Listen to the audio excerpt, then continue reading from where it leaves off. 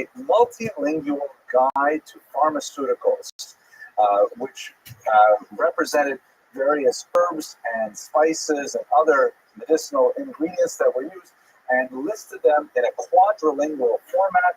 I believe the four languages were Hebrew,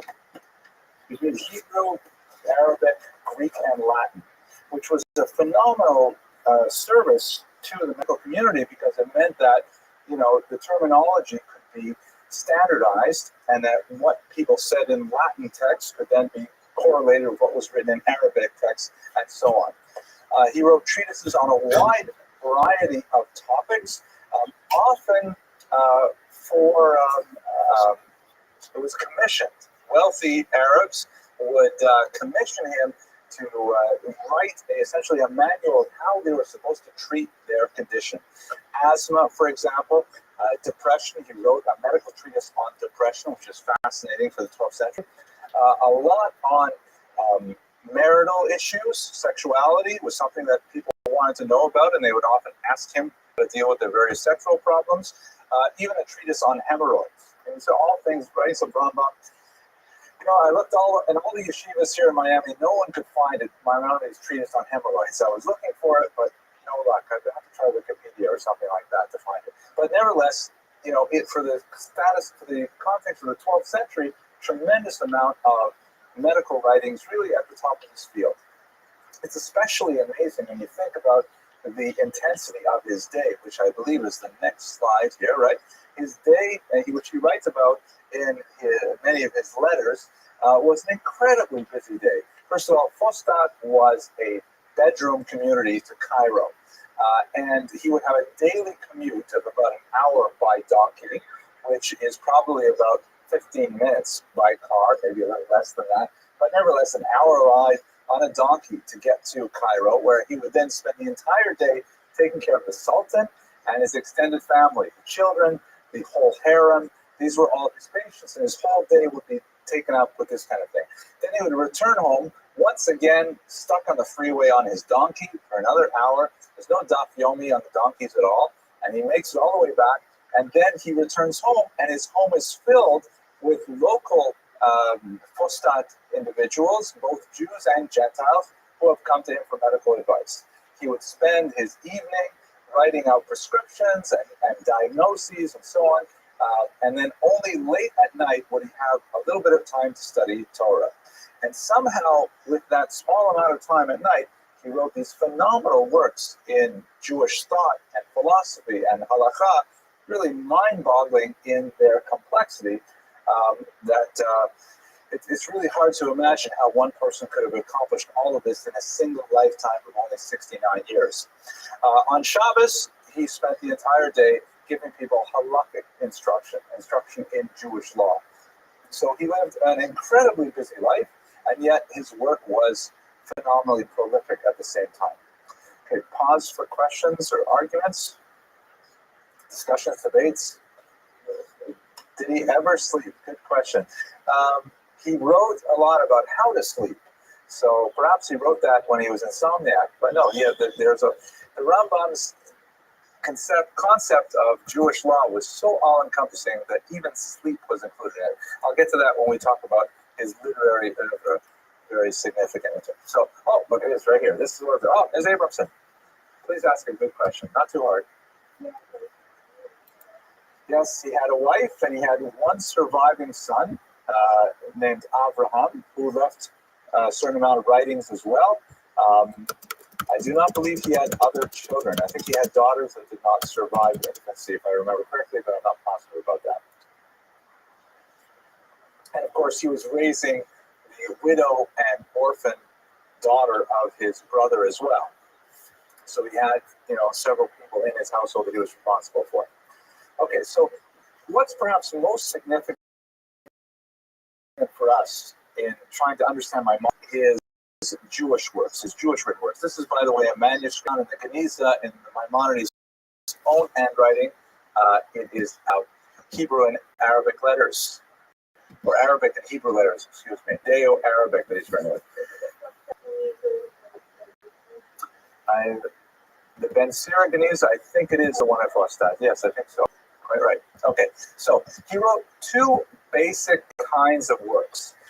He wrote popular halachic works, and he wrote advanced philosophic works.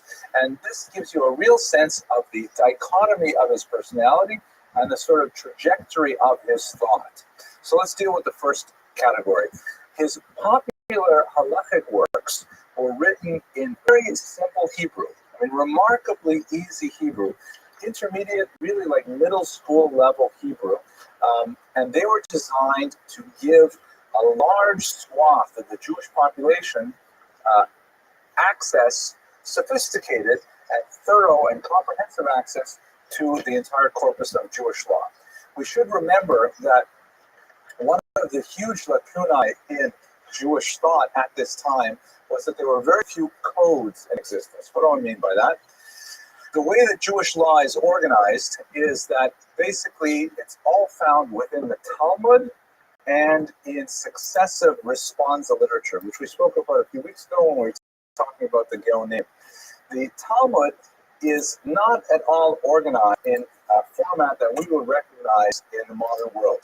Basically, the Talmud is like this long stream of consciousness document that has a logical flow to it, but the only way that you can look anything up in the Talmud is if you know the entire Talmud. There is no way to index it appropriately because it's even strange to talk about tangents in the Talmud because all of the Talmud is one long tangent. I'm not exaggerating because you may be studying, for example, the tractate Shabbat, which deals with the laws of the Sabbath, but it's very likely some crucial laws will be found in entirely different tractates that are not titled Tractate Shabbat. It's just the nature of the way that the Talmud organized it itself. So one of the things that was really missing was a code that essentially took all of this information and organized it in a fashion that people could easily look up the halakha that they were supposed to find. Essentially, like modern books would have chapters and would have sections and would have, paragraphs that are all organized in a logical format. We spoke a little bit about Sadia's influence with the Mutazilite philosophy and methodology a few weeks ago, and the Rambam, although he disagreed with Sadia in many areas, he definitely liked that style of argumentation. So basically, what he did was he wrote this amazing document called the Yad HaChazakah, the strong hand. The word hand, Yad, in Hebrew means 14 because it has 14 books in it.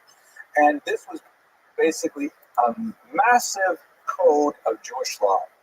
It was not the first code to be written, but it was clearly the most comprehensive, the easiest to access, and a runaway popular bestseller on the 12th century, New York Times bestseller list.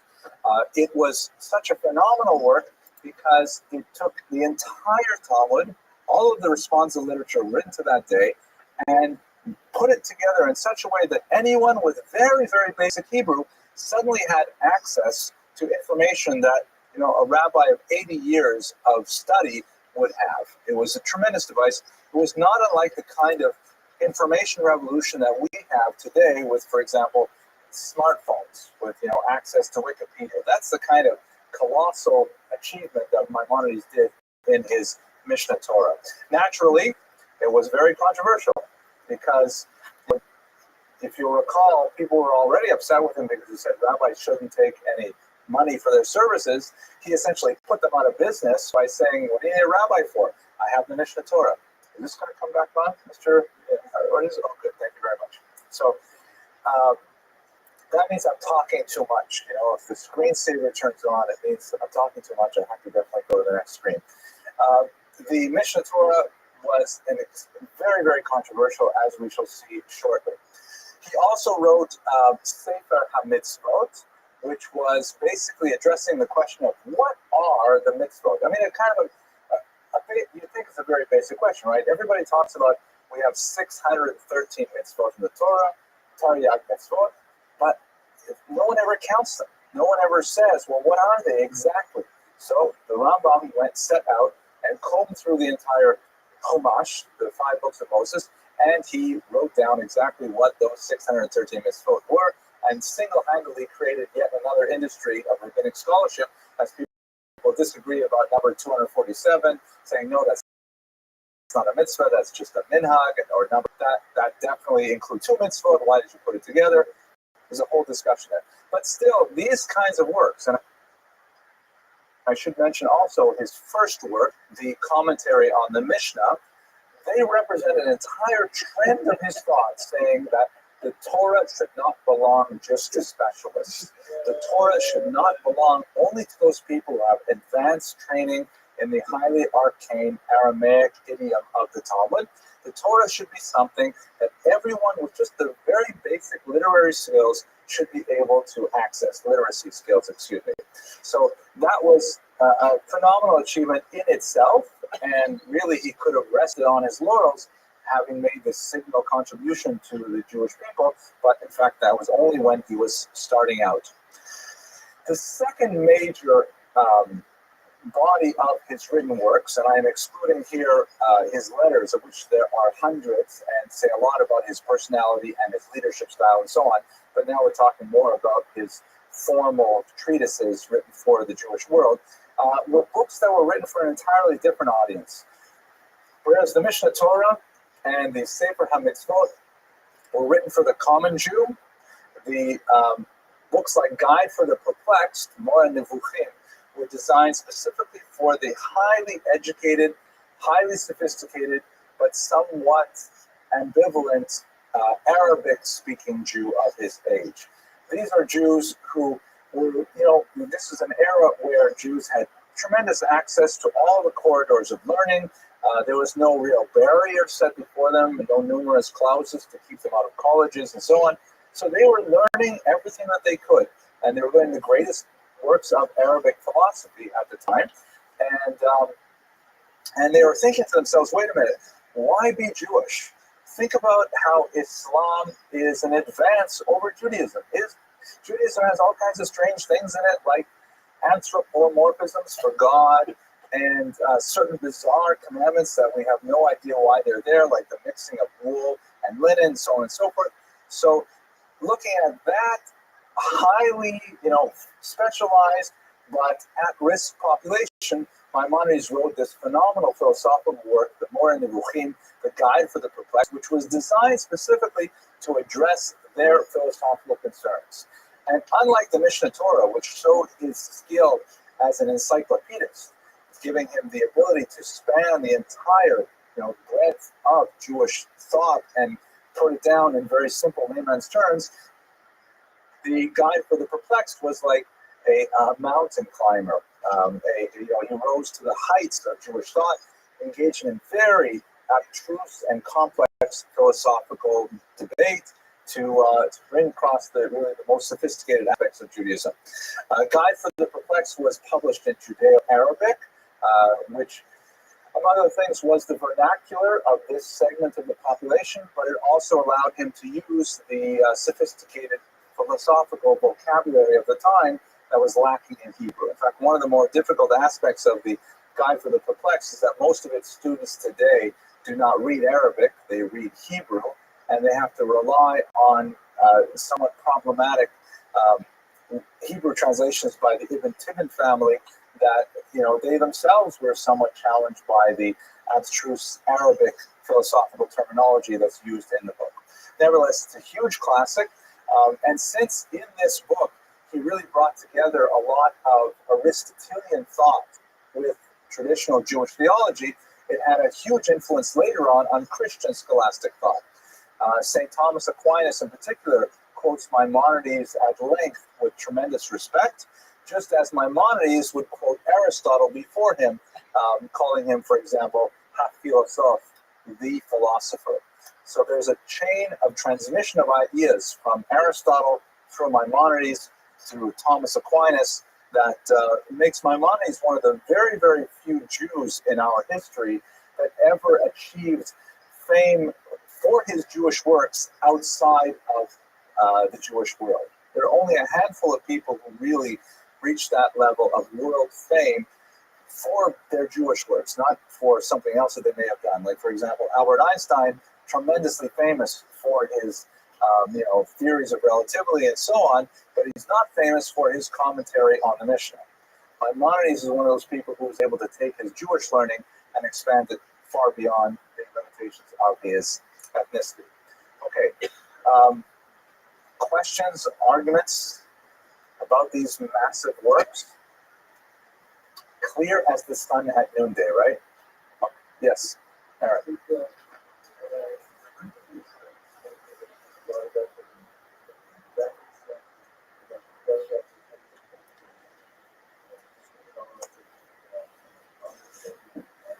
Right, so I think you're quite prescient in your question, and you're anticipating a little bit of a lecture. The question that's asked for my friends in the Philippines is, did Maimonides, really cross-reference his Mishnah Torah with the Talmud? And in fact, that's one of the main reasons he was criticized, because he specifically omitted all footnotes. There's no question that he is clearly aware of all the debates in the Talmud, and his language is incredibly precise. Even though he uses very simple Hebrew, it's incredibly precise and demanding Hebrew. Like a single vav or a hey can change the entire meaning, and you see why he chose certain phrases. He was criticized because no one could essentially verify his citations. Nobody could say, well, how do we know we should rely on you? And the only way we'll know it is if you go and look at the Talmud and verify the trust but verify kind of approach to it. His argument was that since this is a popular work, he did not want to overburden it with massive numbers of footnotes. Later, of course, those footnotes would be researched and written by incredible authorities like none other than Yosef Karo, the author of the Shulchan Aruch, who would write a massive commentary on the Mishnah called the Kesef Mishnah that proved the validity of Maimonides' opinions. Oops, I'm losing it again, right? There we go. Let's go back. Well, actually, let's go straight to the criticism. Yeah, let's go to the criticisms. Let's go, because really that's what I'm answering right now. And what's going on here? This is anti-Semitism at work here. Okay, here we go. All right, so he was criticized heavily during his lifetime. So why was he criticized? I've already mentioned in response to Aaron's question that he was heavily criticized because he did not include footnotes. He just wrote it down simply and in a straightforward manner because he just wanted to say the halakha the way it was with great self-confidence. He asserted, yes, this is what you're supposed to do, not like the other opinions, this is what you're supposed to do. But if you were a skeptical reader, there was no way for you to verify it unless you really did the same kind of research he did.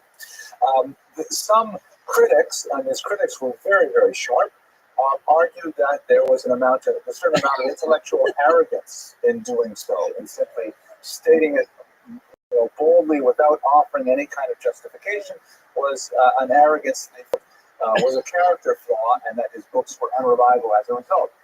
Adding to that the fact that he clearly was heavily influenced by Aristotle, unashamedly so. He felt that Aristotle was a tremendous philosopher, and he was open to the idea of learning from non-Jewish wisdom, which was not necessarily an attitude that was well respected, for example, in the south of France and the Jewish communities there. So his reliance on Aristotle was another element of criticism. Let's give you like an example of his reliance on Aristotle and a little bit of where he differs. So, for example, in the third chapter of the Nicomachean Ethics, one of Aristotle's greatest philosophical works, he articulates there a definition of virtue, which has come down to us as the golden mean, also known through Maimonides as the Shvil HaZahav, the golden path. And Aristotle describes the golden mean as the midpoint between excess and deficiency. So, for example, if we take and you can look at this character trait you want. Let's choose, for example, courage. So what is the correct definition of courage? Courage is the midpoint between recklessness, which is having too much courage for your own good, doing stupid, taking risks for no reason. That's excess. And on the other hand, deficiency is cowardice. not being willing to take reasonable risks for reasonable payoffs, that is cowardice. Courage is exactly the midpoint between excess and deficiency.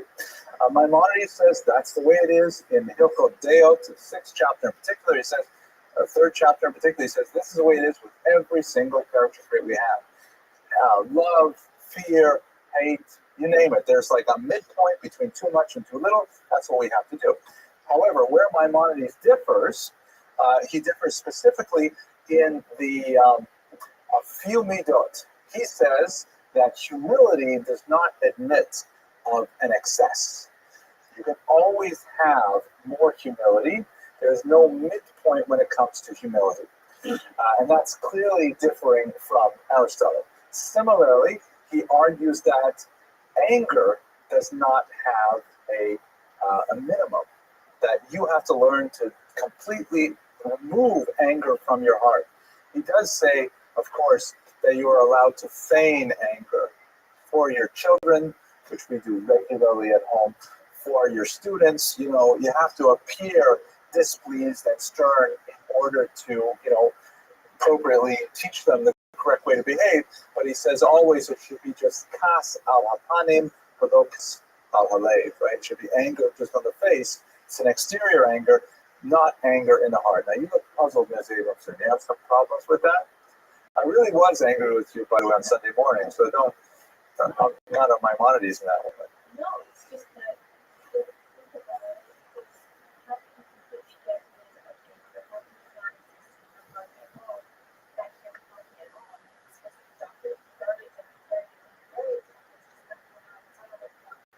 we see the differences between Judaism and Christianity is that we don't try to stay instead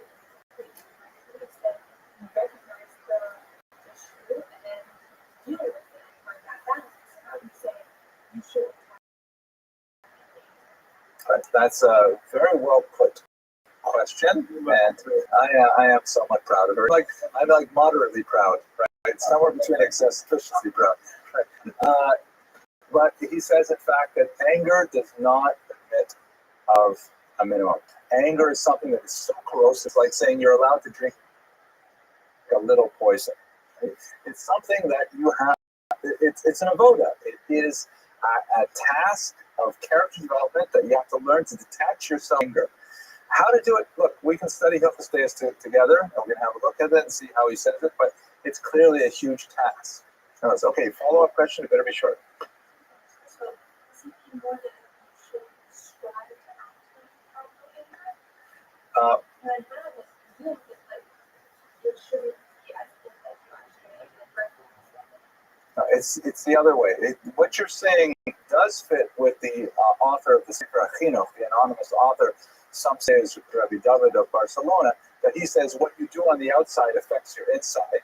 But the Rambam says the opposite. He says you may, and in fact sometimes you must, pretend to be angry, but don't let it into your heart because it'll just give you an ulcer. It's going to make you unhappy and it's just internally corrosive. Okay, more later. Okay. Do I see another hand?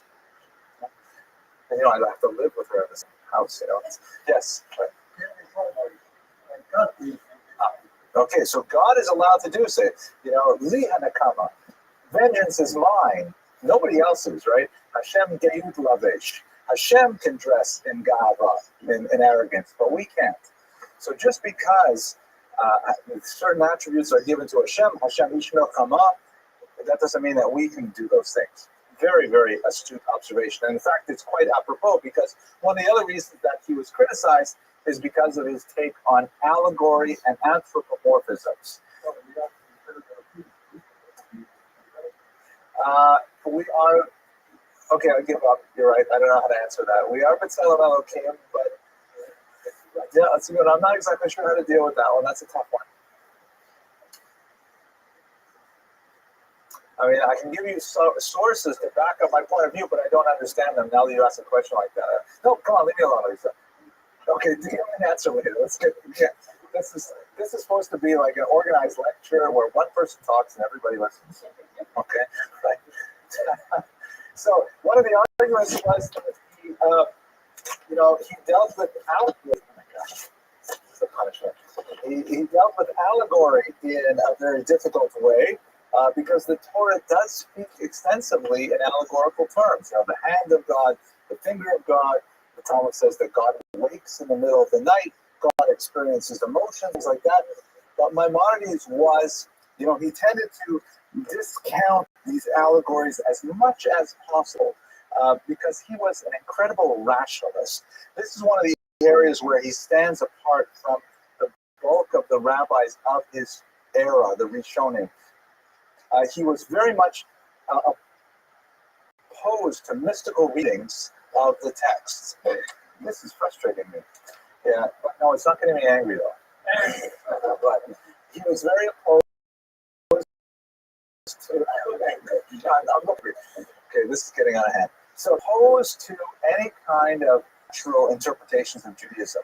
He had a lot of problems dealing with all these Talmudic passages in the Talmud speaking about demons and like spells and all kinds of sort of magical things. He felt that they were all, complex rabbinic allegories, but they didn't mean straightforward meaning of the text.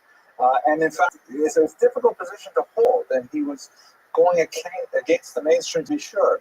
So, for example, in the Bible, there's a lot of these kind of supernatural stories. For example, the story of the witch of Endor, when King Shaul is concerned about what's going to happen in the upcoming battle with the Philistines.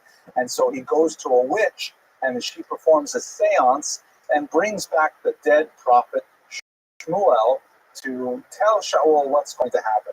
And then there's a whole story there where Shmuel wakes up and says, "What are you bothering me for?" And Shaul says, "I want to know what's going to happen in the war tomorrow." He says, "Why ask me now? Tomorrow you can ask me face to face," which is a way of saying that you're going to die in the battle, which is, of course, what happened. So when you read that biblical passage in a straightforward way, it seems like, yeah, there was a seance and the prophet was brought back to life and so on. So Maimonides has a kind of complex and convoluted way to interpret it, saying that, no, it was all smoke and mirrors, and that the witch, an accomplice who was pretending to be Shmuel, and so on. Sometimes it's kind of stretched. You get a sense of Maimonides' feeling that he really wanted to make everything as rational as possible. And so those areas, he came into conflict with a lot of the other rabbis, Rashi, for example, who, were predeceased Maimonides, but of the same era, who felt that, this mystical world of spirits and demons and things was in fact valid. Please. He wrote a lot on Agadas, but he wanted to say that the Agadas were all, metaphors for complex philosophical truths. Same thing with the Midrashim. Yeah, he's brutal when it came to those kinds of things. For these reasons, the lack of footnoting, which some interpreted as a kind of a scholarly arrogance,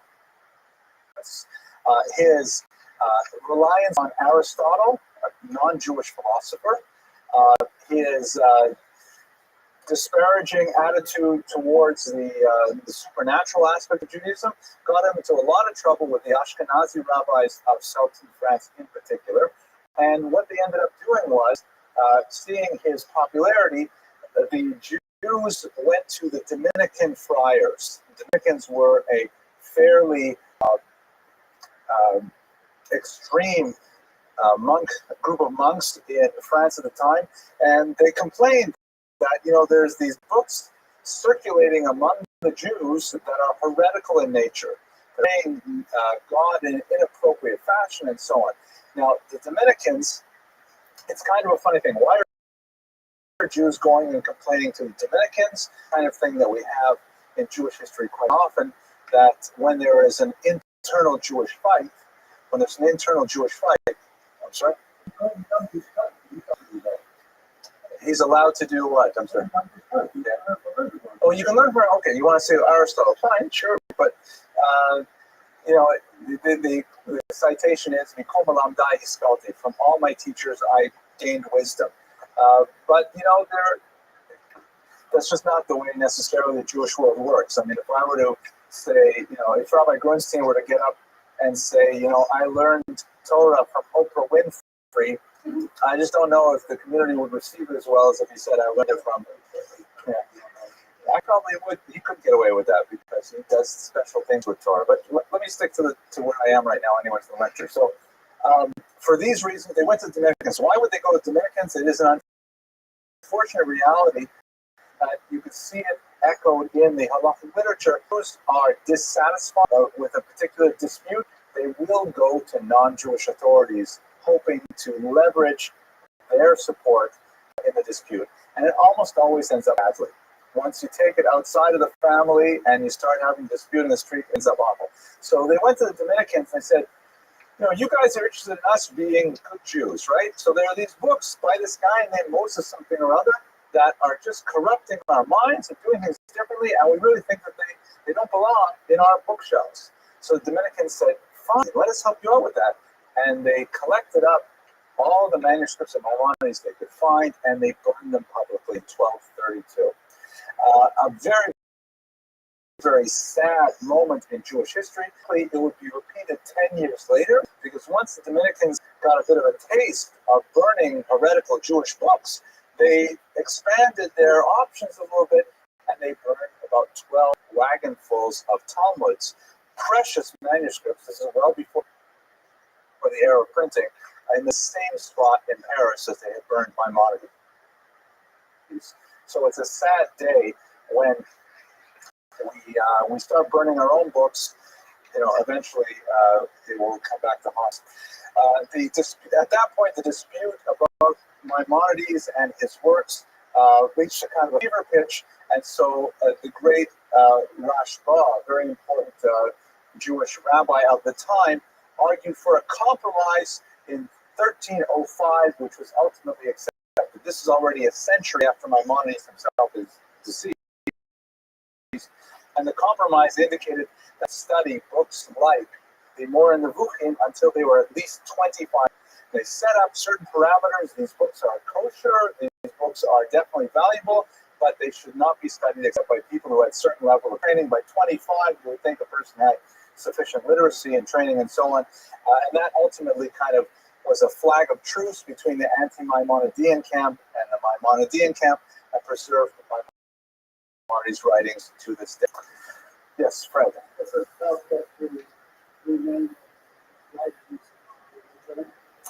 So that's an excellent question. Are the remaining writings legitimate? So legitimate is a tough word to really evaluate it. Authoritative is also another difficult one. I'll put it like this. There's no question that Maimonides' contribution is respected even by his detractors. And in fact, I would say that there are no serious detractors from Maimonides today. However, that does not mean that his opinion is considered the definitive one, especially in practical halachic matters. For example, he wrote this great code, the Mishnah Torah, in the 12th century. It was 300 years later that the great Yosef Karo code, the Shulchan Aruch, which is really the code for today. Now, when Rabbi Yosef Karo wrote his code, he basically together three rabbinic opinions, that of Rav Alfas, the Rambam, and the Tur. The three very important codes that were written. And if there was dispute between the three of them, he would go with the majority. The majority often did not agree with Maimonides. So that meant that the code of law that is considered definitive for Jews today, in just off the top of my head, I would guess maybe 5 to 10% of issues, it disagrees with Maimonides. In 90 to 95% of issues, it agrees with Maimonides because they're all uniform on a topic. But there's a significant number of things that Maimonides says we should do it this way, and yet the accepted custom is to do it another way. So because in the Jewish tradition, we highly value, rejected opinions. That's something that's really ingrained right from the Mishnah with Hillel and Shammai all the way through our tradition. Maimonides happens to be the odd man out more than anyone else when it comes to practical halakha. Nevertheless, he also wrote on a scale than the Shulchan Aruch. the Shulchan Aruch that we have today is very modest. It only deals with those laws of daily life that apply when the temple is destroyed. The Mishnah Torah of the Rambam, he wrote about the laws that apply when the temple is in existence. He wrote about the laws that would apply when the Messiah arrives. He wrote about the laws of things that are not even touched in the Code of Jewish Law, like how to sleep, as I mentioned earlier, how to think, how to believe, how to eat. Incredible of activities that the Shulchan is just way too much for us to get involved with. So in those areas, he is the only opinion. The laws of the Messiah, for example, what is life going to be like at the time of the Messiah? Maimonides is our go-to source because no one else wrote about it. He is definitely very authoritative in those areas. And that's an excellent question. Okay, yes, last question, and I'll wrap up.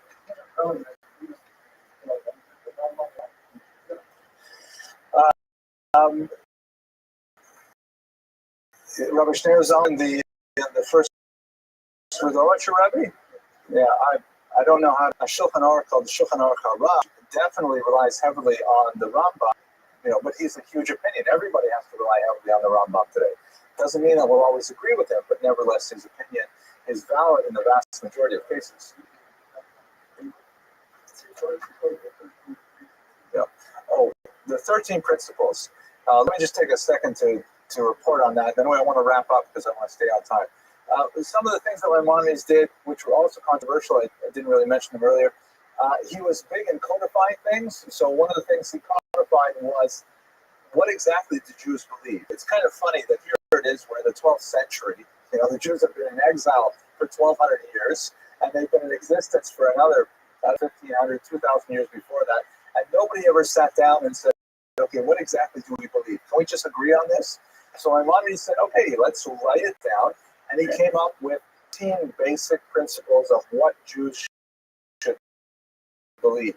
It says something about religion, though, that we can go so long without ever having to agree on something that's so basic. But principles that say things like, yeah, God exists, God is one, God is non-corporeal, we're waiting for a Jewish Messiah, he hasn't come yet, don't confuse us with that other religion. There is life after death, things like that, saying that the Torah is valid. These are basics of Jewish belief that he codified. And of course, once you put it out there, saying these are our 13 core beliefs, then you'll have 1,000 people who disagree with you. So he was also criticized very heavily for even daring to suggest that these are our beliefs held in common. Okay, so let me wrap it up by talking a little bit about his legacy. This is his grave in Tiberia.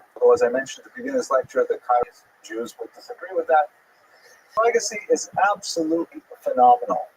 He literally started the entire industry of codes in the way that we understand it today by taking a very bold intellectual leap and saying we can reorganize the Talmud. For example, the way he referred to the Mishnah Torah, this was also criticism. He said, listen, all you really need to be a good Jew is your Chumash, right, the first 5 books of Moses, and my book, the Mishnah Torah, the repetition of Torah. That's really all you need to be a good Jew. And that was a very bold intellectual statement, but by and large, it's got a lot of truth to it as well, even though we differ in how to interpret it. He worked as an indefatigable, is that a real word? Indefatigable. Thank you for saying that correctly. I should get the microphone. Tireless. Work causes, we only very briefly touched on this in the lecture. And he also created tremendous philosophical works. And on the side, he was an extremely successful physician with a very lucrative practice and a good publication record. So Maimonides is really one of those towering figures in Jewish history. But I strongly urge you to encounter his writings for yourself because they really are quite brilliant. They're available in English translation if you find the Judeo-Arabic or the Hebrew challenging. And once again, I want to thank you very much for your endurance and your attention tonight. And I look forward to speaking with you next week. Okay.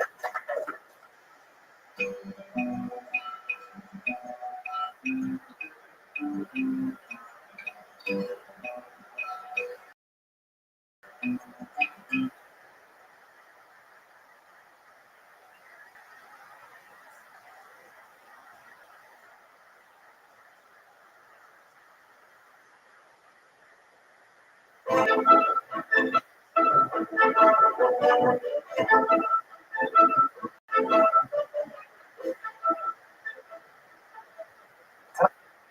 lecture is going to be about one of Israel's greatest military leaders, the famous Shimon Bar Kokhba, who led a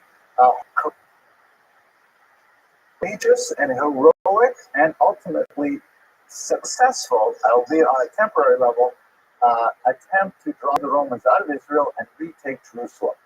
This rebellion occurred probably around the year 132 of the Common Era. We have some questions about the specific dating, but it's certainly about 60 years after the destruction of the temple, 70 odd years after the destruction of the temple, and he actually succeeded in driving out this massive Roman army, which was incomprehensibly powerful, and the Romans, in order to push the Jews back, had to invest a phenomenal amount of men, perhaps as many as 250,000 troops, to be able to beat down a strange but persistent guerrilla force of the Jews hiding out in the Judean hills. It's a rather amazing and heroic story, but it has a lot of twists and turns regarding his own personality, including the fact that many of the rabbis felt that he was actually Mashiach. They felt that he was the Messiah, the long-awaited Redeemer. None other than Rabbi Akiva, the great Rabbi Akiva, believed that Bar Kokhba was the Messiah. Ultimately, however, he himself was killed and his venture failed, and the Romans were able to enforce even a harsher punishment on the Jews and really reinforce the diaspora that had begun with the destruction of the temple in the first century. Anyways, that's the story that we're going to explore tonight. Part of our story revolves around this image, which is not so clear, I'm sorry, but a better one I think for next week. This is the Cave of Letters. It's a remote cave in one of the walled sheer cliffs that are surrounding the Dead Sea.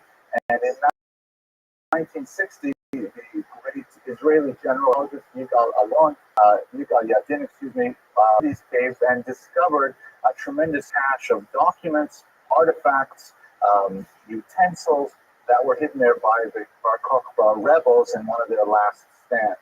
So we'll have occasion to look at the documents that were found there, the artifacts that were found there, and it will lead us as well into next week's topic as well. Okay, let's get started with the material per se.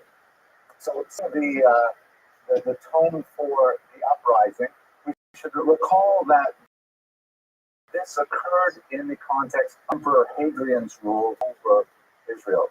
Not to be confused with Herod, I spoke about last week. Hadrian ruled from the year 117 to the year 138. And initially, his approach to the Jews and to Israel seemed to have been somewhat conciliatory. In fact, there are several legends recorded in the Talmud in which he considered rebuilding the temple, which is an amazing thing. The temple, we should remember, was not only a center of religious significance for the Jews, it was their ultimate national center as well. It was kind of like the White House, the Congress, the Capitol, everything was Washington, D.C. for the Jews. And to have lost the temple meant that their very sense of national self was destroyed. So a concession by allowing them to rebuild the temple would have really meant that he had felt that Judea had been pacified and that the Jews could regain some sense of their identity, and then they could move on. Let us recall what we discussed last week, that the Roman government was one of divide et impera, dividing and ruling. They did not like to invest massive amounts of troops and administrators to directly administer a territory. They much preferred to sort of co-opt the elite and allow them to run their own government, kind of in a Quisling fashion, if you think of World War II with countries like Norway and so on. They wanted them to run their own affairs. They just said, you pay us tribute and you give us the proper obeisances, and we will be very happy to let you run your country. So that made the reasoning behind the legend surrounding his openness initially to rebuilding the temple. I'm going to read you a passage here from the Midrash, and we should understand that, the rabbis who recorded the Midrashim are not trying to record historical data as we understand it today. They're primarily trying to convey religious messages, which they will couch within the context of the historical realities of their time, but they will not necessarily they won't feel hard bound to be completely accurate in every detail, because that's not the message that they're trying to convey. It's kind of like, if you think about the hermeneutics of the ancient text, it's like the difference between a prescription and a love poem. A prescription has to be totally and completely exact. What drug, what dosage, how often take it, all those things are really important, or else, disaster can happen.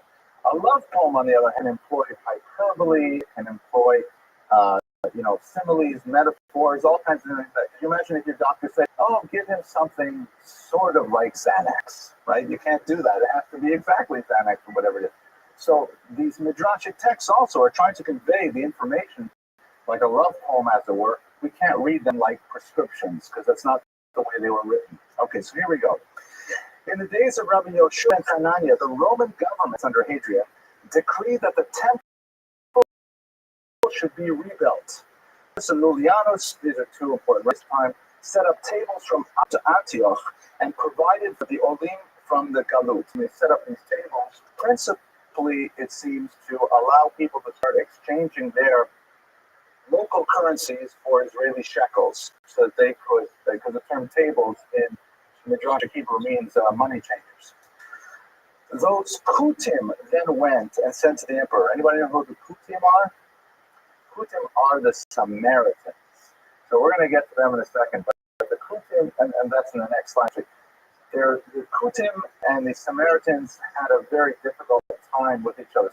The Kutim, or Samaritans, and the Jews proper had a difficult time with each other. I'll explain who they are in a moment. But anyway, here, they're going to essentially ruin the plan. The Kutim then went and said to the emperor, "Be it known now unto the king that if this city be builded and the walls finished," I love this translation, "they will not pay tribute, impost, or toll." Said he, the emperor, to them, to the Samaritans, "What is to be done, seeing I have already issued the decree?" Said they to him, "Send to them and say, either change the site of the temple, or enlarge it by 5 cubits, or diminish it by 5 cubits. Then they will of themselves abandon the venture." Meaning the story in this Midrash is that the Samaritans, who wanted to ruin the possibility of rebuilding the temple, they said to the emperor, Hadrian, can't let them have the temple. He says, "What can I do? I already said I would let them have the temple." So they said to him, "You know what? And do this. Tell him you can have the temple, but you have to put it someplace else. Like the embassy can be in Tel Aviv. It can't be in Jerusalem, for example." That was a joke. So thank you, Mr. Rodriguez. So not a joke, but it was like a quip. Can I keep the quips? Maybe the Latvians will stay if I have a quip or two. Okay. The other thing is, or say to them, you can have your temple, but it should be a little bit roomier. Enlarge it by 5 cubits, which is the equivalent of about 9 feet or so. Or shrink it by 5 cubits. Now, why wouldn't the Jews say, "Sure, let's do it"? Because the temple has to be exact, right? The measurements are described in Tanakh exactly the way it is. And so by telling them, you can have the temple, but it has to be a little bit bigger, they won't be able to accept it. And so what will happen, this is the plan of the Kutim, they are Jewish, by the way. I mean, we'll see how Jewish and what context, but they ruined the plot because the Jews would have to refuse, and ultimately Hadrian got his way. A throng of Israel had congregated in the vale of Beth Rimon when the letters of the emperor arrived. The people began to weep, and a spirit of revolt began to sweep through the assemblage. Some said, "Let a sage stand forth and calm people." The sage would have been one of the Pharisees. We talked about him last week. They said, "Let Rabbi Yoshua ben Chaneh stand forth, for he is a great scholar of the Torah." So then Rabbi Yoshua arose and he expounded this parable. It's a good parable. I'm going to use it on my kids. Once a lion ate of his prey, and he got a bone-stuck throat. Said the lion, "If anyone can get the bone out of my throat, he will get a reward." There came an Egyptian heron who stuck his beak into the lion's throat and pulled out the bone. Said the heron, "Give me my reward." Said the lion, "Be off with you. Go and boast that you entered the lion's mouth and got out of there safely." So it is with the Jews. This is Rabbi Yoshua. We ought to be satisfied that even though we got entangled with the Romans, we got disentangled without coming to harm. So the parable of the story is that even though, and some elements of this may be exactly formed to reality, that maybe Hadrian had this policy, he thought it might work, and then because of the internal conflict, specifically with the Samaritans, who was a significant force in Israel at the time, he would come to an end, so he decided to change his mind, and Rabbi Yeshua ben Prachia, representing the Pharisees, said, "You know what? It's fine. Do without the temple as long as we can do with Romans as well." That was, of course, sort of the attitude of the sages in a non-revolting fashion. But you saw that there was a chorus of voices saying we should fight against the Romans for the chutzpah of asking us to change our temple. Okay, so let's just go a little further and try to figure out who are these Samaritans here. I'm sure you've heard the term the Good Samaritan. Does anybody know the meaning of that term? So what is a Good Samaritan?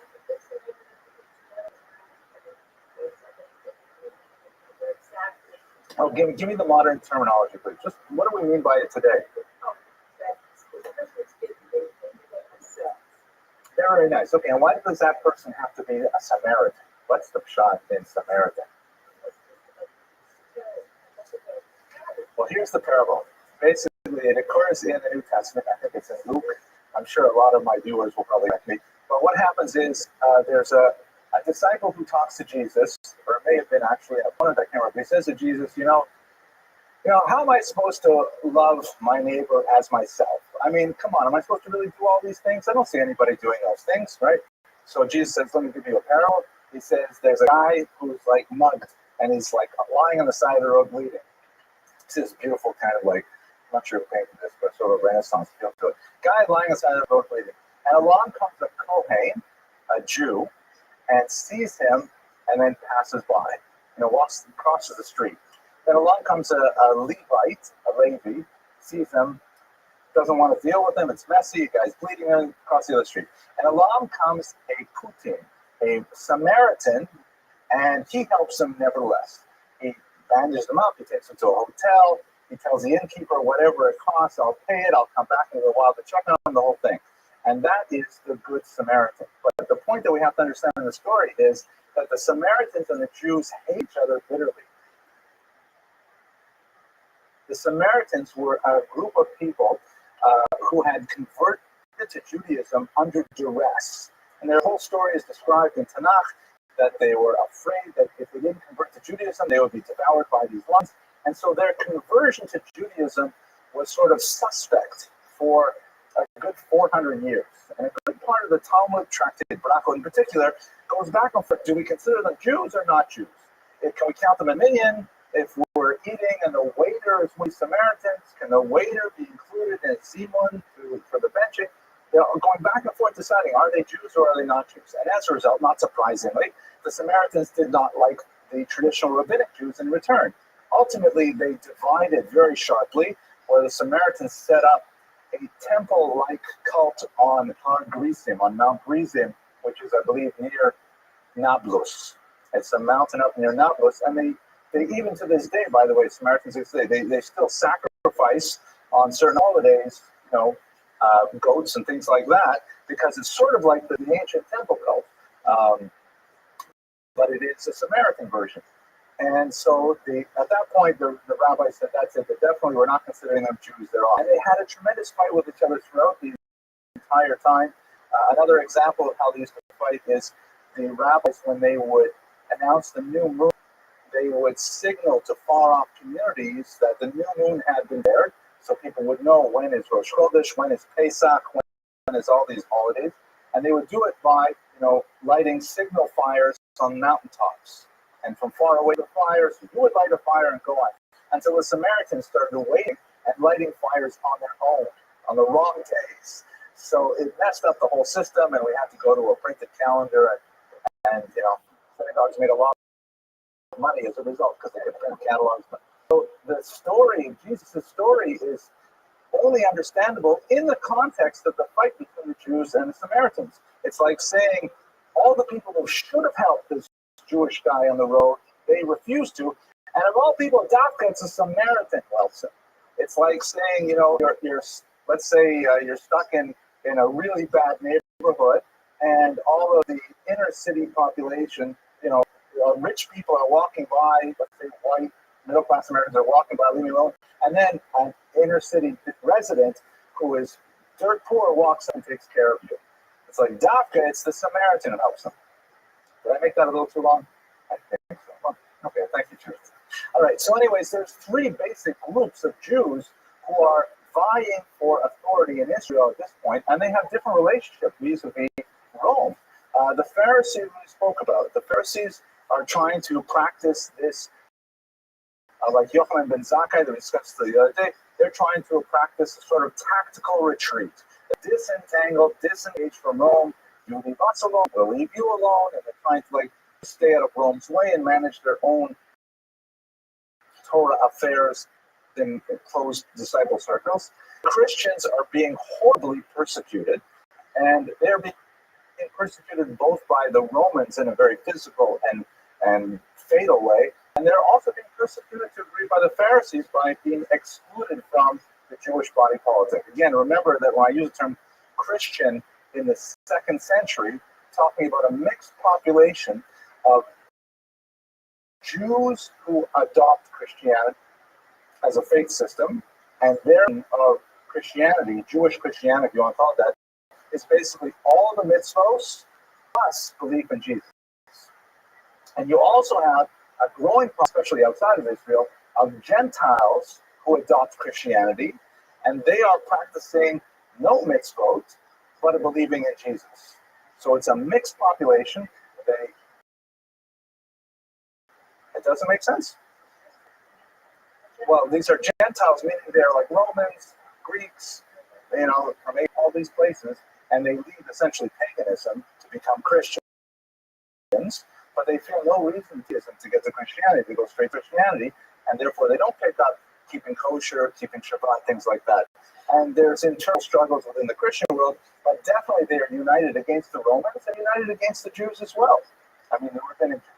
And then finally, you have these Samaritans who are trying to have some kind of engagement with the Romans and trying to betray the Jews, as we saw in that story with Adrian. And there's a lot of conflict as a result. To a certain degree, it will affect the Bar Kokhba revolution, but I didn't include too much of it in this particular lecture. So we have basically two major accounts, non-Jewish accounts of the Bar Kokhba revolution. I'll show you some depictions of the historians there. But there's a broad agreement on the major causes of war. We know that civil society was breaking apart in the third decade, the second decade of the 2nd century.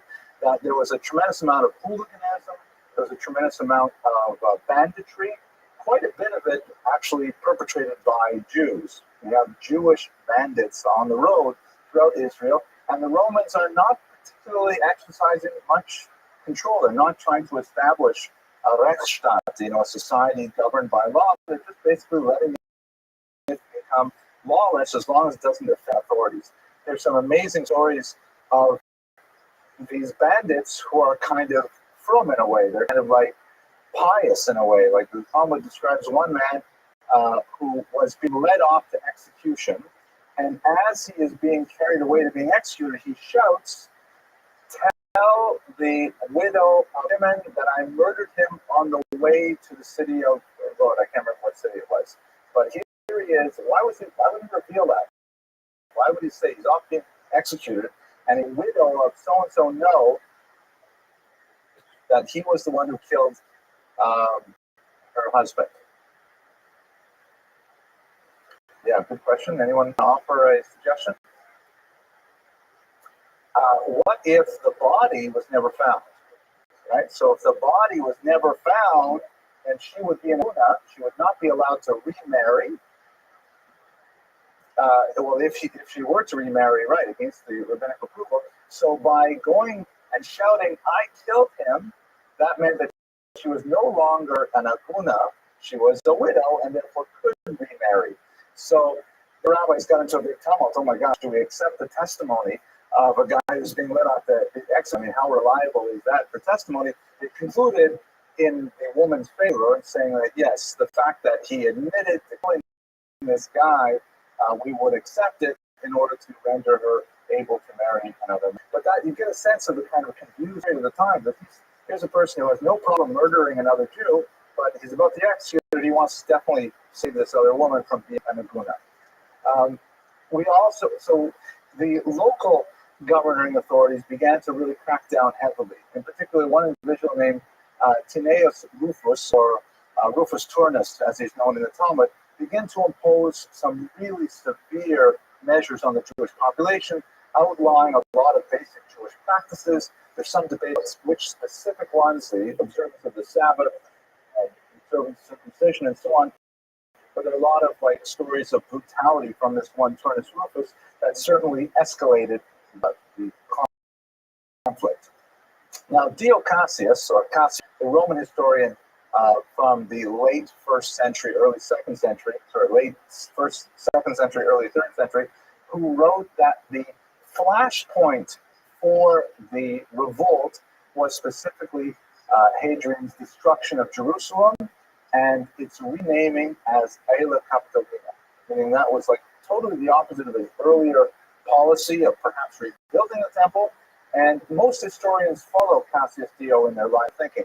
However, Eusebius, shown here, who is a church historian, is our other major non-Jewish source on this term. He says that actually the temple raised, or the Aila Capitolina was renamed, Jerusalem was raised further after the revolt as kind of a punishment for Bar Kokhba rebellion. So historians at this point did not know exactly what was the flashpoint that caused it. One thing we do know is that Hadrian had just left Israel. He was on this kind of grand tour of the Middle East, and he left Israel, and that's obviously when the Zealots felt, oh, this is the time that we can finally rise up against the Romans. Dio Cassius says that the Jews had a unique strategy for obtaining weapons. They had a certain amount of gun control, as it were, in the ancient world.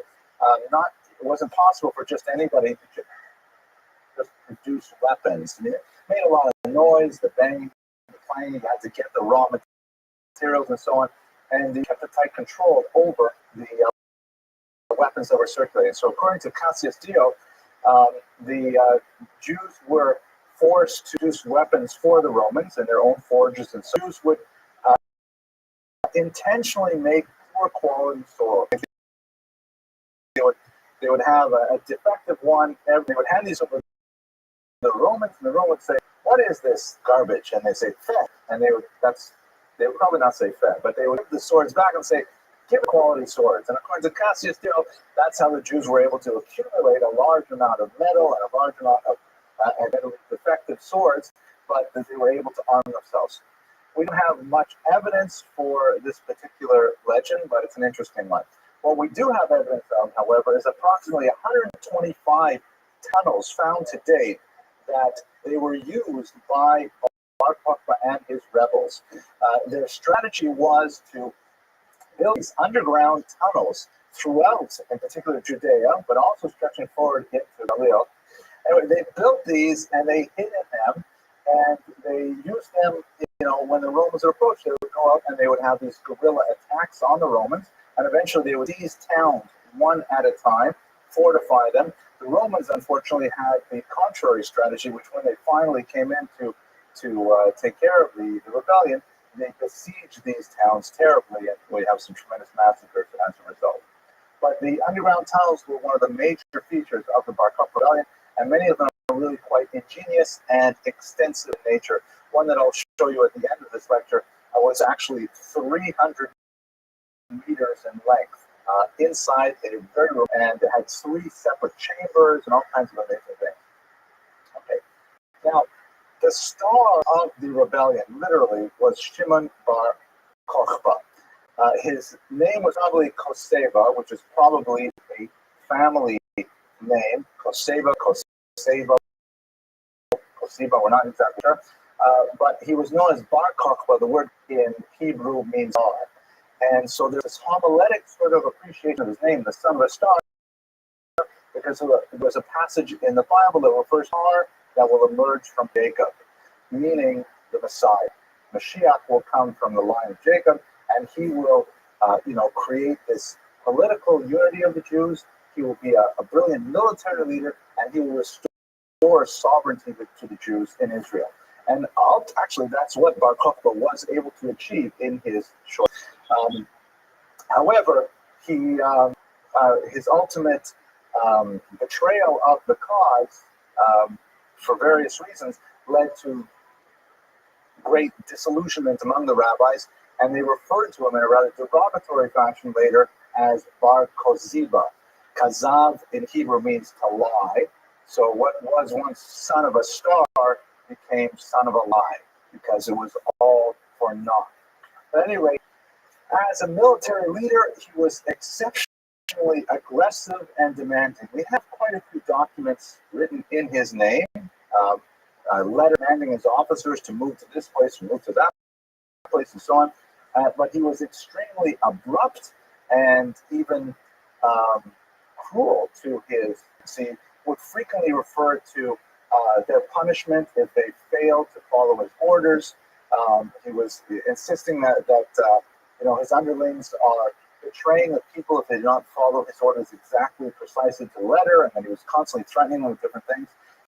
He also had an even aggressive style vis-a-vis God, and this is something that the rabbis took him to task for post facto, but apparently when it came to praying for their victories, he said to God, don't help, but don't interfere either. And he said, God, stay out of it, and I will take care of it myself. A tremendous chutzpah, but you get a sense of the kind of personality. At the same time, again, it's a confusing period. It's like the bandits that we spoke about earlier. We have evidence that while they were in hiding, they were specifically sending requests out for the Arba Minim, or the Lulav and Etrog, for the Sukkot holidays.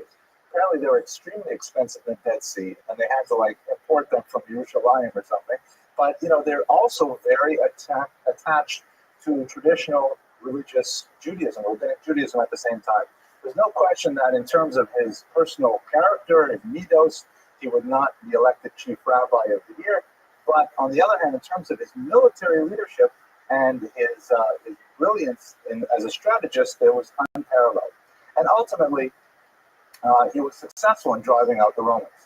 Now, it was in this context that we should understand his nomination as the Messiah, because there's a lot written about what exactly is the Messiah in the Jewish tradition, but at its fundament, the Mashiach is believed to be, and there was a discussion of two Mashiachim, there were two of them, one.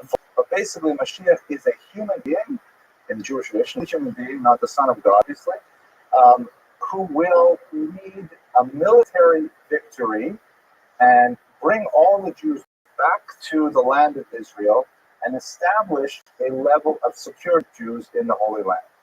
And so everything that Bar Kokhba was doing was in fact leading to these goals. And when he finally conquered Jerusalem, it seemed that the Messianic predictions were all coming true in the person of this one Bar Kokhba. According to Maimonides, who wrote the best synopsis of Jewish philosophy on what Mashiach is, of who Mashiach will be, he wrote that Bar Kokhba could have been Mashiach, but he sinned, and as a result, he was killed for his sin. The sins may have included things like the very, chutzpahdik attitude to God, things like that. Akiva, the great rabbi of his times, was a follower of Bar Kokhba. Some have argued that he lobbied for him actively throughout the Jewish diaspora, but he certainly, argued forcefully that Bar Kokhba was the Messiah. He was not. There was multiple voices, however, among the Pharisees, and as I think I mentioned in the bulletin, Rabbi Yochanan ben Tarta said to Akiva, grass will grow from your cheeks before the Messiah comes, meaning that you're going to be dead and buried and you'll be fertilizing grass, you can't rely on Bar Kokhba to be Mashiach. So it's not one unanimous voice among the rabbis, but Rabbi Akiva was, inter pares, he was one of the greatest of them, so his voice was extremely important. This is, by the way, a document from some of the Bar Kokhba papers or papyri that have served, that have existed, found itself to the present day. So here's a map showing where the revolt was centered. It did eventually spread to the north, but it was essentially in the area of Yehuda. That's around Jerusalem to the east, around the Dead Sea. The revolt started when Hadrian left town about the year 132. As I mentioned, the strategy of Bar Kokhba was to go town by town, village by village, drive out whatever Roman troops were there, immediately take over the entire location, probably had a lot of sympathizers among the local population, dig these tunnels and fortify and get ready for the Romans to counterattack. And ultimately, going in this fashion, town by town, village by village, they were able to conquer the entire area, including Jerusalem, which was really quite an amazing achievement. Here is one of the many coins that was minted by Bar Kokhba. What they used to do is very soft, malleable metals. They would heat up Roman coins until they were kind of soft, and then they would simply stamp over the emperor's face with whatever new symbols they wanted to import. And also, have a look at some of these here. Anyone recognize this structure here? The Mishnah, or I would say it's a little bit later, the Beit HaMikdash. This is the Holy of Holies, right? Which was created by Herod in a kind of a neoclassical style. That's why it has the kind of Greek style columns, things like that.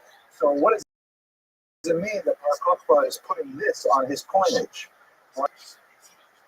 They're clearly, very national, religious. Let's get back to Jerusalem. Let's get our temple sacrifice going. That was a really important thing. This little item up here, anyone figure out what that is? I'm sorry? I'll get another line. This little thing up here, I'll give you a hint. It twinkles. Star, right. And who's that? Bar Kokhba, right? So the star on top of the temple, the Bar Kokhba, his star is shining there. That's the symbol. Now this is, I believe, this is supposed to be some kind of lulav. Not positive about it. I may be confusing this with another coin. But again, also a religious symbol.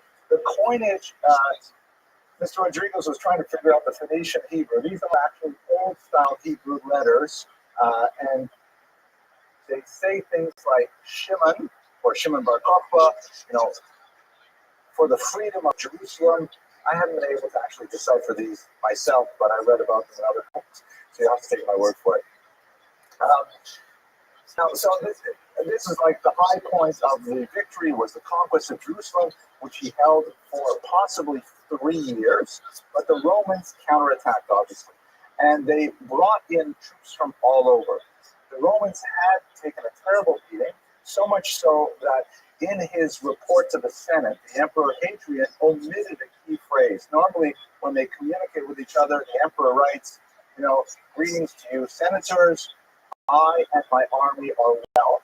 He omitted the and my army part because they were really taking a beating in Judea, which was, can you imagine from the Roman perspective? They just can't deal with these Jews. I mean, every few generations they're rebelling.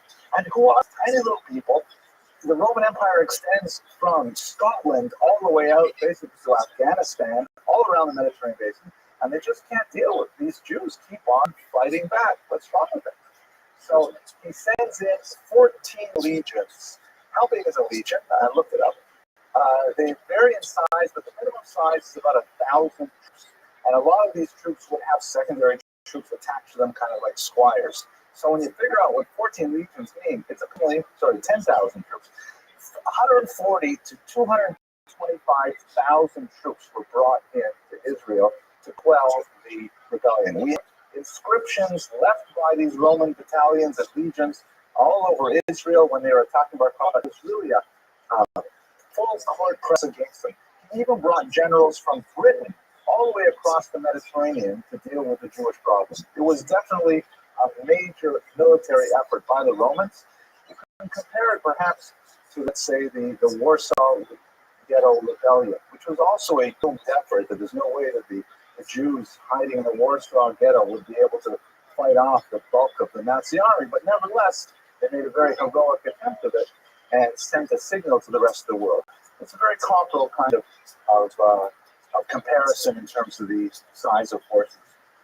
So the war lasted for about 3 years. We have coinage that survives that says, Bar Kokhba, Jerusalem, year 1, Bar Kokhba, Jerusalem, year 2, and a third that may be read year 3, and then the coinage disappears. So we're thinking that the war lasted approximately 3 years, or at least Jerusalem was held for approximately 3 years, but ultimately it could not be sustained. The last stand was in Beitar, which has become a symbol for Jews throughout the centuries. Beitar was one of the last holdouts of the Bar Kokhba's rebels, and he had a very enthusiastic level of support from the local population. The Talmud says, oh, did we lose this image? We'll come back. Okay. The Talmud says that in Beitar, there were 300 school children who, if they heard the Romans were approaching, would take their styluses, their pens, and they would run out of school to poke the Romans' eyes out. Just as an illustration, the Talmud was trying to say just how deep the support was for the Bar Kokhba revolution in this town, which is, by the way, is located in a place called, I forgot it, Carl Pizza, I think I forgot. I'll have to look it up. I'll make a little thing on the internet. These are, by the way, some of the ruins of Beitar in modern Israel. The Romans, however, besieged the city of Beitar, and they simply weeded out the Jews. They made sure to seal off any tunnels that may have been dug under the fortifications, and they engaged the forces for a long time, and they basically starved them until they were forced to try and make a break for it and to open up the siege, at which point the Romans, who had, of course, been well fed throughout the months and even years of the siege, they simply massacred the fighters of Beitar. The Talmudic descriptions of the carnage are, incredibly hyperbolic. Like, for example, they said that the Romans rode with their horses into blood up to their necks. So it's hard to imagine what life. They said that the fields around Beitar were fertilized with Jewish blood for 3 years afterwards. All kinds of these extensive stories trying to describe how horrible the suffering was. Beitar eventually fell. One of the ironies of Jewish history, on the 9th of Av, which is kind of like the day in which so many tragedies have happened to Jews, the destruction of the temples, actually the destruction of the Warsaw Ghetto, the expulsion from Spain. It happens to be a uniquely bad day for Jews, kind of in a sort of like national Jewish bad luck day. It's a really bad time for Jews, but I shouldn't joke about it. And Beitar fell on that day. The Romans, in an act of cruelty, would not allow other Jews to come and to retrieve the bodies, and they insisted on allowing and just leaving them there to rot in the August sun without burial. This lasted for approximately a week until finally the Romans, deciding that the revolution really was at an end, they finally allowed the Jews to come and collect the bodies of the dead and to bring them to burial. At which point the rabbis instituted a blessing in the liturgy, which is read always to remember the Bar Kokhba rebellion and the subsequent burial of the martyrs at Beitar. The blessing reads as follows: Blessed are you, Hashem, our God, King of the universe, the Almighty, our Father, our King, our Sovereign, our Creator, our Redeemer, our Maker, our Holy One of Jacob, our Shepherd, the Shepherd of Israel, the King who is good and who does good for all. For every single day he did good, he does good, and he will do good to us. He was bountiful with us, he is bountiful. He was bountiful with us, he is bountiful with us, and he will forever be bountiful with us, with grace and with kindness and with mercy, with relief, salvation, success, blessing, help, consolation, sustenance, support, mercy, life, peace and all good, and of all good things may he never deprive us. You don't recognize where that comes from? If I read the Hebrew, you probably get it right away. Exactly. It's the fourth blessing and benching, the one that ends Ali Kasrenu. So the grace after meals is specifically, this one paragraph was instituted by the rabbis in memory of the massacre at Beitar and the ultimate burial of the bodies. We actually have a lot of passages like that in the liturgy where the liturgy will not specifically refer to a historical event, but it's supposed to evoke the kind of feelings that the authors wanted. Another example, for example, would be the Al Harachamim prayer that we read on Shabbat, which is in memory of the massacres of 1096 in the Rhineland. I think we'll talk about it later. Rabbi Akiva lived through all of this, but 24,000 of his students famously did not. So there's a lot of discussion among historians. You know, I'm sure you're familiar with the legend that 24,000 of Akiva's students died over one summer. And as a result, we have the period known as Sphira. Well, we call it Sphira because it coincides with a part of counting the Omer, which is Sphira to Omer, the counting of the Omer, which is basically usually, it's between Passover and the holiday of Shavuot, and in that time there's roughly a month of semi-mourning. And the mourning includes, no haircuts, no listening to music, things like that, no bus, and it's supposed to be in memory of Rabbi Akiva's 24,000 students who died during that time. Now, the tradition does not state that they died in the Bar Kokhba rebellion, but given Akiva's support of Bar Kokhba, it stands to reason that his students would also support them. And the timing in the summer is exactly right. Some historians have opined that those 24,000 students died in battle with the Romans and not from a plague. The term plague that Zalman uses is kind of like a euphemism of the Romans. They actually died in combat, but that remains speculative. What is not speculative, however, is how the Romans dealt with the last elements of Bar Kokhba's orders, including Rabbi Akiva, at which point we have what's known as the Hadrianic persecutions. Hadrian came back with a vengeance and specifically ordered 10 great rabbis killed in an extremely public and demonstrative fashion. The most infamous of those deaths, of course, was reserved for Rabbi Akiva, whose flesh was raked from his body with iron combs. Kutzbis, the translator, whose head was removed from his body and dragged about the streets of Jerusalem by a pig. There are all these examples which we read actually in the liturgy. In Kela Ezra, we read this on the holiday of Yom Kippur. We go through the story of the so-called Asara Frude Malchut, the 10 martyrs of the state, which were, those martyrs lost their lives in the immediate aftermath of the failed Bar Kokhba revolution. So we see that these events have directly affected the liturgical life of the Jew, even to the present day. Now, the last element that I find really fascinating about the whole Bar Kokhba story is one of the discoveries of the caches of materials left behind by the rebels. It's in this thing called the Cave of Letters, which is an extremely inaccessible spot near the Dead Sea, even less accessible than Qumran, where the Dead Sea Scrolls were found.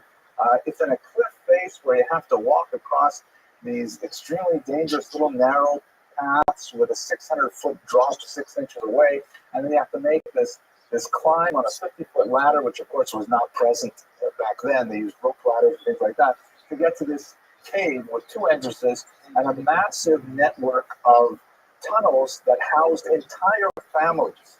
The kind of materials that were found in these caves indicate that women and children lived with the rebels. I mean, you had entire families and who knows how many, maybe a few hundred people living in these caves for years. They had stocked up on water, which could only be got from about 10 miles away. There's no water otherwise. And they had evidence of ritual implements and had all, a full religious life going on inside these caves as they're hiding from the Romans.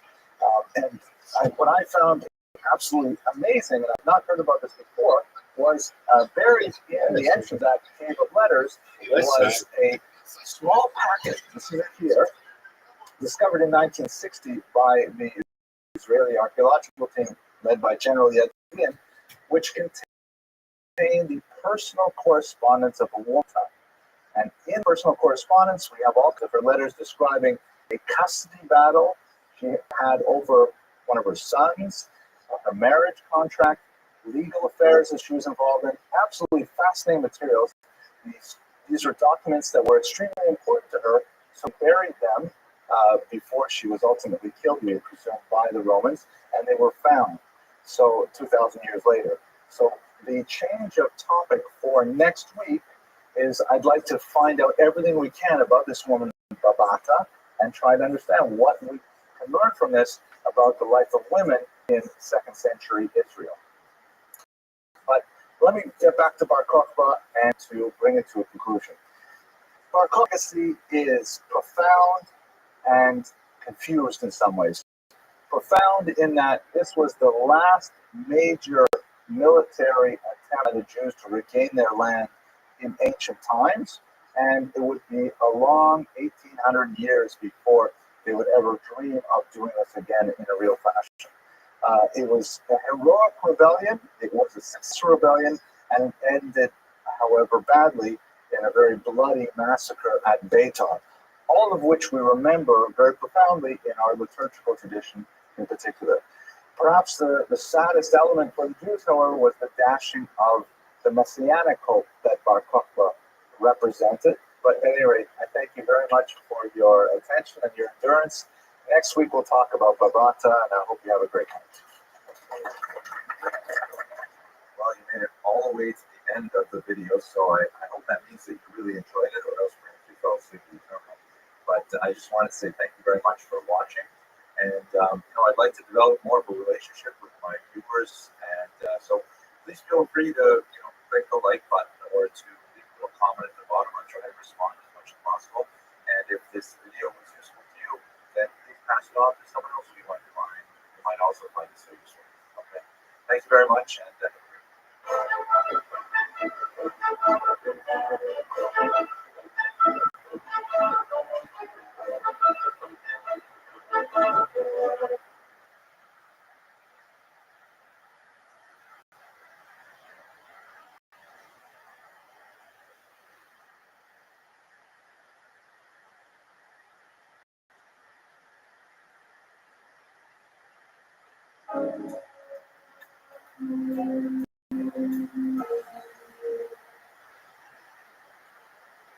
All right, tonight's topic is a little bit of a stretch for me. When I was putting together the series for this term, I tried very hard to include as many women as possible. And this is a difficult in the ancient period. Once you've talked about Bruria, we talked about Rothschild, the wife of Akiva, you run well-known named women very fast, simply because their voices are largely not recorded in our sources. But it's getting harder and harder as we go through, I think this is our 6th semester of giving lectures, to find women that we can speak about in a meaningful manner. But obviously we're talking an important, huge element of Jewish civilization, of human civilization. I think it would be completely irresponsible to go straight through this period without looking specifically at women's lives and women's realities. So I'll do the best I can with Salome. The second problem I had, though, is that when I really did some more research on who was Salome, I'm not sure it's really the appropriate topic for a shul lecture. It's actually quite a salacious topic, as I've told some of you before the class began. I'll do my best to try and steer myself away from the shoals of titillating references in the context of this talk. So let's try and understand exactly who was Salome, or why are we talking about her. So first of all, she was a Jewish woman, but otherwise her connections to Jewish history are rather tenuous. She did not, contribute to Jewish intellectual history like Bruria did. She wasn't a Jewish leader like some of the queens were.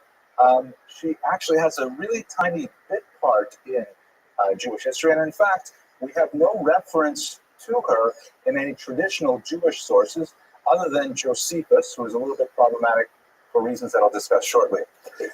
Nevertheless, there are some really good reasons to talk about her. One is the fact that she was the granddaughter of King Herod gives us an opportunity to speak about Herod's rule, at least briefly, and I would like to definitely dedicate a lecture to Herod in general in another context. And perhaps more significantly for our purposes is not so much who Salome was, but how she has been understood and how she has been manipulated throughout the centuries in a way that casts an unfortunate light on the appreciation of Jews in the broader society. Specifically, we're going to look at a medieval Christian exegesis of the story of Salome and try to understand how she and her figure and how she was understood had an impact on the way in which Jews were perceived in broader society as a whole. So that's why I think we can justify the discussion of Salome in this series of Jewish biographies. And without further ado, let's go straight to the material. So who is this woman, Salome? Basically, I'm going to give you the narrative of her life based on the Gospels, the so that we have from the ancient world. But she has been tremendously popularized in medieval and in modern Christian and secular art. Most specifically, an opera by Richard Strauss made her quite famous in the 19th century, and a play version by Oscar Wilde, we'll see in just a second. She represents so many things to those who appreciated her story throughout the last 2,000 years, but as I mentioned, not all of them are complementary when it comes to Jews. Let me show you just a little bit of an interesting clip. This is from a 1923 art film, arguably one of the first art films ever that portrays Salome, the main scene of Salome's life. Here on the left is her drunken father, Herod II. Herod had about 9 wives and about 16 children, many of whom he named Herod, so it's very confusing trying to keep track of how many Herods we're talking about. This is Herod, his son, and he's at a drunken party with his friends, and he convinces his stepdaughter, Salome, to dance before the assembled guests. She dances his famous dance. This is Anna Nevazimova, I think her name was, a famous dancer from the 1920s who performs his dance of the 7 veils, which arouses Herod II, that is Herod's son, not King Herod, to such a degree that he promises her half the kingdom for any request that she makes. So we'll have to talk about that request. Now, perhaps the most famous version of Salome that we have today is the version authored by the great writer Oscar Wilde, shown in the little inset here in the photograph. The edition that's published has the phenomenal artwork of Aubrey Beardsley as well. You can see the famous peacock dress here in the background. Wilde took the story of Salome, which I have not told you in full yet, and he used it as a metaphor for forbidden love, which of course was very relevant to his own life. As a homosexual at the turn of the 20th century, the metaphor of forbidden love was extremely relevant to him. It was illegal for him to perform this play, in England, so he wrote it in French and then translated his own work back into English, which apparently, according to some loophole in the law, he was allowed to do, and it was performed in English in his own translation from his French original, and it made quite a sensation. But as we shall discuss a little further on in tonight's lecture, it was an example of using the Salome story for his own personal agenda, specifically related to forbidden love, but nevertheless, it made a huge impact on the literary scene of the day. So, what is the narrative? To a short sort of a paraphrase of the account that we have in the Gospels, which comes from William Chester Jordan, who is a professor at Princeton, who's written a fantastic article on the way that Salome has been portrayed in the Middle Ages. So once again, our Salome's life are principally two. We have the Gospels, that is the Christian Bible. There are two specific versions of the story, one which probably from the other. And then we have another reference in Josephus. Josephus is the major Jewish historian of the first century. You will recall perhaps from our lectures last year that he was a Jewish general. He defected to the Roman side, and then he wrote an incredibly detailed account of the first Roman-Jewish war in the 8th century, the 8th decade of the first century, and then was very well read, and Romans read it. He received great accolades, and then he went on to write a massive 20-volume Jewish Antiquities, which is basically the history of Jews from all time. And these were documents that were produced for a Roman imperial audience, so they're not necessarily the most authoritative versions of Jewish history that we would like to perhaps read, but nevertheless, he has a version of the Salome story there. She is named in that story. She's not named in the Gospel, so there's no reason to suspect that this event did not actually happen. So here's the version that Dr. Jordan prepared for us based on the Gospels.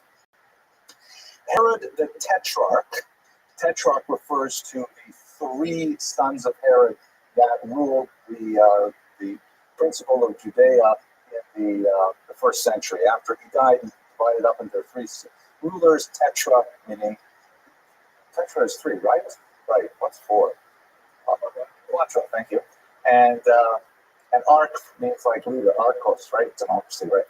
Herod the Tetrarch ordered the arrest of John the Baptist and had him imprisoned in chains. John the Baptist, of course, is a very important early Christian figure, and we're going to return to him as well. Herod's reason for doing so, for arresting John the Baptist, was the furious complaint of his wife, Herodias, right, also named after Herod, and he likes to name a lot of his kids after himself, at John's public condemnation of their marriage, right? So Herod's wife, Herodias, was angry with John the Baptist, so Herod had him imprisoned. Why was angry with John the Baptist? Herodias was the former wife of Philip, Herod's brother, whom she had left to marry the Tetrarch Herod. So in other words, she was married to one son of Herod. She left him and married the other son of Herod, which was forbidden under Jewish law. By the way, all these people are Jewish.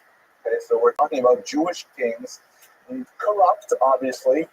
Herod himself, as we'll talk about, was actually from an Idumean family, which was Edomites, but that's already 4 generations ago. So these are like really, they're like the rich and famous among the Jews, pick and place that we can imagine. Anyway, so he had married Philip, son of Herod. She left him and married Herod, the son of Herod. And John the Baptist, Jewish guy, criticized her for marrying her brother's brother, which was forbidden in Jewish law. John railed against Herod, saying, "It is against the law to marry your brother's wife." Sounds like a good rabbi would say this.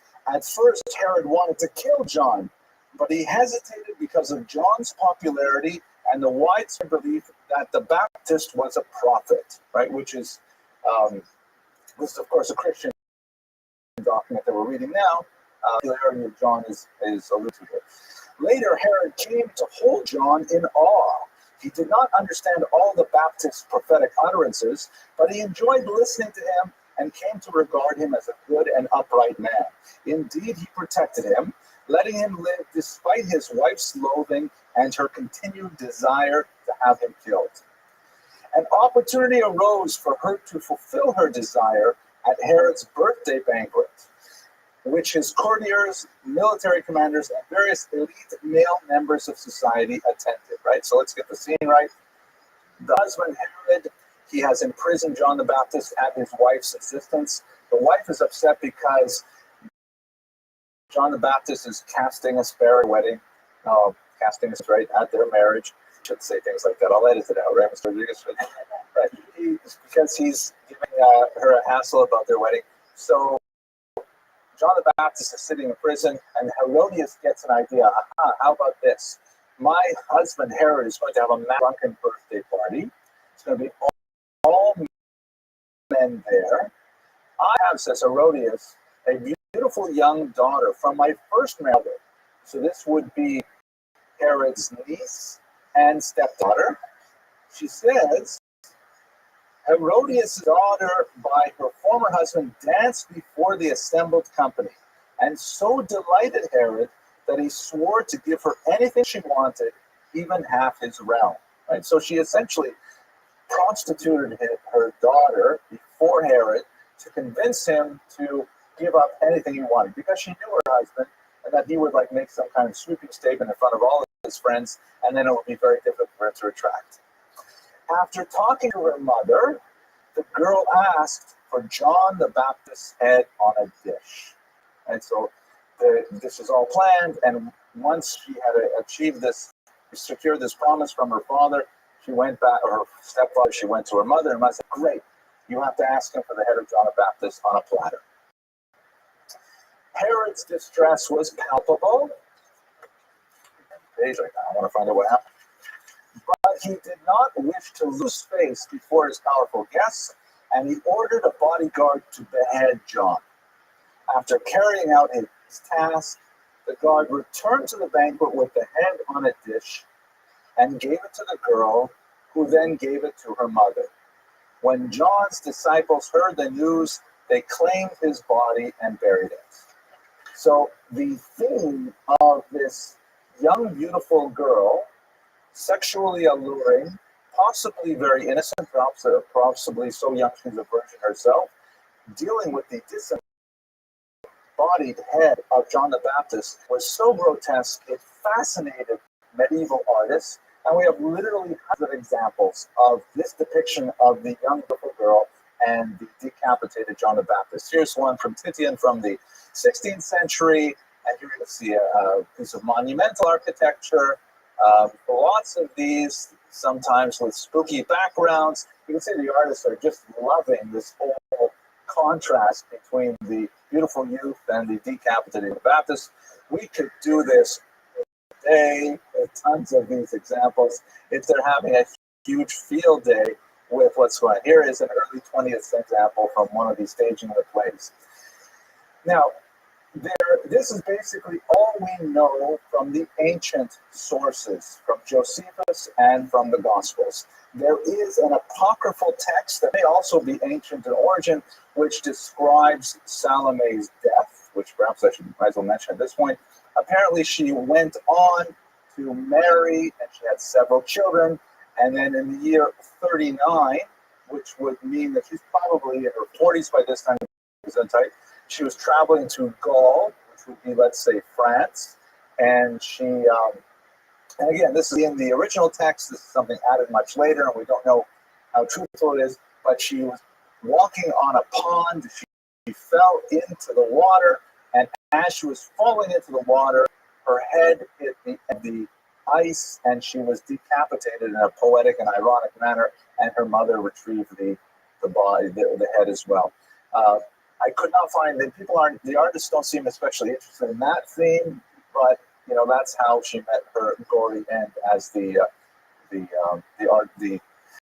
apocryphal text has it.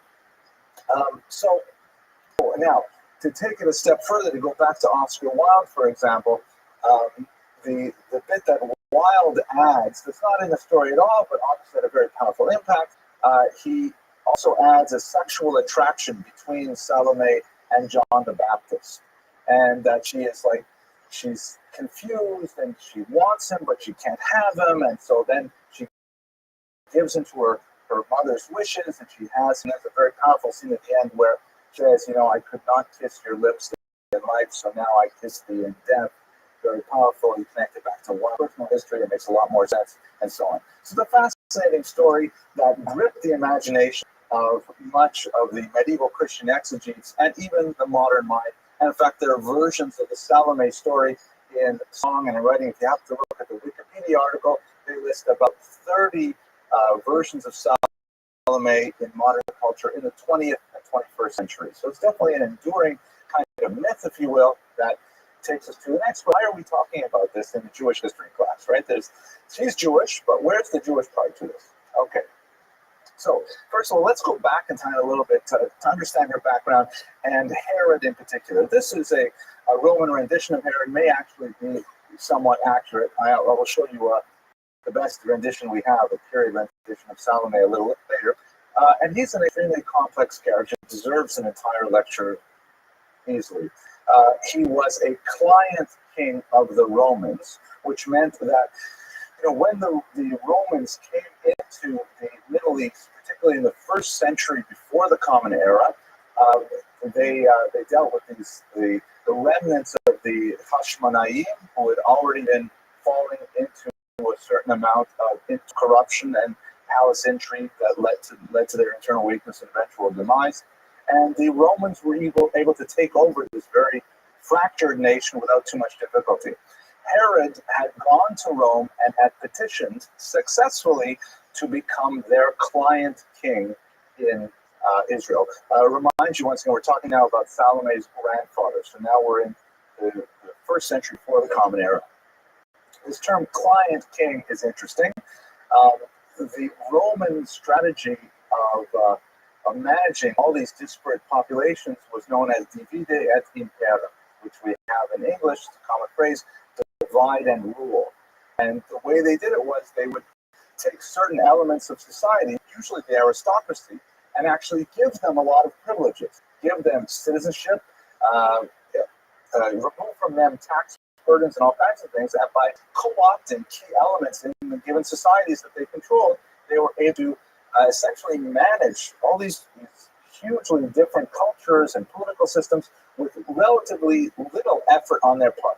From time to time, they would have to use force of arms and they have to demonstrate their military might, but really their genius as a civilization was in governance through co-opting the elites of all these societies. So Herod was one of those co-opted elites. These Sadducees in charge of the temple ritual, we talked about them in the previous class, were also one of these co-opted elites. And he came into Israel and he ruled with a maniacal intensity and a ferocious degree of personal viciousness. He was married to a woman named Doris at the time that he received the kingship. When he got back to Israel, he felt that she was not really befitting his role as a leader of a country, as a client king. So he sent her away, married another woman named Mariamne. Actually, according to the Talmud, he later killed her as well. According to the Talmud, he actually preserved her body in honey. He kept her around, and the purpose of the honey was to keep her body supple. For you just have to use your imagination. It's the worst possible thing you can think of. Herod was definitely not going to make it on, the Jewish President of the Year award. That's a stupid thing to say. I'll probably edit that part out too, right? Okay, but some terrible things about Herod. Now, at the same time, had this terrible, crazy king who's murdering his relatives left and right, and doing all kinds of awful things. We also have him as the renovator of the temple. In fact, the leaders of the temple that we associate with holiness and things like that, the western wall, he built the Temple Mount, again, on earlier foundations, Hashmonaim, Hashmonaim stones, and also on the stones in the reign of Solomon. Anyways, here we go. So here he is. This is the main builder of the temple who invested millions upon millions of ancient dollars in this great religious center. Can the same person, be credited with all these horrible things, and at the same time, you'll notice if you read the Talmud that Herod's name is hardly ever mentioned. Like the rabbis just don't want to talk about him. Yeah, the temple, it's nice, we like it, it's great. Don't want to think about who built it. It's just not on the agenda because they're embarrassed by his other activities. He did do some nasty things at the temple as well. Like, for example, at one point he put the Roman eagle, the emblem of the eagle, up in holies, which is a hugely offensive thing. It's a symbol of idolatry, a symbol of his Roman occupation, and things like that.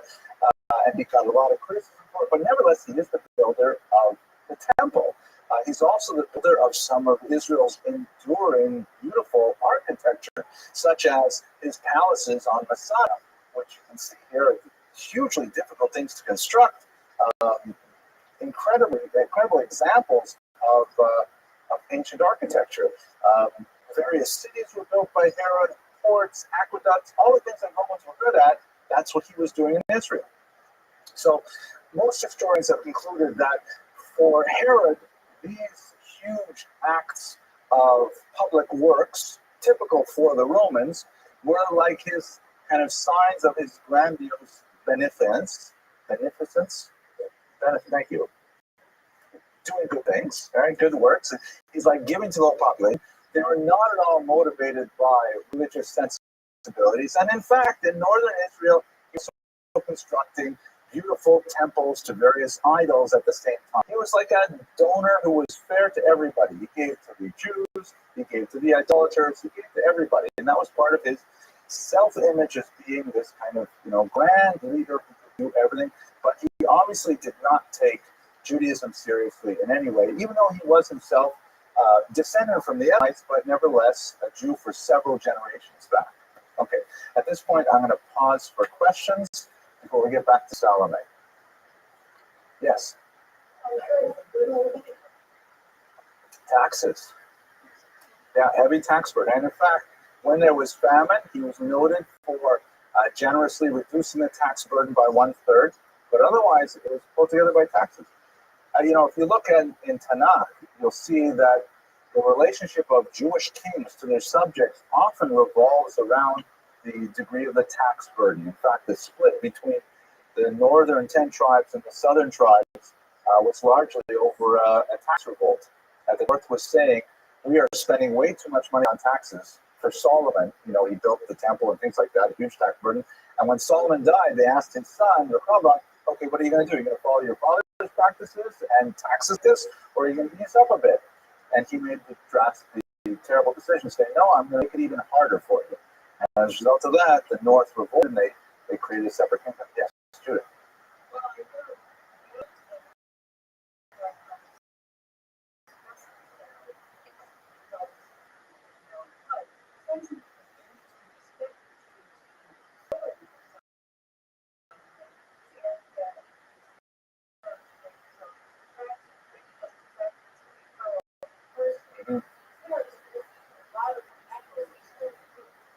Yes, very true. The parallel to Ruth, the parallel also, I think, to Esther, right? A parallel also, if you can even include the decapitated head, to Judith and Holofernes, right? In fact, some of their artworks, sometimes the artists have specifically connected them to Judith. And that's a story where there was a Jewish woman, I think she was some kind of princess, and she got the king of the Syrians, I think, drunk, or she fed him lots of dairy products, and he fell asleep, and then she cut off his head. Yeah. That was Sisera, Jael and Sisera, and Yehudit and Holofernes is a similar story. Jael is with the tent peg, right? And Yehudit and Holofernes is with the decapitation, right? So it's a head thing. Let us go on. Okay, so back to, so John the Baptist part. That's an important element that we just kind of, is there any other questions? Okay, John the Baptist part, because he's obviously key. Yeah. What exactly is here? John the Baptist in Christian thought is the functional equivalent of Eliyahu Hanavi in Jewish thought. John the Baptist is, the term baptism is basically taken from the mikvah, right, which is a very old Jewish ritual. The idea of going into a body of living water, either the River Jordan, as John the Baptist used so often, or any other natural body water like the ocean or lake, things like that, or a collected body of rainwater, for example. It symbolizes a transformation, a cleansing, and when one goes into one status, one comes out another status. One goes in ritually impure, one comes out ritually pure. One goes in a potential convert, one comes out a Jew, these kind of things. So John the Baptist was promoting, in particular, the use of the mikvah. He was, one of the early mikvah ladies of his day. He was promoting it for many people, but in Christian thought, he was to be the herald of the Messiah, meaning he was going to be the one who would let everybody know that Mashiach was here. Of course, in Christian tradition, he was predicting the Messiah, similar to the Jewish thought, and it's based only on the idea of Eliyahu HaNavi, of Elijah the prophet, telling the coming of the Jewish Messiah. So a lot of these things are prefigured, and to use a Christian term, or they are modeled on the earlier Jewish models. And he was an unpopular figure with Herodias in particular, because he, like the early Christian movement and the Pharisees, were antithetical to traditional authority. Because, think about it, we're talking about this palace intrigue where you have people who are like marrying the wrong people against Jewish law, and the whole business with a young Jewish girl dancing in front of a bunch of drunken men, that is definitely not kosher practice. This is not the kind of rabbinic vision of modesty, of the way people should comport themselves. And people like John the Baptist and other Pharisees, because they're all in the same kind of intellectual framework and trajectory, are openly criticizing authority and saying, this is not what God wants from us. This is not what the Torah demands of us. And they're like thorns in the side of the authorities. Even though the authorities are all Jewish and they all receive their power from Rome, they are unable to control this popular movement of resentment for the antinomian activities of the ruling authorities. Remember, this is the same kind of intellectual and moral force that will ultimately result in the First Roman-Jewish War, the Second Roman-Jewish War, which we'll talk about next week under Bar Kokhba. There is a growing degree of separation between the common Jews, who were primarily peasants at this time, from their traditional leadership, and they're associating themselves with these charismatic local preachers, be they these early Christians, who basically Jews who are simply promoted, or more traditional Pharisaic leaders. And so for people like Herodias, is shown here, the mother in the 1923 film I showed you earlier, they view these people as do-gooders, holier-than-thou types who are really trying to undermine the base of their authority. And so the conflict between Herod, the Sadducees, and these messianic figures like Jesus, John the Baptist, is really quite palpable, which will eventually result in contributing to not only Jewish sectarianism, but also to ultimately open revolt against the Romans in the year 70. So that's really what this underground work is. Now, looking at Salome in particular, there's really two ways in which her life has been interpreted. And one way, which I don't want to focus on for the next, is the idea of Salome as the innocent. In some cases, like in Oscar Wilde's depiction, I think it was Strauss's depiction, I'm not sure on that. Salome is portrayed as being somewhat dim-witted, of having, no real clue of the moral perfidy that she's involved with, either with the dance or with asking for John the Baptist's head. And in fact, when she goes to ask Herod to have John the Baptist decapitated, she can't remember his name. She says, my mother said, what's his name again? That just shows how distant she is from it. And so there have been depictions, particularly in the late 19th and 20th century, that show her as kind of like being taken advantage of by all these evil forces around her, such as her mother, Herodias in particular. But that's not generally the way that she's understood in much of the medieval literature, where we see her more as a kind of prefigurement of Judaism in the post-Christian era, in the post-Jesus era. This is an image, I've shown you several of these in previous classes, but let's just think about one element that I have not focused on before, but just for those of you who haven't seen it, I'll just give you a quick rundown. This is one version of the famous Ecclesia et Saga painting, which we see in monumental architecture. We see it here in a stained glass window from the German city of Verben, the 14th century, which always contrasts the church as being, morally correct and upright and having power and so on, with the synagogue, which is dark and is immoral and is unfavored by God. So you see, there are certain elements that I'm only going to show you one. We could do this all night too, but I'll just show you one.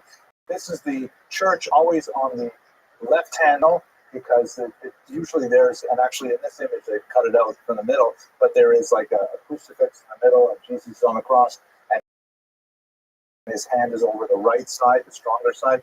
And church is represented riding a four-headed beast called a tetramorph, which is like a symbol of authority. It alludes to some passages in the book of Ezekiel. She's got the upright staff with her flag unfurled, blowing in the wind, holding on to the Holy Grail, the chalice here. Her eyes are open and looking straight forward, and everything is a message of like authority, regality. Is that a word, regality? Regalness, maybe? Regalness, like being kingly. And in case you're not sure, not only does she have a halo, but there's a hand descending from heaven, crowning her, indicating divine approval of the church's rule in the temporal world. Now, over here, though, is synagogue, and represented really quite differently. She's riding a donkey, which is nowhere near as interesting an animal as the temple.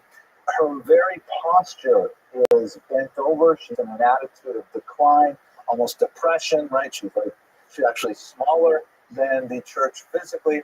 The crown that she used to wear is knocked from her head, indicating the loss of favor from God. Her staff, which indicates her power, is broken. She's no longer in charge. The synagogue is in disfavor. And once again, to contrast with the crown coming from heaven, there is a sword descending from heaven and piercing her through the top of her skull to really get the point across, so to speak, that he's unfavored. Now, what is this bit here which she's holding on to? What is that all about? Open to the floor for analysis. Judith, you must have an idea. What does that ram's head represent?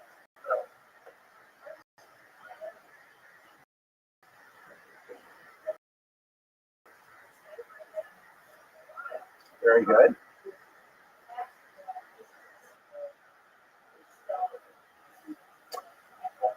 Yeah, no, there's actually flesh on the bones. The eye is still intact, but I'm going to say it on the microphone so they hear it on the internet audience. That Judith saying that this represents the ram of Abraham, which for Jews, though, is a very positive symbol, right? We like the ram of Abraham. We blow the shofar, it's Rosh Hashanah, all that stuff. Yes, holding it by the horn, which is very significant.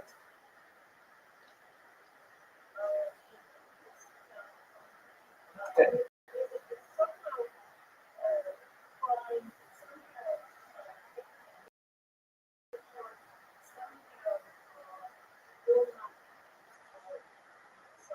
Interesting. Yes, I think all those things are definitely very true. Notice that the contrasting element that the church holds is the chalice, right, which represents you receiving the blood of Jesus, the sacramental wine.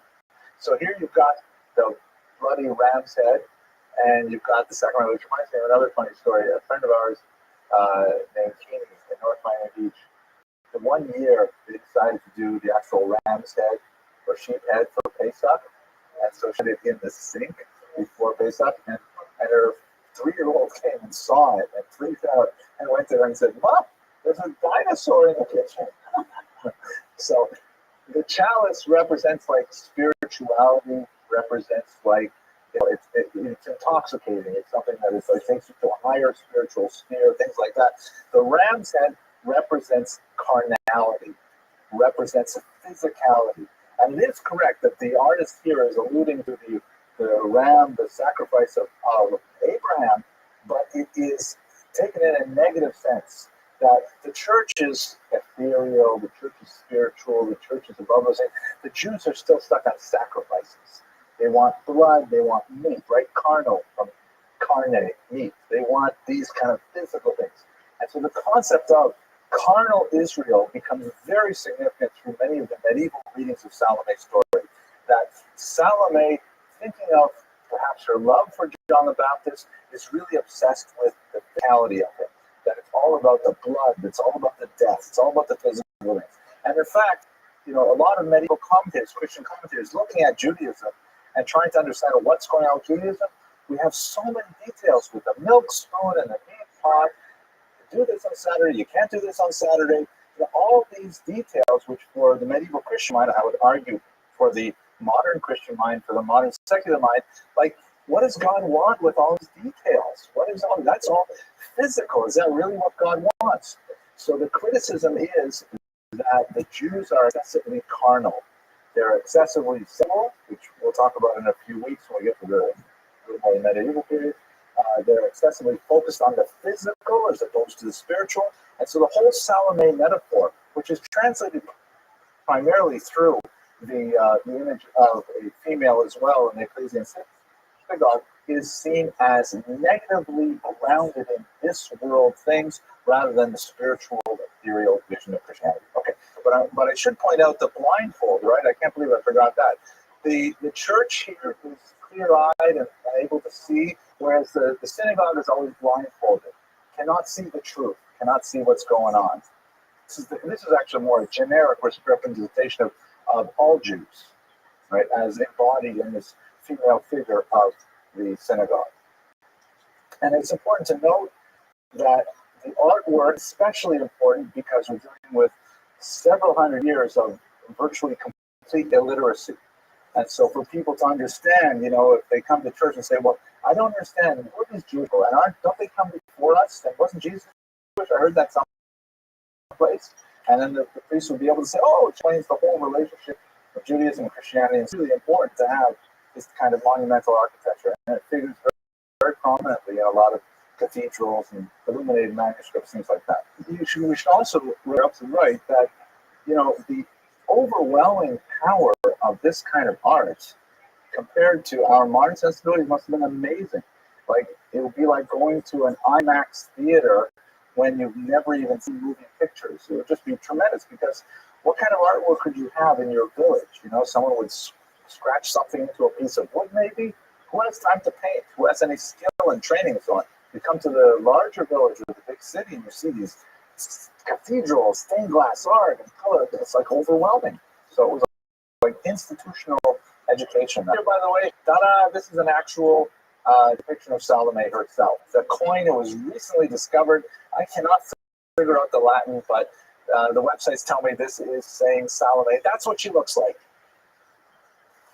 Hard to tell. She's couldn't tell it between her and Herod, but at any rate, we do know that she was a historical figure.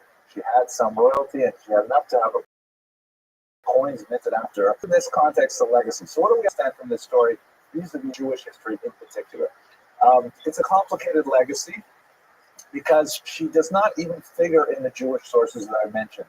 She doesn't set a tone or message for Jews. She has no teachings that we can offer for and she's basically invisible to all of Jewish history, except through perhaps one of the most well-read Jewish books, and that would be the Bible. And specifically in this context, I'm talking about the Christian Bible, which does have reference to her there. Unfortunately, for the larger scope of Jewish history, the reading of Salome as a personification of Jews does not sit well the way in which we prefer to be portrayed, because she's associated with carnality, with illicit sexuality, with promiscuity, and so on, and of course with bloodthirstiness and the eventual decapitation of John the Baptist. So she's a little bit of an outlier for most of the topics that we'll be discussing in this series. Next week, God willing, we're going to speak about the Bar Kokhba, fascinating individual who led a revolt against the Romans in the 2nd century, and it was thought by many, including Rabbi Akiva, to actually be the Mashiach. It turned out that he wasn't, but I think we'll have a lot to say in more conventional Jewish time this week. Thank you very much for your attention and your endurance, and I look forward to seeing you next week.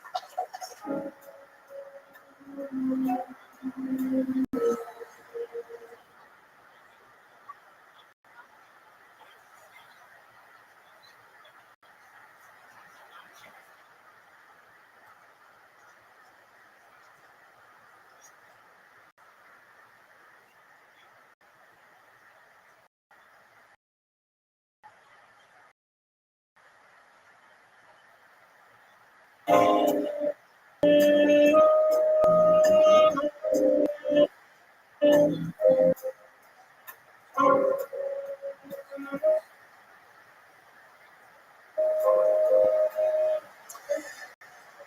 so I'd like to formally welcome you to the fall 2014 season of Lectures in Jewish History. I'm going to actually do a few things differently this year. As you know, we have a new greeter, Mr. Nick Balcony, who is very pleased. We're very happy to be here. We had a grueling interview process to try and find someone to replace Aliza. And I forgot to mention, Mr. Balcony, you have to ask like really difficult questions. He's the only person who's allowed to ask hard questions, because Aliza was the only person who was. Because I could always tell Aliza, sorry, I'll answer you later. And then, of course, I would find something else to say later. I've decided before I put these videos online, I might actually edit them now. Because thank God we're getting over 12,000 views a month, which is really, it's amazing. And the Latvians are us. Actually, I noticed that I had more people watching from Finland than I did from the United States, which was really bizarre. It happened to be like at about 5 in the morning or 4 in the morning when I woke up to check the statistics. So it was before most of America woke up. But nevertheless, these lectures really are getting quite a global audience, and so I've decided I better make the recorded version a little higher quality. The other thing is we're starting at 8 o'clock now until the clocks change. Hopefully that'll be easier for people, and I imagine we'll get a larger crowd once we get to the season a little more. Finally, I have to let you all know, I think many of you are already aware that unfortunately this is going to be my last season here in the Young Israel Bal Harbor, because I will be taking a job in New York City. Yeah. So that will be, actually last time I tried to fly in the winter time up to New York, I actually was a victim of racial profiling, because they stopped me at the airport because it was very rare to see a Jew traveling north. But at any rate, so we are. So this is going to be the final series. I'm going to try and really do a good job with it so that we can leave with a lot of success. So without any further ado, let's get to tonight's material, which is going to be on Rabbi Yochanan ben Zakkai, an extremely influential figure in the development of Jewish history, and one of the rare leaders that appears at perhaps the darkest moment in Jewish history, at least until the 20th century, takes some very controversial stands, not without opposition, at the highest levels of the Jewish establishment, and nevertheless, through his bold innovations and his decisive leadership, he is able to, in a period of about 15 years, revolutionize the very basis of Jewish identity and set us on a course that brings us even to the present day. We are very much today living in the shadow of Rabbi Yochanan's decisions, and so it is extremely incumbent upon us to understand a little bit about who he was and what exactly did he do that made him such an important character in our national lives. So if you know anything about Rabbi Yochanan ben Zakkai, chances of this famous quotation, Ten li Yavne v'chachameha, give me Yavne and its sages. And this is a passage that occurs in Tractate Gittin of the Talmud, which I happen to have with me here from the Young Israel Library.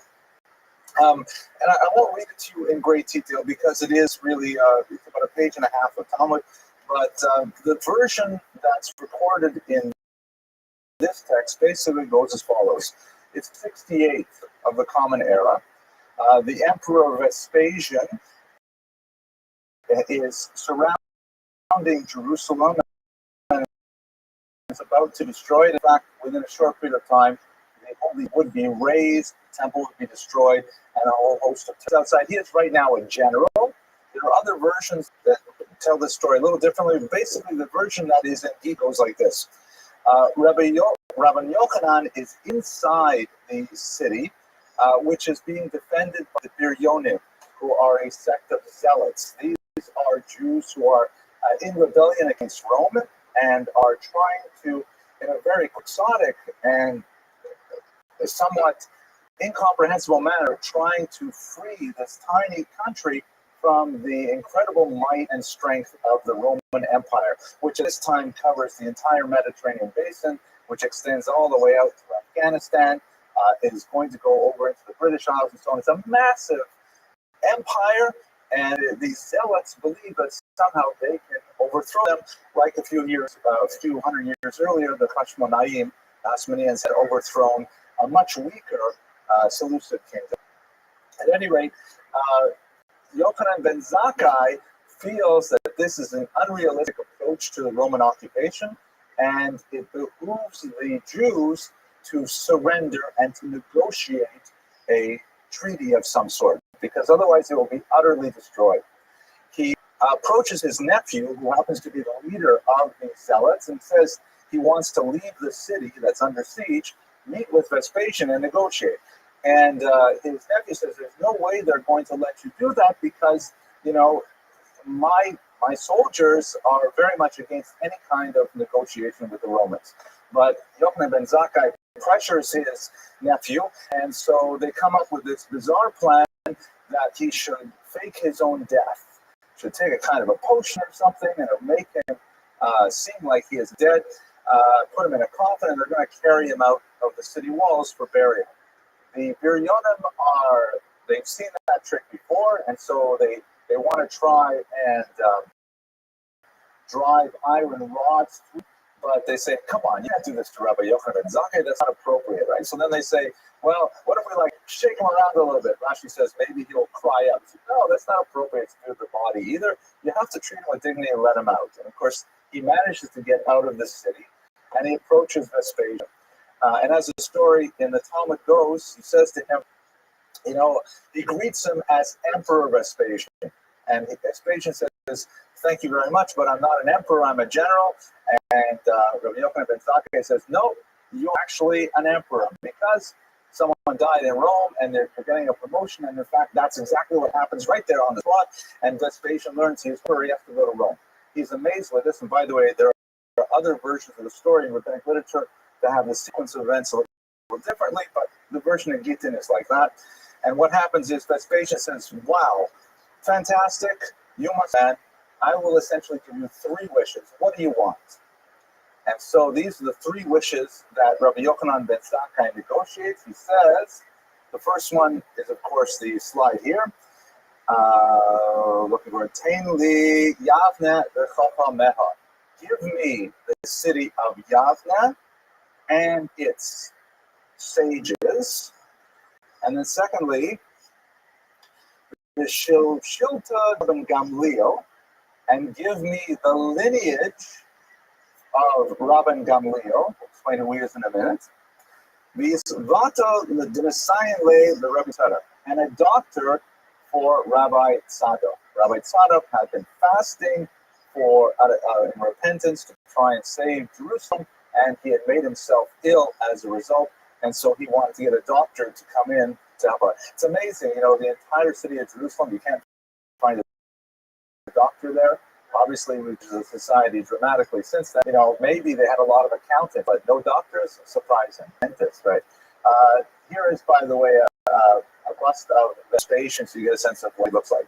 All of those 3 requests were granted to Rabbi Yochanan ben Zakkai, and essentially what he did was he repaired to this little city, and he assembled the yeshiva there, the Keren Yavne, the vineyard of Yavne, and established a kind of a foothold, a piedmont for rabbinic Judaism to continue.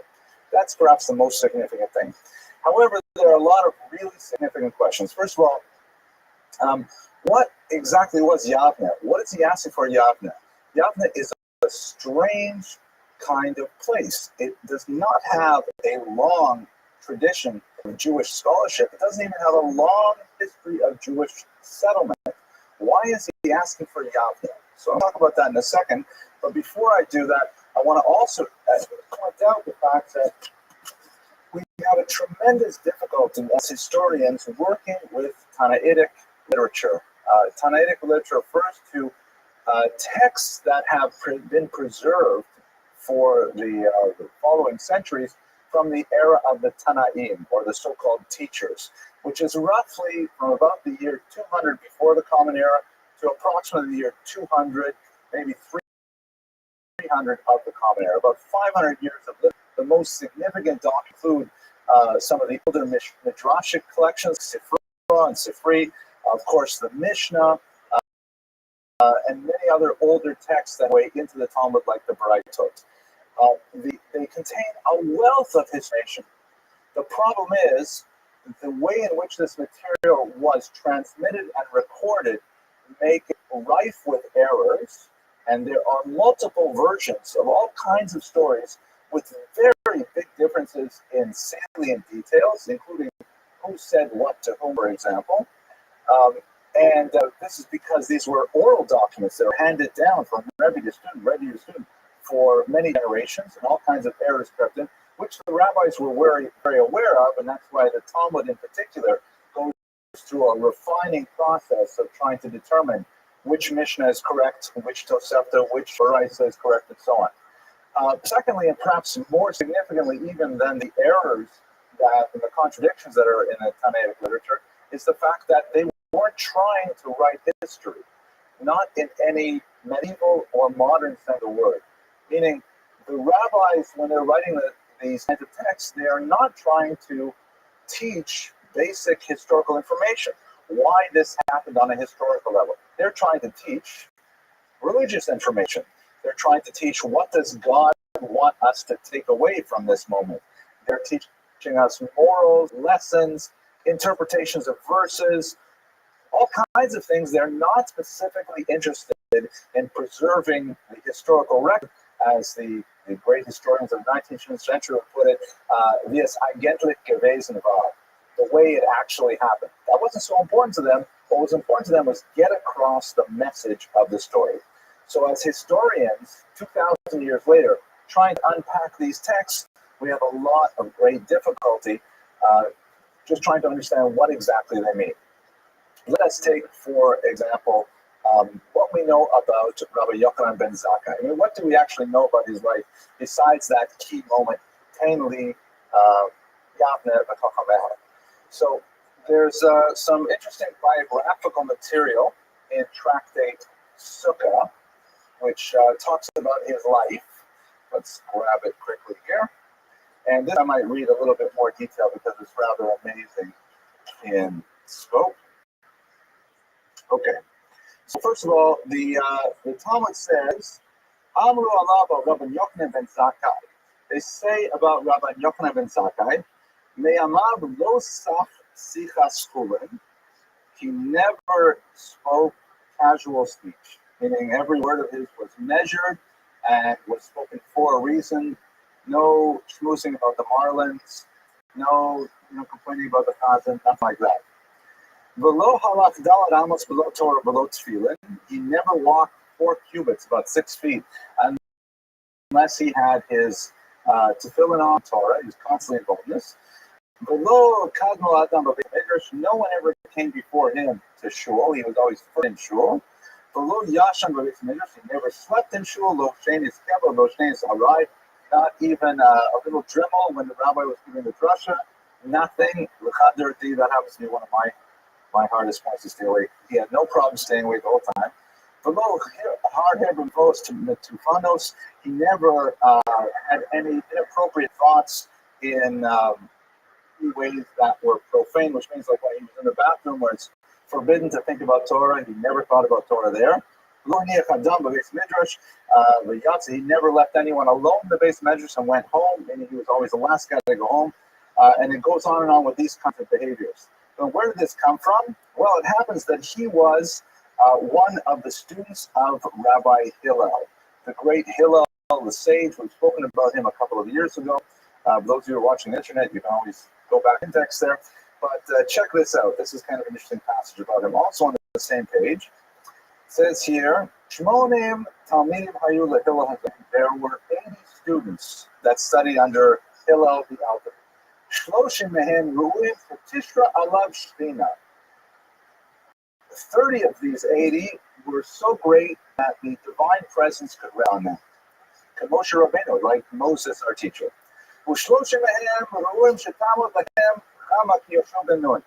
And another 30 were so great that the sun would stand still for them, like for Joshua ben Nun during the conquest of Israel. And then I love this part. Esrim ben Nun, 20 were so-so, right? Like they were not at the same level. Gadol Shebakulan Yonasan ben Uziel. The greatest of them was Yonasan ben Uziel. That later on it will say that when birds were flying overhead, they would be, and he was learning Torah, they would be burned to a crisp, which the whole family went into the outdoor tree as a result. That was a joke. I'll edit that out. That's one of those things I can do. The least of Hillel's students was Rabbi Yochanan ben Zakkai. So he was the least of them. I guess that 20, so I'm not sure what to make of that. Anyways, what do they say? I'm going to love Rabbi Yochanan ben Zakkai just to get a sense what was the least of Hillel's students. Shelo Hiniach, Mikra, Mishnah, Gemara, Halachos, Agaros, Diktuke Torah, Diktuke Sofrim. He learned every aspect of Torah, both the written and the oral Torah. Kalim Chamurim, he learned the Gezerah Shabbos, logic, hermeneutics. Tekufos Gematria, he learned astronomy and numerology. Sichas Malachei Ashares, the language of the angels. The Sichas Shedim, the language of the demons. The Sichas Dekalim, the language of the palm trees. Mishalos Kopsin, the parables of the washerwomen, which is a fascinating thing, which Rashi explains like, this like Aesop's fables, stories that people would say. So he was always well-rounded. These are things that not necessarily in a traditional Jewish canon, but he knew proverbs and he knew sayings, well, surely Davar Gadol with Davar Katan. He knew a great thing and a small thing. Davar Gadol, what is the great thing? Maaseh Merkava, mysticism, Kabbalah, the acts of the chariot. Davar Katan, what's the small thing? Havayos Tabayev Rabbah. The entire Talmud, the questions and answers of Rabbi and Rabbi. So this is Rabbi Yochanan ben Zakkai, the least of Hillel's students, and this is the scope of his learning, a fascinating kind of depiction. We have a serious problem, however, with this passage because we're not exactly sure when Hillel died. Perhaps it was in the last quarter of the first century before the Common Era. And we do know that Rabbi Yochanan ben Zakkai was active up until the year 85 CE, give or take 5 years. So that would mean that Rabbi Yochanan ben Zakkai would probably be in the neighborhood of 120 years old at the time that he had this encounter with Vespasian, which is like an incredibly old age, even in the context of biblical ages for this particular period of time. So some scholars have discounted the specifics of him actually studying at Hillel's feet. He may have been one of the base Hillel, or certainly was one of the base Hillel, the house of Hillel, one of the disciples, but he may not have necessarily had the direct contact with him. But at any rate, he certainly was an older man towards the end of his life when he met with Vespasian. We don't know a lot about his family life. We do know, however, that he had one son who predeceased him. And this context, this will be, I think, my last citation from the Talmud for now. It describes how he was comforted at the after the funeral of his son by his greatest student, Rabbi Elazar ben Arach. First, I should tell you, because we will have to come back to this earlier, there's a famous Mishnah which describes the 5 greatest students of Rabbi Yochanan ben Zakkai. They talk about all their characteristics. This one, for example, is a sealed cistern that loses not a drop, meaning he remembers everything. This one, my favorite, Ashrei Gavadato. His mother would be so proud of him. That's a beautiful phrase. I think that's one of the greatest things. His mother would be proud. And about the last one, Rabbi Elazar ben Arach, though, he has a leiv tov. He has a good heart. And Rabbi Yochanan ben Zakkai says, if you put all the sages of Israel in one side of a scale, and you put Elazar ben Arak on the other side, he would outweigh them all. Now, when he unfortunately lost his son, so his student came console him. Here it is. Students and others to console him over the loss of his son. So one rabbi came forward and said, Rabbi Yochanan ben Zakkai, may I console you? He says, sure. So he says, don't you know that Adam buried one of his sons and he was nevertheless consoled? And Rabbi Yochanan ben Zakkai says, I'm sitting here mourning and you want to add to me the sorrows that Adam Arishon suffered? And then he says, get away from me. And then another rabbi comes and says essentially the same thing with another biblical figure, one after another, saying, look, Kasser Meshugai money, do I need more people? This is the kind of comfort I have. Until finally, Rabbi Elazar ben Arak comes and says, Rabbi Elazar, you have consoled me, and then he gets up and goes on with his life. But you get a sense of his sense of humor as well, that even in a dark moment, he can say, here I am mourning my son, and you're giving me one source. We don't know much about his wife, about the rest of his family. Now, what we know about his major teachings in general is that he was, as I mentioned, a student of Hillel's. He was a great populist, meaning he believed in the value of the Jewish masses. He did not, kowtow to the established authorities among the Jews, including the high priests and especially the Sadducees, with whom he had tremendous conflict, as I will explain shortly. And he emphasized out of kindness as a new way to reach out to God in the absence of the temple. We will also return to that point towards the end of this class.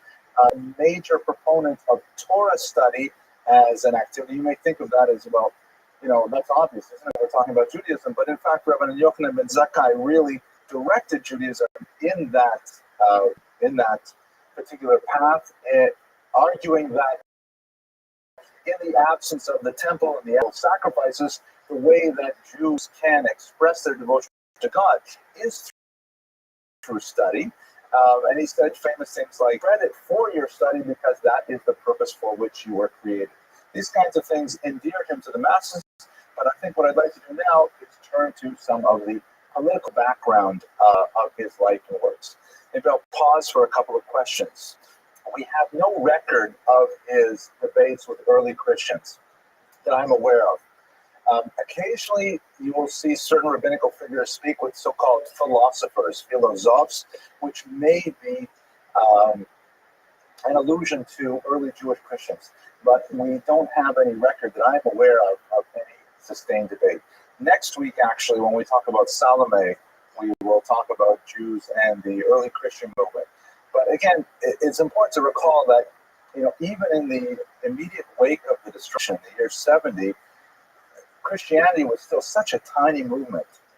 We're not even sure how much intercourse they would have had with each other.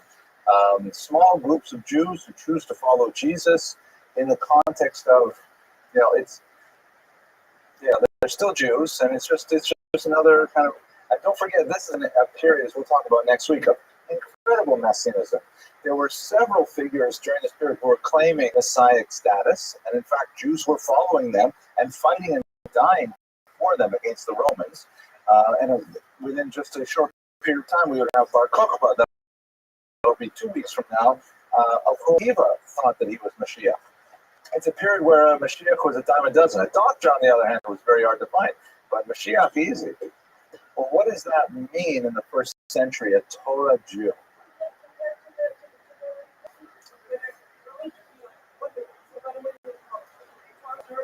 Well, let me answer that question in a few slides, because I'm going to give you a sense of Jewish sectarianism, and we'll try to understand what that means to be Torah observant.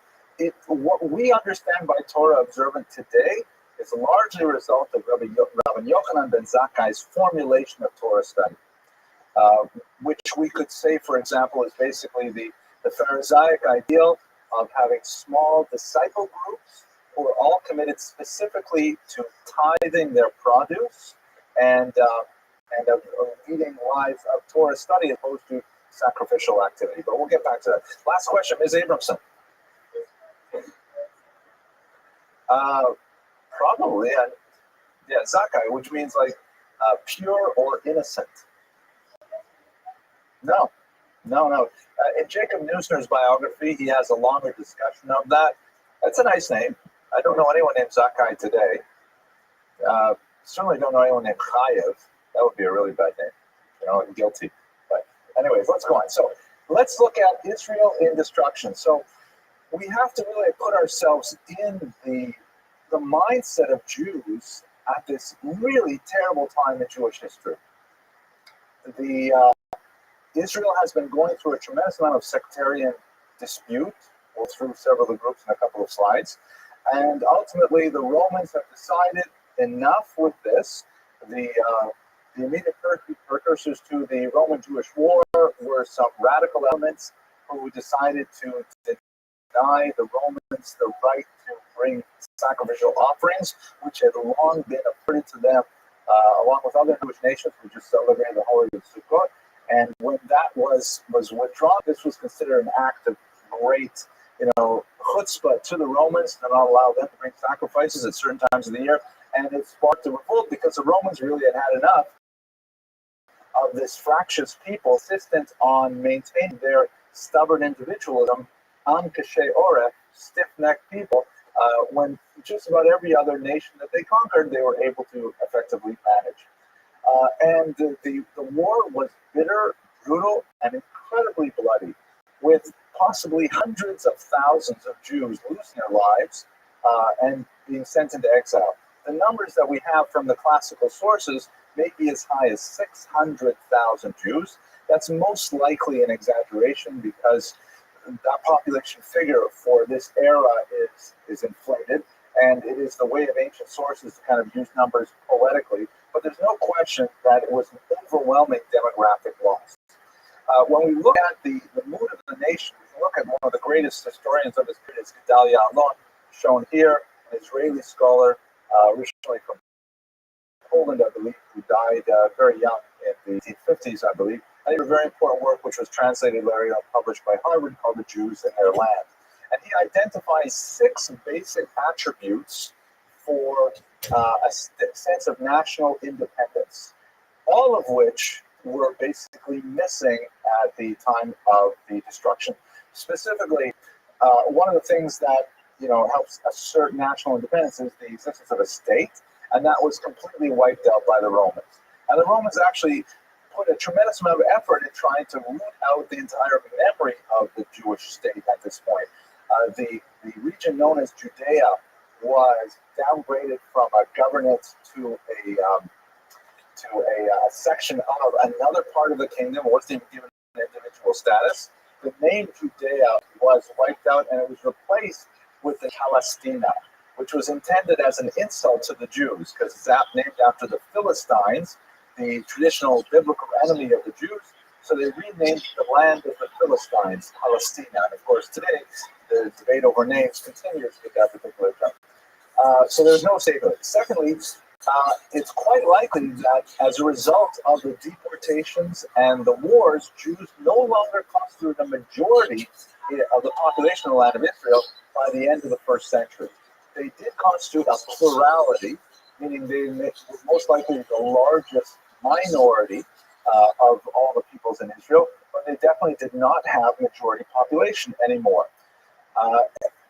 The money is always essential, and you have to have a contiguous population with a stable economy, which is in the ancient world essentially agrarian, and that was completely wiped out by the Romans with tremendously onerous tax burdens, which were not only difficult to bear in terms of their quantity, but also in terms of their quality.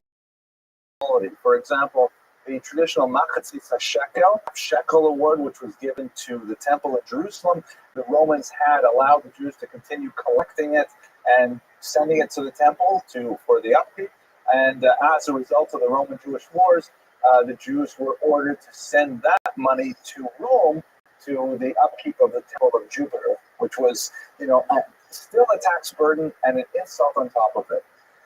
Leadership. Now, this is especially interesting. Who were the leaders of the Jewish people at this time.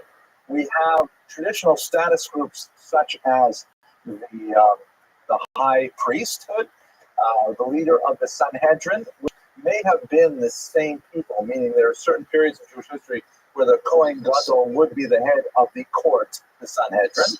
The Sanhedrin at this point, by the way, seems to have been disappeared for a short period of time, and it is largely due to Rabbi Yochanan ben Zakkai's activity that it eventually finds its home in Yaveh. But in the immediate aftermath of the war and the destruction of Jerusalem, the Sanhedrin is not functioning, the priesthood is not functioning. All that's left are the Pharisees.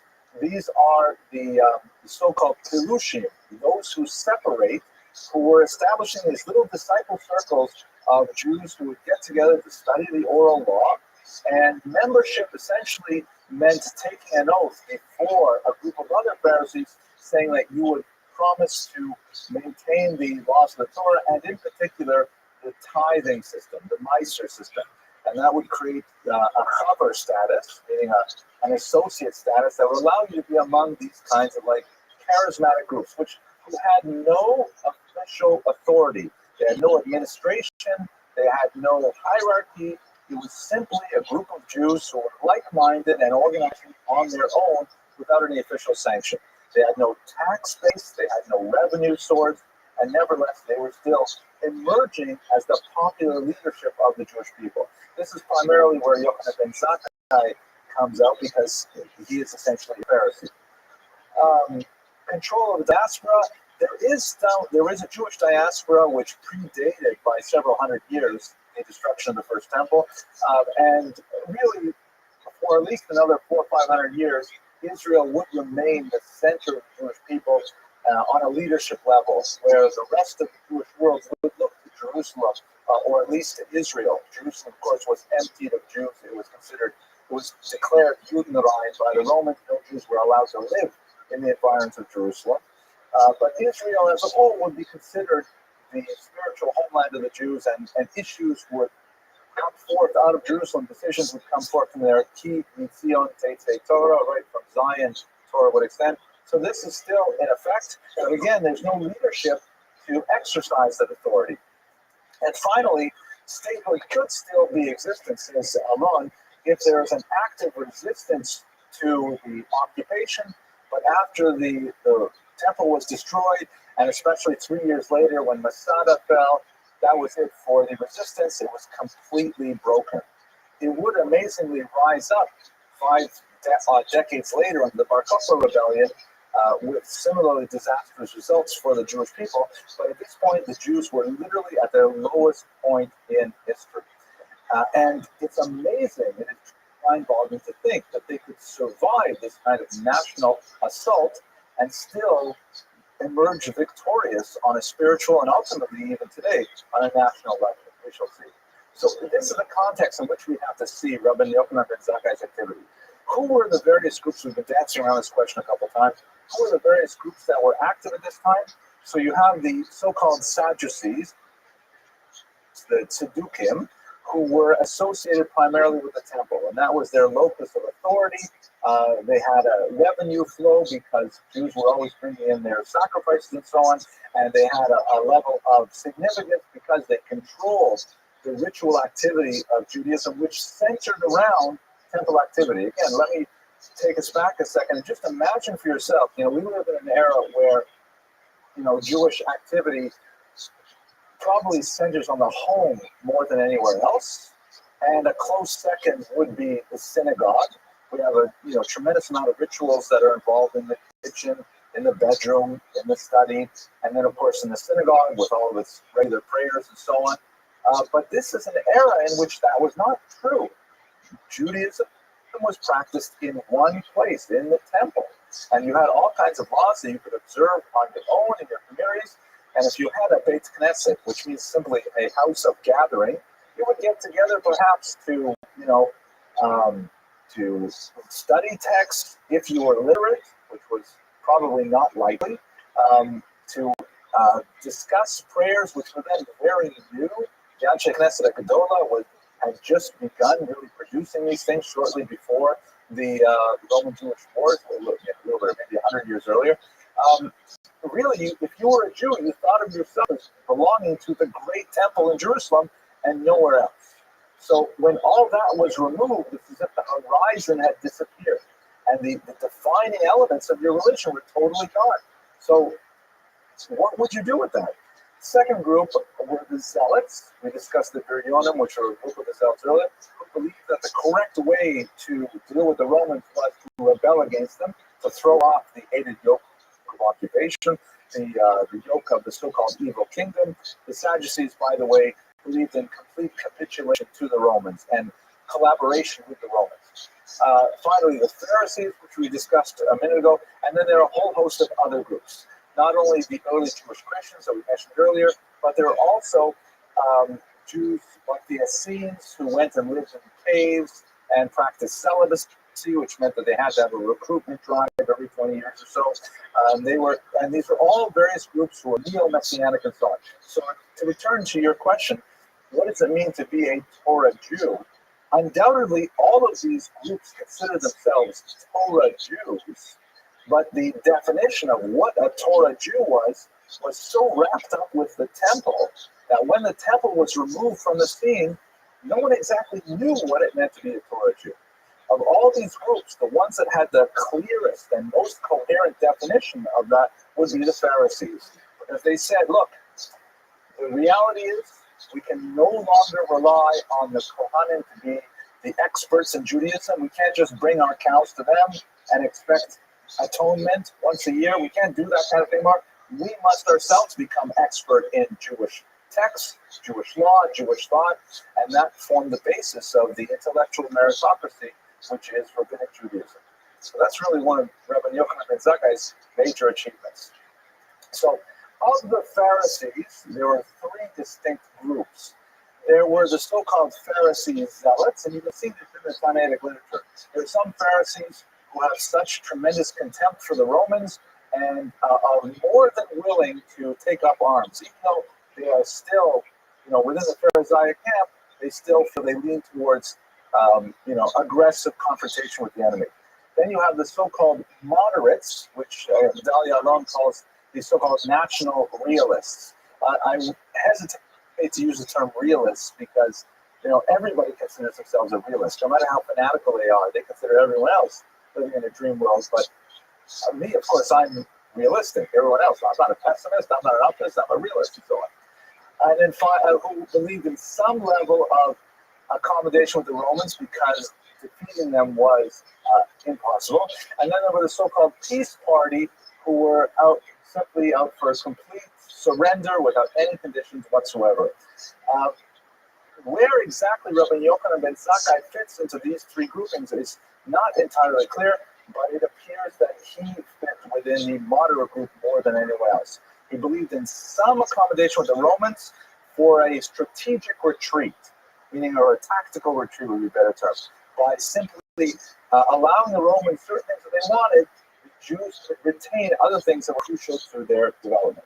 So let's go to the three enduring questions that we began with our lecture with. First of all, what exactly was Yavne? You recall I asked, why would he ask for Yavne and its sages? There really were no sages in Yavne before Rabbi Yochanan ben Zakkai. And secondly, what kind of a place is Yavne? It's like Yehudatzville. It doesn't occur in Tanakh. Nobody ever talks about Yavne. Maybe you could say, I don't know, Hebron or Shechem or some other biblical place. What is going on with Yavne? So the Roman term for Yavne is Yamnia, sometimes spelled with a J, pronounced Jamnia, but really it's Yamnia.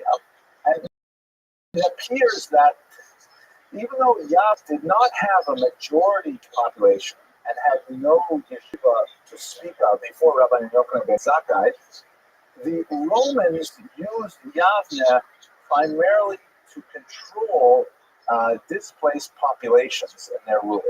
Meaning, when they had a population, and they were big into moving large people, numbers of people around, when they had a population that they wanted to keep tabs on, not quite a jail, but kind of like a supervised environment, where they knew what was going on. It was not like the great city, New York or Warsaw or something like that. It was like, look, yes, you can come over here, and there's lots of Gentiles here who will, be aware of your comings and goings. In other words, it was kind of like not exactly a ghetto, because it was like a mixed population, but it was kind of like a place where the Romans could keep an eye on what was going on. So in other words, perhaps Yochanan ben Zakkai, I'm sorry, Mr. Weiser?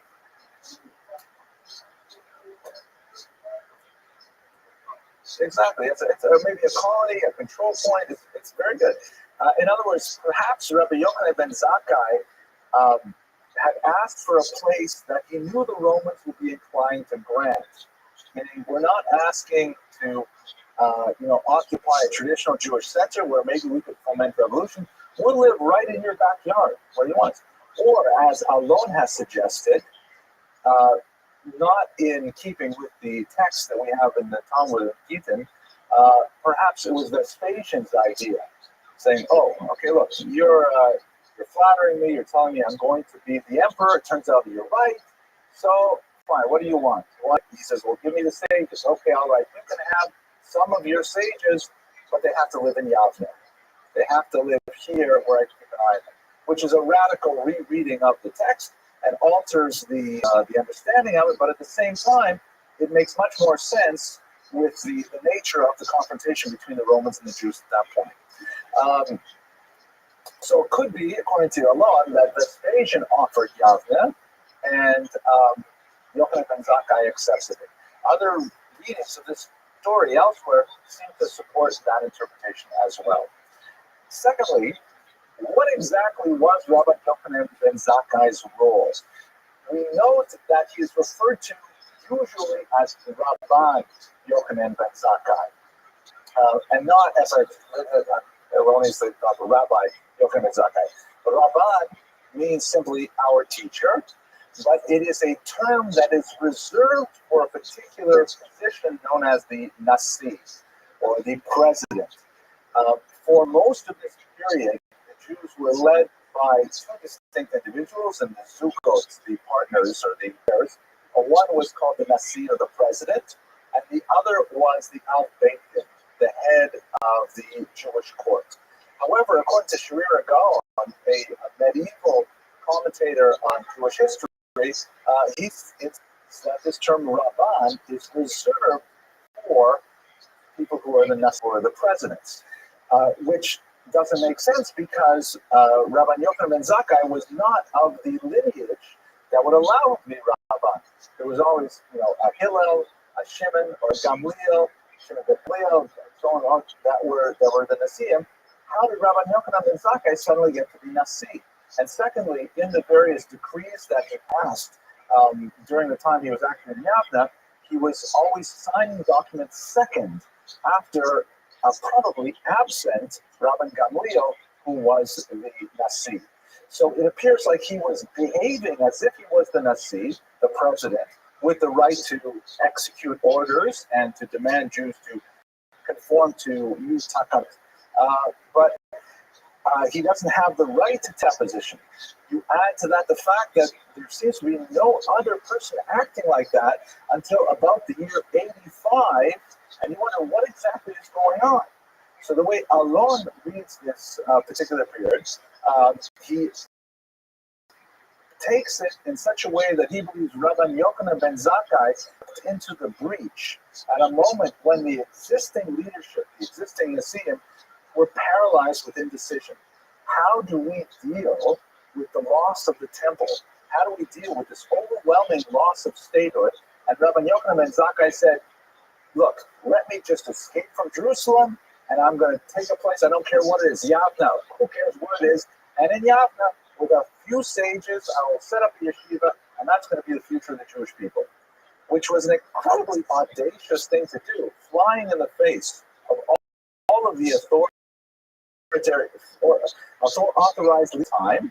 And in fact, after 15 years of this activity, it appeared that he was successful, and then he was removed from that position, and the traditional leadership reasserted itself. And he stepped back from national politics. He established another yeshiva, Idam Yasna, and allow the Sanhedrin to go on functioning in Yavne and so on. So, in other words, to try and bring this down into a sentence or two, Alon's analysis, which seems quite convincing to me, is that Rabbi Yochanan ben Zakkai essentially boldly and audaciously asserted a leadership position when he did not have it by any rights in a traditional Jewish constitutional sense. And ultimately, the rest of the Jewish leadership that failed to act appropriately at that time came around to his way of thinking. He was then displaced, possibly in an amenable way, in an amicable way, to allow the traditional leadership to reassert itself. But it was those crucial 15 years that he was active in Yavne that he allowed Judaism to continue in a form that we would understand it. And the problem with this whole discussion, however, is that it relies very heavily on a logical tool, which is very weak. It's called the argumentum ex silentio, an argument from silence. Meaning, we have no documents to prove this. We have no text that prove this. All we have is, for example, the troubling question, wait a minute, if the whole story is about what happens at Yavne, then where is the Nasi? Why is the Nasi not there with him? We know he's elsewhere in the country. I think he's in Galileo at this point, and he's not doing anything.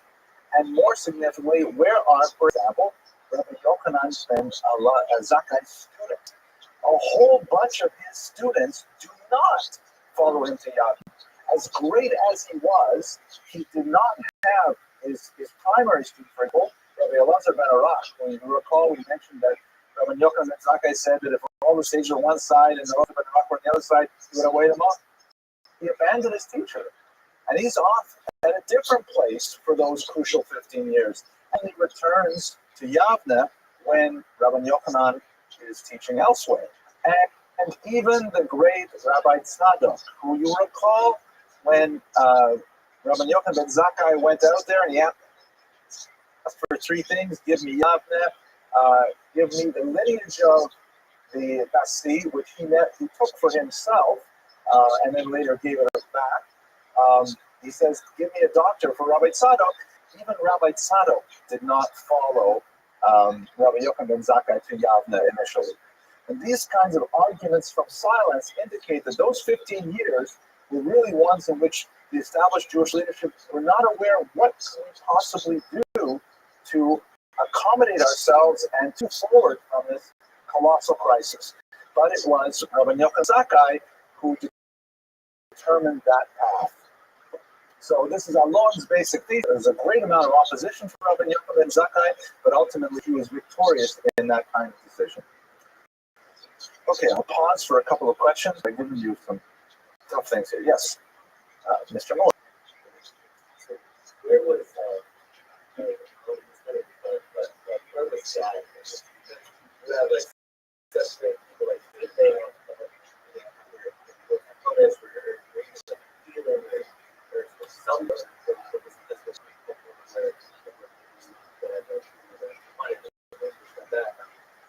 So that's a good question. I'll repeat it for the internet audience might not hear on it, especially like where was God during all this picture? And so first of all, I have to give full disclosure. I'm not a rabbi. I'm not allowed to dispense theological information because I'm not a card-carrying member of the rabbinical club, so to speak. But you can certainly ask that kind of question to Rabbi Grunstein, who will, I'm sure, give you a very profound answer.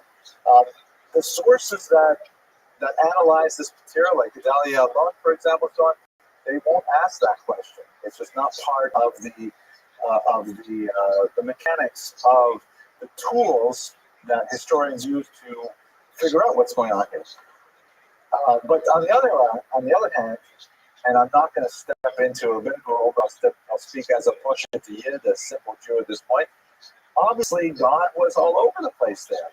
And just because some of the established leadership may have a temporary lapse in the ability to make the right decision, shall we say, that doesn't mean that God isn't with the Jewish people with a new leader.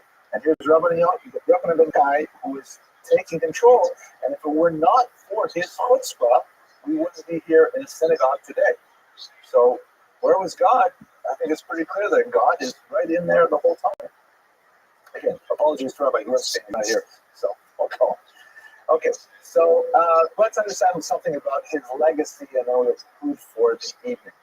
One of the more interesting passages about Rabbi Yochanan ben Zakkai is a discussion that he actually reinstituted smicha, that he was the person who really created the rabbinate as we understand it today. And there's some interesting passages that support this in the rabbinic literature.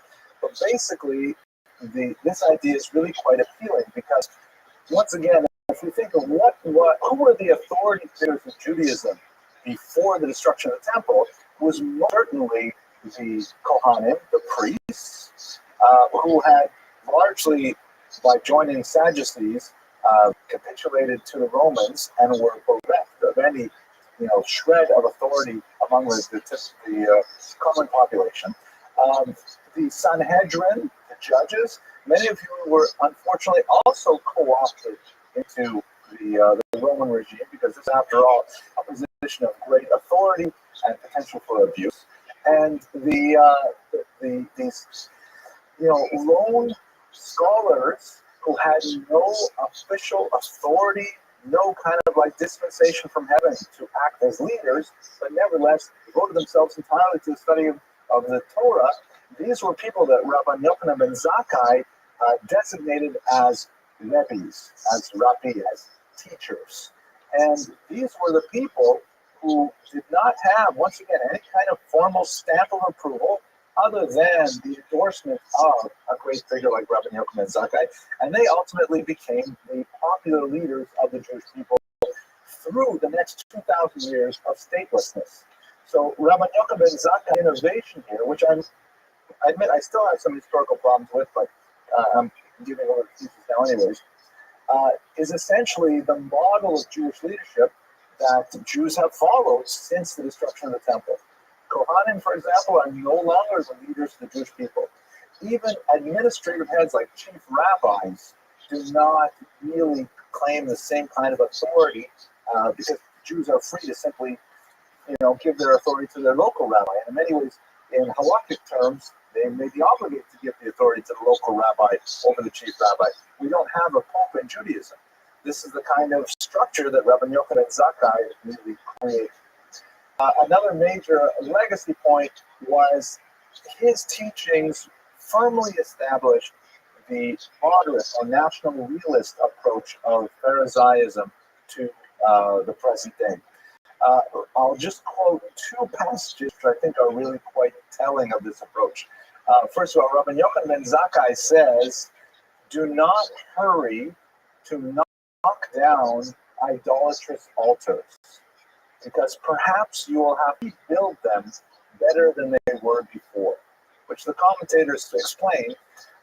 In Israel, there are various commands regarding the establishment of idolatrous places of worship. And say you are a zealot and you can't stand seeing that particular statue of Mercury, Mercurius, as is mentioned in the Talmud, in your backyard, your neighbor's backyard, something like that. So you want to go over there and you want to destroy that statue. So Rabbi Yochanan ben Zakkai says, don't do that. Why? Because right now he has a statue up there that's made out of plaster. If you go over and you knock it down, given the reality of the governing authority in Israel right now, the Romans might make you go back and build it out of bronze or maybe even silver. So what's the point? You will have just created another altar and a more enduring one at that. So this is kind of like a moderate realist, national realist approach saying, yeah, sure, it makes sense on a purely ideological and you should get rid of all idolatry, but let's be smart about this because it may be that it'll come back to haunt you and you will it'll backfire and you'll reinforce that. So this is kind of an interesting approach that sort of step from the ideological demands of the Torah and says, let's be real about the political situation we're living in. Similar to his negotiation in the first place. And they're a beautiful teaching, one that is recorded in a variant text of the Avos D'Oreno of Rabbi Nassim, which I found absolutely fascinating. I was thinking about it all week. The text reads, you are holding a seedling in your hand, right? You have like a tree seedling. You're about to plant it. And someone comes to tell you that Mashiach has arrived. The Messiah is here.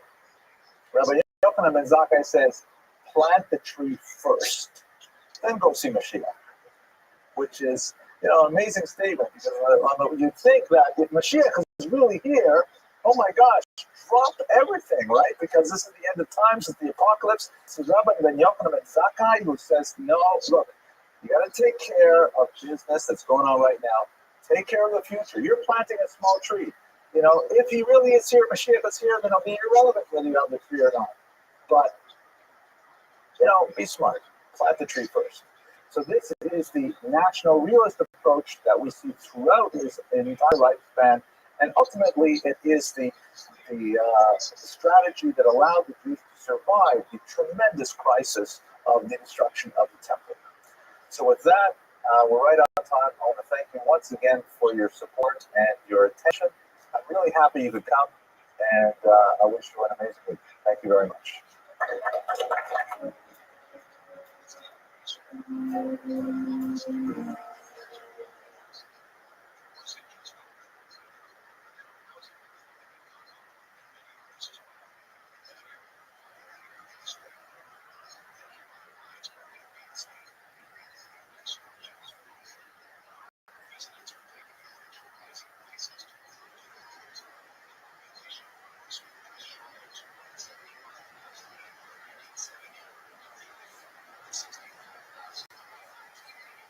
Why don't we get started for tonight? Tonight is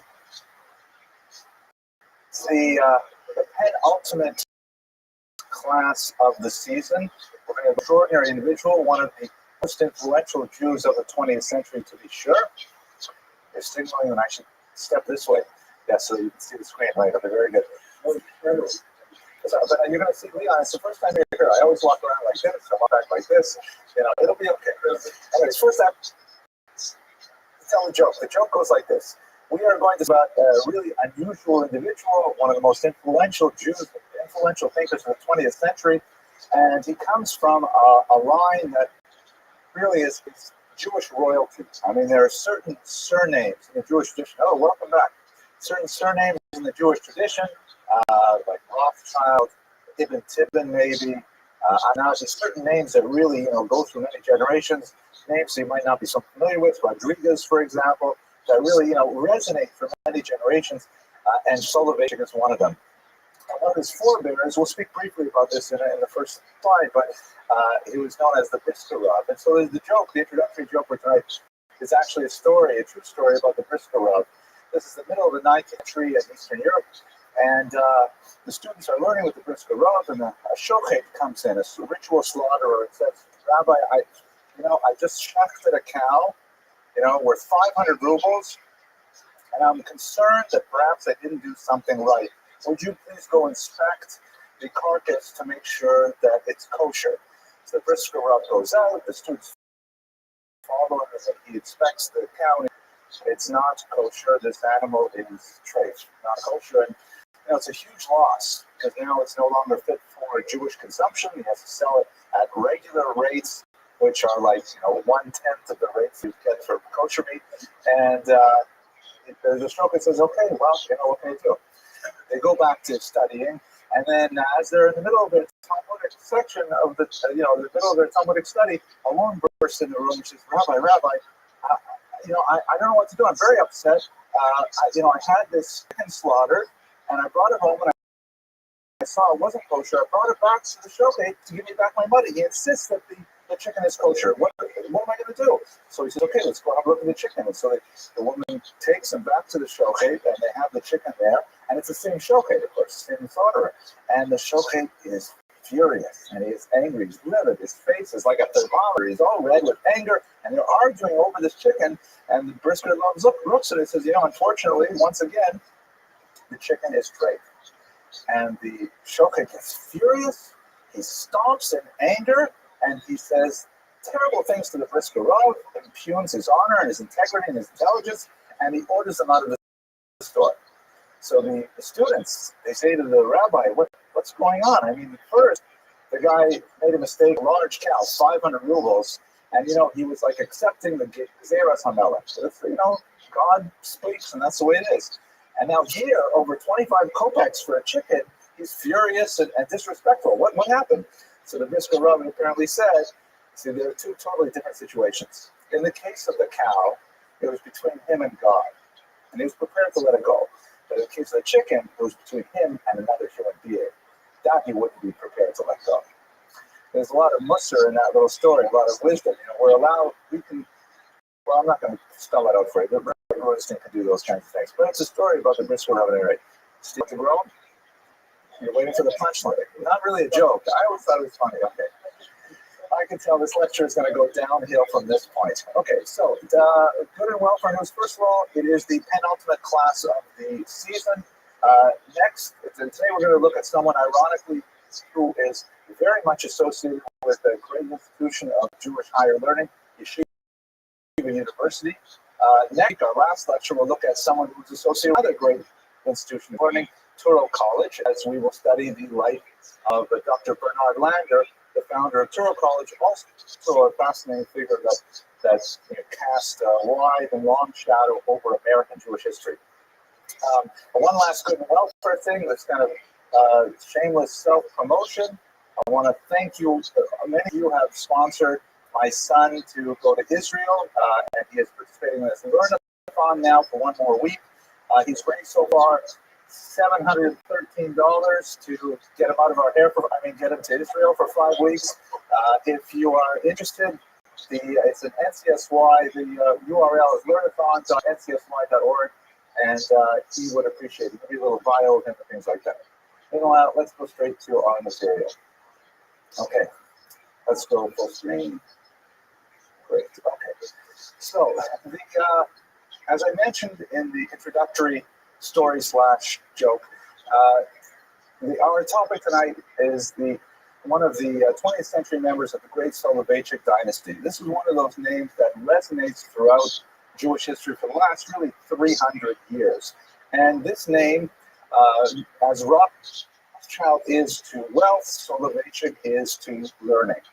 The Soloveitchiks were especially associated with the Lithuanian yeshiva movement, which we've discussed in previous classes, and specifically with the heritage of the Vilna Gaon, as expressed in the greatest institution of learning established by the Vilna Gaon study student, Rabbi of Rothschild, who was one of the forebears of the. So eventually, the reason why Rabbi Chaim, we don't have a surname attached to him, is because the 18th and 19th century is when Jews began to take surnames in large numbers. There are some exceptions. Italian Jewry, for example, you find surnames that go back to the Middle Ages, things like that.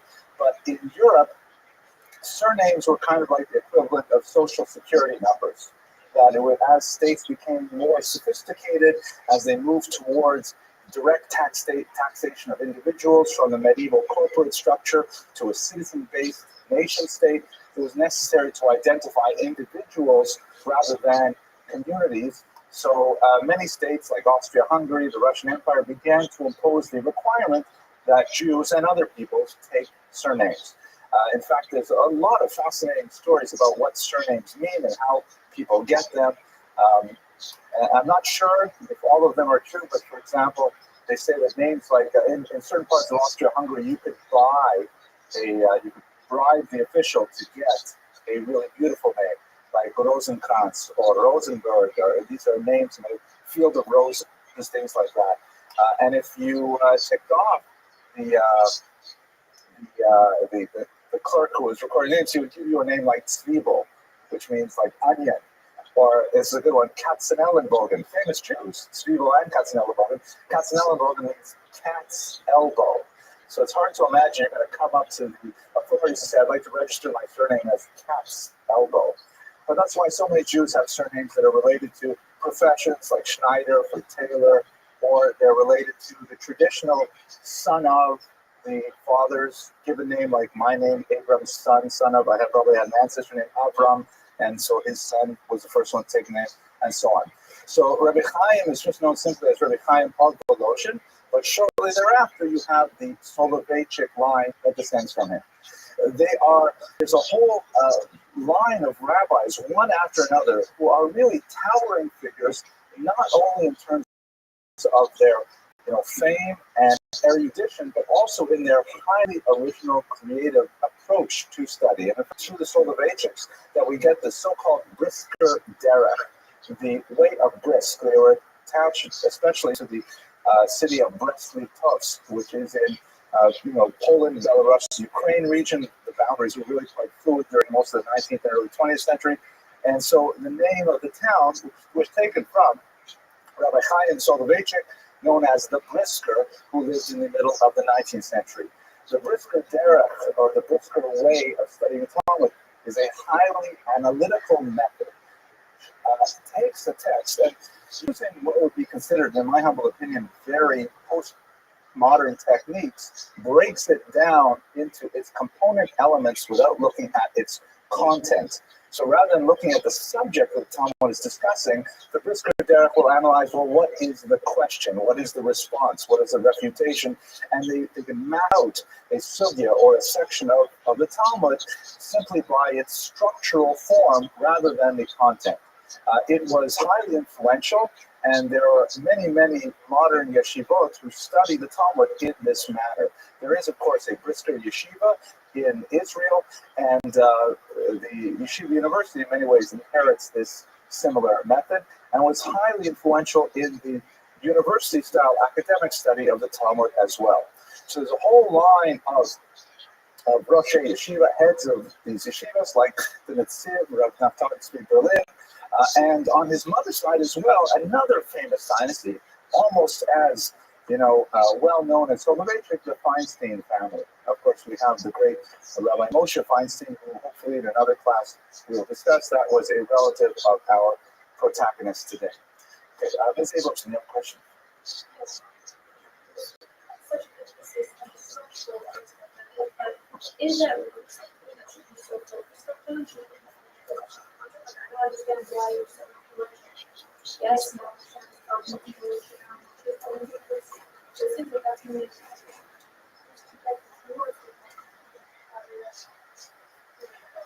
I think you're asking a brilliant question, which is probably too much for us to get into tonight. The question, for those of you who are in Latvia and watching us on the internet, you might not be able to hear, as a brilliant student who attends every week, who asks, if we are focused, if I can paraphrase it, if the Brisker Derech focuses on the structure, the form, aren't we missing that for the content?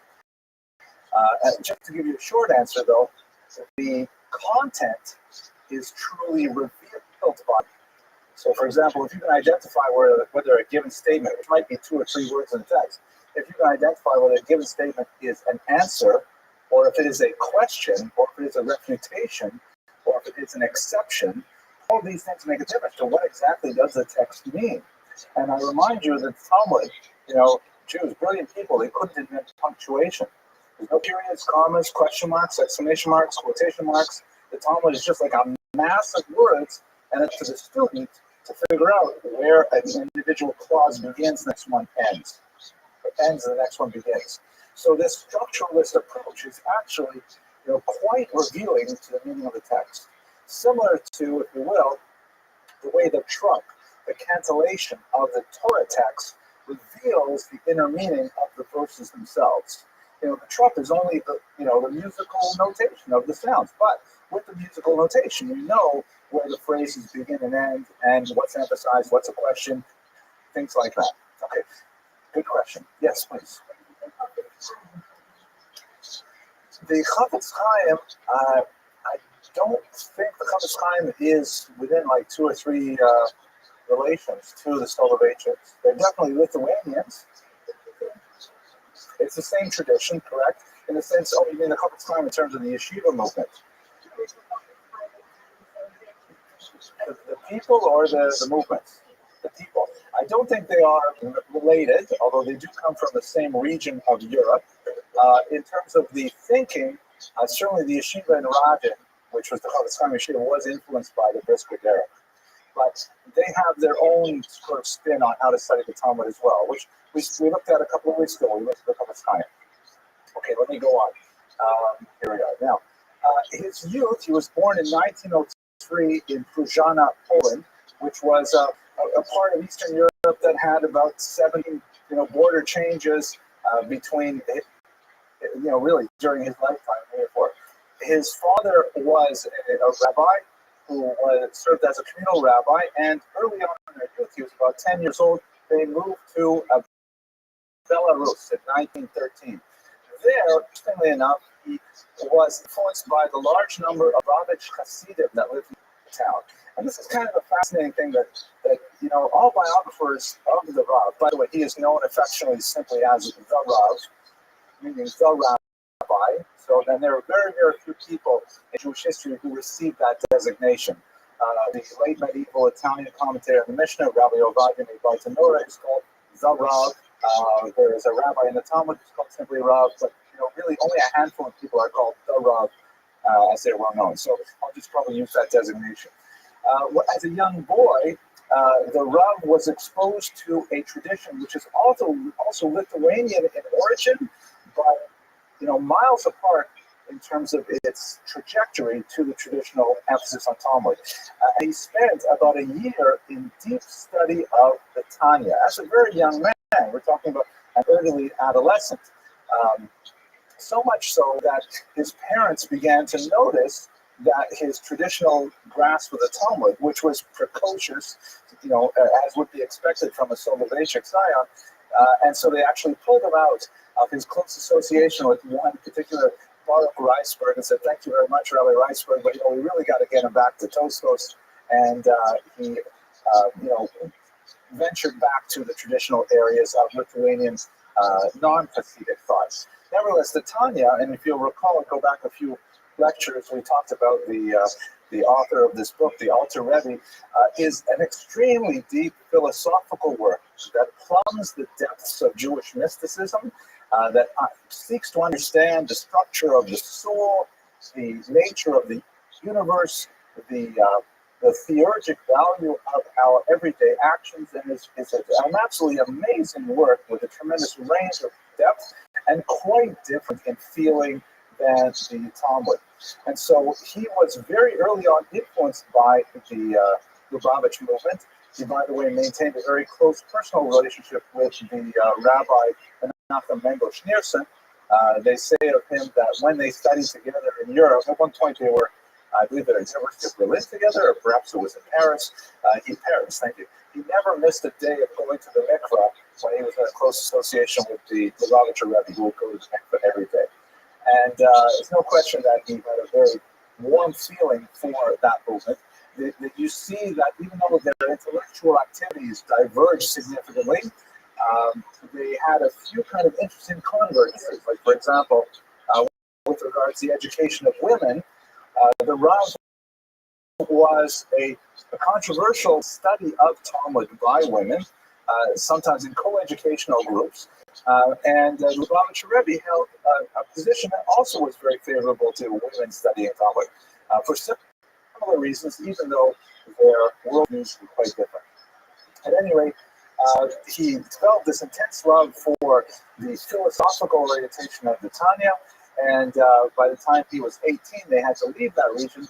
They fled from the Bolshevik Revolution, and when all of this settled down, 1914, of course, you have World War I, 1917, the Russian Revolution, the entire region is thrown into chaos with the German army moving over the front lines and then being pushed back by certain elements of the Red Army, and ultimately this created the state of Poland, which is where they settled in 1920 in the city of Warsaw. Warsaw, in the interwar period, was an absolutely fascinating place for Jews. It was, I believe it was probably the city with the largest Jewish population. I can check the demographics, but it certainly had a very high proportion. We're talking about 1/3 of the population of Warsaw was Jewish, and it represented tremendous diversity of thought. Warsaw was a very cosmopolitan city where you had Jews who were Talmudists, Lithuanian-style Talmudists. You had Jews who were Hasidim. You had Jews who were Zionists of all stripes. You had Jews who were communists. You had a tremendous, and you have Jews, of course, who were secular and openly assimilating. Jews who were Polonophiles and seeking to identify themselves completely with the Polish, which had just gone through its heroic renaissance after being destroyed in the 18th century. It was reborn in the 20th century. So it was a really very exciting place to live for everyone, but especially for Jews who suddenly saw new potentials in this young state. This was the time when Jews first began exercising their political might in Eastern Europe.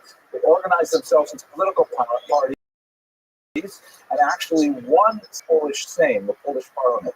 So Jews were organizing themselves communally and exercising their desire for change within the state. In Warsaw, he was especially into mother's love of poetry, especially Russian poetry and literature, Pushkin, Turgenev, and others. And he was reading very widely and deeply in secular studies, primarily through his mother's influence. He went to several traditional Polish gymnasia, that is like high schools, but with a very wide curriculum. My own grandmother, Alasham, she also went to these kinds of schools, although she went to that had a more Zionist bent. But you would come out of these high schools with a working knowledge of several languages, and not only several languages, several language families. Like, it's understandable to have a couple of Romance languages and a couple of Slavic languages, but they would come out of these places with 3 or 4 different language families represented. Very high level education. He attended the university, the Free Polish University in Warsaw, and later he went on to the University of Berlin. And in 1933, he completed his dissertation on the philosopher Hermann Cohen. Hermann Cohen, as you probably guessed, is a Jewish thinker. His thought is not specifically Jewish, but widely admired by Jews in the 19th century, primarily because he was the preeminent spokesperson for the Neo-Kantian movement. If you recall, way back at the beginning of this semester, I think we spoke about Immanuel Kant's influence on Jewish thought, his relationship with Moses Mendelssohn in particular. Kant created a kind of moral system that was independent of religious texts. In fact, one of his lesser known but very influential works was, I think I remember the German title, Die Religion in Grenzen für Bloßen Vernunft. I memorized that because I love the way the sound Bloßen Vernunft sounds. Religion within the boundaries of reason alone. And so there are many Jews who were looking to kind of create their identities in modern Europe, and they wanted that morality that was so soaked in the Torah, but they wanted to find a way to anchor that morality to some philosophical system that did not require religious text. That's what Kant provided them. Hermann Cohen was one of the Jews who really discovered it and expanded on it. And I think it's instructive that of the philosophers that Soloveitchik was attracted to was this Hermann Cohen, who was kind of the entree to the wider world of enlightenment. Okay, pause for questions. Is Abelson, no question? Emmanuel Kant? Fine.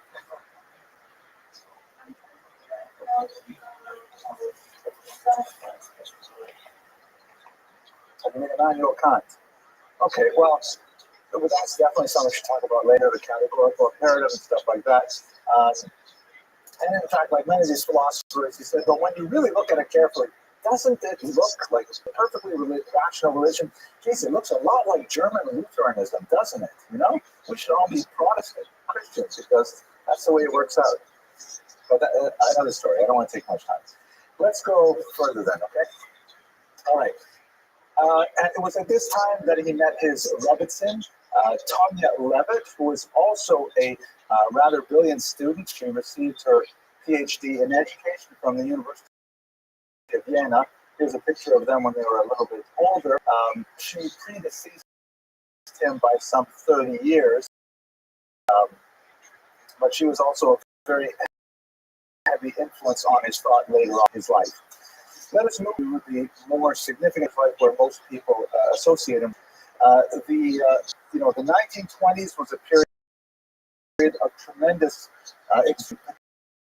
potential in Poland for Jews, but that came to the end of that decade as the entire Eastern European region took a turn to the right.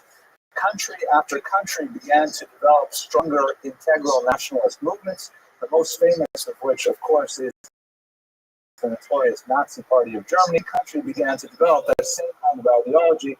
There was Germany for the Poland for the Poles, Romania for the Romanians, Latvia for the Latvians. Goes on and on like this, and so Poland became for Jews. And Jews, I think, were a prime target because they were so concentrated in the urban areas. You can walk down the streets in Poland and there will be all the Yiddish signage everywhere. Poles felt, especially these strong nationalist Poles, they felt that their capital city, so many nationalities, Ukrainians were also a popular term, and Jews as well. So they were steadily instituting more and more measures to try and restrict Jewish activity, freedom of movement, and so on. One of the most notorious, at least in the academic environment, was the institution of the so-called ghetto benches, where Jews were allowed to register. There wasn't numerous classes where only a certain number of Jews could take a place in the university, but they were forced to sit at the back of every auditorium. They were not allowed to sit in the front rows. The Jews had to sit in the back and so on. It's kind of like the Rosa Parks situation, but for Jews. I use that term ghetto benches when people ever ask if they want to audit my classes. I say, okay, fine, but nobody gets it, but I like it anyways. These kinds of restrictions just made Poland less and less tolerant a place, and those Jews who were prescient realized that things were looking very dark on the horizon. One of those Jews, for example, was the right-wing thinker Vladimir Jabotinsky, who actually quite accurately predicted something like the Holocaust in the 1930s, but he predicted it would not start in Germany. He thought that Poland would be the epicenter of hatred. At any rate, the Soloveitchik family found a way to move out of that inhospitable environment. Our protagonist's father, Meir, was invited to serve as the head of faculty. They never actually used the term Rosh Yeshiva, but the head of faculty of the Rabbi Isaac Elkanah Theological Seminary in New York City, which would in the 40s be renamed or made part of the new university status, Yeshiva University. So the father was given this position, and in the late 20s, and a few years later, the young married couple made their way over to be with his father. This is a picture, by the way, of the northern campus of YU. I should mention, I meant to say this at the beginning of the lecture, I approach this subject in particular with considerable trepidation. First of all, I'm usually not afraid to speak without preparation. Those of you who've been here before know that happens all the time. But I never really, in my own life, spent time working with the ideas of the Rav. I always found them very difficult. I did dip into the Lonely Man of Faith a few times, but I never really could get through it because it's a very hard book to understand. And so he was always on the periphery of my thought. Of course, I'm aware of his work, but never really delved into it deeply. And here in this audience, there's so many people who met the Rav, who worked with the Rav, who knew him personally, and were deeply influenced by his thought and his philosophy that I'm a little afraid to speak. So if you've been watching this lecture for the last 20 minutes expecting some brilliant insights into the life of the Rav, forget it. I'm sorry to have wasted your time this far. This is going to be very basic, biographical kind of approach, and I will leave the experts to speak about the significance of thought. But that said, I do have a personal connection with YU because my wife is a graduate of their social work school, and we spent several years living in New York City. We lived actually not too far from this building in the faculty housing for a while, and I learned in their base measures, and I enjoyed it tremendously, met some fantastic people, but that's the extent of my personal connection to it. Washington Heights is a very frightening place to live once you're out of the little safe zone of Yeshiva University, and I have lots of adventures there too. But let's get off the personal. Oh, so he went to YU, but immediately after landing in the country, within a very short period of time, he made his way to Boston, where he would spend the rest of his life. He would commute to New York for his classes at YU when he later took a position there, but it is in Boston where he was really able to make his mark. He first accepted a rabbinic position there, but we should remember that Boston is, of course, famous as the intellectual capital of North America. New York is, in many ways, the capital of the world, but Boston, with Harvard, MIT, tremendous institutions of higher learning, this is a place where a Soloveitchik really belongs. And he fit in there tremendously. One of the things that he is most famous for in Boston is the establishment of a remarkable Jewish day school, the first in New England, known as the Maimonides School. The name Maimonides is very significant because obviously Maimonides is one of the greatest thinkers of the Jewish people, but also extremely important to the Brisker Derech. Maimonides was also a highly, uncharacteristically, even among Jews, systematic thinker, and so Maimonides thought even when his opinions are rejected, was subject to the same kind of searing analysis of the Talmud that was characteristic of the Brisker. So it makes sense that this young PhD rabbi would spend time thinking about Maimonides and name a school after him, because Maimonides exemplifies both the world of Talmudic learning and the world of secular knowledge. Maimonides being a very well-known medical doctor at the time, well published, as it were, for the 12th century. And so that's what the school is named after. There's a lot of controversial elements to the Maimonides school, such as, for example, gender-neutral study of the Talmud, boys and girls studying the Talmud together in the same room. Just the idea of women studying Talmud even separately was quite radical, and we're talking about the 1930s, not 1970s. But this is the kind of thing that Soloveitchik was very proud to be a bold thinker, and as he grew in prominence, his authority was such that few could challenge him. He also, though, was sensitive to the sort of traditional mindset of the yeshiva world. In fact, this was a major preoccupation of his thought, the kind of idealization of the traditional yeshiva world. And so when many refugees began coming to New York in the 1930s, and especially after the Holocaust, he organized several different programs that were more geared to their sensibilities, various yeshiva movements, and so on. So Boston is where he began to make his mark. But he is associated with, more than any other institution, Yeshiva University. He was appointed professor of Talmud in 1941 and also professor of philosophy at the graduate school. Now, we have to talk a little bit about what this institution is. I'm just going to ask my daughter, Elisa, could you give me another one of these, please? I'm finding myself a little thirsty. That must be because I'm nervous talking about the Rabbi. Thank you so much. His father had unfortunately passed away, and he was Mamale Makom. He filled his father's shoes, so to speak, by taking over this position.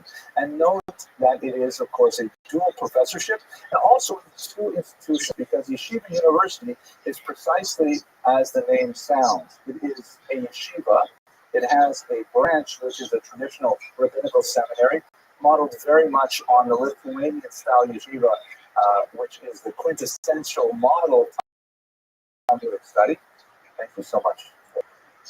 And at the same time, it's also a university, which is really at the crux matter of who was the Rav and what did he stand for. He lectured there for 40-odd years. He was hugely influential. Did not publish much until later in his life. He wrote quite a bit, but he was highly hesitant to actually render it into printed form to be circulated. We'll talk about that more in a little minute. But through these 4 decades of activity, he ordained approximately 2,000 American rabbis. And so his specific influence on American Orthodoxy was signal. It was extremely important because his worldview was stamped upon such a large number of highly influential communal leaders throughout this country. It's ironic. I was talking to a colleague of mine yesterday that I wanted to give this lecture, and he said to me an interesting thing. He said, if you look at the span of people who claim the Rav as their personal Rebbe, as their main teacher, they represent such a wide spectrum of ideas, from the extreme right wing, kind of black cat, we'll talk about the spectrum in a second, to much more liberal approaches, which are gender neutral, egalitarian, and so on, and they all find a home in the thought of the Rav. And it's very hard to kind of encapsulate what is it that you believe when you look at such a wide range of students, but it gives you an indication of simply how influential he was. But we have to get an idea of what is Yeshiva University and what is one core element of his philosophy. So to do that, let's do that first, and we'll come back to the public affairs. I'll go past this slide. This is out of order. Okay. So he is associated with a movement that is often called the modern orthodoxy. I apologize for those of you here for whom this will be extremely redundant, but we have a lot of people in Latvia who don't exactly know much about the Orthodox spectrum, so forgive me for a minute while I kind of lay this out.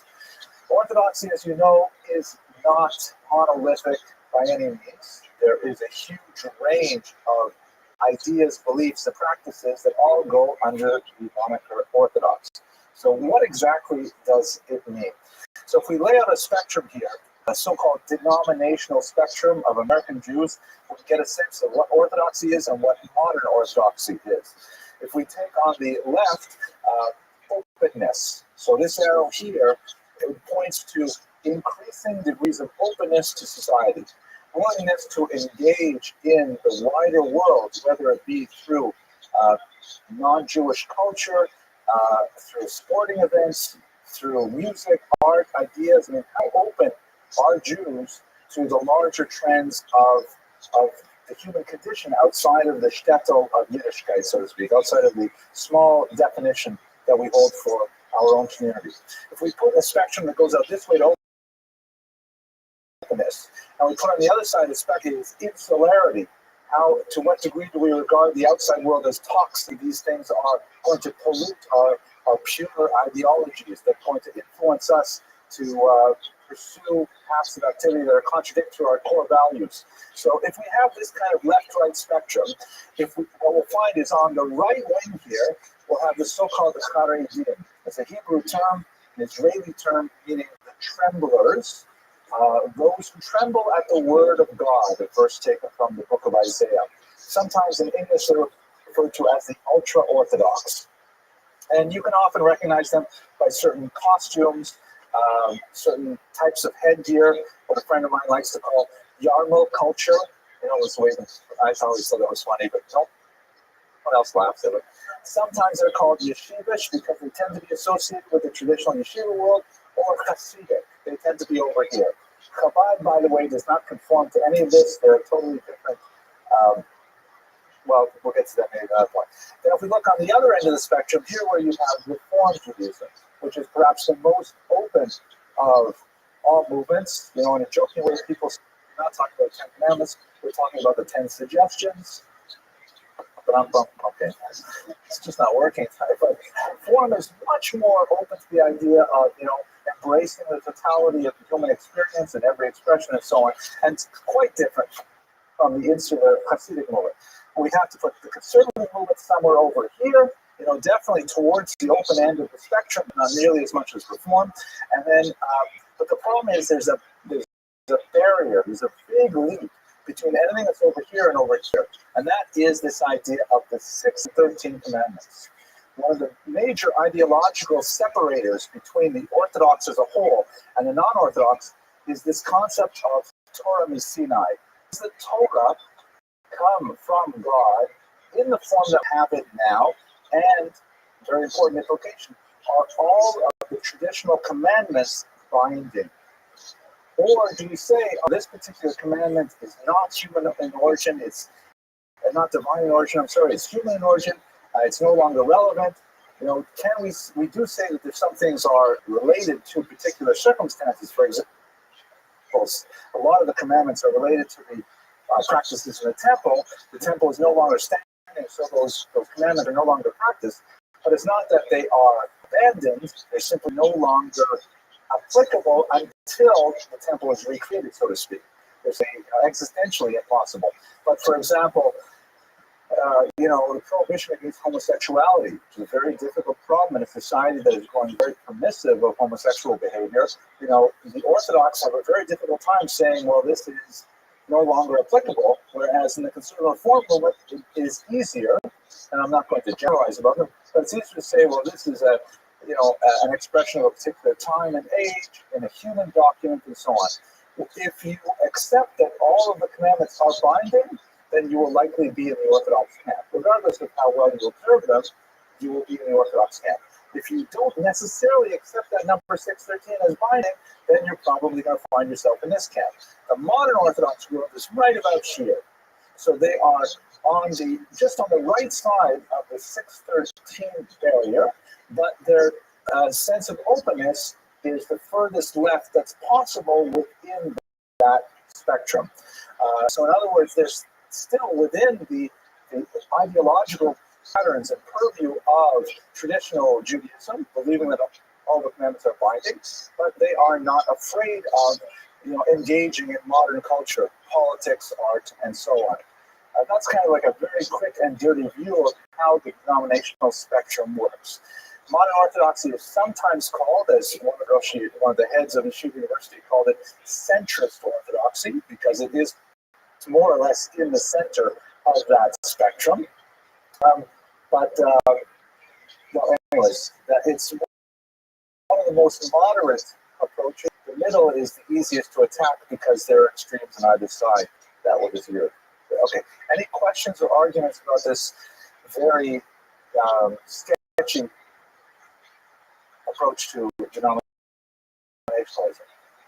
It makes perfect sense. Okay, great. So let's go on. So now that's where modern Orthodoxy, traditional is kind of an interesting word. I'm not exactly sure what it means, but I've usually heard it applied to Jews who, well, actually, let's pick it up, because one of the most interesting terms that's circulating in among the cognoscenti now is this term open orthodoxy, or a related term, social orthodoxy. So open orthodoxy is a kind of an orthodoxy that wants to get right to the very edge of this line and still try and see through the lattice work to the other side.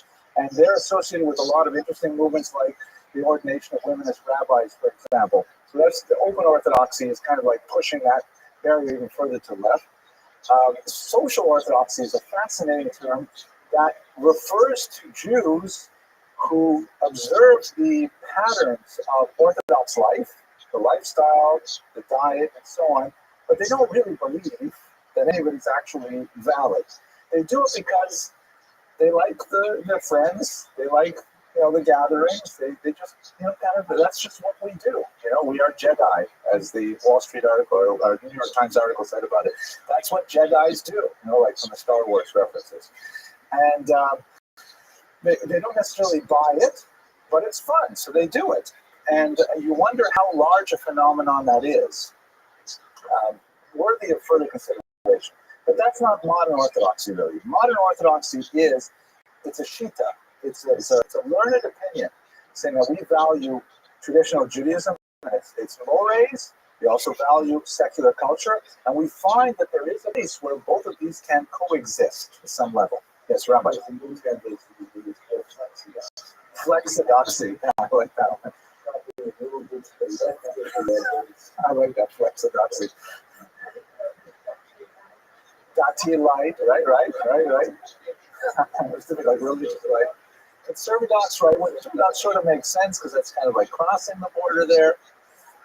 Anyways, let's go on. This is let's go straight to that now. Where does this ideology come from? So the basic intellectual roots of modern Orthodoxy can be traced most prominently to Rabbi Samson Raphael Hirsch, who we spoke about last year. Very, very important 19th century thinker who felt that the way modern Europe was headed was impossible for Jews to try and retain the closed mentality that was endemic of, let's say, northern Hungary or parts of Poland. The idea that Jews would soon be politically emancipated, the idea and the reality that Jews were slowly being admitted to universities to, act in Gustav Mahler and the symphony and so on. They're finding all kinds of new advances. Hirsch felt that the horses are already escaping the barn. If we try to close the door, they're never going to be able to come in. So what we have to do, this is such a weird metaphor. What he tried to do was he said, look, we have to find a way that Jews can access modernity without totally abandoning Judaism. They should not feel it is an either-or choice. We can exist in the modern world, and we can be traditional Jews at the same time. And so he advocated a very careful look at what is Judaism and a pruning of those accretions of behavior that are not grounded in the sources, but are simply like things that Jews do, and to see what could be jettisoned without sacrificing core values and what had to be retained. And so he articulated an identity for Jews that sort of traverse that narrow bridge between outright assimilation and outright rejection of modernity to create a kind of Jewish identity that was viable. And that has kind of like gone through the stages to develop into modern Orthodoxy. The Hebrew term that he's often associated with is this phrase from Pirkei Avot, from the chapters of Fathers, that reads, Yafa Talmud Torah im derech eretz. Beautiful is the study of Torah with, quote unquote, the way of the world. Now that phrase, derech eretz, can mean, in different contexts, common courtesy. It can mean making a living. It can mean making love. It has all kinds of different connotations and contexts, but he took it for its literal meaning. It's beautiful to learn Torah and be in the way of the whole world, meaning appreciate German culture, art, society, music, and so on.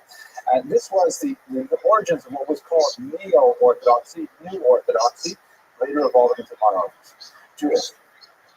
I see the basis of strong reflective and developing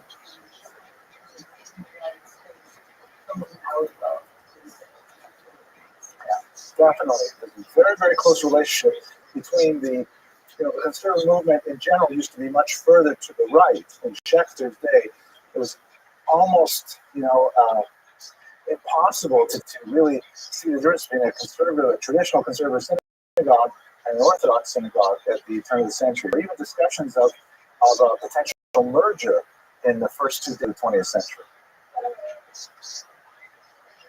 so that they could make this world that was a mess. Right. America is sui generis, and there is a special impetus to participate in this world as much as possible. Okay, let's hear from Seth.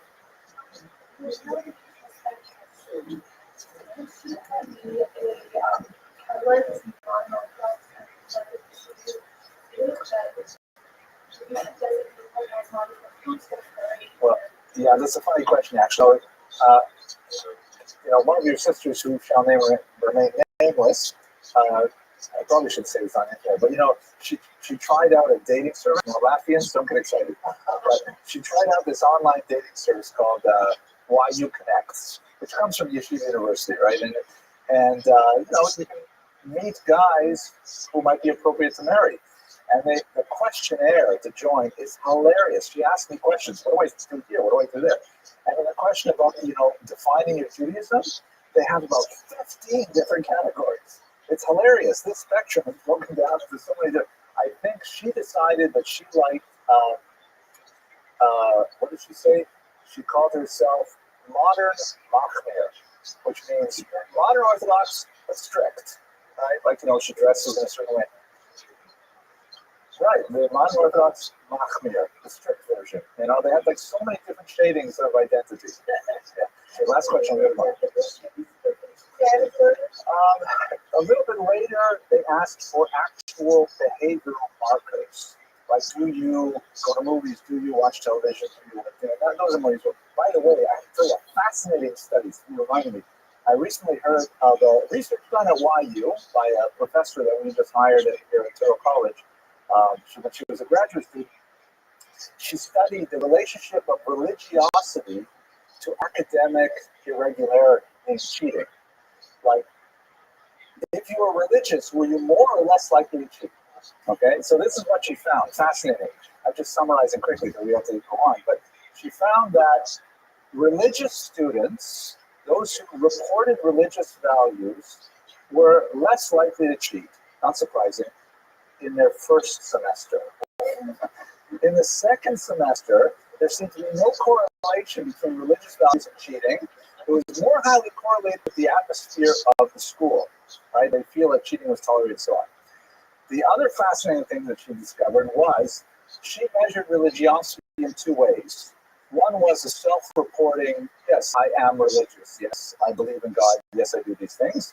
And she also measured things like, do you light Sabbath candles every week? Do you attend synagogue 3 times a day? Do you, whatever? Like, she actually measured if they walk the walk.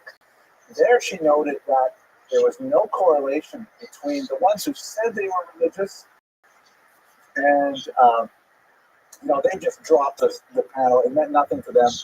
I should say that. They cheated just as much as everybody else in the second semester. But the Jews who reported actual religious behaviors, it took them several semesters to start cheating. Right? So in other words, if you actually walk the walk, that's what counts. Talking the talk means almost nothing. But if you actually do things, then it actually makes you much more likely to. Okay, so let's go back on. Rabbi, for a while, right? So much sense. Rabbi Hirsch gets his philosophy of Torah in Derech Eretz. Now, that's the usual understanding of Yeshiva University, kind of flowing from its intellectual origin. On many occasions, however, Reb Soloveitchik was asked about this. He disagreed. He had a different personal take on it. It may not have resonated with the students as well, but he felt that rather than creating a synthesis, he felt that it should be a symbiosis. He felt that you could have a kind of a bifurcated personality where on one hand, you're completely engaged in Torah the whole time, all Torah all the time, and at the same time, you could also be completely engaged in secular studies with no boundaries whatsoever. As he did, right. I mean, he is an exceptional individual, but he felt that you could absolutely, totally participate in secular society to the nth degree. Nothing was off limits. And at the same time, you could also be a complete Talmid Chacham, a Torah scholar simultaneously. It's a very tall order to fulfill, but nevertheless, that's how we personally divide it. He also likes the way that the YU was actually structured, because on the one hand, they had a completely separate institution, which was the Rabbinical Seminary, which was a male-only traditional rabbinical seminary that produced rabbis.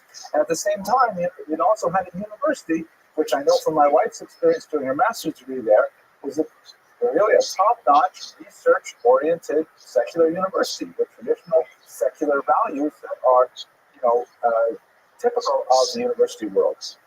Okay, let's go back to the one that I skipped over. Right. Torah Umada is the kind of slogan of the school. It means Torah and sort of secular knowledge. Umada is right. Fascinating. He might be associated specifically. In public affairs, also very important leader.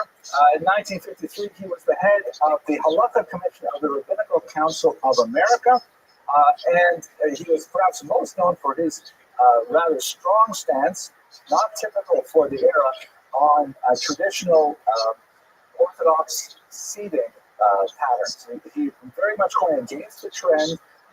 Many Orthodox synagogues had done away with the mechitza, the separation between men and women during prayer, but he maintained a very, very strict position on this and advocated all kinds of harsh censure against rabbis who were produced by Yeshiva University, who were forced by the congregation to sort of compromise. He said, absolutely, we have to maintain that kind of thing.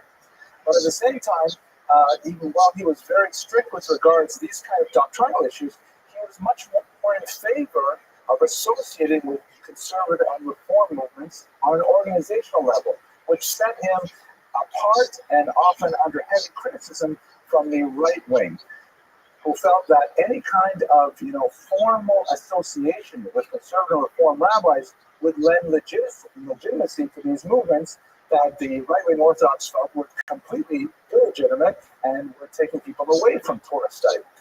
Similarly, he was a strong supporter of interfaith dialogue with Christians, and his most famous writing, The Lonely Man of Faith, was actually delivered first to a Christian college as a special address there. He had some early association with the right wing. He was actually the part of the Council of Torah Sages when it was established in 1941. But after World War II, the movement kind of moved in a direction separate from his ideology, and they went their separate ways. He remained very staunchly associated with religious Zionism, however, in the Mizrahi movement, where he was the honorary president. In fact, he was actually considered for the chief rabbi of Israel several times. He declined several times, and although he did apply in 1935 to be the chief rabbi of Tel Aviv and was not able to actually get that position, ironically. Okay, we're going to jump ahead to where we were supposed to be. We're going to go through all this stuff again. Okay, it's a late night when we start late. Okay, now, so the controversy associated with it is quite significant. The Orthodox right wing felt that he's too infatuated with modernity to be taken seriously. Despite the Soloveitchik name, despite his incredible and unlimited brilliance, they felt that his love affair with secular culture was intolerable, and therefore he was excoriated by the right wing. One area in particular that was kind of like a flashpoint in the controversy over it was the Synagogue Council of America, which was a formal institution that had membership from all denominations of various Jewish streams. The right wing had all united pretty strongly behind a ban on participation in this kind of communal involvement, but the Rabbi felt that it was worthwhile and nevertheless maintained his membership in the movement. He did justify his opposition to the mainstream primarily because he made a distinction between what he considered very internal concerns and external concerns. The internal concerns were things like whether or not you have a mechitza in the synagogue. That for sure he was going to lay down on the tracks for. But on the other hand, when there's an external threat, such as Soviet Jewry not being released, things like that, then he felt that Jews should present a united front. And so in those areas, he felt that it was appropriate to participate, and in fact, he maintained his membership there. However, the large bulk of Orthodox Jewry, the right wing in particular, moved away from him on that position. At the same time, the Orthodox, the very left wing, and the non-Orthodox felt that he was too strict about halakha because he was really, quite, attached to traditional halakhic mores in so many different ways. So his insistence on the mechitza, as an example that we turn to again and again, is something that made him distinctly unpopular on the left wing. That's primarily because he occupied that middle position that gives him two flanks to be criticized. It's much easier to be a radical than you can only be criticized from one flank, but he is criticized from both ends. His major publications, there are two in particular that I'll just touch on right now because we are running a little bit late. They were actually both written in the same era. He wrote them in 1944, but would not allow them to be published for many years later.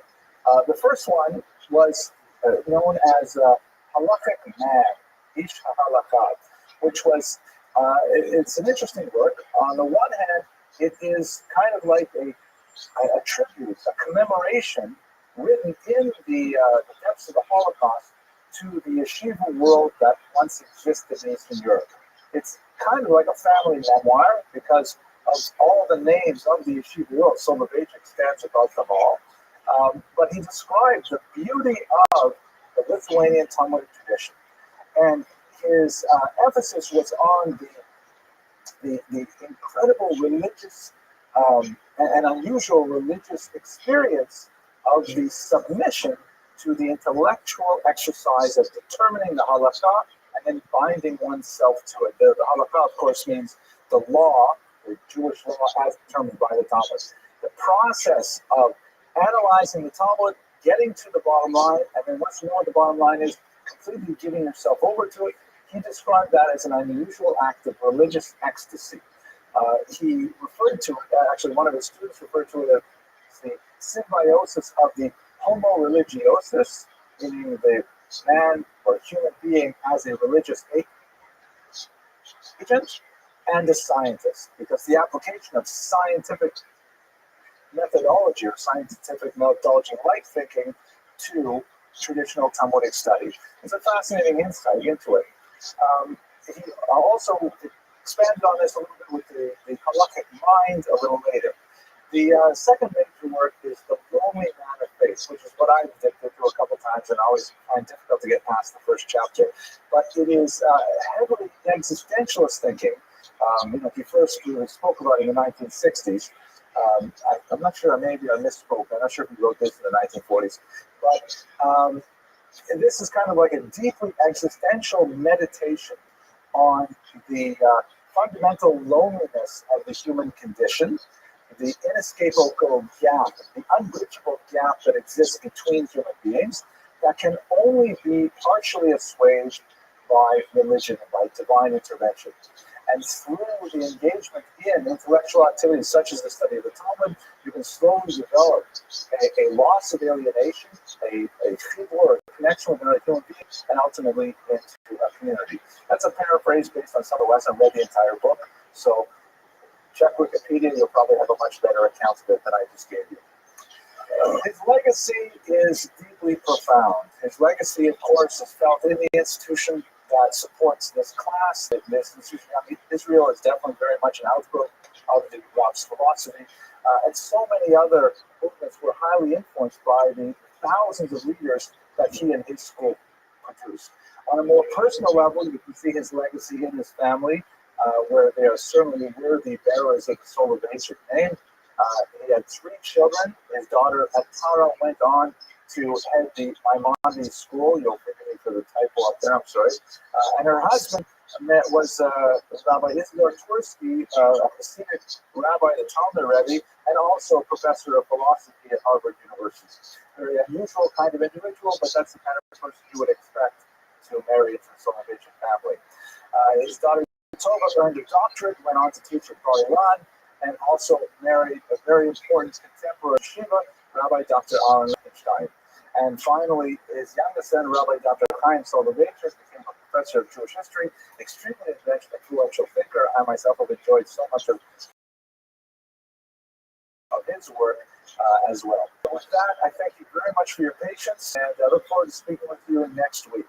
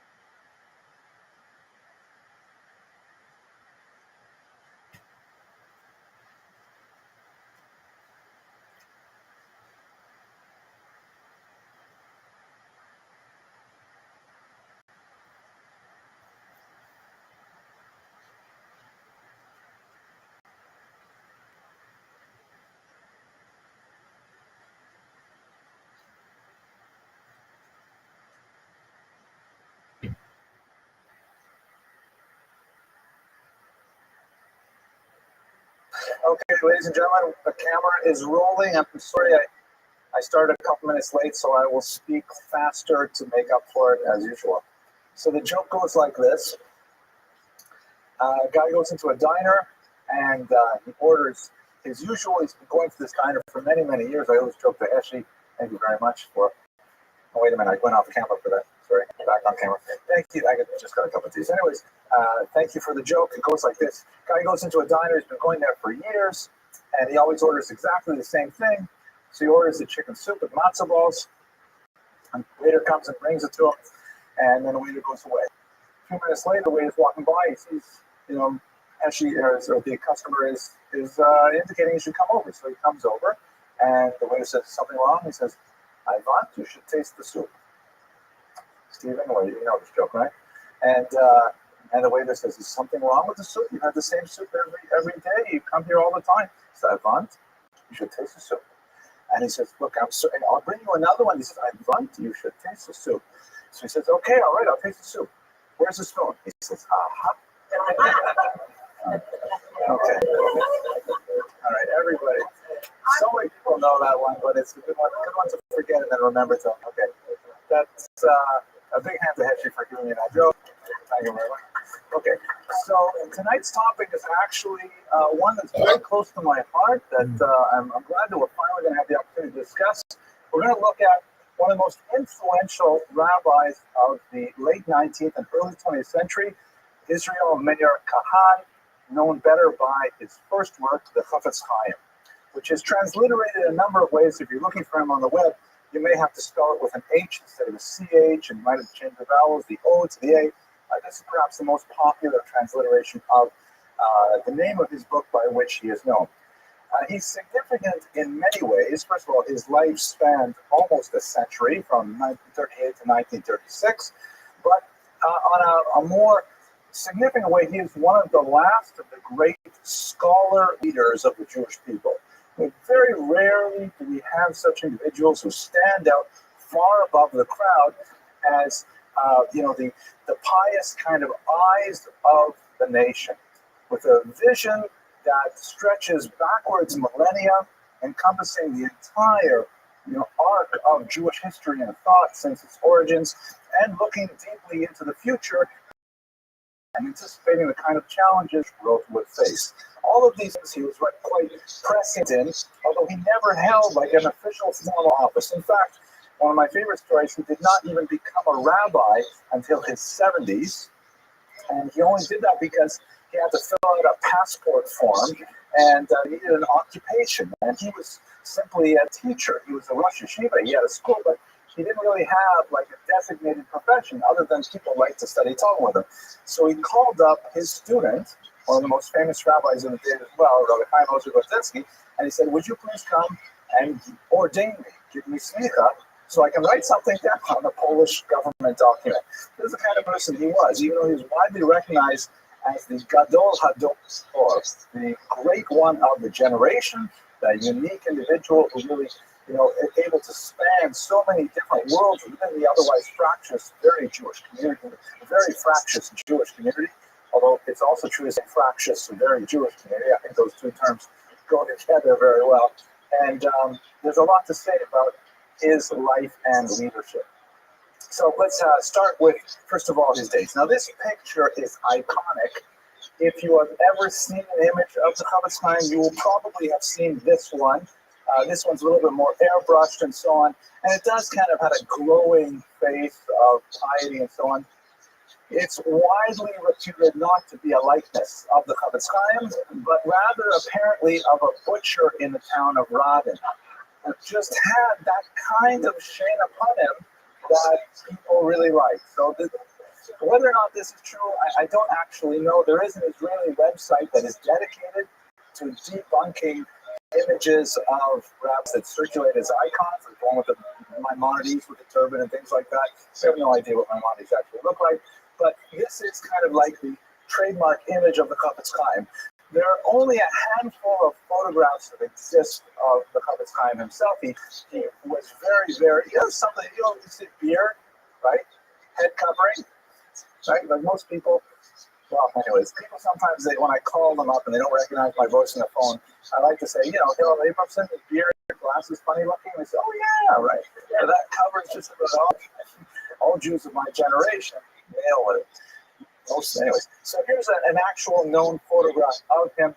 He was hesitant to be photographed, and this goes along with his general personality trait of actually being quite receding and running away from honor whenever possible, even though he was widely acclaimed throughout the Jewish world, really, as one of the greatest scholars of his era. And I think by the end of tonight's, hopefully you'll appreciate a little bit more of the unique nature of his genius, which was not only intellectual, but was moral and spiritual on a very profound level that crosses, all denominations, Jewish, non-Jewish, and so on.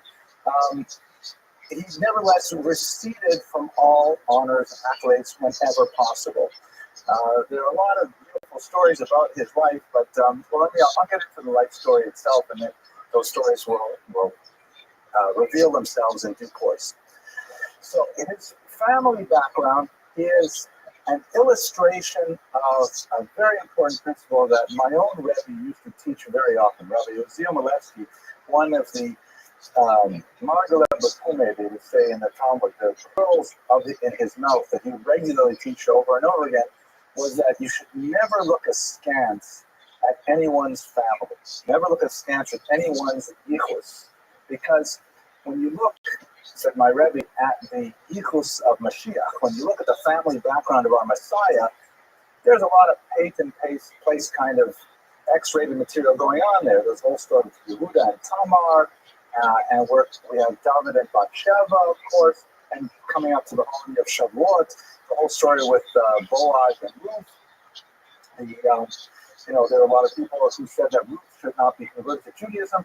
Whenever you look at the lineage of Mashiach, because these are all his forebears, there are always some, kind of untoward elements, distasteful elements, and nevertheless that is the Messiah of the Jewish people comes from such families. Before I tell you the family background of the Chavetz Chaim, I'll tell you quickly that my son Boaz, some of you met him, he was here doing his bar mitzvah lessons a few minutes ago.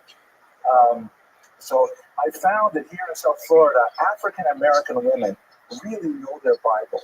When you talk with African American women of a certain generation, they really know their Bible. So I happened to be in the post office, and I was friendly with one of the clerks there, and I had Boaz with me, and I introduced them, and the clerk looks at Boaz and says, "So Boaz, let me ask you a question. Why was Boaz so angry?" And Boaz says, "I don't know." And she says, "Because he was ruthless." Yeah, she said it better than I did. Anyways, so here's the Chavetz background is interesting. His father, unfortunately, passed away when the Chavetz Chaim was 10. Sorry, got to go back with that. His father married his aunt, who unfortunately died after having several children. And so the Chavetz Chaim's father married his aunt's younger sister. And the Chavetz Chaim's mother was the sister of his father's first wife. So the Chavetz Chaim was actually his own uncle. And that in itself, okay, it's a little weird, but it happens. But then later, his father passed away when the Chavetz Chaim was 10. And so his mother remarried, again, a blended family, because his stepfather had already married and had children. He was a widower. And when the Chavetz Chaim came of age, his adopted father, his stepfather, wanted him to marry the adopted father's daughter from the first marriage. Or in other words, his stepsister by marriage. And in fact, his mother was opposed to it, but they worked it out, and the Chavetz Chaim married his own stepsister. So when you think about Mashiach, it's the same kind of family story. It's an illustration of Rabbi Rothschild's teachings on family background. He came from the small shtetl of Zhetel in Belarus, and he made his fame largely in another very small shtetl called Radin, or in modern Lithuanian Radom, which is an entirely unremarkable place, which ironically became really the center of Jewish scholarship for the entire world during the Chavetz Chaim's lifetime. The area surrounding it includes places that are famous in the Jewish geographical imagination, cities like Mir, or towns like Mir, Slobodka, Kovno, places like that that have huge yeshivas. He was recognized from his youth as having two characteristics which were highly valued. One was an incomparable genius. He had a phenomenal memory and phenomenal patience in study, which is uniquely captured by the Yiddish word Sitzfleisch. I'm sure most of you have heard this term Sitzfleisch, but it captures a unique, it means literally sitting flesh. You know, you have to have a little bit of a cushion to be able to sit and study many periods, many hours a day. So he had phenomenal Sitzfleisch. He was a masmid, a perpetual student, and this is later expressed in his life. He was also known, and this is that was perhaps one of his greatest reputations for the rest of his life. I'll focus on it a little bit later as well, for his word, or tzidkut, meaning piety.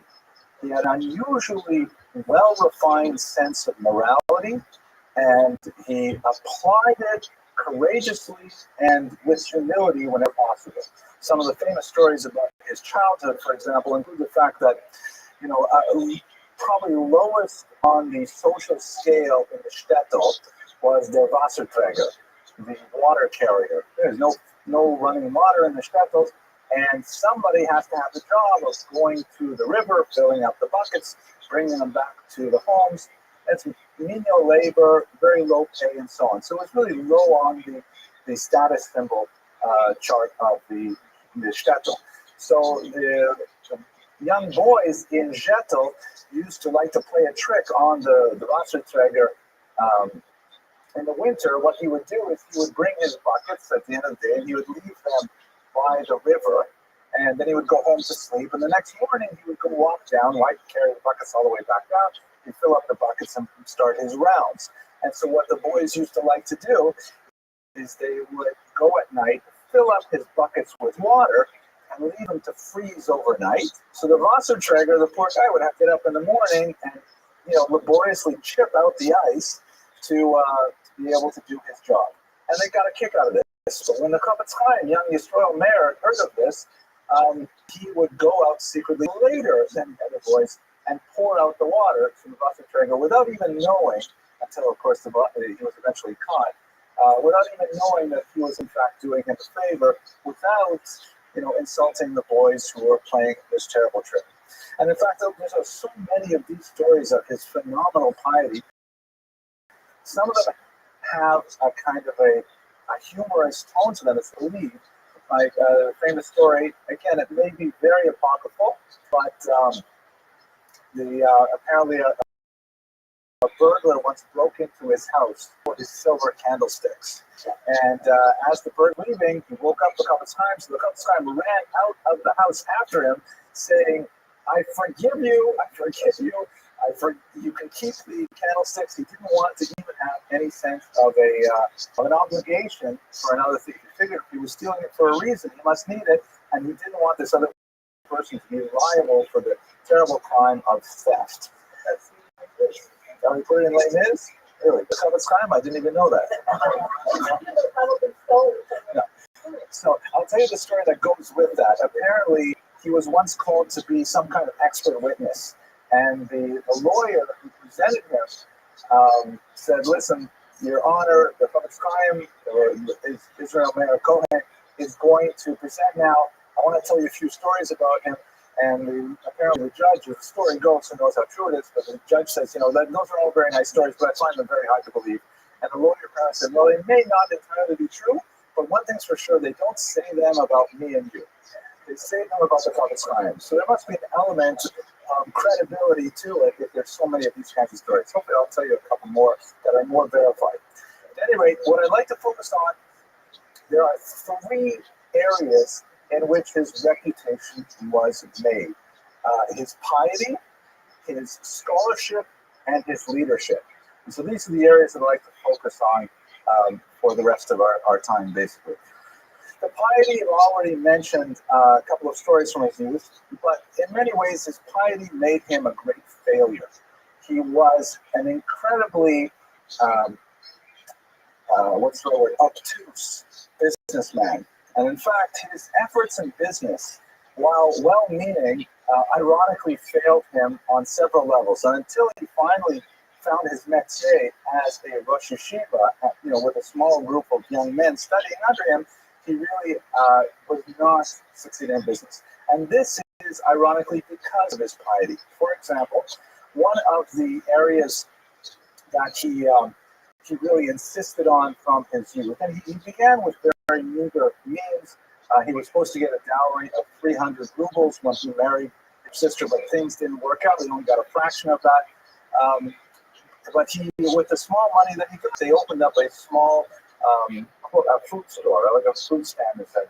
But he was extremely meticulous about every possible aspect of the business to make sure that no theft whatsoever would occur. So, for example, he was famous for measuring his scales every single day. The Torah, requires that all scales, weights, and measurements be accurate, and he would check them every day. So things would happen, like, for example, it once happened that they sold some salt, and when the Chofetz Chaim checked the scales, there was a little bit of salt that was kind of stuck to some moisture or something on the bottom of the pan, a tiny little amount. And he felt terrible because, someone had been shortchanged. Someone did not get the proper amount of salt. And he could not figure out which person it was. It was market day. All kinds of peasants come in from the countryside to buy in the market. So he gave out the next market day, small packets of salt to every customer, hoping that he would be able to return it to the person who had actually lost it. And another occasion, they once shortchanged a non-Jewish customer from a faraway village a herring and stolen the same kind of thing. He brought a herring to every single person in that village to try and return the herring to them. They received a small inheritance from an uncle of his wife's that passed away to buy a cow, and they thought they'd live off the dough. Before I tell you the cow story, their business nevertheless flourished because people respected his honesty and his diligence. The prices were really low, and he was very, very particular about honesty and so on. So he began to worry that he was driving his competitors out of business. So he started, shortening the hours of his business to try to just make enough money to keep his family alive and to let the other people have some business. And then when that didn't work, because people would say word out and make sure they shop by him, he would close the front entrance, and you had to go in the back entrance. It was the only way that it was open. You would know if you went around to the back alley. None of these things worked, and so finally they just closed that business when they got the milk cow. The milk cow was another tire situation. You can imagine that in a kind of a funny way, the Chofetz Chaim being so fascinated because all of a sudden now he has all of the laws regarding animal husbandry to deal with. It took him a long time to buy a cow because he wanted to find one with the smallest, most blunt horns possible, just in case it should get angry and hurt someone. He wanted to make sure that it wouldn't harm them. And he was exceptionally careful about every little detail about how the cow was locked up at night so that it shouldn't go out and graze in someone else's field and all kinds of things. Eventually, all of these things led to near bankruptcy until he ended up, beginning to collect students for his yeshiva. But these are the kind of stories that dogged the Chofetz Chaim throughout his life, and it really speaks to the nature of his character. This in itself, however, would not grant him more than regional fame at most. What really cemented his reputation was his incomparable scholarship.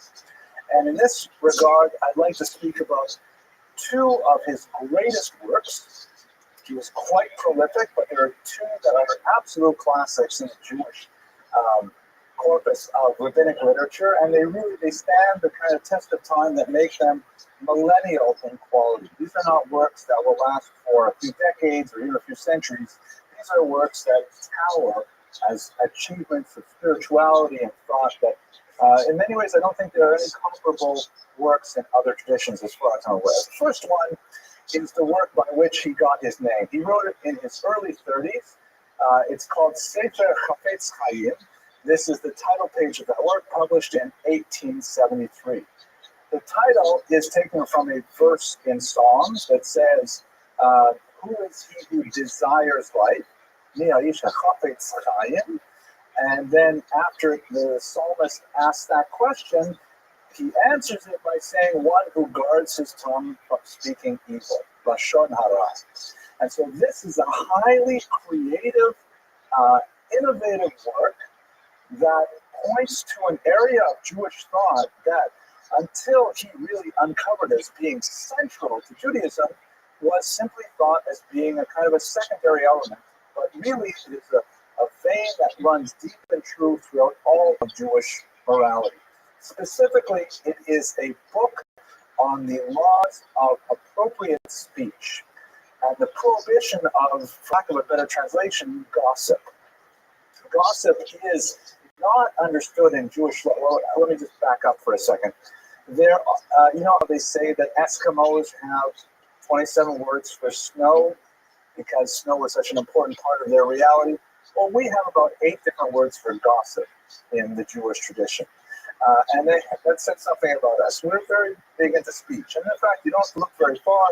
If you look, for example, at the Vigili, the confession that we read on Yom Kippur about all the sins, good proportion of them, maybe half, have to do with speech, how we speak to each other, how we speak about each other, and so on. So there are 3 terms in particular that stand out. One, which is often used as a collective term, is Lashon Hara, which means literally evil speech or evil tongue. Lashon is tongue, and Hara is evil. And that refers to the communication of correct derogatory information. So it's not exactly gossip, because gossip in English tends to imply that there's something false about what people are talking about. Lashon Hara speaks about things which are true. If Reuven did something reprehensible and Shimon tells Levi about it, that is Lashon Hara. And it is strictly prohibited in Judaism. One may not relate negative information about another person, period. Yes, of course, there are exceptions. I'll get to those in a second. But that's the basic rule. And this book, it took millennia before someone could come out and say it outright and produce a book which was totally dedicated to it. The other 2 terms, which we'll just touch on right now, one is Motzi Shemra, which is literally the dissemination of a false word, and that refers to gossip, which is untrue. Well, I guess we would call that libel, perhaps, in legal terms today. If that's correct. Is that correct, Judith? Libel or slander? Something like that. Okay, good. So they both qualify under that. 2 words in the English language. And then the third one is the Chilut, which is it's kind of like Lashon Hara, but it has to do with relating information on the third hand. I won't go into the details for now.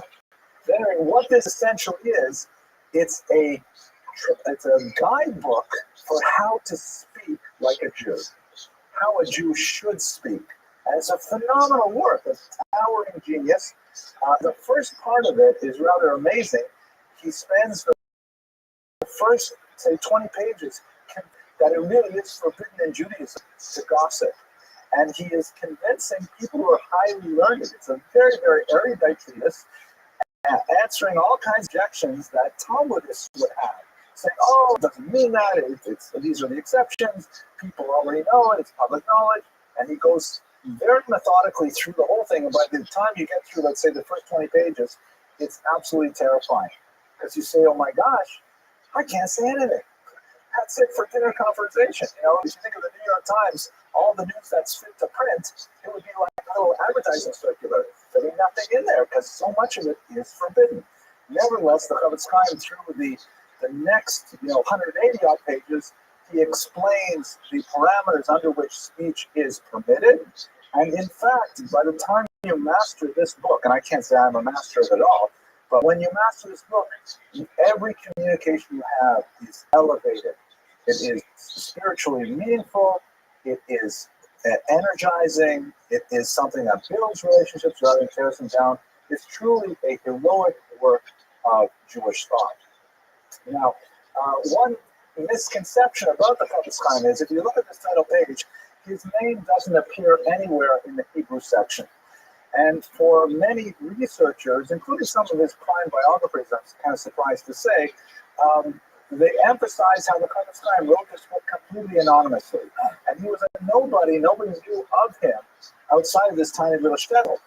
It's not exactly true, because one of the requirements of publication in the Russian Empire was you had to have a censor's approval, and there was like a Library of Congress kind of formality that you had to put some bibliographic information on the title page.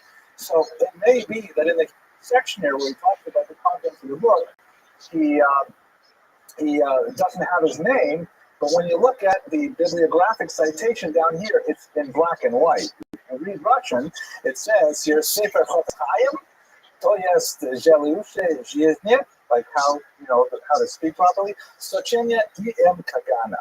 It says his name in black and white. So it's not like he did it totally anonymously, and everyone in the Eastern European world could read his name there in black and white, but he certainly didn't emphasize it. Okay, let me pause and just take a sip of tea, and let me ask for questions. Yes, please. On this portion of that, did it turn so much that stuff? Yes. Yes, this is a stamp. This particular copy was owned by the Rabbi, and so the owner's a letter. It says, Ohel Yosef Yitzhak Lubavitch. Read to the USA. It came from the Friedrich Rebbe, and I'm sorry he stamped it because, librarian's perspective, it's not nice to stamp books like that. But nevertheless, it does give us a sense of the provenance of it, and it also shows how the Friedrich Rebbe valued this particular work. That's the prior Rebbe who died in 1950 or so. Okay. Yes, Ms. Abramson.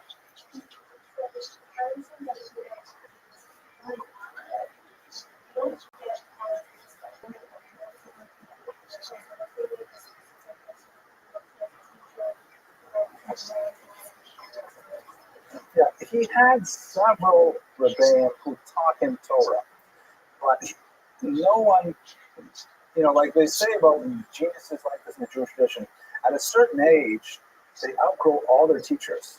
They say that of the Vilna Gaon, he outgrew all his teachers by age 7, which is amazingly difficult to believe, but they say those stories about the Vilna Gaon. The biographers do not cite anyone that the Chavetz Chaim considered his Rebbe in tzidkus, in piety. We do know that he spent a lot of time, like many of these spiritual giants, in seclusion, and several people who may have come across him used to like to go into the women's section of the shul when, not during times of prayer. They would find him berating himself and being hard on himself and really giving himself musar, and they would come out afterwards always radiant and smiling and cheerful. So he perhaps was his own Rebbe in tzidkut. Could be. Okay, let me talk about Lashon Hara. You're all wondering, oh my gosh, how am I going to say anything productive if I can't say anything negative about people? At least I was wondering. So the truth is, there are 7 preconditions for relating Lashon Hara, as he explains very thoroughly in his book. The 7 preconditions can be easily remembered by this acronym, which I'm very happy to supply to you. It took me a long time to figure out how to translate this into English, so I take credit for it. It's what I call the rule of silence. He provides a similar rule in Hebrew in his Chavetz Chaim. And so these are the 7 preconditions that you must fill before you say anything negative. So let me give you an example. I can send this to you on the internet. You don't have to take a picture of it. So the rule goes like this. So let's say, Richard is going on vacation. He has a little one of those Maltese poodles, right? And he happens to say to me, before I tell you that, I'm sure I see Judith walking by. I hope you don't use it for an example here, Judith. I see Judith on the street, and she's walking over it, and she sees a little tiny dog, and I scream, give that dog a vicious kick. I'm like, wow, where did that come from? That's like a character, I don't even know what to make of it. I come upstairs, I see Richard, says, Richard, oh, hello, I got to tell you something. It's so nice that people who come to your class. I'm going on vacation for a few days. I have no idea what I was going to do with my Maltese poodle. And guess what? Judith offered to dog sit my poodle for a few days. So now I'm faced with a conundrum because I know something negative about Judith, about her behavior towards this small poodle. And now I see that Richard is going to entrust his poodle to Judith. What should I do? So the Chofetz Chaim says, if I can follow these rules, then I can tell Richard about Judith's dog-hating behavior. So these are 7 rules. First of all, S, search for alternatives to Lashon Hara. The Chofetz Chaim says that rather than say anything bad about Judith, what I should say to Richard is I should say find another person for him to have dog sit. I should say, Richard, why are you bothering Judith? She's so busy. She has so much going on. My daughter Elisa would gladly do it for you, right? And if I could avoid the whole problem of saying Lashon Hara without saying anything bad about it, that's great. But let's say I can't. Judith is the only licensed dog sitter in South Florida, so I lost that one. Second, I have to intend a positive, practical result. This is really the first one. If I had a choice, if I could think of an acronym, I would make this one the first one. It's really most important. Is there an actual benefit to my telling Richard? Will the world be better if I tell Richard? It depends on how you like Maltese poodles. Right? So if there is a toeles, is the Hebrew word toeles, something positive, then I am allowed to say it. But just for entertainment value, absolutely not. There has to be some real good reason why I relate this information. Thirdly, I have to look for exonerating factors. Like perhaps, maybe Judith slipped. Maybe I didn't interpret what I saw properly. Maybe that dog was rabid and was about to attack her and she was just defending herself. Maybe I can find some way that maybe her behavior was acceptable. Let's say I can't do any of those things, so I'm not running out of things. E, when I do, exaggeration is forbidden. I have to say exactly what I saw, no more, no less. I can't add. And then she smiled, and then she said, take that. I can't add anything. It has to be exactly what I saw, and I can't, presume to know more. And no hearsay is permitted. Also a very big one. I can only tell Richard this if I saw it myself. I cannot tell him that someone else, even someone I really trust, told me that. I can go to the person who told me that and say, listen, you better talk to Richard about Judith's behavior, but I can't say it because it's hearsay for me. Did I spell that right? I did, right? H-E-R, right? See, this is a big one, actually. Consequences should be proportionate. This is something that comes up all the time. Let's say I do tell Richard, what would be the impact on Judith? Maybe, but if she's a parnassa and I would cause her a huge loss, maybe she shouldn't be in that parnassa. But maybe let's say, for example, she's, after a lifetime of work, she's being nominated as the Woman of the Year by the ASPCA, or SPCA, right? And now one moment of temporary insanity is going to ruin all of that. Would go and a tremendous shame for herself, her family, who knows? Should I do it? I don't know. To be contemporary from it, and I'm not, by the way, stating my own opinion about this because I don't follow news and sports very much, but to get a lifetime ban for a private conversation that was egregious and awful by anyone who listened to it, it calls to question this thing. Are the consequences proportionate? Because people do make mistakes. There's a lifetime ban, right? Not exerting a value judgment here. One could also look to, for example, the whole Clinton-Monica Lewinsky episode. It was the, dragging the entire nation through the mud in the eyes of the world over a despicable incident. Was that a consequence of proportionate? I don't know. Can you put that on pause for a second? Yeah. Sorry, we have some technical difficulties there for this second. Okay, all right. So consequences should be proportionate. It has to be that whatever harm she would suffer of my relating to Lashon Hara, it may be that I should just swallow it, and because otherwise it would be too much of a punishment for her. And finally, let's say the Chofetz Chaim says you go through all these 6 things and you can't get satisfactory answers. So then before I tell Richard, I have to engage the subject first. I have to go to Judith and I have to say to her, listen, I saw what you did to the puppy. I heard what you're doing for Richard's dog. Why is this so? And give her a chance to make it. And these are all very humane, rational, and morally heroic laws that really, if they're applied well, they regulate one's speech and transform one's character. So when this book came out, it had phenomenal shifts took place as a result of the impact of this work. Because people have been studying, there's scattered passages in the Talmud, in the Maimonides, and different places. And people would say, yeah, Lashon Hara, but no one really sat down and said, Lashon Hara, oh my gosh, this is really the whole thing. Everything is biyad halashon. Chaim b'malas b'biyad halashon, says the Proverbs, life and death are in the hands of the tongue, so to speak, by the means of the tongue. And there was the Chafetz Chaim who really drew attention to this in a way that had never been done before. And within moments of the publication of this work, he became incredibly famous for this great achievement. Yes, Ms. Abelson.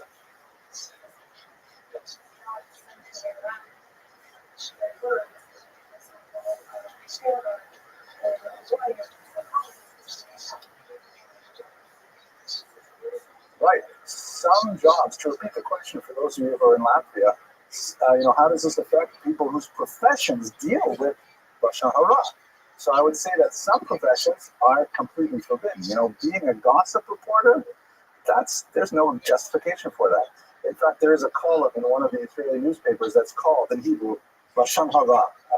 This is it. If you want to read it, this is it. Where can you do it?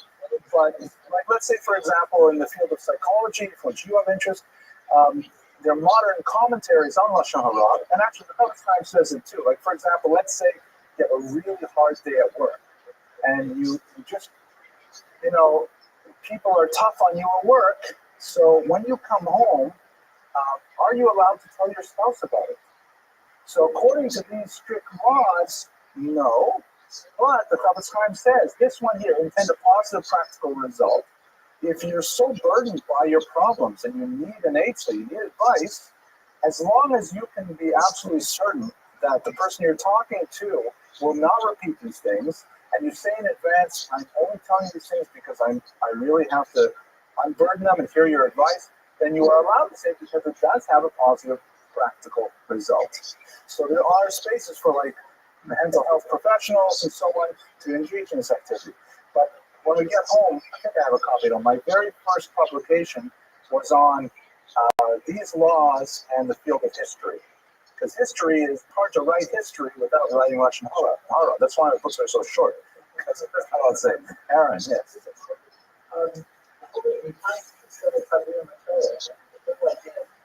Lashon Hara is so expensive. So I'm just wondering when you say that how it's fine sort of what is the focus? It seems like Lashon Hara wasn't very easy he definitely has all kinds of sources. But before we live in an era that has been transformed by this book already. You can't go to any yeshiva without feeling the reverberations of this, shockwave that affected the Jewish world. But my impression of reading pre-Chafetz Chaim sources is that, you have the sins of sexual immorality, and you have theft, you have this. You also have Lashon Hara. That's another one. Sure, and one of the punishments for that is to be sent outside of the camp, and you can have skin disease and things like that. But it was the Chafetz Chaim who really brought these together and said, hey, everybody pay attention. This is one of the really big ones. Just because it's not part of the Ten Commandments doesn't mean it's not central to our thoughts. Incidentally, he followed this up with another equally amazing book, and many ways I like it even better. The Chafetz Chaim is primarily a book of law, right? How to speak properly. He followed up with a book called Shmirat HaLashon, Guarding the Tongue, which is often printed as a companion volume, which is all about the sources, why these things are true. He was also a Kabbalist. He says what happens according to the Kabbalah if you speak Lashon Hara. All kinds of marshaled, phenomenal sources to bring these things together. And Shmirat HaLashon is perhaps even more motivational than the Chafetz Chaim is. Okay, I'll take more questions shortly. I've got to get through some of the other materials. So, if this is his first work, and really if that's the only thing he did in his life, he would still be a giant among giants in Jewish history. But the truth is, he went on to write many other works, and perhaps the most significant, besides the Chavetz Chaim, was the massive Mishnah Berurah, which is a book that took several decades to write. You can see this is the Hebrew English edition, which takes up about 20 feet of space. Well, maybe not that much, but in the Hebrew English, it takes up a good, 3 or 4 feet of shelf space. We have a copy in our library. And this is a massive contemporary commentary on 1/4 of the Code of Jewish Law, the section of the code called Orach Chaim that deals with daily life. And his scholarship was unparalleled. He brought to bear all of the commentary that had been written over the past 400 years, scattered among many different publications and even manuscripts, and he rendered decisions that were relevant for the 20th century. And it is, without a doubt, one of the most important commentaries in the Code of Jewish Law ever to be written, and it is predominant today. Chances are, if people quote the Code of Jewish Law, they are quoting the Mishnah Berurah for his views on it. There are others who disagreed. There are many other commentaries as well that still take issue with his decisions, but nevertheless, it is one of the great works of rabbinic scholarship.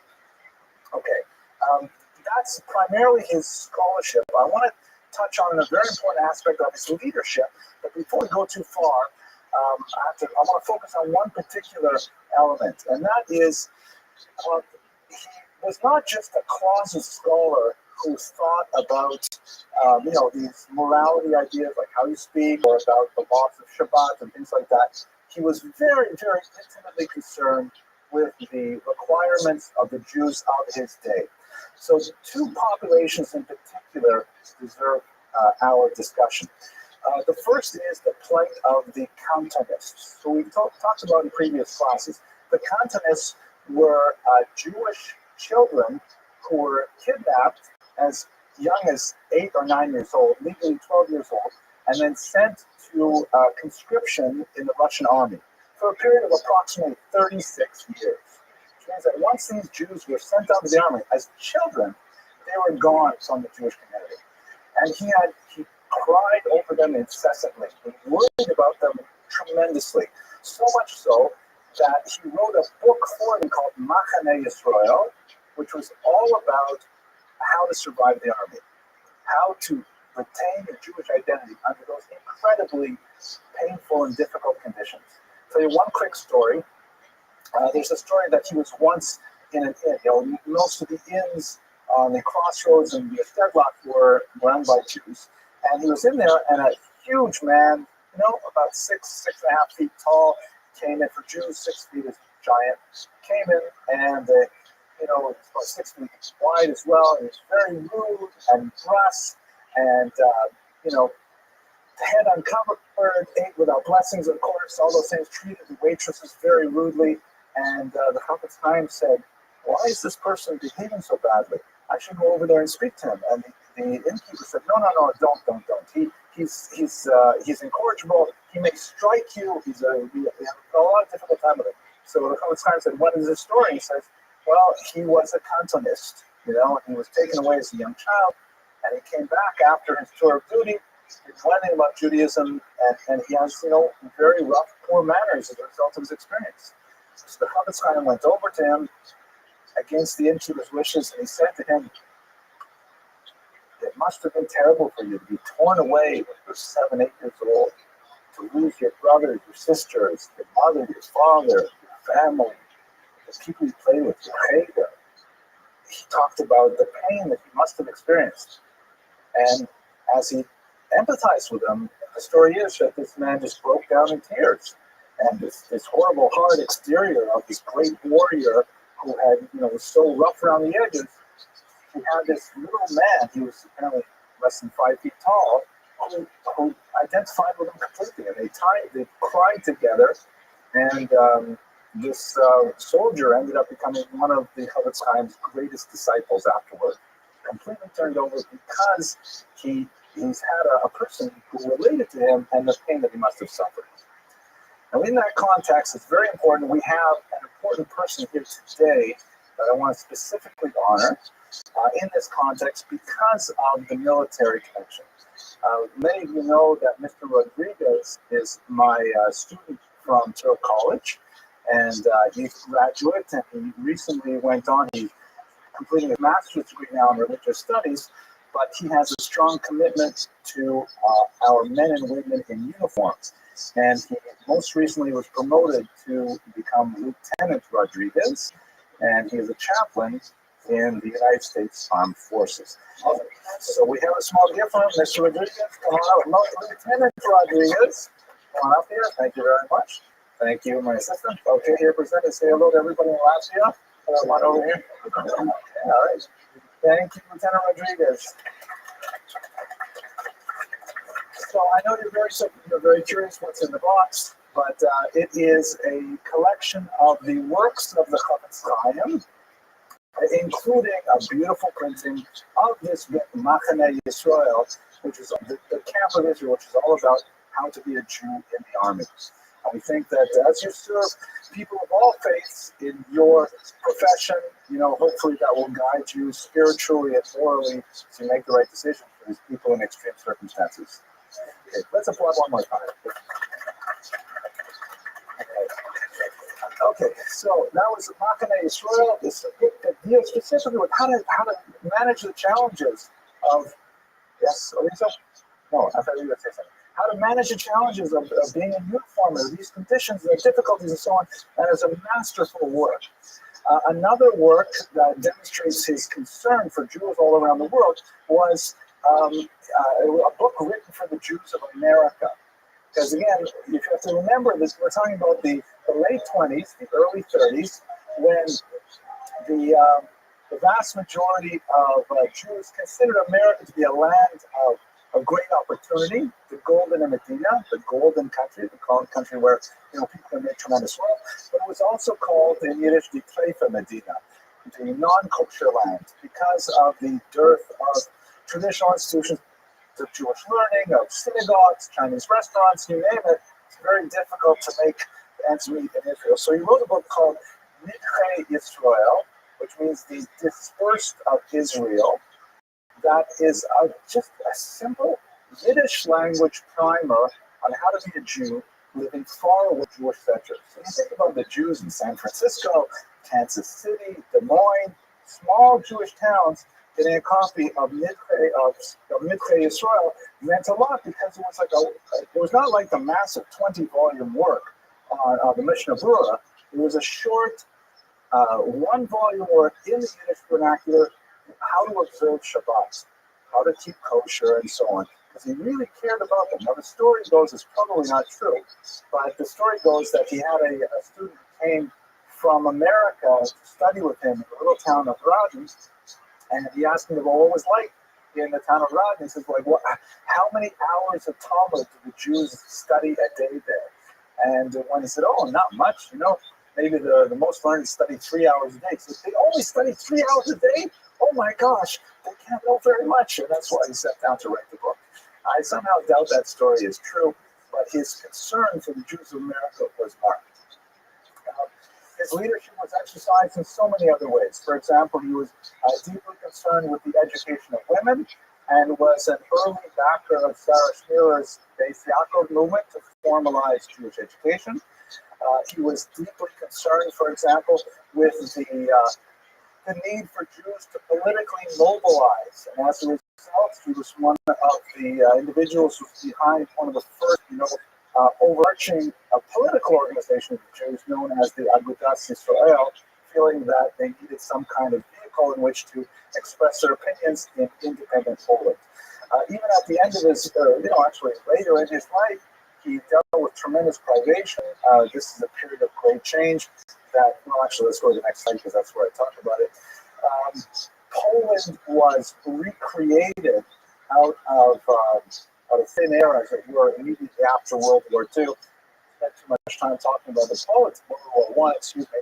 I haven't spent too much time talking about the politics, but you should realize that this man's life that spanned almost a century began in Russia and then went through World War I when the region of Belarus was briefly independent. then under German control, then under Russian control, and then once again under Poland, not as an independent country, but nevertheless within a very dramatically new environment politically. And throughout all of this, you realize that one of the most important things that Jews must do to cope with these new realities, which included, for example, the exercise of the franchise, which meant that Jews actually ended up having members sitting in the Polish parliament, known as the Sejm. And he felt that Jews needed to have their place in the Sejm along with the other minorities, and as a result, he participated in the establishment of organizations like the Agudas Yisrael. But he was very big into campaigns of all types. He would regularly, and you'll see Lieutenant Rodriguez, I should say, you'll see in his collected writings all kinds of letters calling for, greater adherence to the laws of Shabbat, greater adherence to the laws of Lashon Hara, and so on. And he participated in many of these campaigns to try and mobilize Jews throughout the period. Towards the end of his life, there are some rather ominous moments where he would lapse at public events into moments of deep silence and reverie, almost as if he was anticipating the devastation that was just around the corner. But with his death in 1936, he did not live to see the worst of days for Polish Jewry. Nevertheless, his legacy lives on in many institutions besides the general pervasive nature of his thought, particularly in the Mishnah Berurah and in the Chofetz Chaim. One yeshiva in particular models itself on his thought, and that is the yeshiva Chofetz Chaim, named after him, that was started by one of his nephews, and now has its headquarters in this building in Kew Garden Hills, New York. I actually was there last Shabbat, and I happened to daven in the main sanctuary there.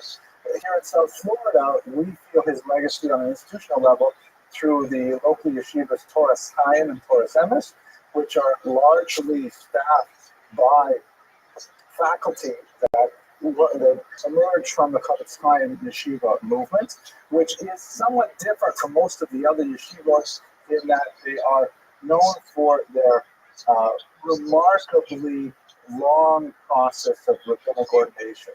Rabbinic ordination at the Chofetz Chaim takes about 14 years of post-high school study. It's a PhD and a half to get smicha from the Chofetz Chaim, and they tend to be fairly reliable smichot as opposed to other rabbinic ordinations. Sometimes in some places, if a guy gets engaged, they say, oh, well, it wouldn't look right if you're not a rabbi, and they get smicha just for having a girl agree to marry them. Chofetz Chaim is not like that. It's really a long haul to friendship. They also proceed studying in the Talmud at a remarkably slow pace. They're criticized for that in some quarters. And one of the jokes I once heard the Rosh Yeshiva of the local yeshiva here say, in Hebrew we have this Aramaic, we have this acronym, Shas stands for Shisha Sidre, the 6 orders of the Talmud. But they say in Chofetz Chaim, that's too much. They say Shat stands for Shtei Sidre, 2 orders. That's enough because you're not going to make it through all 6. But that's a joke. And that's the next slide. Here he is. Rabbi Gutstein, our own Rav here at the Young Israel Bell Harbor, is also a Chofetz Chaim product, heavily influenced by the teaching of Chofetz Chaim. Those of you who are here on Shabbat and you hear him speak, you can hear the Chofetz Chaim's teachings really embodied in his own emphasis on personal morality and on the nature of speech and on the way in which we must be very careful in how we encourage others to express speech and not tear them down. We really see those ideas alive in our own Russ. So that's a summary of a very brief summary of the life and achievements of Rabbi Yisrael Meir Kahan, the Chofetz Chaim. I hope you found it useful. Just a quick note about what's going to happen over the next few weeks. We have 4 weeks left in this academic year, or 3 weeks left after tonight. So we're in the 20th century, and I think I'm going to talk about rabbis. It's going to be a cavalcade of rabbis. Next week, I'd like to speak about the Piaseczna Rebbe, Rabbi Kalamas Kalman Shapira, who was the Rebbe of the Warsaw Ghetto, who continued to minister to the needs of a wide variety of people in the middle of the Holocaust. And amazingly, we have his sermons from that period published in a book called Aish Kodesh. And they are a very unique source on the Holocaust as viewed from the inside by the Jewish community, and there's a lot to say about that. And then after that, I'd like to speak about the Rav Soloveitchik, the most important figure involved in the contemporary Yeshiva University, and his tremendous influence on American Jewry in particular. And then finally, I'd like to conclude by going to the other side of the university spectrum by looking at the life of Dr. Bernard Lander, the founder of Touro College, who I think has a lot to say about the nature of American Jewry as well. So thank you very much for your attention and your engagement, and look forward to speaking to you next week. Okay.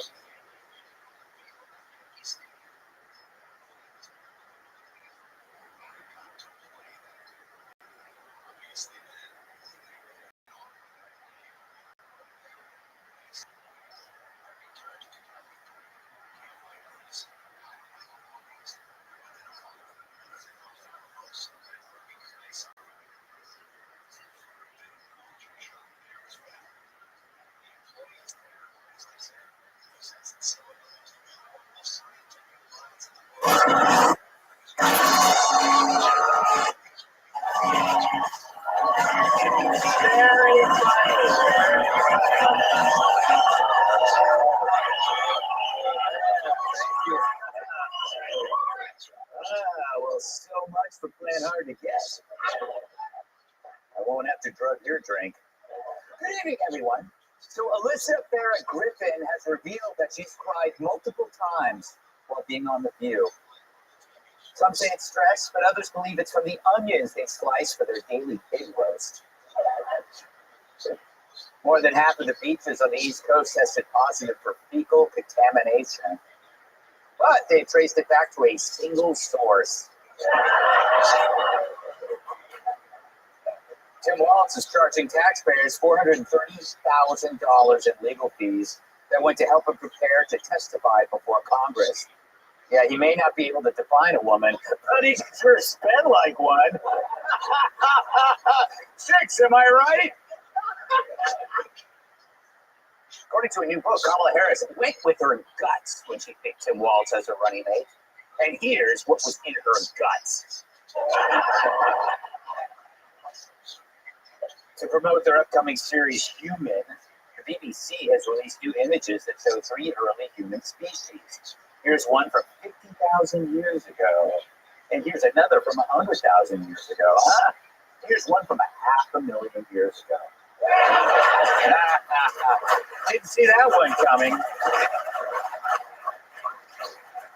Joe Biden's former doctor refused to answer a single question about the ex-president's poor health. Wow, he seems like the perfect doctor to treat my secret warts. True. When asked about Biden's decline, he simply referred them to the coroner's report. To promote inclusion, Mattel has introduced its first Barbie with type 1 diabetes. I know, and they laughed at me when I tried to pitch AIDS 10.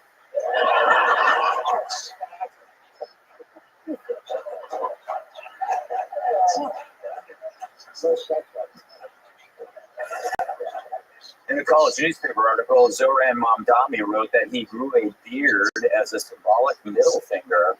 Oh, that's why I grew mine too, said one woman.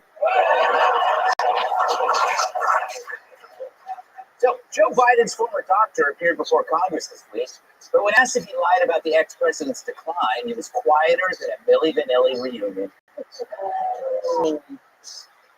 Dr. O'Connor, have you ever told to lie about the president's health? The advice of counsel, I was respectfully inclined to serve physician-patient privilege and to realize the Fifth Amendment of the Constitution. Yep, he pled the fifth to all questions claiming doctor-patient privilege, which I get. It's the only thing stopping my doctor from telling the world about my birthmark like Rick Hume. Now, obviously, the doctor's protecting himself. Being Biden's physician is a tough gig. Every day it's something. He's shattered his kneecap, checking his reflexes. He's got wet bones and sweaty teeth. It's like being a veterinarian. One day you're popping back in his shoulder, then you're removing limbs from the burrow in his leg, right out of his spine. It's like being the groundskeeper for a golf course. There's 18 holes you need to take care of. But the doctor wasn't alone in his defense of old liver spots. He got help from the stupid person from Texas. So, do you have the right to confidentiality? You have the right to confidentiality when it comes to your health care. It's kind of astounding to hear someone say, if you invent the Fifth Amendment, that is only because you are guilty. The country is off the rails right now. People have concerns about the current occupant, that he is mentally fit to serve in this moment. Now, this moron is not completely wrong. Normal people do have the right to medical privacy, but they also have a right not to be lied to. You know, that the person in charge of the nuclear codes doesn't have a brain more shattered than a chair on The View. And she shouldn't be talking about mental fitness when her brain hasn't hit the gym in years. Every time I hear her talk, I ask myself, hey, I wonder if Lenny from Mice and Men finds her as stupid as we do. But did you see Joe Biden every single day? I didn't see Joe Biden every single day, but I did have an opportunity to interact with the president. I never had, we know that this is someone that was born with a stutter that ultimately had to get over it. Yeah. I remember when I had a stutter, it was so bad it caused me to wander into the rainforest.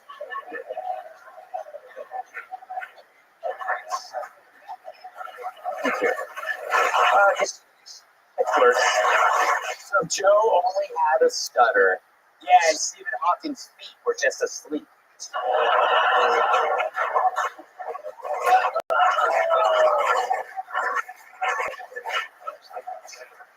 But to this day, Dems pretend its decline was shocking, something they're just learning about now, which is like just finding out that John Travolta is gay made weight. Former CNN analyst Chris Saliza is still shocked Joe could be trusted outside of a non-staged event. This dope's eternally surprised by stuff, including basic info everyone who isn't Chris Saliza already knew. Remember, in 2021, this guy claimed Republicans were trying to make Biden's mental capacity an issue. But now, with Biden gone, the truth is safe to tell. Like when the statute of limitations expires and Steve Ducey can finally admit he's the Zodiac Killer. Look, we don't want this doctor in jail. I mean, look at the poor guy. 30 minutes in Rikers and he passed around like P. Diddy's girlfriend at a freak-off. All we want is the real story. Like, how did the diagnosis of Biden's prostate cancer go unnoticed for so long? What, did Joe's butthole have its own secret service? Why did a Parkinson's expert visit the White House 8 times in 8 months? That's once a month, far more often than I floss. But maybe there's a solution. Give the doc immunity, he can beans without incriminating himself. And while you're at it, pardon the doctor for that terrible haircut. Trump would do it if I asked him. After all, I got Geraldo on the no-fly list. But let's be honest, O'Connor, the doctor, was just taking orders, and not from Joe, but from people around him. And I want those scalps. I want them to be scorned like my assistants when they don't pick up the clippings after shaving my back. Let's welcome tonight's guest. God help your soul if you piss off this bowl, author of Not Sick of Winning, Michael Malice.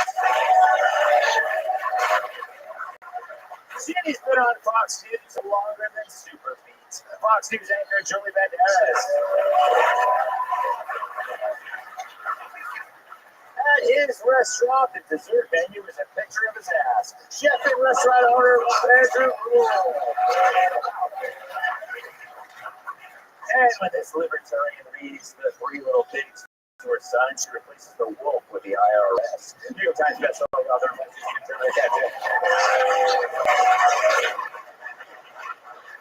Michael, great to see you, as always. I wish I could say the same. Are you surprised the doctor pled the fifth? maybe this is my anarchist hat talking, but there's no reason to ever talk to the authorities if you can get away with it. If the cops stop you, you can talk your way into an arrest and not out of one. So if I'm just facing that firing squad, which is the House of the Senate, I should keep my damn mouth shut, and why wouldn't I?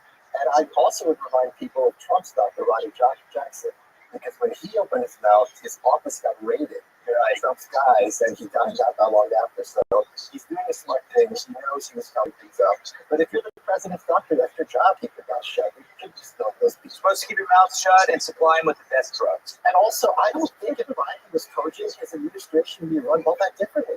That's the thing. I don't get it. That's a huge scandal. You know, it's the deep state running it all anyway. That is true. It's like to think that a normal brain Biden would be any more effective is kind of foolish. Right, exactly. What about the media? You're part of the media. What say you? Isn't it really about like we can expect the Democrats to play cover up and lie, but the media is supposed to uncover the cover up. Right. So the media is supposed to be asking tough questions, but the media doesn't ask tough questions. Although one of our reporters at Fox did try to talk to him and ask him a question, and of course he refused to answer the same he didn't in Congress. I think if he's going to invoke the Fifth Amendment, the question presented to him by Congress should be like, who's your barber? That would be a great way to save somebody's career. Just like Dumb and Dumber, blood banks don't work. But I do want to say this. Regarding the Fifth Amendment, and I understand the doctor confidentiality agreement, I do understand it, but the question was not, did he have a hemorrhoid, or did he have Parkinson's, or did he have cancer? The question was simply, did you lie to the president? And that's a question that his lawyers advised him not to answer, but we all know the answer. He lied. He lied for the president as well as the entire administration lied for the president. You know, good point, Julie. Wow. Really? You know, the thing is, I do feel that the media is getting away with this. This is a cover-up that makes, Watergate look like a parking ticket. I've said it before. But how can you have the media investigate the media? That's like giving your own prostate exam. You got to be really limber to do that. Yeah, trust me. Yeah, that's a good call. I sued myself once. yeah, made out pretty good. It's the same idea. Yeah, this is a scandal wrapped in a scandal, layers and layers. It's like the turducken of scandals. But the funniest thing, you're right, is not just the fact that the media is trying to cover it up, but that they're also placing themselves as the heroes in this story, right? Jake Tapper is like, look at all this stuff that happened. Everyone's like, wow, you were so clear and concise on recognizing that. The entire country knew that Biden was not running the show. And the fact that we're still playing the game that he's okay and we're using the stutter, it's the stutterfly effect, right? Yeah. It's like the butterfly effect is that a simple stutter can lead to record-breaking consumer price index increases, inflation, a crashing economy. My stutter's done so much for you guys. Probably don't hear it, but it's I'm repeating everything I'm saying. It's just different words. Yeah. There's a joke in there. I just can't think of it. Kat, would it be your worst nightmare for your doctor to appear in some kind of hearing? Be asked questions. No. I think I'm pretty open. I don't know. I feel like the most upset person in all of this should be Kamala, if she was aware enough. Because think about the huge lengths that the government, the media, went so far to do everything they could to cover this up, that he was severely cognitively impaired because as bad as it was, they thought that he would still do better than she would. Hey, Sean Hannity here. Hey, click here to subscribe to Fox News YouTube page and catch the hottest interviews and most compelling analysis. You will not get it anywhere else.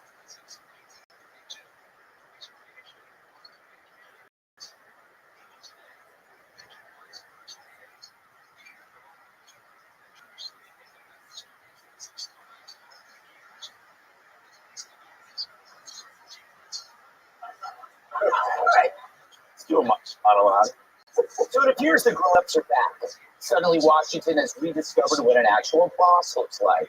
And what happens when you have a great boss? The bossness trickles down. Now we finally got cabinet members who aren't as confident, they're kicking ass. Take Marco Rubio, whose transformation reminds us of when the Incredible Hulk gets angry, or when Judge Janine leaves. Here's Marco taking Chris Van Allen to the short bus. I have to tell you directly and personally that I regret voting for you for Secretary of State. Well, first of all, your regret for voting for me confirms I'm doing a good job. In the case of El Salvador, absolutely. Absolutely. We deported gang members, including the one you had a margarita with.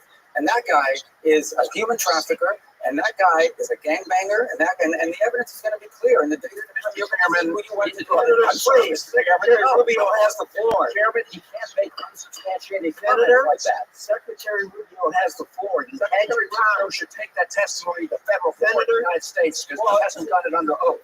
Here's another point, okay? There is a division in our government between the federal branch and the judicial branch. No judge in the judicial branch cannot tell me or the president how to conduct foreign policy. I haven't seen a mismatch like that since Randy Weingarten sat on a chair.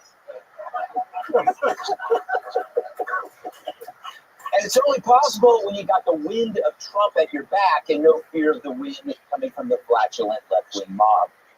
And Rubio's not alone. The entire cast of unintimidated ass kickers is growing real fast. Just take a look at this murderer's row. If I offend anybody today, I don't care what you think about me. Well, I am seriously, because you have Secretary. You don't care about wasting tax dollars. Senator Ricketts does. And the problem you on job because the American public. And the problem about us not wasting tax dollars. If you want to talk about someone who was attacked by weaponized bureaus, you're looking at him. And now he's the director of the FBI and he's cleaning it up. I don't really care, Morgan. I don't want that person in my country, and I think most Americans agree. No more pronouns.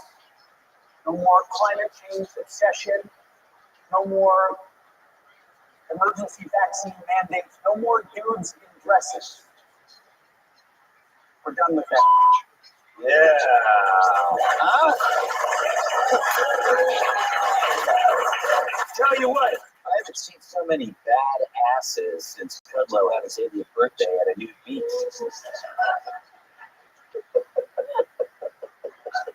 But all of them are energized because they know something changed. Trump's back, and he has your back, so they showed up to fight. And let's contrast that with Team Biden, the island of misfit DEI hires. Last year's starting lineup, Kamala Harris, the border czar who managed to make the border worse. But by losing to Trump, she proved drinking does make your problems go away. Remember Mayorkas? The guy threw his own agents under the bus, lied about having control of her, and on top of that, looks like a ball sack after a fresh waxing.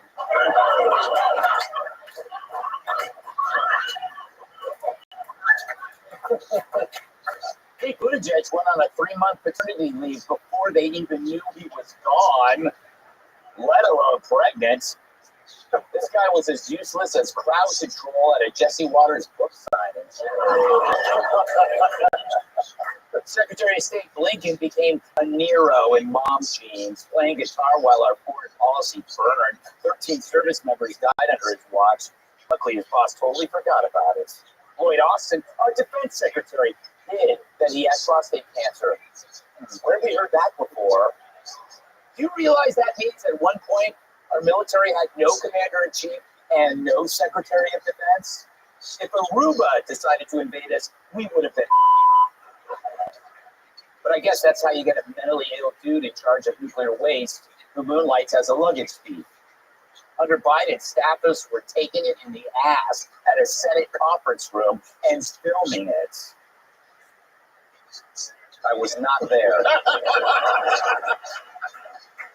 But what about Binder, right? Whose job was to sell us all this. She instilled confidence in this administration the way The View instills confidence in Weight Watchers. Didn't matter because the media played along. Hell, they carried so much water, camels tried to have sex with them. But there was no top guy, and it showed with the rest of these clock watchers. When your boss inspires naps instead of nerves, success is never an option because failure is expected. I think the Biden administration's motto was, we do less before 9 a.m. than dead people do all day. But now, it's changed. Entire departments, they're not worried about disappointing the media or the bureaucrats. They want to please Trump and by extension, all of us. Trump knows leadership doesn't come from special days, hashtags, and platitudes about inclusion. It comes from expectations. It comes from pressure and a vision for what's great. Which is why we went from a president who forgot names to a White House who's kicking ass and taking them.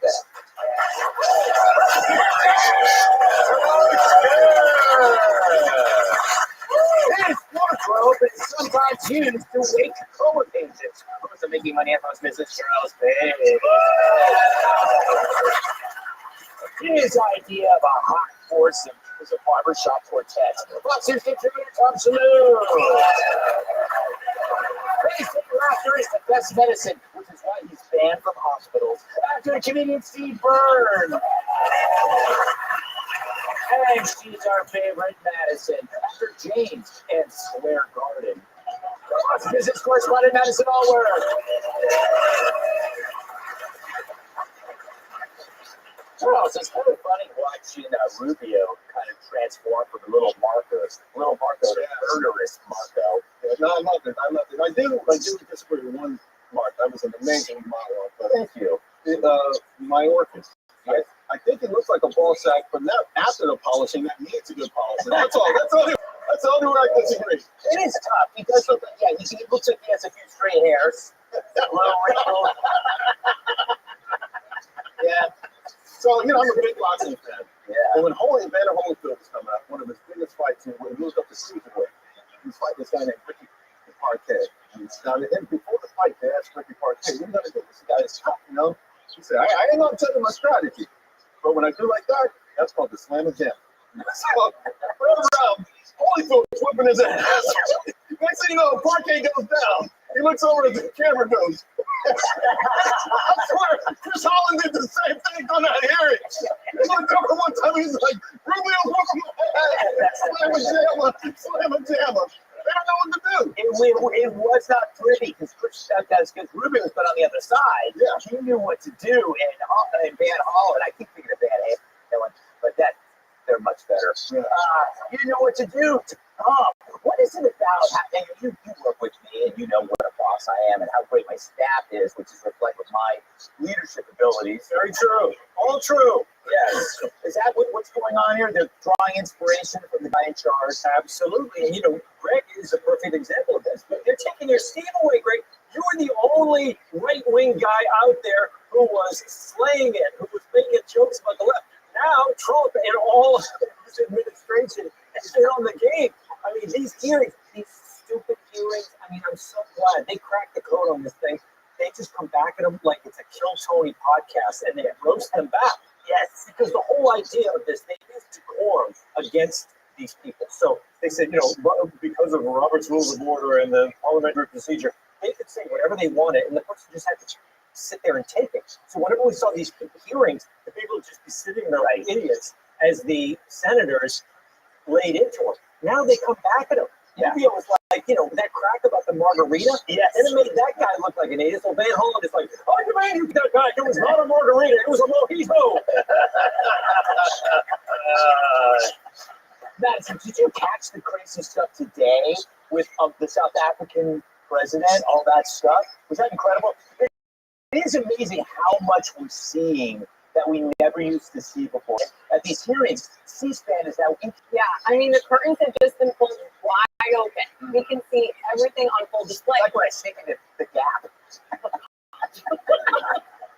Anyway, go ahead. But it's an incredible transparency, which I think is what also wild, because not Van Halen, but Holland was upset, saying, okay, bring this in front of the judiciary. And of course, Rubio was saying, no, just because I'm actually talking to world leaders doesn't mean that you get to get in on the secret sauce. It's like asking the popular kids at the table, like, hey, you got to share with all of us. No, just because former President Biden was falling asleep at G20 meetings, missing these dinners, he didn't have any information to share. Now we do. We open up the curtain as wide as possible, but some things still have to remain a secret. And I love the way that Rubio handled that. Yeah, it was great. Steve, it's good to see you. I used to selling newspapers on the corner of 6th Avenue. Tiananmen Square. Look, that Rubio was inspiring. It was great. And it's like, to Tom's point, it's like, once it's in the ether, it's like, I take it back. It's like, it's already on Twitter. That's what people remember. But Trump got in there. He's not joking around, right? Deported upwards of in 3 months to like 100,000 illegal immigrants back out of this country, and if he keeps up at this rate, like who's going to be elected for the Raiders? Like, we'll say this. He supported all these people, and so the progressives and left are demanding is due process, right? Courts. Let's back it up. Let's spend millions of dollars on the courts. It's like that's why I think Trump went in and opened Alcatraz. There's no more El Salvador in prison. It's going to go to Alcatraz, and it's going to rename it Mar-a-Lago. And you know what? It's going to be a beautiful jail, Greg. It's going to be a wonderful jail. And I love my jail. Let me tell you, the inmates love my jail. The inmates, you know what the inmates say to me, Greg? The inmates, when they sentence them up, they say, I don't want to leave, I want to stay. I don't want you to leave.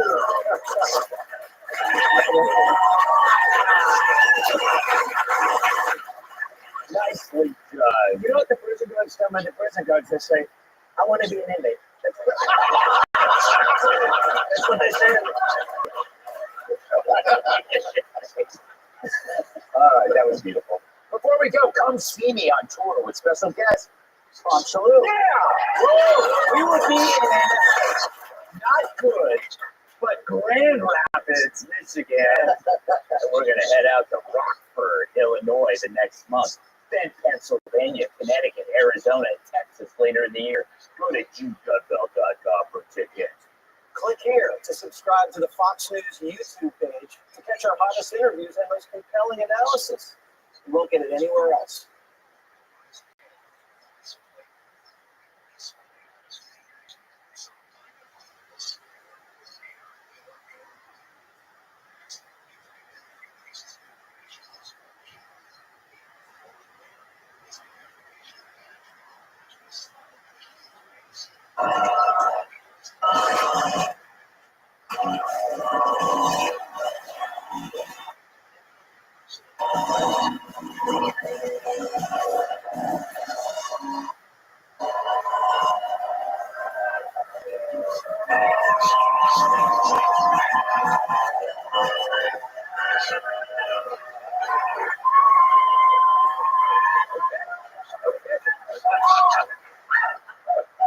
Okay, you can go now.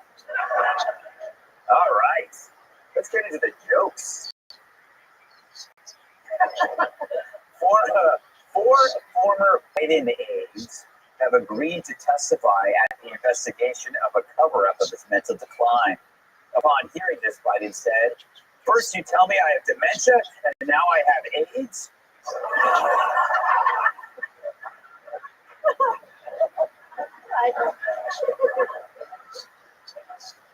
Sounds like a good AIDS joke to lead off the show.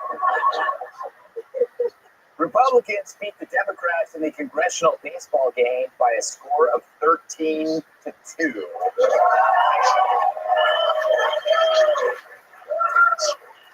for once, the Dems didn't even shoot anybody.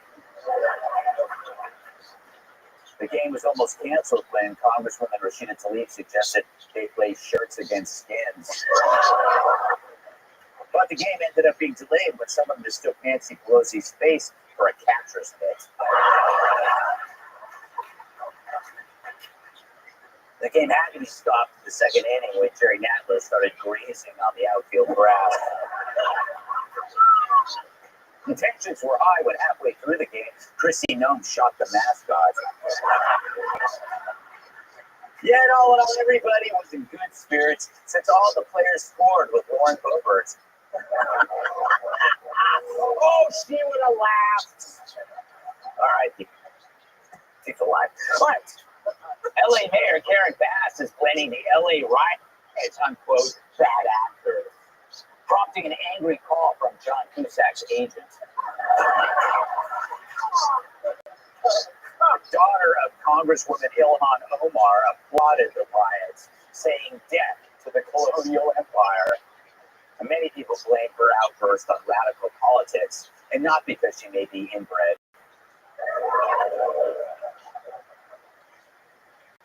I'm not saying quit. I ain't saying shit. I neither am I. We don't know. And finally, soap made out of actress Sydney Sweeney's bathwater is being resold online for as much as $1,600. Meanwhile, Joy Behar's bathwater is replacing tear gas to disperse angry violence.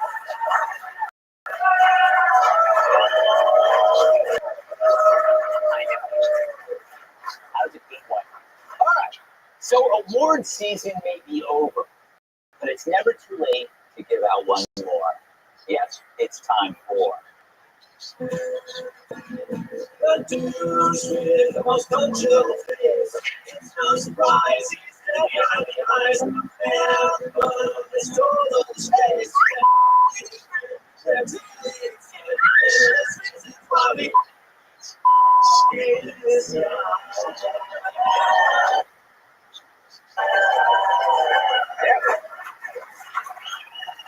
Tonight the award goes to this piece of trash.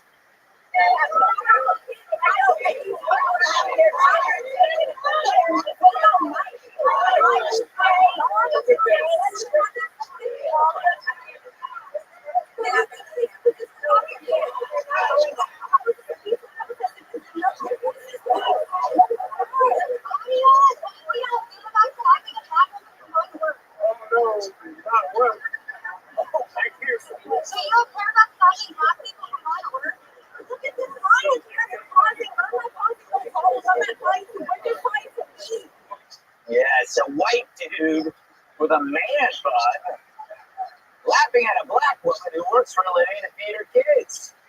Did the DNC create this guy in a lab? I mean, for a bigger pair of douches, you'd have to visit the feminine care aisle at Costco. See, this is why the media won't interview the protesters and instead prefer to deliver the message themselves. Because when you actually hear their words, you realize you don't want a mediator, you want a terminator.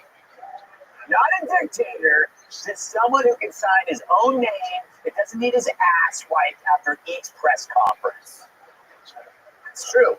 There's this new study out showing that when people feel that society is collapsing, they want a strong leader. Because experiencing a social breakdown causes you to feel powerless. It's like when you're in Larry Kudlow's basement and the techno music drowns out your safe word. But that powerlessness creates uncertainty, and in that uncertainty, what do people crave? No, not my abs workout video. Although it is still available at the News Corp gift shop, right next to Sweating with Bricky. No, people crave decisive action. They don't want Grandpa Simpson telling them about the time cannibals almost ate Al Jolson.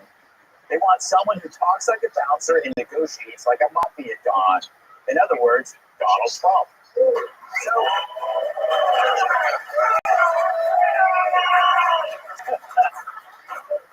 So while you think it was MAGA who elected Trump, it was the Dems. After all, they created a world where people can see the society falling apart, where their leaders look clueless, their laws go unenforced, and the criminals get more sympathy than the victims. And when the country feels like a burning clown car, you don't vote for another clown. You vote for the guy who drives a big, scary garbage truck. Can you blame him? Protesters blocking bridges, stalling traffic, and mocking moms begging to get to work. These aren't activists, they're hostage takers. They're extortionists, like the mafia, but without the chicken parmesan. So right now, the Dems are handing the GOP an amazing real-exit video. You don't need Kid Rock or fireworks or Nancy Mason in a bikini. No, not when you have seniors on top of a burning Waymo. Trump didn't just appear in a vacuum, he appeared in a moral and civic one.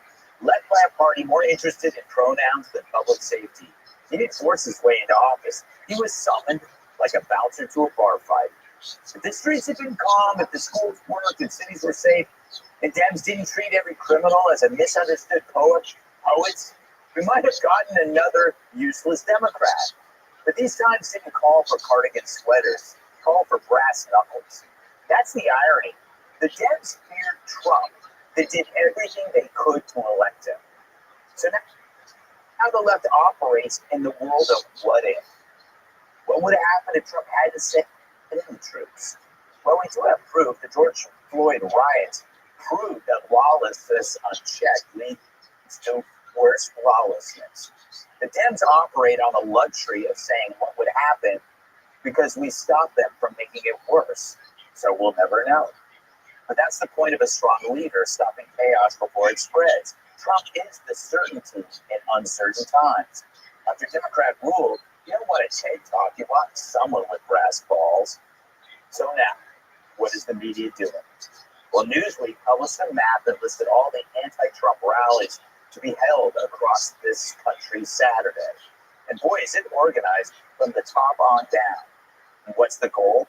Well, without principles, you go for the photo op. They're praying for that one George Floyd moment. They incite and hope you'll bite. Maybe it'll work. But know this, we will no longer be held hostage by a party that denies our safety and then organizes mobs when we say we've had enough. They say hindsight is 2020. Well, it's 2020 that gave us 2024.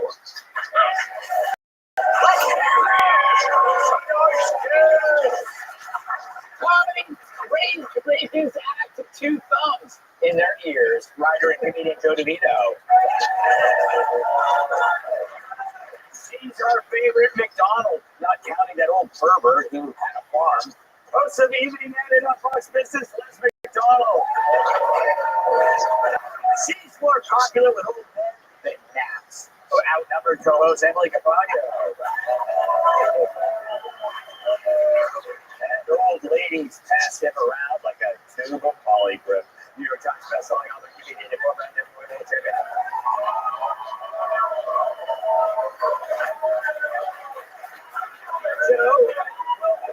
show that rhymes. If you didn't notice, isn't it weird how the Dems actually elected Trump by their reaction to Trump? Yeah, well, if you look at that guy that they had there, he was more bun than man. Yes. Wait a minute. Why have we not found out who he is? I don't know. I don't think he's like he's busy at work. Yeah.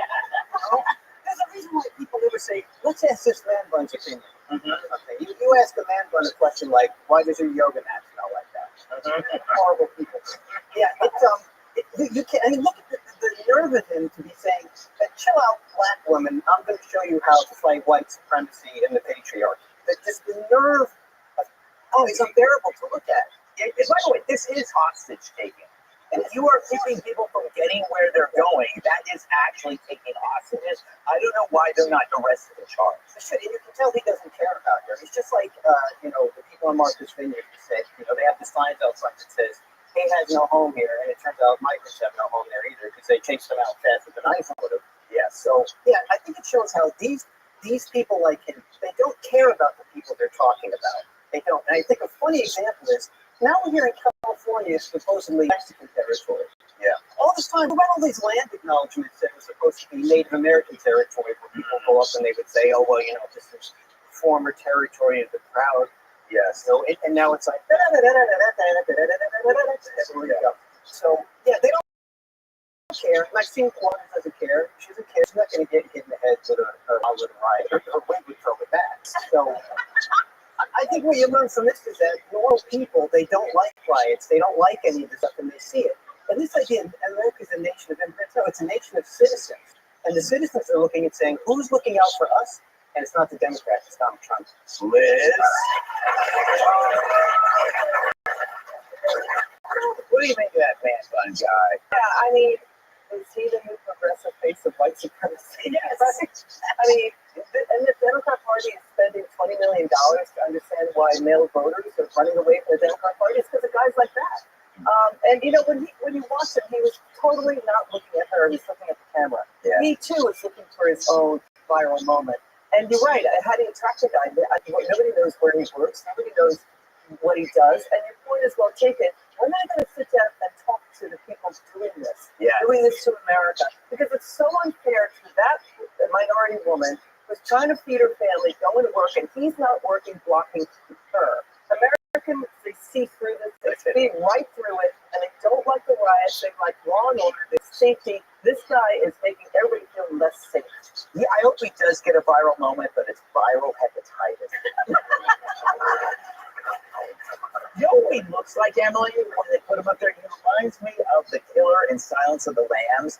You know, when they go to the door. Buffalo Bill. Oh, yes, he looks like Buffalo Bill. Yes, your favorite guy. You love Buffalo Bill. That's your hall pass. Thanks, everyone. Yeah, look, thing one and thing two, right up there on the board. It's Gollum 1, Gollum 2. They're great. Here's the thing about the Dems. The Lids, they are always speaking for you. And they are always trying to replace the group that they are always knowing better to speak for. So, ironically, this week, right, there's a big article out. Here are the groups that Trump wants to erase. Right. And they list every single minority. But funny how the white man, Gavin Newsom, always knows how to speak better than every person of color in his state and every community in his state, right? Maxine Waters knows how to speak better than the communities that are actually being destroyed in these riots. And that's the thing, too. Like, I don't need these protesters to be interviewed because I went to high school. I know what it's like to talk to someone on acid. It's more like, I want to hear from the people whose communities are being displaced, whose child was raped by a recidivist rapist who's different in sanctuary cities, so they're okay, even though they're illegal. And again, like, talk to those people. Interview that woman who got constructively connected. Here's the thing. This is what I was thinking about, though. The reason that I don't think they're going to charge them with that is because she could technically walk away.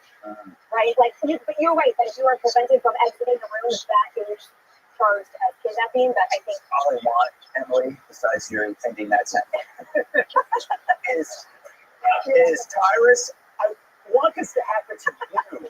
I want this to happen to you. I would like to see you use him as a Q-tip. yeah. Or, I mean, like, if it were me, I would go to jail for murder because I would run him over, but you would find a very clever and creative way of torturing him without ever seeing time. They never pick me first. I like people standing in front of my truck. I can be cool. No, he would have had an accident. And but we all want to punch him in the face, right? Everyone's seeing that. You know, there's old ladies going, I'm a little older, but I've got one in me. You know, we can't. Yeah. It's no mistake that you take the dumbest, ugliest, moronic, put him on camera because patriots see that and they see, and you don't. When they look at that, no one's like, oh, he's messing with a black woman. The average man's going, he is intimidating a woman. Right. Period. And the alpha males and the males in this country are like, oh no, that's not going to happen on my watch. This is the new move, is to get our side to react. To get someone like me walk over, snatch him by his man bun, drag him around a little bit, and then put him somewhere. Yeah. And everyone will cheer. They're hoping that for this weekend. But then it will be, oh, it's a civil war. The MAGAs are attacking us. So no matter how much we want to react, and yes, she can play. The good news is it's on film. So her manager, she can show it to him. This is why I was late. So she's going to be okay. But it's important that we do not engage. All this weekend is about getting one video of Dude Like Me or someone with a MAGA hat or even someone of great stature with maybe 2 baseball bats and whatever. A horse, a pony, sorry. A pony. Charging in, you know, leave those women alone, you know, and all it takes, and next thing you know, all we would see would be MAGA agitators are the reason why. So it's very important, no matter how much you want to put hands on him, that we don't, and we allow police to do their job, because the police are back, they are inspired, and they have support. Hey, Sean Hannity here. Hey, click here to subscribe to Fox News YouTube page and catch our hottest interviews and most compelling analysis. You will not get it anywhere else.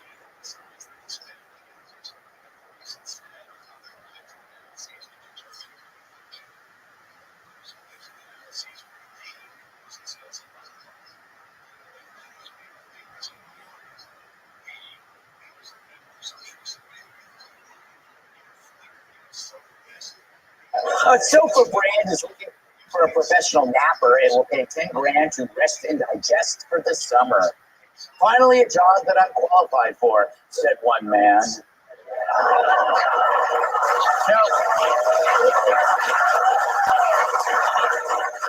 True, his qualifications include previously being laid to rest. All right, it was unnecessary.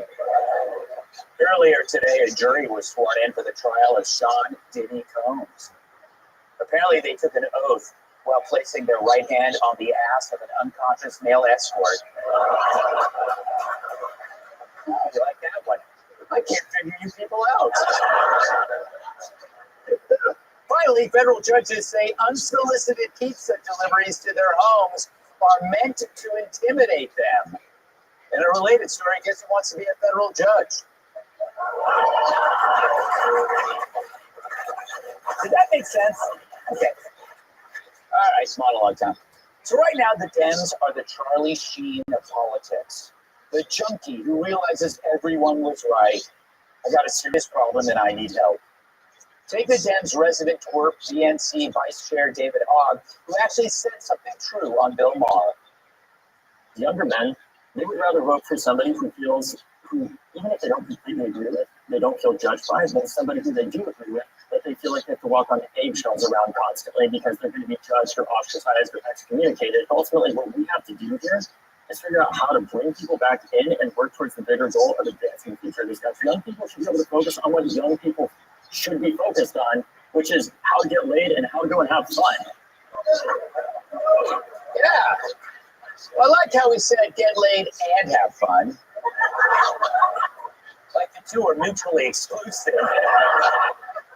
Although a lover who votes Democrat must be kind of a bummer.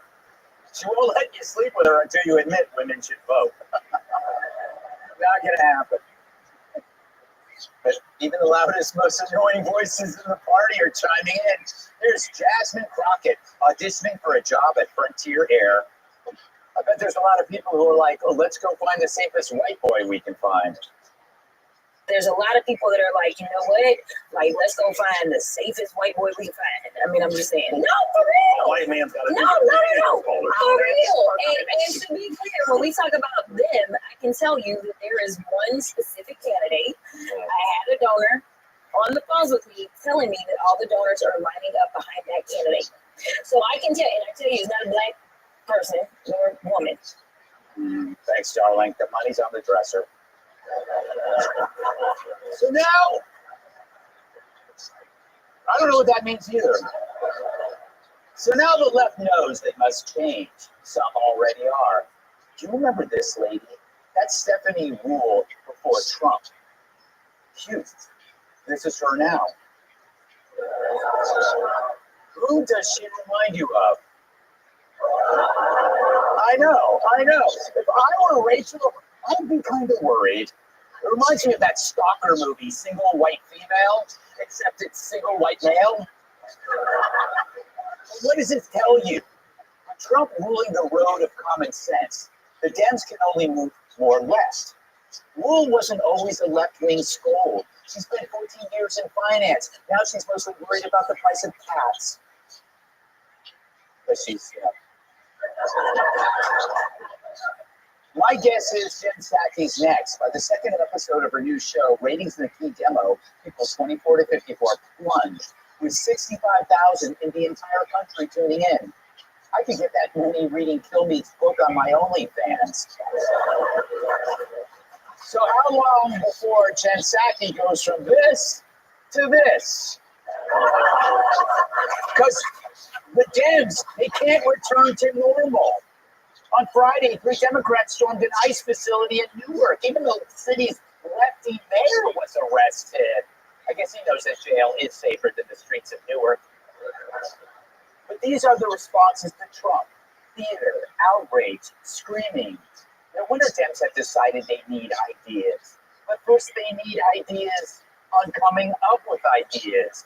And then you're going to need ideas for that too. You know, ideas that would lead them to ideas, that would help them figure out ideas to create ideas. It's an infinite regress, with each move depending on a precursor. There's no bottom to their problem. Because a bottom needs a floor, a foundational set of first principles. That would mean you have to say there's a culture with norms and traditions, rights and wrongs. But the Dems are that elevator shack with no elevator in it. Whatever idea they have immediately falls 60 stories into the abyss. Now, we have a bottom that's easy to express. Law and order, safety and security, free markets based on a fair share of transfer of commodities. It's simple. I did that in 30 seconds. I didn't even have to look up for my online kangaroo porn. But if you lack foundational principles, you're screwed. Sadly, the Dems embrace the mind virus that deems such principles oppressive. And now, without the foundation, they're trying to build a house on quicksand. And any crackpot idea can take hold. How did trans hysteria find root in their party? How did squatting and mass theft become acceptable? Why did the Dems circle their wagons around a gangbang? How did Hamas become sympathetic? How did minor attracted persons stop meaning you wanted to bang coal miners? Look at how climate change just disappeared, like the ice caps were supposed to 30 years ago. I guess when you say the planet's going to expire in 5 years, where do you go next? Blocking traffic? Destroying paintings? Calling the patron saint of electric cars Hitler? How do you go further left? On no cash bail, open borders, men and women's bathrooms. It's like Howard Stern's shock comedy. Eventually you run out and turn gay.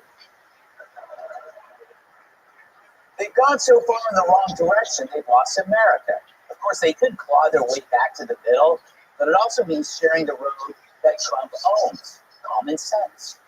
But first, the Dems must find their bottom. Too bad their heads are stuck inside it. Let's welcome. Yes! He sees the people walking out of his house. And his marriage director, comedian Jamie Lissau. He solves problems the old-fashioned way with physical violence. And it makes up Colby Covington. She sometimes stops at mid-sentence to let her fillings cool. I remember co-host Emily Campagno. And he used a whole book of stamps sending out Mother's Day cards. New York Times bestselling author, comedian, and former neighbor, Joey Johnson.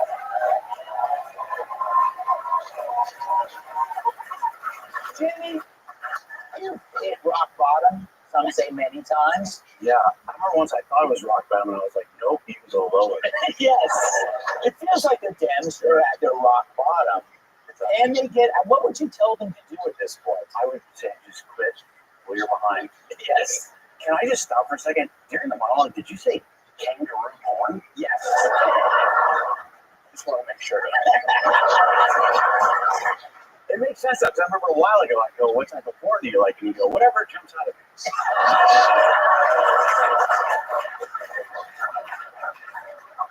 Did I ever tell you? I don't know you had that whole setup there. Yeah. It's like, where's he going with it? Yeah. My ex-wife wanted to film a porn once. She goes, you can be the pizza guy. And I go, that's cool. So I deliver the pizza and we get frisky. She goes, no, after I have sex with that guy on camera, we're going to be hungry.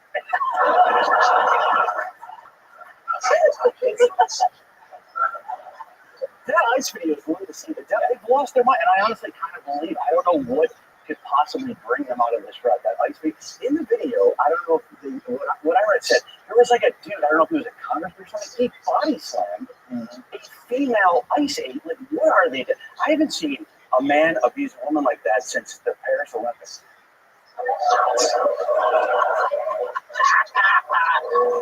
That's what you call a callback. Colby, welcome to the show. We asked this question. We ask this question almost every night. Why are the Dems losing men? You're in the MMA. So I'm sure you have an opinion on this. They're just a bunch of natives, you know. They don't like alpha men. They don't like toxic masculinity anymore. They want to masculinize men, and it's not right. That's why, you know, a lot of the alpha males are linked with that party. Yeah, it's not just the alphas, though. Most men are. Yeah. I mean, Jamie left. He's not an alpha male. He's more like Sega. Yeah, Gamma. Gamma, maybe Gamma. He's an assistant to the assistant alpha male. Is there any way could you see like guys returning to the party? They've gone so far in lunatic left that yes, there's no return. The GDI circus stuff that they're parading around and trying to rally behind is just it's unacceptable and it's anti-American and that's why no alpha male will ever return to that beta party. The beta party. The master beta party. Emily, you're looking for ideas, but to have ideas, you got to have some basic principles. And I'm trying to think, what is the basic principle of the modern Democrat Party? And I can only think of power. That they see everything through the prism of power, like that's what identity politics was. If you are of this intersectionality, you have more power than this person. Yeah. Is there any other principle? I don't know what other principle there is. I agree because it's application. Then I would say yes, control. And then the application of that, their strategy is resist. I was on the West Coast this weekend and someone had a huge chalkboard as their garage door. So people walking by could make art. And of course there was some that wrote a huge resist. And then people after that said who and what and how. And that's exactly the question that these Dems are answering. So for example, all of those lawmakers, by the way, that was a female lawmaker that body slammed. Like, I know that it's just confused, but yeah, exactly. Like, What do they identify as? I mean, She's fat, so I assume it's a they. totally. But the whole point is that they're provoking, right? They provoke to get arrested, so they have that notch on their belt. But then they cry that it's a dictatorship because who else would actually arrest lawmakers? And the irony that I find hilarious is that they actually have oversight. And I said, if you guys had just requested a tour, Yes, you could have a tour. Yeah, doors are open for you anytime.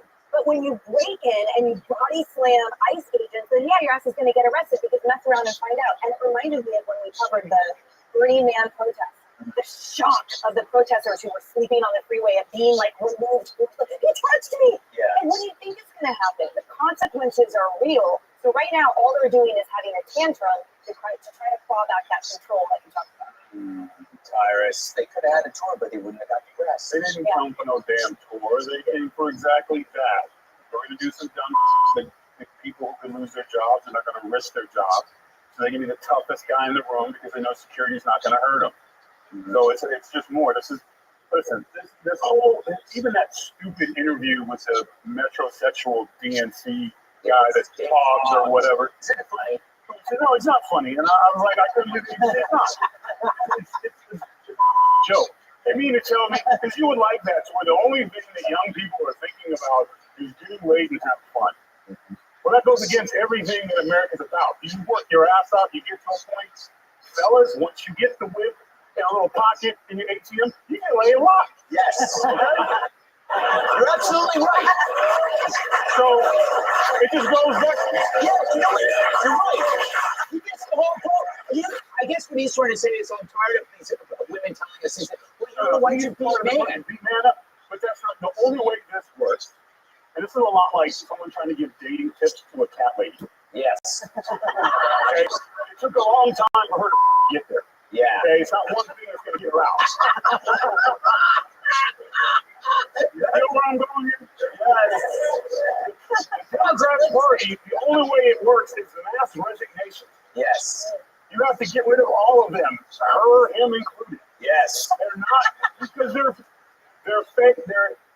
They are part of the problem. They all benefited during the 4 years of shadow government. They're the shadow government posing as Democrats. The only way is for all of them, one, confess their crime and leave and never come back to government again. They won't do that, so they come out with stupid ass like on Bill Maher's dumbass show going, oh, all we have to do is convince guys that we're not assholes. It's not going to happen. It doesn't matter how you do it, how you change it. They're corrupt. America sees it. There's only one way, a massive clean out, and they're not willing to let go of power. All right. Let's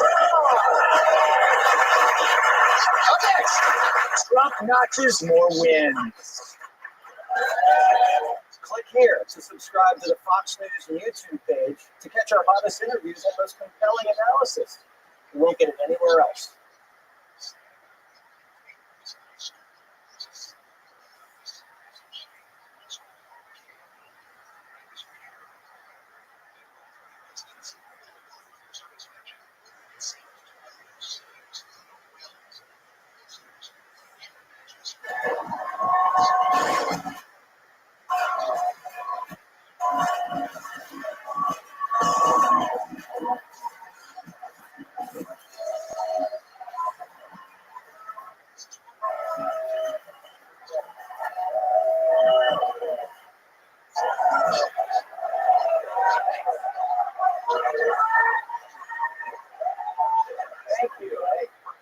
tweeted that after not being named Pope. I know, disappointing. Happy Thursday, everyone. Yeah! Former President Joe Biden was on the View today. Yeah, it's the closest Joy Behar has ever been to a festival in years. Fun story before the interview when the Secret Service patted down Whoopi. Imagine their surprise when they found Peter Dinklage.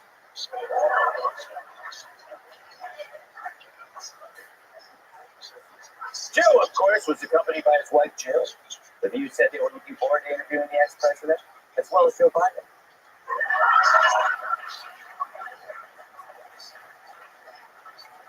We'll get to more of that later. On a recent podcast, Simon Cowell said he once turned down a couple's offer of $150,000 to watch them have sex. Wow. These two are getting more and more desperate for viewers.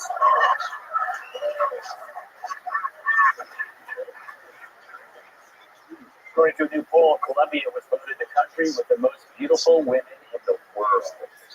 But come on, any woman looks beautiful when there might be cocaine up some fights.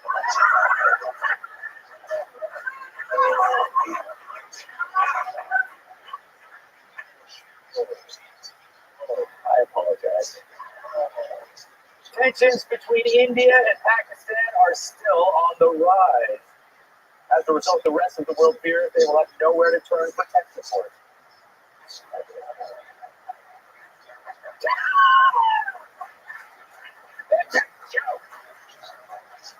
According to a new study, only 39% of Americans would donate an organ to a loved one. But one American actually volunteered to show you his organ. The Trump administration plans to release the audio of President Biden's interview with special counsel Robert Hur, which Hur said revealed a well-meaning elderly man with a poor memory. Vegas odds makers are already making bets on how many times Biden farts. And finally, Ellen DeGeneres has shared videos of her new life in the English countryside cutting grass. It's not that surprising considering she's been mowing lawns for years. She loves to landscape. She loves to volunteer for years. Yes. You people go right to the lesbianism. All right. So Times Square just unveiled a 12-foot tall plus-size statue of a black woman in a pantsuit who looks like she's about to confront her baby daddy on Jerry Springer. This inspiring monument was erected as a quote stark contrast to the two white men who have statues there already. Father Francis Duffy, a highly decorated World War I hero, and George Cohen, who helped to further Broadway and the music industry. The artist claims that the statue's posture is a nod to Michelangelo's David. Yeah. I know. I can barely tell them apart. The other day, I mistakenly called Steve Juicy Charles Payne. Now, we're told the statue should instigate meaningful connections, but it's just steps away from an actual meaningful connection, where a gang attacked two NYPD cops who interrupted a robbery. Why not make a statue of that for one tourist? Now, Tom Homan is about to deport those Tren de Aragua wannabes, but incredibly, ICE was turned away because, shocker, New York's a sanctuary city. Meanwhile, at Columbia, pro-Hamas agitators continue to wreak havoc, taking over the school's library. After all, it's full of their greatest enemy, books.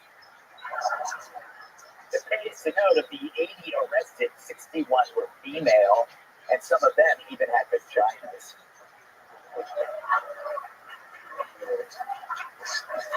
So how did we get here? Well, it's easy. The lefties traded law enforcement for performance art, and the results are written in blood. Remember the defund the police movement? A new study confirms what any sane person already knew: less policing equals more murder. Following the 2020 Summer of Love, police stops and arrests dropped by 40% across 15 major American cities, leading to a massive rise in murder. By 2021, national homicides increased by 7,000 over 2019. It's as if CNN's entire audience had vanished. The tried to lie about crime dropping, but like tickets to see Snow White, people weren't buying it. But from 2021 to 2024, as cities reinstated proactive policing, murders dropped by almost 40%. Wow. Now I understand why we have cops. They aren't just to show up and strip at Kudlow's hot tub parties. Those were good times. And just in time, a poll shows that most Americans, especially blacks, feel that George Floyd's death didn't lead to any meaningful reforms.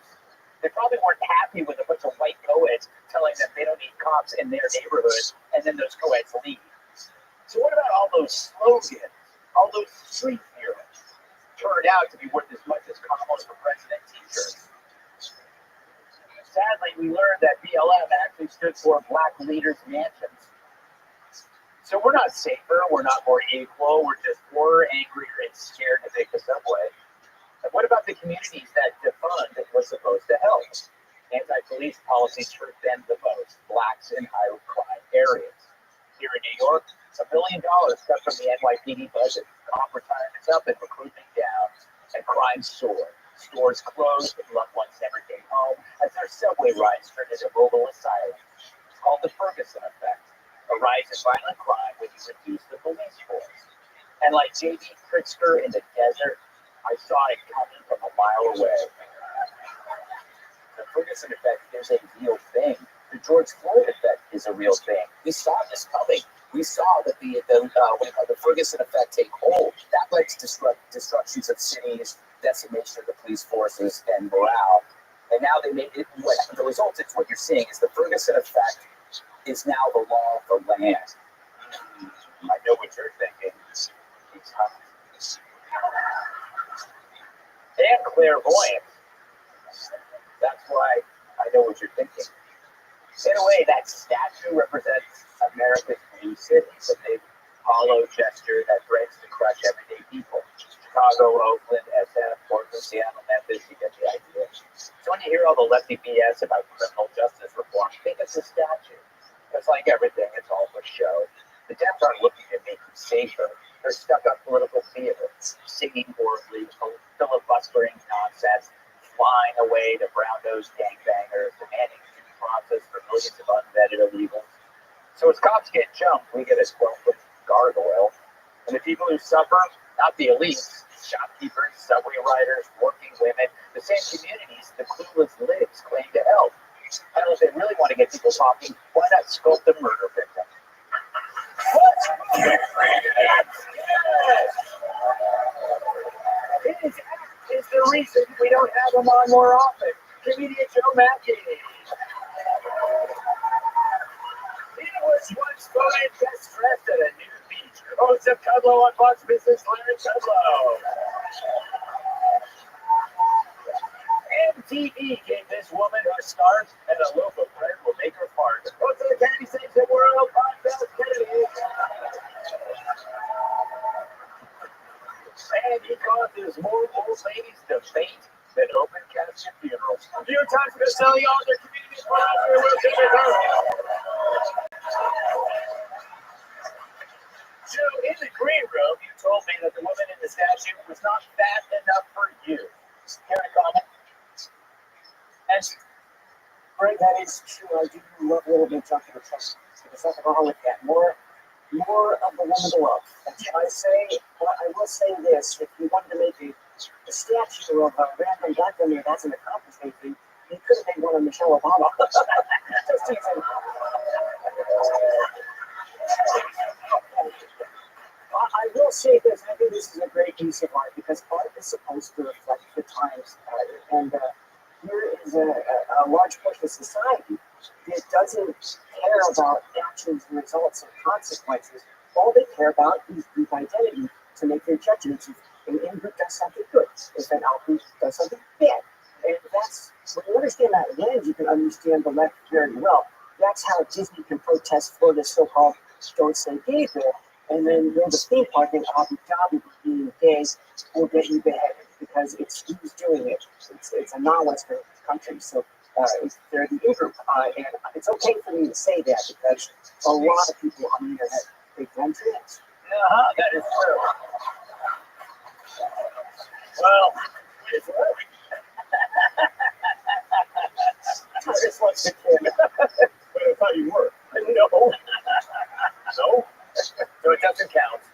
You know, I didn't know like a little lowercase thing. I guess the Rabbi, I won't be heading there. I'm getting Larry, sell high, cut low. Are you surprised that funding the police resulted in more killings? Yes, it's shocking. Shocking outcome. But you know, that whole, you think about it, that whole story. George Floyd, BLM. What changed? What changed exactly? I never understood this. Yeah. I don't think so. I don't think this was a racist country to begin with. Okay. You could disagree, but I don't think it's racist. Do we have bad apples? Yes, okay, on all sides. But we were not a racist country.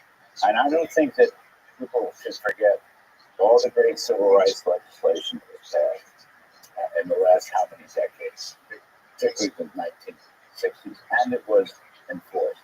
I do think the left has a fixation on everyone's racist. Everybody, if I don't like it, it's racist. If I don't like you, it's racist. If I don't like you, it's racist. And I think that's utter nonsense. The last straw I had is the left wanted DEI before Trump came in and took it out. DEI, okay? DEI and its ultra affirmative action is probably the most racist thing we've seen in decades, and helped to spawn all of this anti-Semitism that is occurring on college campuses and other places as well. So I would say it backfired, it was stupid, and it's just a projection of the left, and that the country is completely rejecting what the left is thinking about.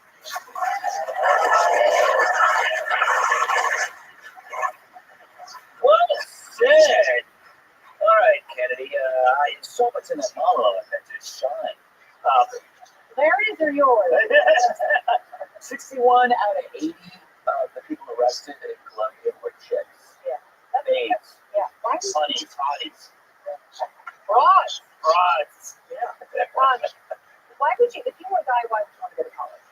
And if you were going to go to college, why would you want to go to Columbia? You know, it's like, if it's not, and it's not just students who are screaming in your face, it's TAs, it's faculty members, it's the people who actually hold the power over you. You know, it's like you go to a big school like that, the professors aren't the ones who grade, it's your TAs who are only a couple years older than you. And if you don't fall in line with their group thing and their lockstep, and in this case their group step, then they're going to fail you. You know, it's like it used to be a degree from Columbia, we did something. Now it actually might be better to fail out of the school so you can go somewhere else, to a rational school and grow you a lifeline. It would be better to go to Columbia where the hot chicks are than Columbia. Because they have big booties and that Bogota booger sugar that everyone loves. Oh, but I won't be heading to the college. Oh, little decapitation over there, Cyrus. Okay, don't lose your head. So, did we need this study to tell us about the predictive effects? Nobody cares. Well, first of all, I gotta speak on the statute. Because it's all connected. You know, if it wasn't for the Black Lives Matter scam hustle, I don't think it would have inspired a lot of not just black people, but people of color across the country. You know, that doesn't represent me or who I am. It makes no sense. I don't want to be part of it. And I think we make people more comfortable saying, no, I'm going to stand up for character. And the thing about having a statue is you want to honor life and achievement. People who have become great, they show greatness and they have courage at a time of travesty or whatever. And that's why you have, you know, they talk about all the two white guys. It wasn't Earl and Bob having a Subway sandwich.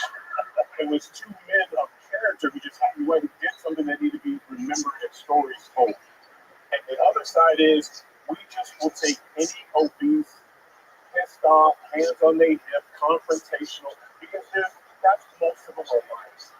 So they'll identify with that statue. Nobody Everybody would want that statue made of them. Even if you look like that, still would not want that statue made like that. That's true. No one would want that. You Yeah, know? so the actual the saluting of it is like saying you're fine the way it is. I mean, look at the body language alone. Whoever wants any man want to come home from a hard day's work and she's at the door like this? You just gotta back the truck up and you're like, nope, not dealing with it tonight. And that's the problem with the left. Is they bank on the racism. They also bank that most of us look like that and have that attitude. And so there's no one going to get behind it. No other person. There's no little girl going, Mommy, I want to be like that statue when I grow up. And if it was about promoting black women, there is thousands of black women in this country who have done amazing things. There's women of color. Well, even I can't get Whoopi Goldberg for her acting roles, Color Purple. You could have made a statue of her. And if you made it exactly like her, I guarantee you when they play with robots, she'd be like, I like it almost like that. All right. Up next, Joe and Jill, get up with you. Click here to subscribe to the Fox News YouTube page to catch our hottest interviews and most compelling analysis. You won't get anywhere else.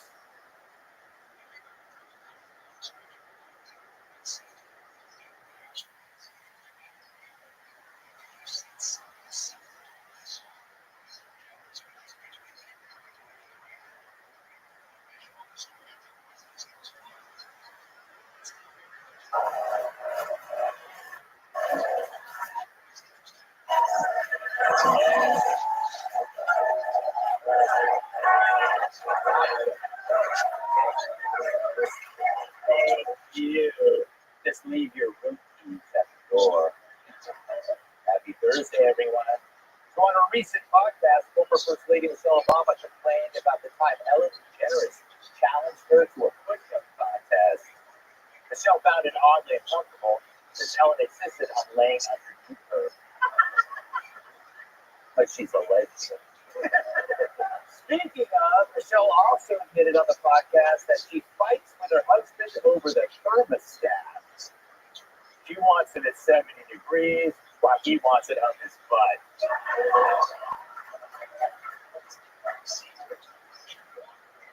According to a new book, Joe Biden brought in famed director Steven Spielberg to help with his campaign. They called the operation Saving Diet Biden. According to the same book, Kamala Harris's campaign team held a fake cocktail party without alcohol, so she could work on her social skills without a drink in her hand. But she showed them and brought her trusty beer helmets. Good for her. Don't let him change you, Kamala. While arguing about a deported illegal criminal, Eric Swalwell warned Christie Noem that he had to which he obviously had purchased until after he banged that tiny spy. Speaking of, according to a new report, Chinese spies have infiltrated Stanford University. This became very apparent when all the graduation gowns showed up each folded and pressed.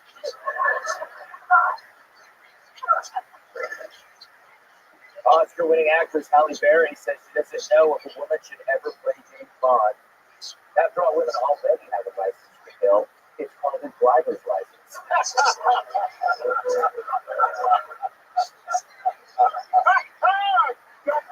Yeah. I don't want you to be alone. Thank you. The first great white shark of the season was spotted on Montauk in New York. Officials warned swimmers to beware of the shark and warned sharks to beware of tornadoes. And finally, did you see President Trump's visit to the Middle East? I know, holy cow. I haven't seen that many men in dresses since the WNBA draft. All right. Well, that was a good little run there. All right. Did you hear egg prices have dropped big time? And not just eggs, but groceries overall. It's the biggest drop in 5 years if you don't count Joe Biden's testing. But you want to see how CNN reports it? Here's their headline. Quote, Trump's egg price fiction has suddenly become reality. Yeah, Trump's fiction is now reality. Meaning when Trump turns out to be right, it's only because reality caught up to his lies. And CNN, that headline translates as, I didn't right, but he's still evil. Next they'll say egg prices have dropped, but that's bad for trans chicken. You know they're trans because they tuck their McNuggets. Now remember the I word, inflation? Yeah, these are those from media because they no longer work for them. And what about the stock market? The media had investors stepping out on a ledge and not just to drop a water balloon on the homeless guy below. Tariffs were supposed to cause such an economic collapse that it convinced me to stop paying my riders. And what of the assertion that Trump would be a laughingstock on the global stage?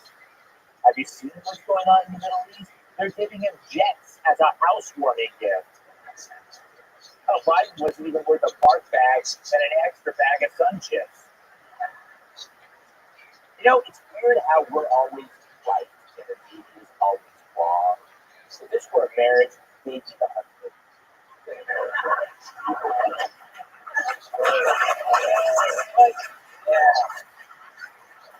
But Americans are sick of it. A recent poll found that 49% of voters think media bias is getting worse, compared to just 11% who see it getting better. Meanwhile, 44% of voters agree with this statement. No matter how much you hate the media, it's not enough. You know, I had that same feeling, but it's for sharing an elevator with Rick Hume after he's had his starting smoothie. Hold on, the prayers. Remember the prostate. Yeah, it really does the prostate. Put it down the throat, comes out. But that's not just losing trust, that's burning down an entire industry and peeing on the ashes. And this hatred is bipartisan, not just Trump bros and monster trucks playing Kid Rock at max volume. We're talking independents, centrists, even bored libs who keep getting let down because they're being led down the path of defeat. So it raises a new question. If we're tired of the media's lies, why aren't they tired of it too? I mean, I can understand a liar continuing to lie if it pays off. That's how I talk my way past the height restrictions on most roller coasters. But what if the filter you use keeps predicting the wrong outcome? When you get tired of that, when you go back to the drawing board, when you see that it doesn't work anymore, it's like when I realized I can't keep firing my secretaries when they won't take me. Again, it's one thing to make millions selling swampland in Florida, but it's another thing to try to sell swampland and it's you who ends up in the moss and the mud. The grift isn't just not working out on us, it's not working for them either.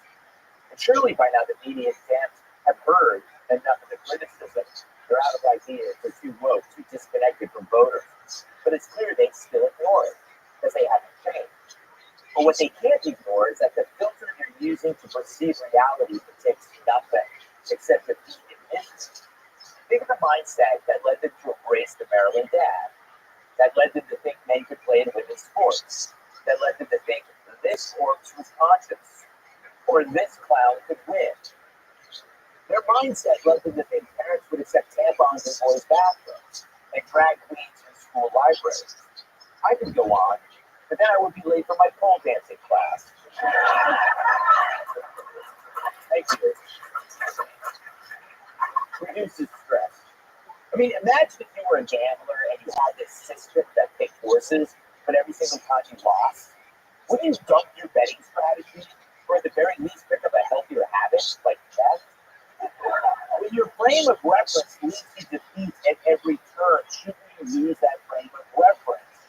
You think they would, but so far they won't. When it comes to self-reflection, the media is less curious than Elton John around a stack of Playboys.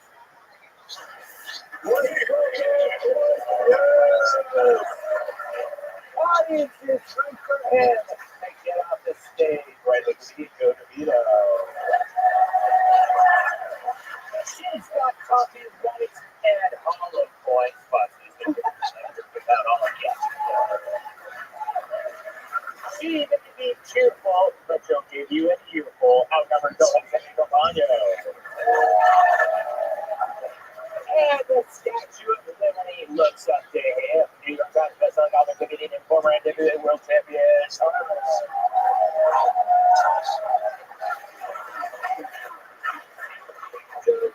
egg prices are dropping, will you finally tour breakfast for lunch? Yes, well, I'm so glad I had my eggs frozen a couple of years ago. I'm like the right call.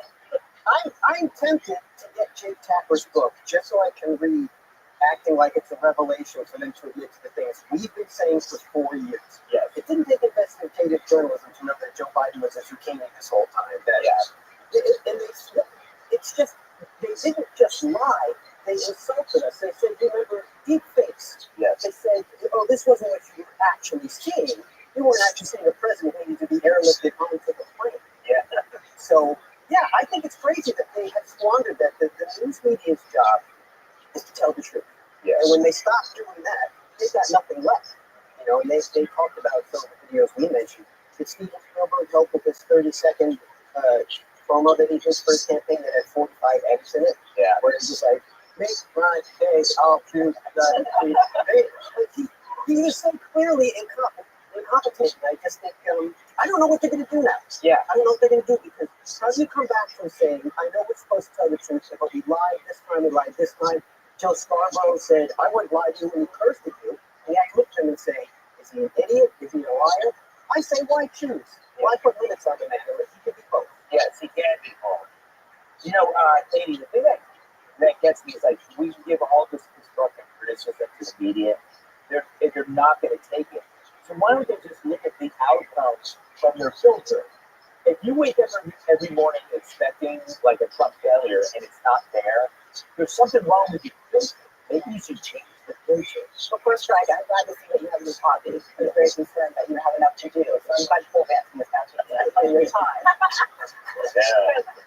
That's a great question. And it's because they are insulated still. They're not willing to actually get out and learn and take full responsibility, and they're so narcissistic that they're not willing to, say that they were wrong, because now there's money to be made. So the same people who were yelling at Laura Trump in the 2020 election that Joe Biden just had a stutter, there wasn't an incompetence issue there, and then now we fast forward 5 years, and now there's money to be made on that shameless book.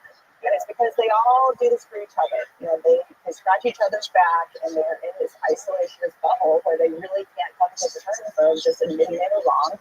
And so this has a diminishing returns, right? At some point, the circle becomes smaller because some people will leave, and they'll have to find something else to do. But they're just not willing to admit it, and they're around all the same people with no different ideology all of the time. So that's why it continues.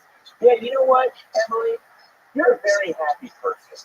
You're very bubbly. You light up the room like an arsonist. So I'm stuck on this, the way they do things, and how it's always wrong. That has to correlate with the fact that all of these Democrats look so miserable. Imagine getting up and your arch nemesis is always winning, and you have to wake up like a competing cheerleader. And it's like always best at you, and you're like, I hate this person, but every day that person wins. Is it a time for you to say, okay, I gotta let this go? Well, the graceful person did the after school special. Yes. Main character in me would say it only ends with yes. Yeah, it's absolutely right. It's the insular nature, and I think what you're describing, it's so baked in. It's literally impossible for them to extricate themselves from it. It's like learning that someone's, behavior, their depression, with a chemical imbalance. Yeah. But there was nothing they could do to actually get over it, to click out of the emperor's new clothes. And the fact that in this machine of media, that this person goes to the producer and says, I'm going to phrase the headline this way. And then they say, oh, yeah, sure, it's signed off on by a million people.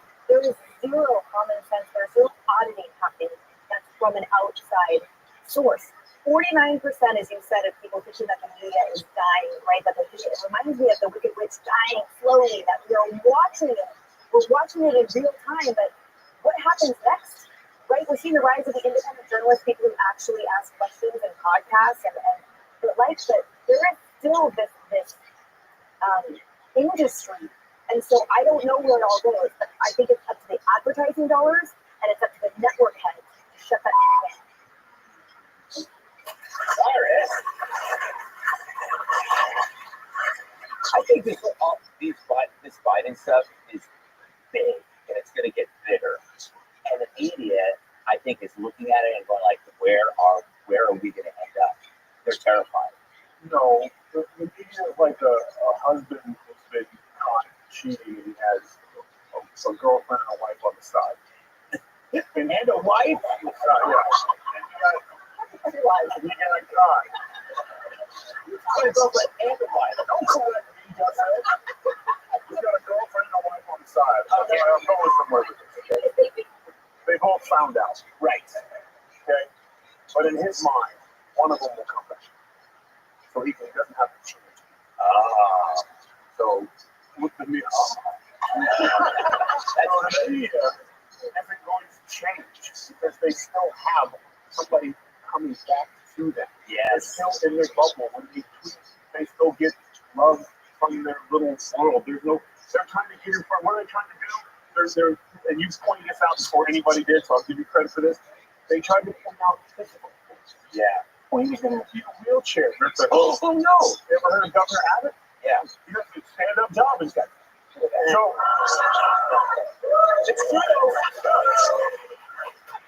Only the ableist would see that as an insult. he does. Always on his toes. But the point is that they still are the criminal in the corner trying to find a way to wiggle out. They're trapped. They're in the corner, but the American people aren't putting enough pressure on them, and they're still getting the blessings of the people who cut their checks. Because if this was a moment of awakening, if they were like, hey, this cover up and we're going to clean up, the first thing they could do was fire every person on TV who pushed that. That would be the first thing. And if Jake Tappan had any credibility, they would resign because they were a willing participant lying to the American people, trying to influence elections. They're still doing it. Even when Trump has a win, and I was reading the horrible CNN article, he's like, well, at the time when he said eggs were coming down, they weren't down yet, so he lied, and then his lie turned into truth 48 hours later. Yeah. So he's still a liar. They're still doing that. They're still the one that goes back to the cheating thing. You catch your wife cheating, she's like, how dare you break into my phone? Yeah. What kind of a person goes to my phone? You're sleeping with my brother. It's not about that. It's not trust. And you were in my phone. What gives you the right to be in my phone? Yeah. You be doing too much. I told you that story in confidence.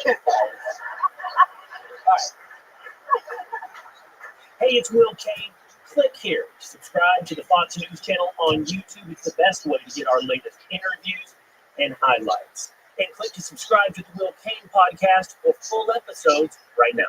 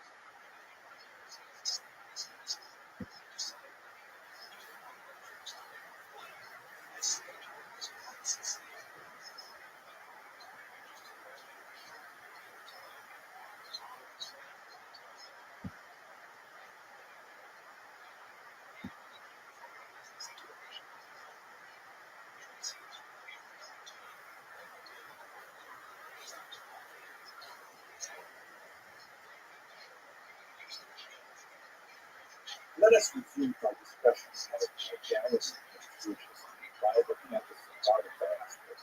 The call that just like the speculative and talking about what is identity, what is that actually mean, and why it's reflecting on the true application of the turning point from the manipulated obviously connected to the expulsion of the Jews from Spain and subsequently the departure of Spain. course, the very rich about and what I really would like to emphasize today is not so much the evidence of modernity advanced with the Spinoza aspect, but just to get a little bit of a better sense of where things are going to go, and just a hint of how they were such disruptive elements and push Jewish history into an entirely new direction of the modern faith which is just a couple of decades. So first of all, let's start with who exactly are we talking about? Who are these parties? The term Sephardi is a magic word, which means basically people from Sepharad. This is generally understood to mean Spain. This really includes Portugal as well as both the entire Iberian Peninsula, although there is often a distinction made between Spanish exiles and Portuguese exiles. The Spanish exiles were typically not forced to convert to Christianity before departing the Iberian Peninsula, and as a result, they lived the religion as Jews and had to deal with the disabilities that typically placed upon them wherever their destination was.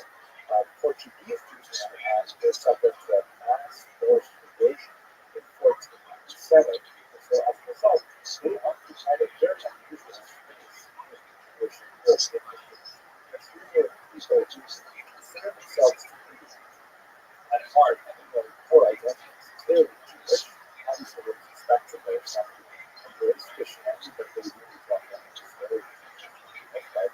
They still consider themselves Jewish for generations and often hid their identity from their neighbors and sometimes even from their own children. But they had all of the freedoms associated with Christian identity, which meant that they could travel, they could universities, they could professions, even enter the church. It's constantly unusual. So Portuguese Jews in the diaspora are often quite different from the Spanish Jews, and they have a marked impact, perhaps even more than the Spanish Jews on the religion of the Spanish. Furthermore, there are many Jews who are not of Spanish or Portuguese descent who nevertheless identify themselves as Sephardi or Sephardi. For example, one of the greatest of the Sephardi thinkers in the 20th century, this man, Rabbi would say, who was the chief Sephardi rabbi in Israel, and I really appreciate it, very prolific, and he was from Baghdad.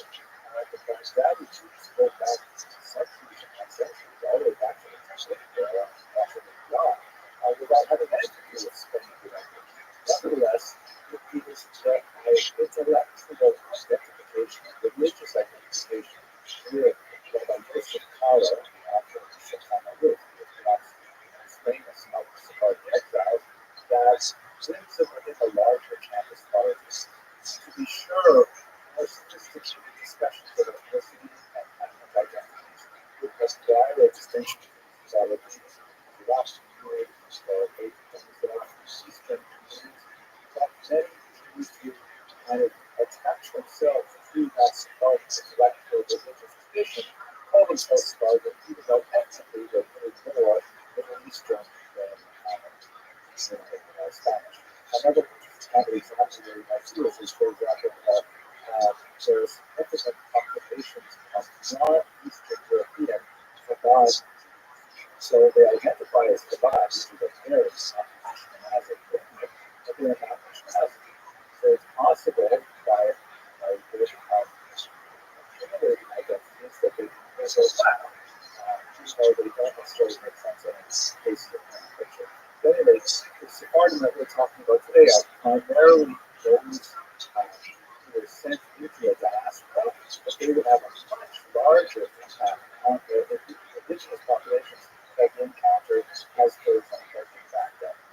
Here's one of my favorite maps of the Sephardim diaspora that gives you a sense of the scope of it. It's hard to get a good sense of how many Jews actually fled Spain. First with the expulsion of 1492, and then with the more gradual process that took place over a century, Portugal in particular. But it would be unreasonable to assume it's about a quarter of a million Jews. And as you can see, significant numbers of them went to the approximate locations in North Africa, Portugal itself across the Heritage into Southern France, but the really wide diaspora exists in several areas that we can look at in this video. Three things. So very briefly, but just to get a sense of how diverse we look at the Eastern Mediterranean, specifically we're looking at the impact of Israel, and in Constantinople, also known as Constantinople, in fact that's what we call at this point, although the name Constantinople does persist in many contexts up to the 20th century. And this is a very important Jewish center. It goes back all the way to the ancient period, especially important because it's one of the major destinations of Jews at this time. Also, Greece was within this kind of cultural orbit, because all of them fall within the large Muslim empire. Then we're going to look briefly at Europe, and I'll focus on Italy in particular, although it's that is one of the major destinations of Jews. Although we certainly have a lot more to say about Amsterdam, we won't talk about it today because we saved that for other lectures.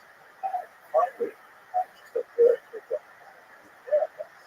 What happened in the Atlantic, either as Jews per se or more frequently as versos, as Portuguese Jews, who hoped to reestablish some kind of Jewish presence in the New World, free from the Inquisition. Okay, those are the key areas we're going to look at very quickly. Let us begin with Israel, which is the site of an absolutely fantastic and amazing spiritual renaissance that occurs in particular in the northern town of Tzfat. I'm going to I plan to devote a video specifically to Tzfat because it is so amazing. I myself have spent a lot of time studying it. I actually wrote a book on the history of Tzfat and stuff that it was part of it. Here you see a left view of the famous graveyard of the great Kabbalists who found themselves in Tzfat decades after the Spanish expulsion. And they have this custom of painting their graves blue, which is understood to be a color that wards off the evil eye. You can also see in the background there beautiful vistas of Tzfat. It is located at a very high elevation because and but what happened in Tzfat was rather unusual. It was really something of a nothing town in northern Israel. Jerusalem was clearly a major center of Jewish activity. But for primarily tax purposes, the Ottoman Empire released some tax disabilities on new settlement in the northern part of Galilee. And Jews were very active in the textile trade in particular, began to settle this region quite rapidly. Early on, many of those settlers were exilees from Spain, later Portugal, and over the course of the 16th century, really not even the entire century, really about 70 years, this one town attracted a brilliant number of really important mystical thinkers, including Professor Carl, who we mentioned earlier, who is the author of the Code of Jewish Law, and much of what he wrote was actually written with the Spanish exiles in Greece and Constantinople, but with this here in Tzfat. The great Moshe Alshit, fantastic commentator, very Kabbalistic explanations. Rabbi Moshe Cordovera, the figure who talked about so much of the Moon Energies, the author of Pardes Romanum, Torah, other good classics, and his very brief student, because they only spent less than a year together, great Arizal, was not Sephardic in origin, he actually came from Egypt.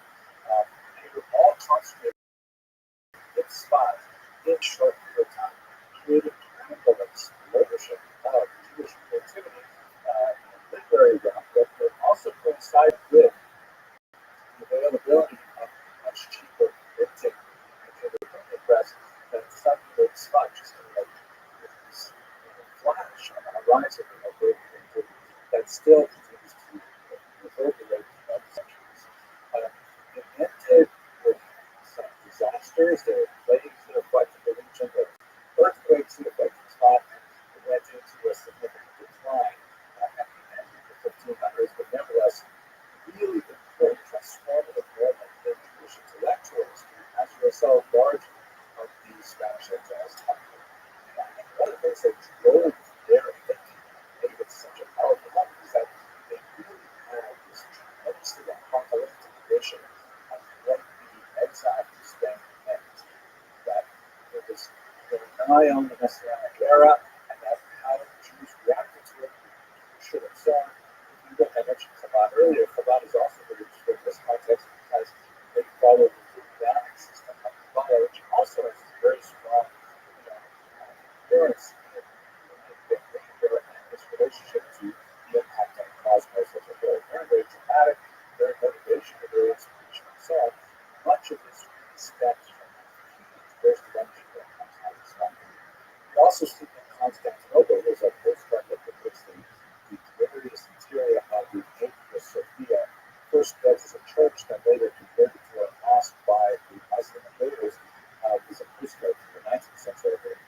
And in Constantinople, there's a tremendous number of Jews settling there, primarily because it was the capital of the Ottoman Empire, the great administrative center.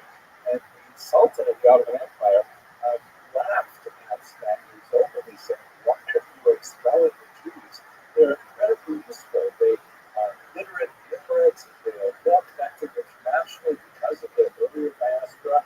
And he invited the Jews to the Ottoman Empire, to places like Tzfat, to the capital city of Constantinople. So there was a huge surge of Jewish activity in Constantinople as a lot of the Jewish exiles moved their way there.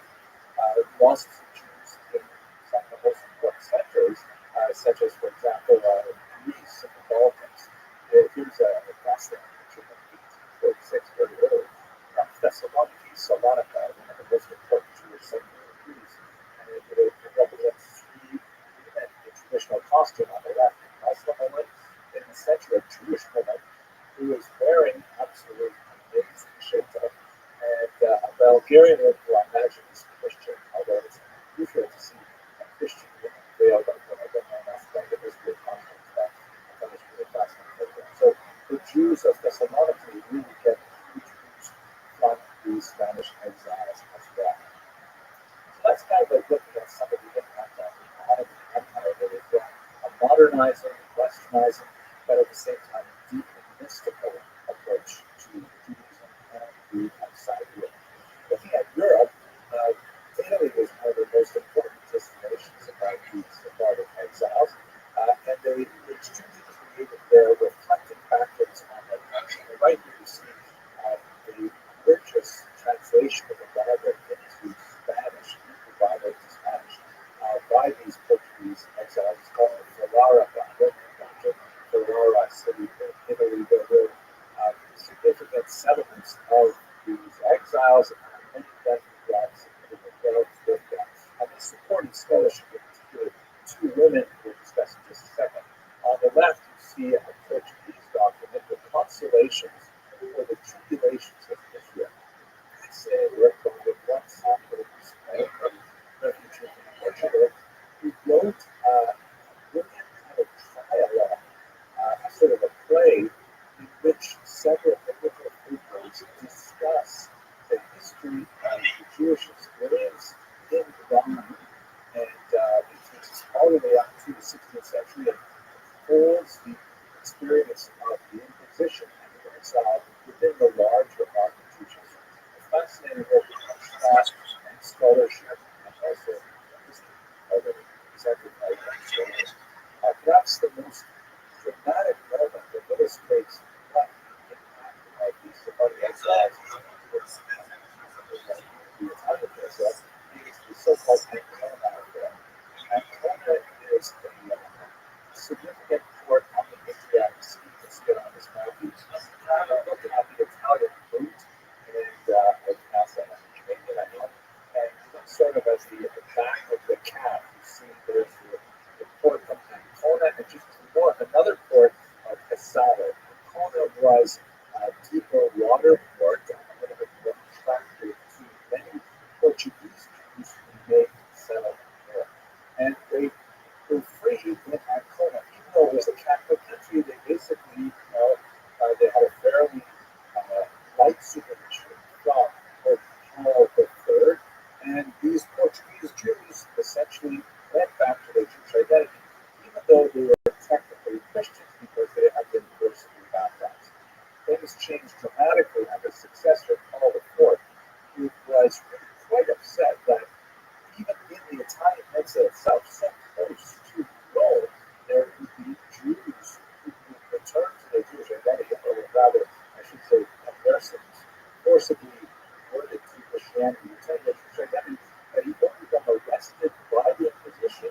and tried for Judaism, and ultimately burned 25 Jews at the stake in the 1500s.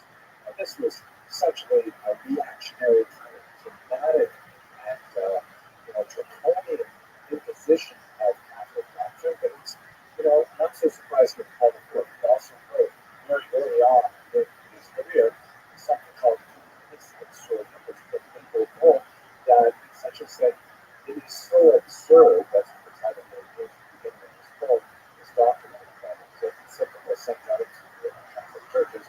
It is so ridiculous that the Jews should be allowed to essentially apply their religion within Christian territories, especially those Jews who have already become baptized, forcibly or otherwise. And so he had a very negative approach to the Jews. He imposed the ghetto in Rome. He attacked the Talmud and so on. And of course, he killed 25 of these baptized Jews who are returned to their ancestral faith. This provoked a dramatic reaction to very powerful women. And I would like to suggest here that it is not inconsequential that we're speaking about powerful women in the context of the Sephardic diaspora. Let us recall that when the Jews were exiled from the Iberian Peninsula, this was like huge infringement of everything. All of the traditional power structures were gone, all of the traditional authority figures were scattered, and it took some very strong individuals to assert leadership. Two of those very strong leaders happened to be women. One of them was Doña Gracia Mendes Nasi. The term Nasi is literally hence the leader. And it was a family name, but it was also applied to her as an honorific. She was a brilliant woman who actually came from the Portuguese extraction. She did come from a first background, and she, of course, was incensed that the justice of the Jews and actually killed 25 Jews in this matter. And so she, in a rather unequally foreign, used her significant Jews were very important. Supported, for example, of the Bible translation we saw earlier, and also the consolations by the Spirit. She called for an international Jewish boycott of the book of Bible. And she did this from Constantinople, where she had made her name. And this was like shattering that Jewish for the very first time since they lost their homeland 1500 years earlier. She was saying they should internationally organize to exert their collective pressure on the church to abandon these anti-Semitic policies. It is audacious, outstanding. And by the way, this is a very dramatic portrait of her that you don't exactly know what she looks like. It's an art portrait. I like it when she does look something like this. We do have a portrait that is from a medallion that does not represent Doña Gracia herself, but rather her niece who had the same name. So that's basically. Unfortunately, for this movement, which did gather significance in the Ottoman Empire, she was opposed by another very powerful woman named Benedicta Abdelrahman from the famous Abdelrahman family that fled Spain. And the fact that Doña Gracia was from Portuguese extraction, that Benedicta Abdelrahman was from the Spanish extraction. This is also not a picture, actually, of Benedicta Abdelrahman. It is the portrait of very brilliant, glowing portrait of her student, over of Toledo. She was but I think it's still worthwhile picture here, not only because it's so beautiful, but also because Benedicta was chosen because of her superior social skills and etiquette to be tutor to young Toledo. Believe that these Jewish people knew more about how to behave in polite society than the Christian Jews, which was so chosen. At any rate, Benedicta also very wealthy, also very well connected, and very much supportive of Jewish scholarship as well. She disagreed with Doña Gracia. Two female types disagreed with Roman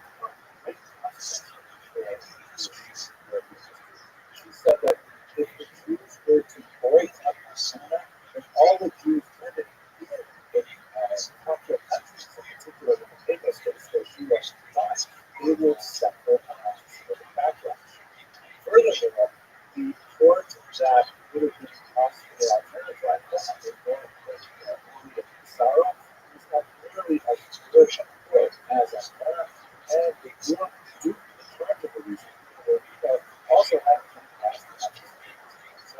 So that the leader respectfully but forcefully disagrees with the Dacia our idea of a boycott and unfortunately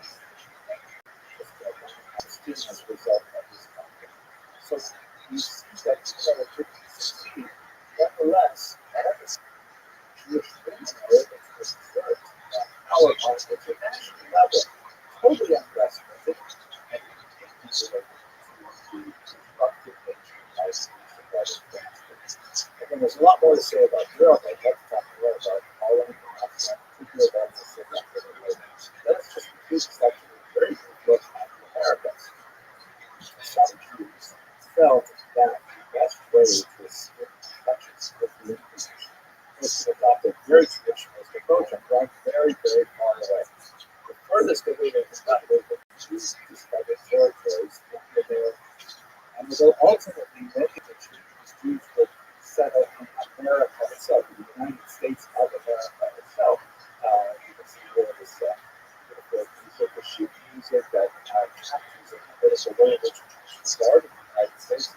As they called the British, included in the terrific land of nature, the famous poem of the Colossus of Grace, the Statue of Liberty, which of course replies to part of the that much of this early settlement was dominated, by the way, by Portuguese, Christians, who were allowed to use these kinds of children without as much difficulty. It was settled primarily in the Caribbean and South American Christian, especially because the Portuguese had significant holdings in Brazil.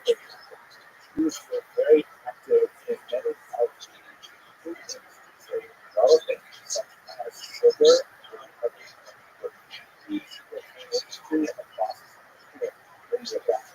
Europe was also some involvement with Rothschild and the slave trade. Not in any way disproportionate to not the risk of the scholarship of immigration speaking the world, but nevertheless, this is part of the overall trade. So these communities grow significantly, particularly at the end of the 19th century, the United States of America was going to have a big but now it's got a little bit of a sense of scope of the Pacific diaspora, which is the section of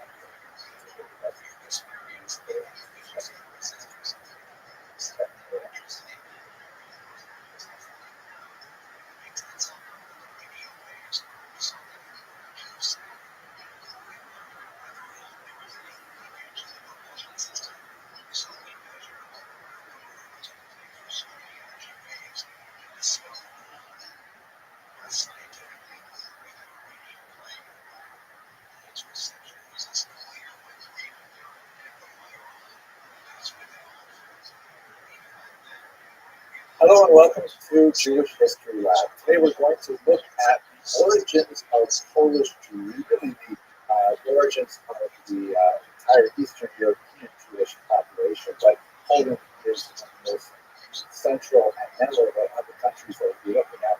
And for those of you who took the time off to celebrate the holidays recently, I hope that you've come to us to refresh and relax.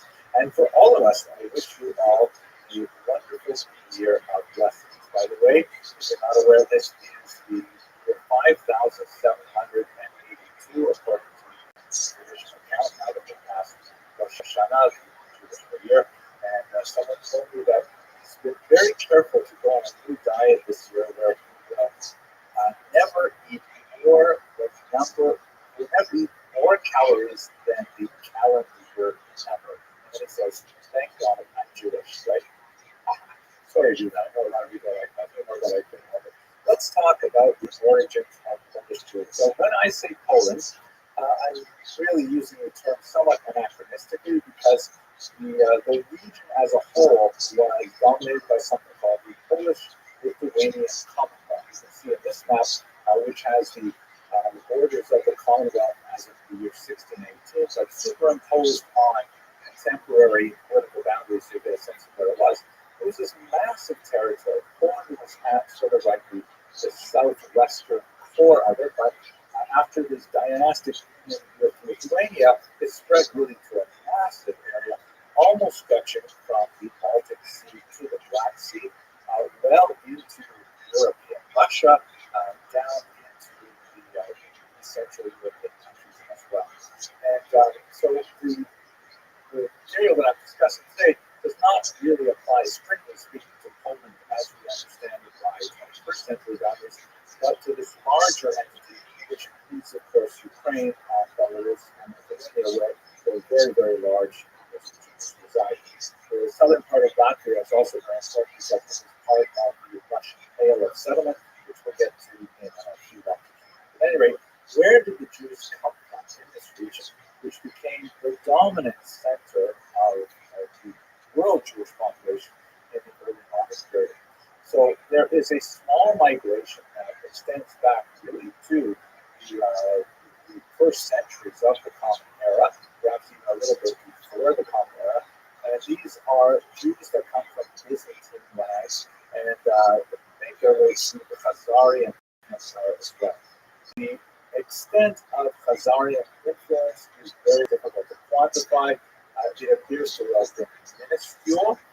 There are occasional references to Khazarian Jews, for example, in one of the early Russian chronicles, the Povest of Dev, which not strictly speaks Russian, but refers to King Rus, the region as it was known at that time, and those references to Jews from Khazaria being involved in the particular. And they left behind, as we discussed in previous lectures about Khazaria, they left behind very, very little trace of their presence, either in cultural aspects, literary aspects, and so on. We don't really know a lot about how extensive this penetration was and how much it affected the later dominant Polish Jewish population. The really big migrations that took place come in the 12th and especially up until the 16th century, and they're coming from the western side of Europe. They're coming primarily from Germany and France, making their way sometimes through Austria, Hungary, places like that. But that's really where you have the dominant Polish population of Jews. There you see lots of traces of European evidence, lots of very significant connections between cultures that started, for example, the Rhineland and then made their way to the east. Yiddish, of course, is the only language of the Jews, and that is basically a medieval German dialect with the letters. They're not making that too much of the languages of the Khazars, for example. So we begin to see some legendary elements of their appearance in the region as early as the 8th and 9th century, but it really begins to coalesce around the 10th and 11th centuries. And one of the things that we see them doing, for example, in the very early period, is that Jews are serving as oil making money. Here, have a look at these projects, literally making money, producing money, things to be used as money, not necessarily making money for themselves, which I'm sure goes hand in hand with it, but some of the earliest coins in the Polish Lithuanian Commonwealth are actually written with Hebrew characters. Here you see a few stencils of several of them, and here's a better view of one that has the term Moshka Karol, or Moshka Karol, which is clearly the Hebrew phrase for King Yeshko, a 12th century Polish word. So it's highlighted in red a little bit easier to read. Now it's fascinating to know why would the early Polish nobles and kings make coins with Hebrew letters, most likely to be widespread literacy, which was common to the region, and the fact that the Jews would use the Hebrew alphabet because Jews are ones who are working with money primarily in small commerce. It became relevant. We'll have a lot more to say about this in the next introduction. We talk a little bit about the economic basis of Polish Jewry, but for the time being, this is just some of the archaeological evidence of the early settlement from about the 10th century onwards. Now, when we look at why Jews migrated to Poland, the Polish Lithuanian Commonwealth property, there are both push and pull factors. There are factors which drove Jews out of Western Europe, and there are factors which drew Jews into Eastern Europe. Eastern Europe was definitely a place of refuge for Jews. You can see here beautiful representation by Gerson representing King Casimir, who is accepting Jews and giving them protection and refuge. So much so that you see some of the great scholars like Russian historians from Galicia referred to Poland with kind of like a fanciful etymology. But he will pull in, and then here, we will rest. So here we will find refuge. So in terms of the push factors, what was driving Jews out of Western Europe? The first marked thrust that drove Jews to pursue homes in the eastern part of Europe were the First Crusade massacres of 1096 that we discussed. Horrific massacres primarily in northern Germany that seemed to be outside of the control of the legitimate state authorities to manage. And Jews were very frustrated by this because as a minority, Jews are always vulnerable to mob violence, and they rely on the legitimate authorities to maintain a Rechtsstaat, as a society governed by law. As we've discussed in many previous lectures, Jews are typically very happy to live in environments where there is some minor discrimination against them, a certain degree of endemic anti-Semitism, but only if the rule of law is protected. Meaning, perhaps there will be a numerous clauses and Jews will not be allowed to enter university, or perhaps there will be certain tax rates that are not allowed to take advantage of it, whatever it is, as long as they know that if someone throws a rock through their storefront window, that the police investigate and if they catch the culprit, then they'll have a proper criminal trial and so on. So Jews fear mob violence like any minority. And when you had these series of massacres that accompanied these traveling bands of crusaders, or as we discussed in the lecture, crusades, more of the ragtag followers of the crusaders, and that the local authorities, including the church, could not put a stop to it. That's when there's an increased push of Jews from Western Europe moving towards the east. In the 13th century, with the horrible blood libels that we have also discussed in the previous class, developed a series of expulsions. In France, in particular, there's 3 expulsions in the 14th century, and so there's more and more reasons for Jews not to live in Western Europe. This is kind of like the push aspects of it, as Jews are finding Western Europe far and far less hospitable than they ever been before. Now, there's also pull factors. The Polish economy was actually having a very difficult time, particularly in the 13th century, after the Mongol invasions of 1241 and onwards. The demography had dropped. There was a very, very weak economy. As we saw earlier, the Jews are the people actually making the money, physically making money, because they don't have a really well-functioning economy compared to Western Europe, and Jews have the know-how and the understanding of how to produce things like this. And so the local Polish leaders were actually inviting Jews and saying, please come to our area. You are literate, you live in concentrated areas and can take advantage of your skills in Poland. They also, to make this attractive to Jewish migrants, they created something called, or they adopted something from the West called Magdeburg. Magdeburg is the name of the city, and Recht means law. And this is basically like a medieval charter that lists the specific privileges that a community may enjoy. And although some of these charters were actually written much later and designed to look like they were written earlier, they nevertheless did reflect long-standing agreements as to what were the privileges and sometimes the disabilities of the Jews in particular regions. Right of settlement, for example, the right to control their own guilds, the right to indicate when foreign Jews could move in and set up competing businesses, and what monopolies Jews would have. We'll get to more about this when we get to the economics of Eastern Europe. But Jews were often granted specific monopolies. For example, propinatia, the distillation and distribution of alcohol. That's why in so many Jewish folk tales and Ukrainian folk tales and so on, you have the Jewish krechma, the Jewish inn, because that was actually a monopoly that was frequently given to Jewish communities. But bear in mind also, they were speaking about a corporate environment where it's not like individuals who say, you know what, I think I'd like to go live in Krakow. Then they go move to Krakow and they find, how to put themselves into the secular environment. But people lived within communities. You were part of the Jewish community, like an individual who chose to affiliate, who were legally bound to that community, who were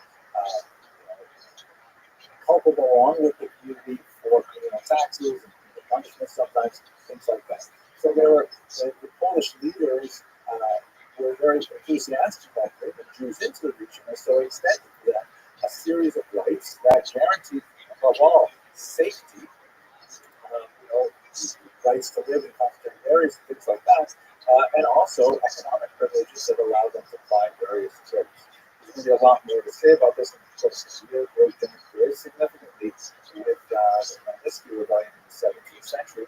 But for the time being, between the First Crusade and the Magnitsky Rebellion of 1648, this is a pretty stable kind of environment. In some cases, like in the Statute of Courage, which comes from 1264, these things are actually set down in writing and promulgated and really attracted a lot of Jews to Eastern Europe. So there's a very significant movement of Jews over these centuries to Poland, making it ultimately the largest single concentration of Jews in Europe. And just to give you a sense of what that looks like, here's a map that shows the relative concentration of Jews within the boundaries of the Polish Commonwealth as of 1764, and you can see that the yellow means like less than about 10,000 Jews, and the deep red is more than 50,000 Jews, and you can get a sense of where the concentration is really in the region of western Ukraine and southern Poland in particular, also some significant concentrations towards the west on the border of Germany and to the north in Lithuania in particular. The height of the achievement of Jews in the Polish region, in particular in terms of their self-government, is undoubtedly an institution called the Council of Lands, also known as the Council of Four Lands, depending on the period it's referred to. And basically, this was a kind of a Jewish state within a state, rather amazing thing. We spoke about the communal arrangement of the Jews in the Kahila, essentially the self-governing Jewish municipality that handled all of the social welfare works for Jews by collecting their own internal taxes and distributing it charitably to individuals as needed, and set up like everything from wayfarer support to poor brides and orphans and all kinds of social services, but also self-regulating by temporary law. And each of these municipalities was basically structured very similarly. And what happened was in Poland, they came to terms and they united themselves across the entire scope of the Polish Lithuanian Commonwealth within one, as it were, national organization. They would meet twice a year, and particularly in Berlin, and they would make decisions. So, in fact, all Jews living within this massive country, the largest country in the world at the time. It's really a rather amazing thing. By the way, we're looking at is one of the couple of pages from the minutes books of the Council of Lands. Now, they didn't have, like, for example, their own police authorities. They worked very closely with the state, and the Polish Lithuanian state realized how valuable they were, particularly at first, with regards administering many social functions that they wanted to themselves have. But once they realized that it was more efficient for them to collect taxes directly from the Jews rather than have the Council of Lands involved, that led to the erosion of the Council of Lands in particular. We'll talk about that as well in the lecture. But the kinds of things that they dealt with were really quite significant. and made a huge impact on the way in which Jews live and consider themselves within the Polish state. This was really one of the high points of the Jewish diaspora, at least up until the Monastic Rebellion of 1648, where Jews regarded Poland as really a golden era for Jewish civilization. Comparable in many ways to what we see happening earlier in Spain, before that in Babylonia. It would result in a kind of a Polish-Jewish synthesis. It was very similar in many ways to the German Jewish synthesis of the 19th century. But of course, when we get to the 20th century, we see it all unravel. And that will be as we're talking about the future lectures. But for the time being, I hope you enjoyed this lecture. If you did, please subscribe. I'd like to see the numbers go up. It's actually kind of exciting to see that there are a lot of people who enjoy Jewish history. And yeah, I guess that's it. Thank you very much for listening.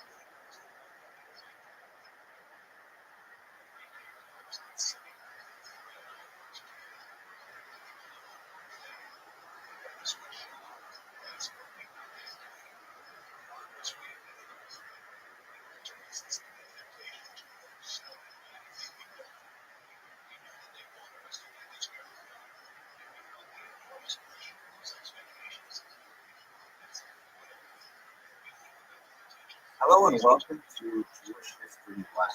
We're going to get started today with more discussion on the literary, philosophical, and religious level, looking at a stage in intellectual literary development that grew to a population called the Acharon, sometimes spelled A-C-H-A-R-O-N-I-M. Literally, that term means the latter ones, like the latter authorities, the later authorities.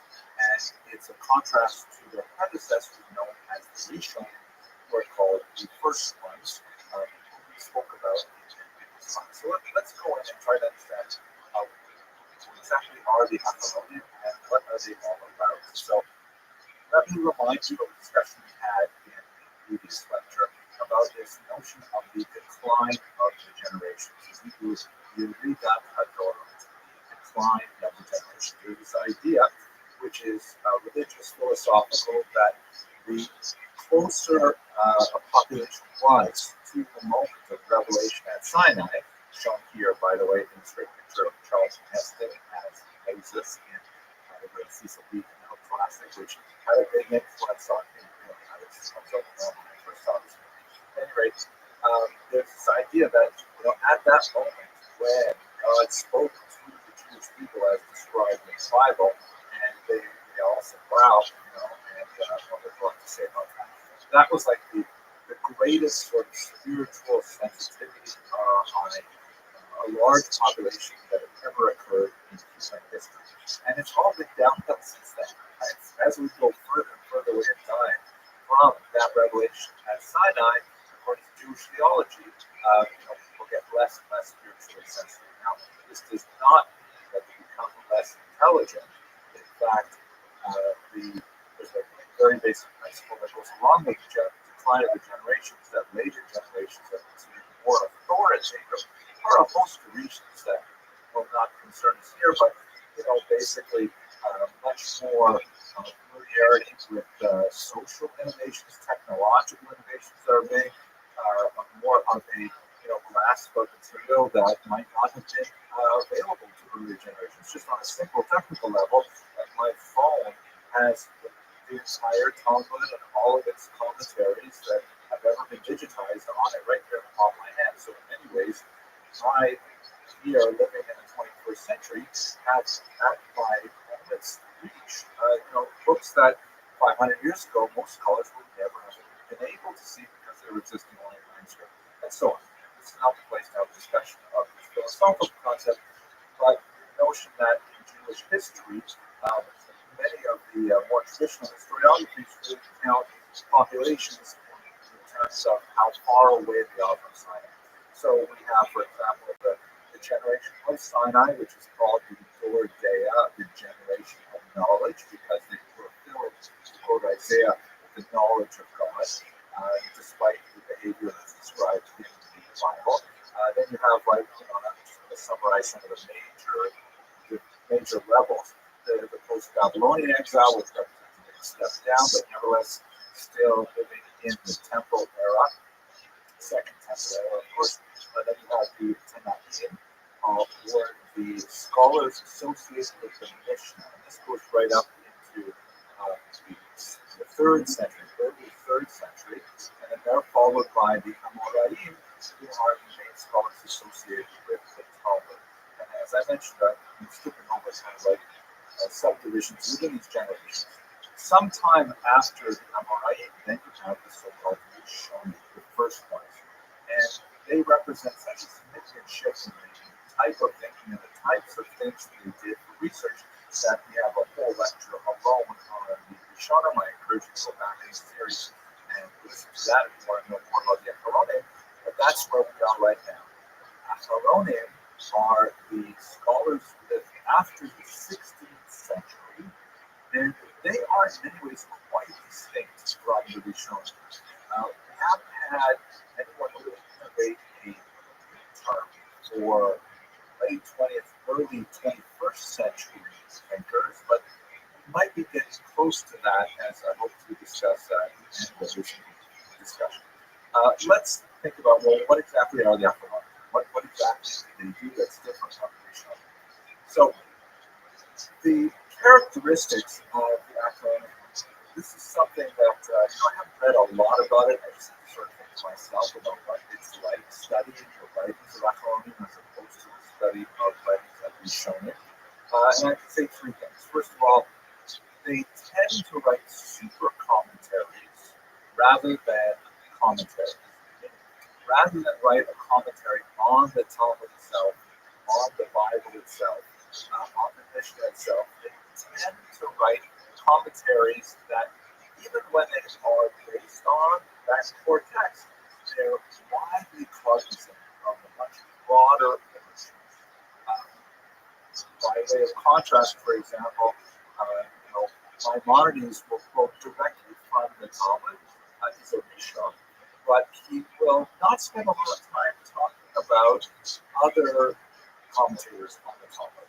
He will really base his halachic discussions based on his own assessment of how to understand the Talmud itself. Whereas super commentaries will be commentaries on Maimonides on the Talmud. So it tends to be sort of a meta-analysis rather than a first-order analysis. And that's also, I think, very much characteristic of modern research in general, that you have to do like kind of a literary survey. Who else has written on this topic and what do they say? That's the kind of thing that Acharonim tend to do much more so, in my humble opinion, than Rishonim. Secondly, in terms of their expression, they are almost always written within Hebrew. It's interesting. Non-rabbinic Hebrew Acharonim, but the vast majority are writing in rabbinic Hebrew. And their language is still coded, but not nearly as cryptic as the Rishonim. Like when I went to yeshiva, which is of course a traditional Lithuanian-style yeshiva, we spent almost all our time learning how to decode Rishonim. The Ritva, the Rashba, and so on. And then when we got to Acharonim, it was like all of a sudden we went so fast. We were using so much more text, covering so much more mileage, the language is just kind of like a breath of fresh air. It's shown in every single syllable, every single little jot and tittle in the text means so much, and you have to pause and you have to contemplate what it means and what are the possible ambiguities. Whereas in the writings of the Acharonim tend to be far more straightforward, less cryptic, more prolix. They tend to be much more longer, a lot more words to say something, but more words help speak with precision and rapid understanding. And then third, in general, they tend to lean towards the pragmatic. Acharonim still deal with theoretical questions, but those theoretical questions are not pure theory. They tend to be linked to an actual situation. They tend to be linked to a specific question that was raised about a real life case, and they would use all of this other body of information that they've accumulated in order to bring it to bear on that particular issue. Those are three characteristics that, in my humble opinion, are associated with Acharonim. It may be helpful in this context to sort of look at the first author who is widely considered as the sort of the initiator of this era, of liminal characters whose writings really straddle the period of Rishonim and the period of Achronim. And this is, of course, none other than Maran Petrusevich, Rabbi Yosef Karo, the author of the Shulchan Aruch, as this book and subtitle explains. Now, who was this individual? He's a fantastic scholar, remarkable legal scholar, also a Kabbalist, as we shall see in the next lecture, God willing. And he is the author of the most widely used code of Jewish law, the Shulchan Aruch, or the Set Table. However, why don't we call him Maran, which is the title of respect, like El Rabbi? Why don't we call him Maran Shulchan Aruch? Why don't we call him Maran Beit Yosef, also by the way known as Hamechaber, the author? As if to say, this is really the model of all authors. So the reason is because his magnum opus is not the Shulchan Aruch. In fact, he placed much less emphasis on the importance of the Shulchan Aruch. His greatest work of scholarship is undoubtedly this incredible work called the Beit Yosef, which is a Rishon-style commentary on an earlier code called the Tzur. And what he does with the Tzur is he begins this kind of meta-analysis, but he really goes deeply into the sources, once again using the kind of pragmatic tools to draw out the theoretical foundations of the decisions as laid down in the Tzur. Now, amazingly, he went and he wrote commentaries on other great codes, such as Maimonides' Mishnah Torah, and when he had finished all of these, only then did he go on to write the Shulchan Aruch, which he clearly intended, actually, not as the primary text to be studied. He hoped that people would study his Beit Yosef and his Kesef Mishnah, other works like that, on other great commentaries. The Shulchan Aruch was intended to be kind of like a short form of all of the decisions that were reached after having discussed all of the previous codes. And he actually intended for people to review it every 30 days. Can you imagine studying the entire Shulchan Aruch every month? But that's really what he was kind of like short form. It was a concise version of the much longer Rishon style, but in terms of thinking that he put into his earlier commentaries. So the Beit Yosef is considered widely the last work of the Rishon era, and the Shulchan Aruch by the same authors, considered the initial book of the period of the Achronim. He also had a fantastic and amazing life, which also straddled the great Iberian Jewish population. He was among the exiles from the Spanish expulsion. As a child, he wandered throughout Europe and Constantinople and ended up in Scotland, which again I hope to speak about in the very next lecture. Fascinating figure. So that's sort of like what the Achronim are all about. Let me just ask one last question. What about the period we're in right now? It's been a long time, 5 centuries, that we have been thinking about Achronim, writing about Achronim. Is there something new? Are we in a post-Achronim period? So there are definitely Achronim who are still alive and well and working. Chaim Kanievsky is one of the greatest rabbis, very widely respected from in Israel, whose work clearly belongs within the genre of the Achronim. But there's an interesting kind of development that, again, I'm kind of going out on a limb here. This is not really my area of expertise. They say that historians shouldn't talk too much about our own times because we like pressing our windows up against the glass.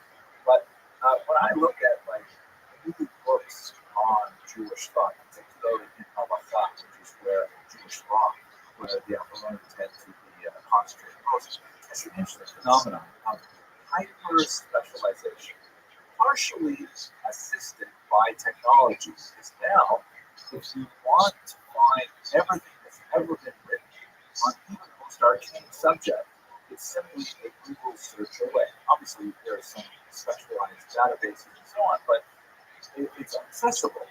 And so all of a sudden, a person can accumulate an incredibly broad grasp of what has ever anywhere been written about a specific issue and write a book about how these things come to pass.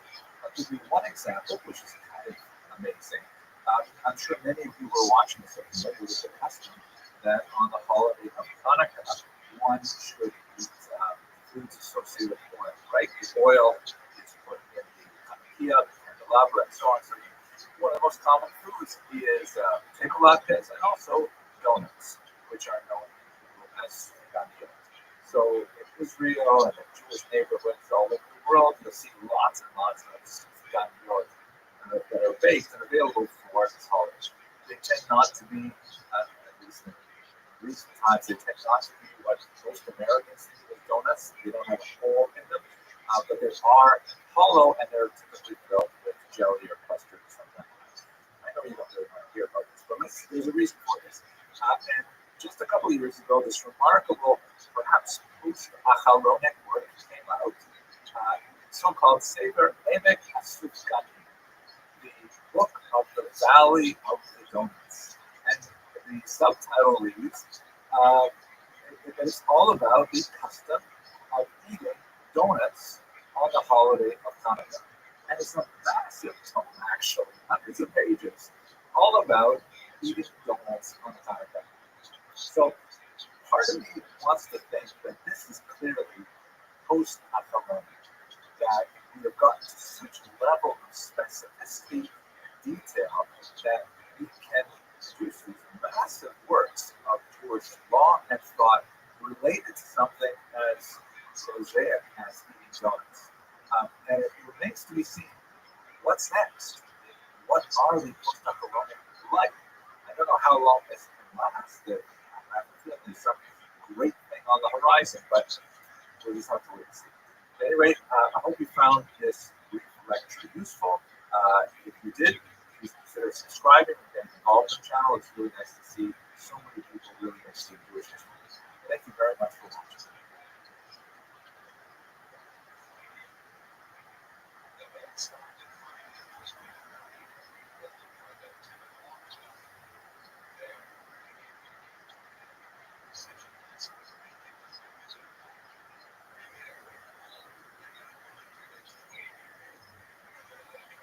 Hello and welcome to the Jewish History Lab.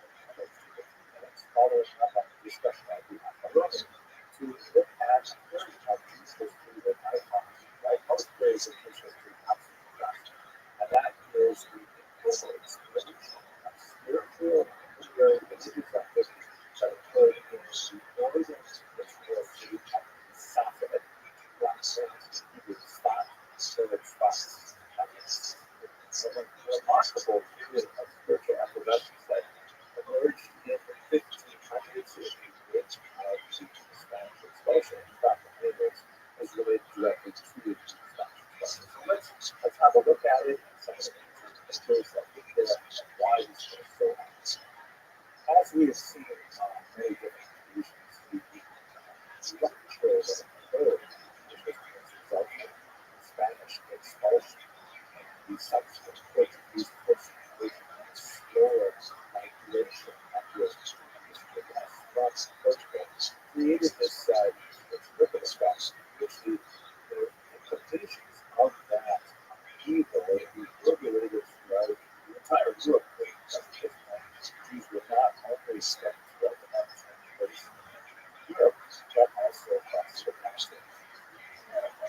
One particular group of refugees made their way all the way back to Israel, which you would think is a fairly logical location, but you should recall that in the 1500s, Israel was still largely denuded of Jews. There was a very, very small tiny Jewish population there. Maimonides had arrived in the 13th century and begun to revive a very, very tiny community that was there. And so there was as they lived there, they were especially concentrated in the big city of Jerusalem. Settlers actually began to revive the country. Much less well-known as this tiny town in Surprise, a fairly high and mountainous town, beautiful surroundings looking over the river. But in the season, the worst of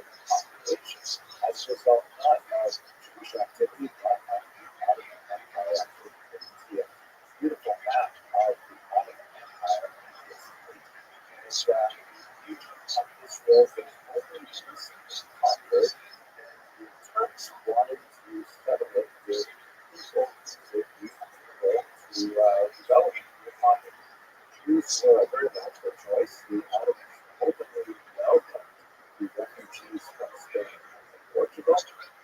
And in fact, even mocked the monarchs of the Iberian Peninsula for giving up the refugees of the Ottomans felt was such a valuable resource. And so there were tax breaks that went into these settled areas.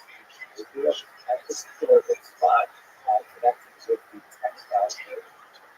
So a lot of people were attracted to the spot for business services.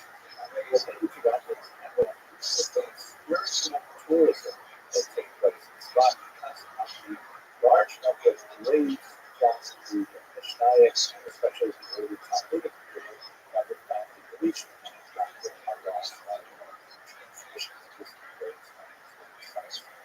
So this is in the 1500s. This is the more and more tourists coming to the spot. Having done for economic activities, they're coming because they're displaced as a result of the expansion of culture. And then some also because of spiritual reasons, with the atmosphere of neighborhoods in this region where we have this really interesting about it. It just takes just a few minutes to talk about what is the Kabbalah. So the term itself is translated as tradition. Literally it comes from the word Kabbalah, the seed, in the sense of something which is handed down teacher to student, teacher to student, something which is received, as opposed to something which is kind of like logically known.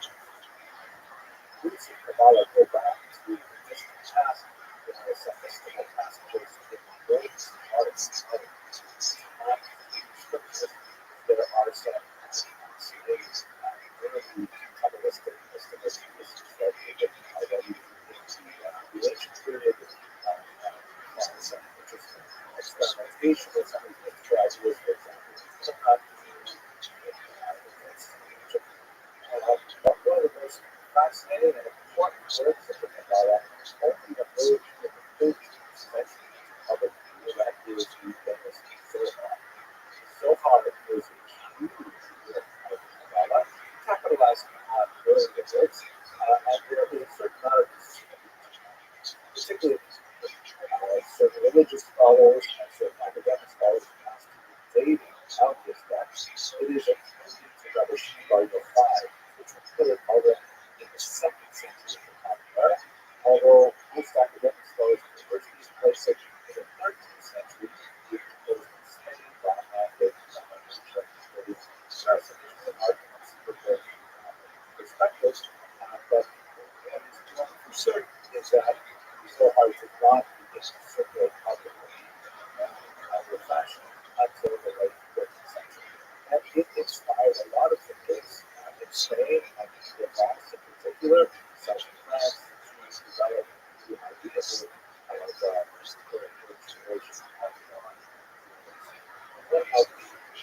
the elements that derives from it, perhaps most systematically, is this tree of life, or means or battleground church, where inspired by the model that is described by the Zohar, which essentially describes a series of 10 sephirot. Sephirah is hard to translate in English. There's related to sapphire, which means like sapphire. It would be related somehow to the word sphere in English, which is sides. But basically, what it refers to is a series of emanations of godliness descending as it were from the Ein-Sof, God, into the finite world of nature. Different ways in which Kabbalists have approached that, but basically, this is sort of like the architecture of the universe as it is understood as the relation of God's affinity to the finite world in which he lives. The terms all have various characteristics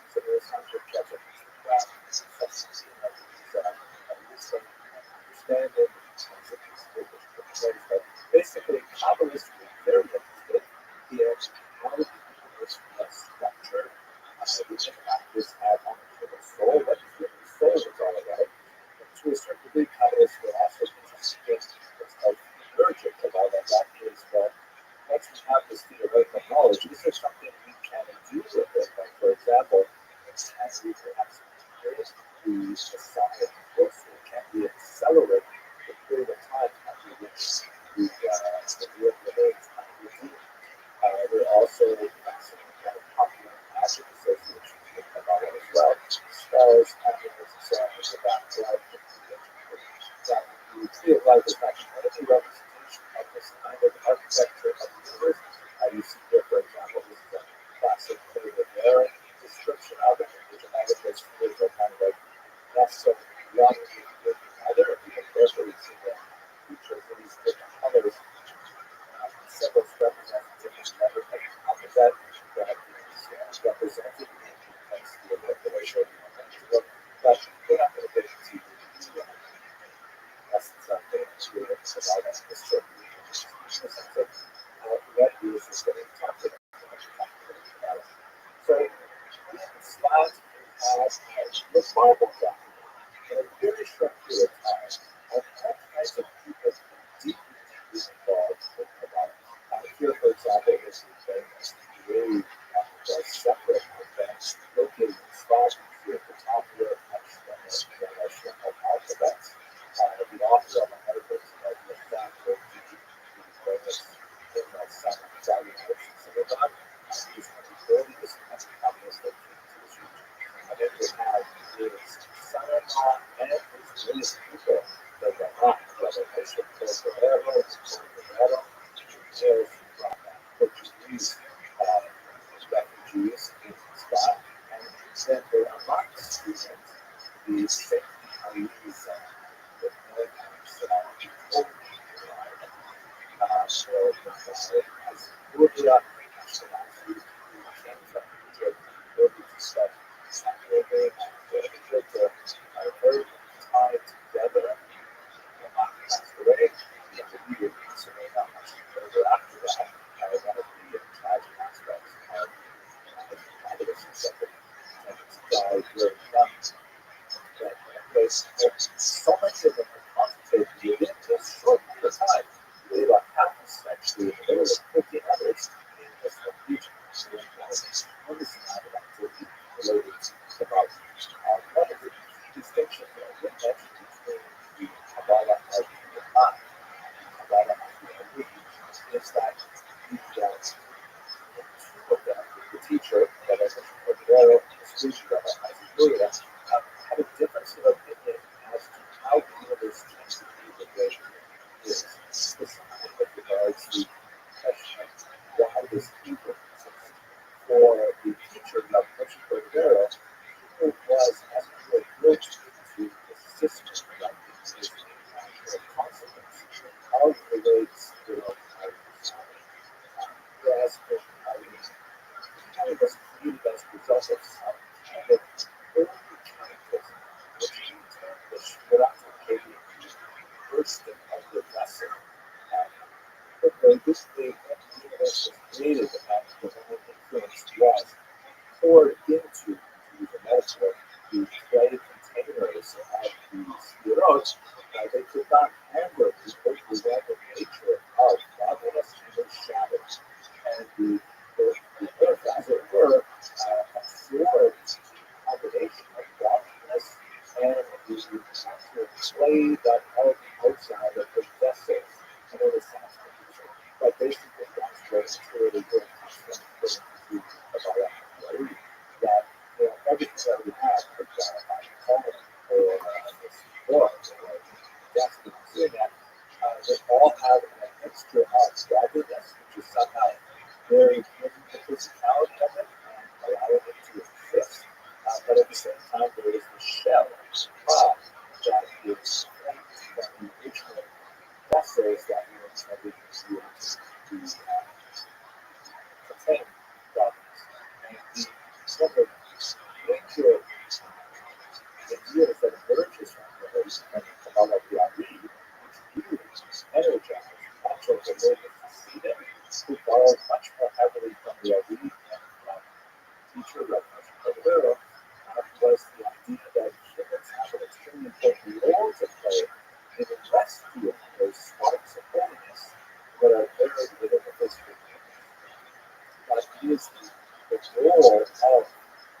in particular, and the man as a whole, raised up the holiness that is very with its reality, and that is really kind of like the driving dynamos of the economy as citizens, particularly the way the constitution of that fascinating material. All kinds, there's so many other thinkers who are active this time. But let's just turn very briefly and cruise into one other fascinating occurs, and that is the poor of Sinatra. This image is from a movie that had a tremendous impact on me when I was a very child. After the 10 years, this is a picture of Joshua. I was looking at Joshua. One of the pictures that I could find on that image is wearing a shirt. Joshua was, of course, Moses' deputy, and at a key point in the Bible, Moses transfers his spiritual authority onto Joshua through a process which is in Hebrew as Sifat, or ordination. So it's translated to English, but literally means the laying on of hands. The hands on a person's head, and you lay on them, and you transfer your authority to them. There's a lot of interesting discussions in this time. Now, in ancient times, the spiritual lineage of Moses to Joshua to Moses, the problem is on in some ways preserved in the book of many other absolutely creations of the time. But it was lost as a result of the deprivations of exile from the ancient periods up until the 1300s, where the Jews stopped. But the Rabbi says, ladies and gentlemen, we have the greatest amount of well-concentrated here in this organizational spot, including, by the way, the great elder sage Rabbi Yosef Karo discussed in the last video, the author of the Shir. With the author of the book Yosef, he wasn't smart as well. So Rabbi Beirav said, you know what? We should all get together. We should all agree that, for example, Rabbi Yosef Karo is the greatest sage of the Jewish people, and there's a very good argument to be made for that. And then we will collectively proclaim him rabbi, but not in the sense of just a throwaway title, but an actual rabbi like Joshua was a rabbi that Moses gave to him. And then once he has that authority, then he will give others, including Sarah, Peter, Hallelujah. The Beirut, as it was publicly announced by Mr. Beirut, not at this time, but nevertheless, there was a small group of people, about half a dozen, that put together this mission. And Rabbi Beirut said, and in so doing, we will establish the great authority of the Rabbinic tradition. All the way back to Moses, a fascinating idea. There's a certain amount of interest in the world. But there are many rabbis outside of Islam. There's a great section. And unfortunately, as a result of much controversy, this particular idea did not really take off. Nevertheless, it was indicative of the great excitement around Torah and Kabbalah that was happening in this spot. Okay, I hope you enjoyed this very good discussion. I have lots more videos on my idea, particularly about the barrel of this stuff, very good studying this work. So if you like this video, please subscribe. It is really nice to see the numbers increasing. I love the wonderful stuff these people enjoy studying Jewish history as I do. I look forward to speaking with you in future videos. Thank you for watching.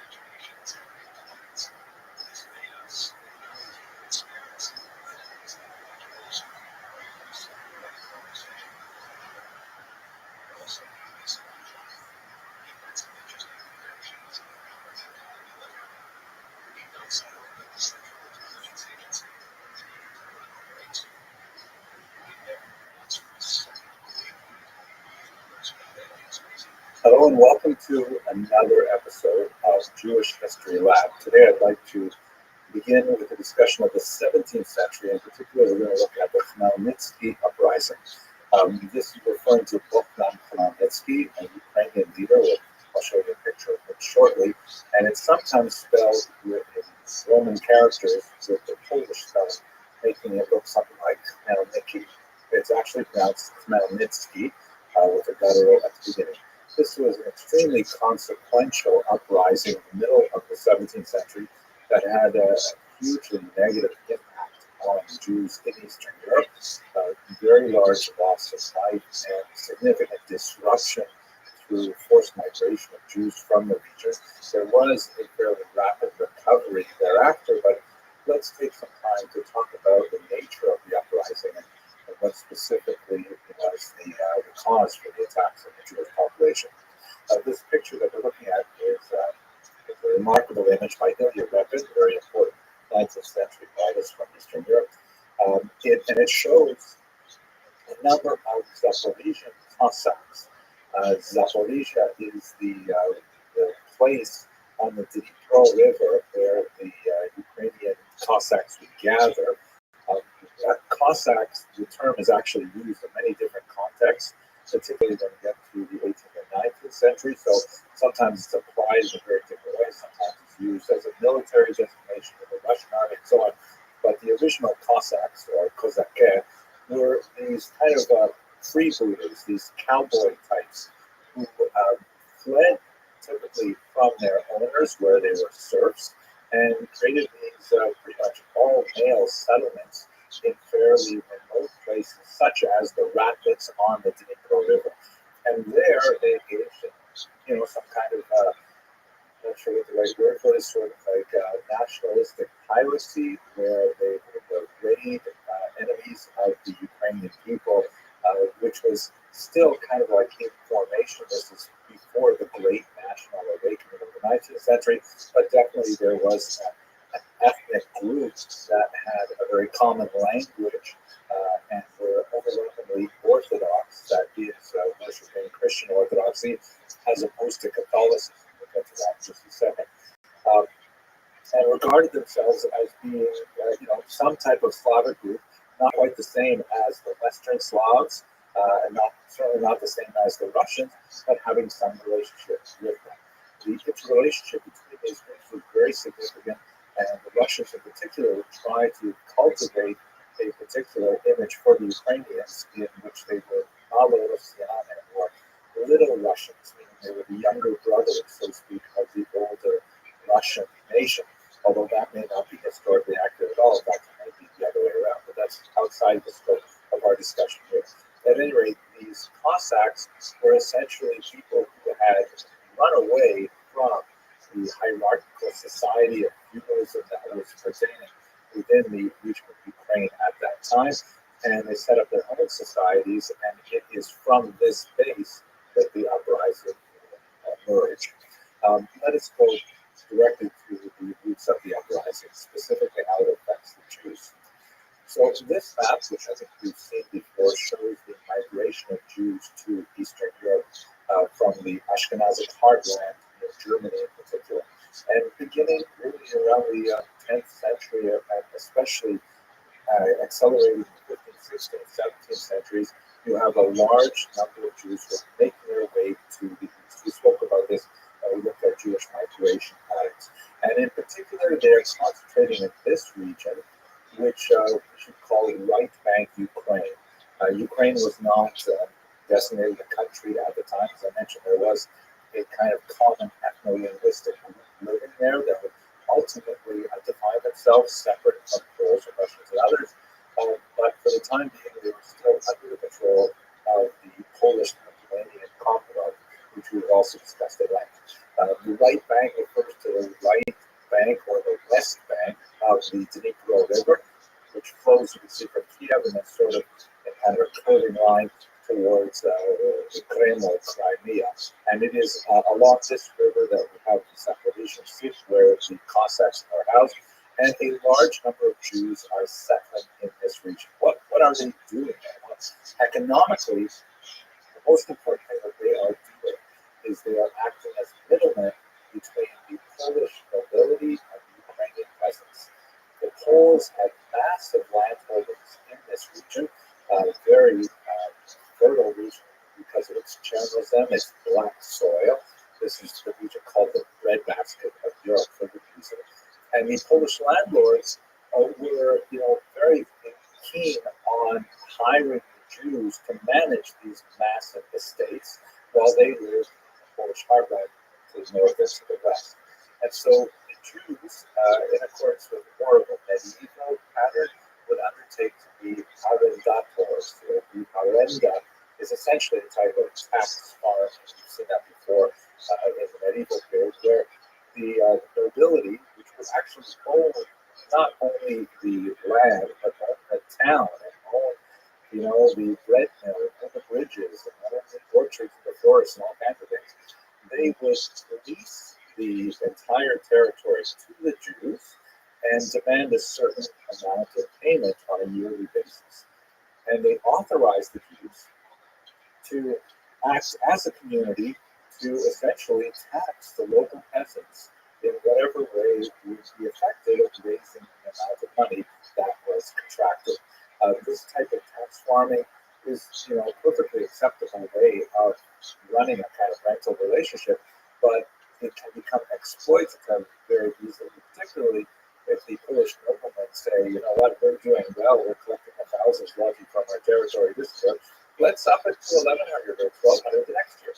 And the Jews who are entrusted with collecting those taxes, of course, let us now recall that the Jews have to collect more than that tax, and the difference between what they have to pay the Polish noblemen and what they charge the Ukrainian peasants is what they get to keep.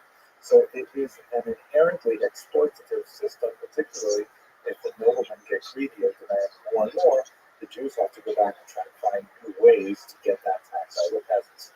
So that tax could have been developed in a whole variety of ways. So it could be taxes on produce. It could be a work tax, type of corvée, which is called Rothschild at that time, or it could be a tax on using services like bridges or hunting in particular forests, or even, as was alleged by many folktales, use of the church. For example, if the Ukrainian peasant had a child and wanted to baptize the child, according to widely perceived beliefs, Jews would charge to use the keys to get into the church.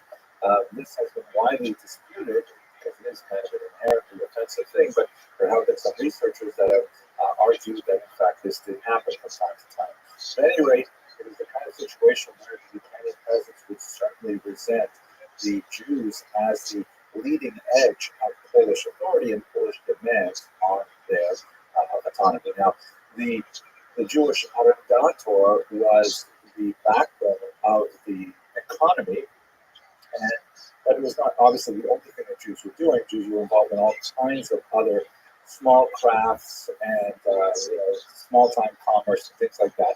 But perhaps the most significant related to the latifonia was the fact that Jews were frequently involved in innkeeping, as you can see in this remarkable 1928 image by Gustav Kurati.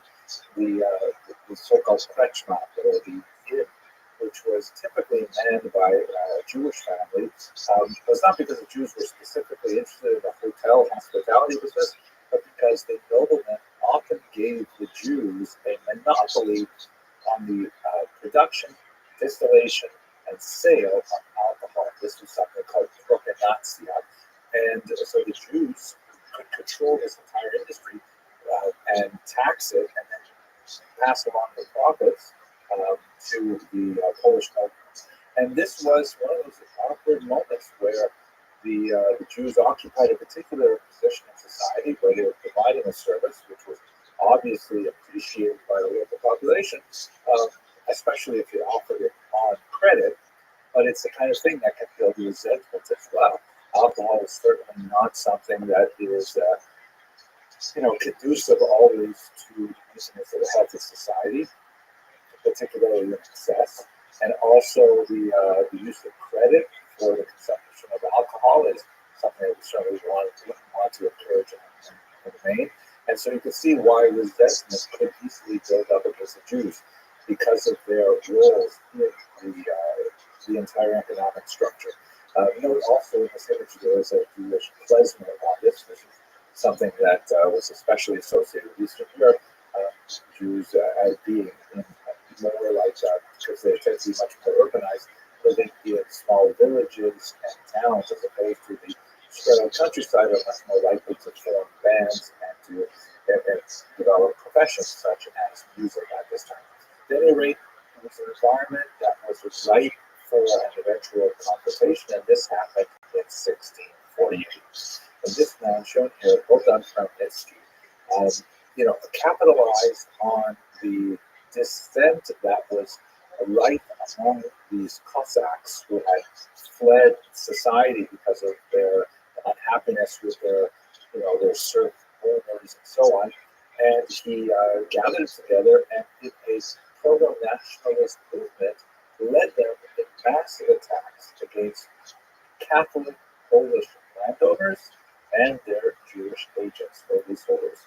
Now, let us recall that this is not only a moment of economic repression of Ukrainians, they also perceive it, not incorrectly, as a moment of religious repression as well, because the Poles are Catholic, the Ukrainians are Orthodox, and the Poles are making strong proselytizing moves in the western part of Ukraine, and in fact created a church there that was kind of like a compromise between Roman Catholicism and Eastern Orthodoxy, in which, for example, much of the rites were allowed to remain, the Orthodox priests were allowed to marry, but it was technically under the authority of the Roman Catholic Church.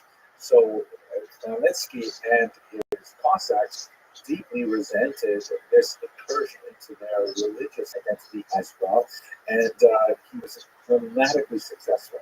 So for a period of a few years, and in particular the years 1648-49, he and his Cossacks ravaged the countryside, attacking Polish nobles and especially attacking the Jews who lived among them. It's comparable, for example, if you recall the riots in Los Angeles in the 1990s. Some of the people who were hurt the worst were the Korean shopholders who actually lived in South Central LA with small businesses and so on, even though they may not have been the architects of any kind of anti-African American oppression, they nevertheless were the people who were close by and they felt violence most directly. So in Hebrew, this particular period, the years 1648-49, although the war continued for a few more years, is called the Decree of Tachletat. Ziras Tachletat, the term decree in Hebrew speech generally means something very negative, like the evil decree of Tachletat. And it lives on in Jewish liturgy as a period of phenomenal violence and pogroms. So really, that kind of archetypical pogroms of Eastern Europe for their horrific attacks on Jewish populations. These are recorded in several chronicles. Perhaps the most powerful is one by Nathan of Hanover, which is in Hebrew, Yeven Sula, a quote from the Book of Psalms, translated as the abyss of despair. This is a Middle English translation, and it's actually quite a powerful piece of historiography as well. The demography of the attacks is probably grossly inflated. Hanover's account, he had really no good way of calculating the size of the impact. And in fact, many of the studies of 1648-49 tend to adopt, question really large numbers, like 250,000 Jews killed in pogroms. Research by modern scholars like Charlotte Stampfer in particular have proved that it really can't be quite that large. Primarily because there weren't that many Jews living there at the time, and also because the recovery after the violence all subsided was actually fairly rapid. There's no question that it was a huge, devastating attack on the Jewish population. There were brutal, horrific attacks, and there was a lot of Jews who fled the region. We have many accounts from Lippert of Hamon to the important commentator on the Shulchan the Shach, who all write about their experience at this time. But the numbers that are commonly moved about are probably large. It's probably in the tens of thousands of horrific numbers, but certainly not in hundreds of thousands. At any rate, what ends up happening to this uprising on the political level is that Khmelnytsky decides to ally himself with Russia against Poland and turns his political attitude to the Russians which initiates a centuries-long association with frequent difficulty between the emergent Ukrainian nation and the Russians. More on that perhaps when we get to the 19th and 20th century. For Jews, however, it sets in stone a kind of attitude towards the Ukrainians, which Ukrainians tend to call Ukrainophobia.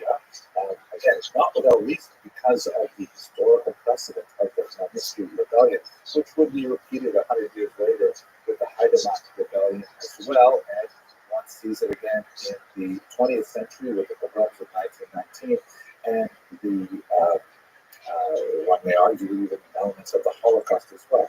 But it's also important to note that simultaneous with these violent outbursts, which painfully punctuated the centuries of Jewish and Ukrainian coexistence, there was also a philo-Semitic trend as well.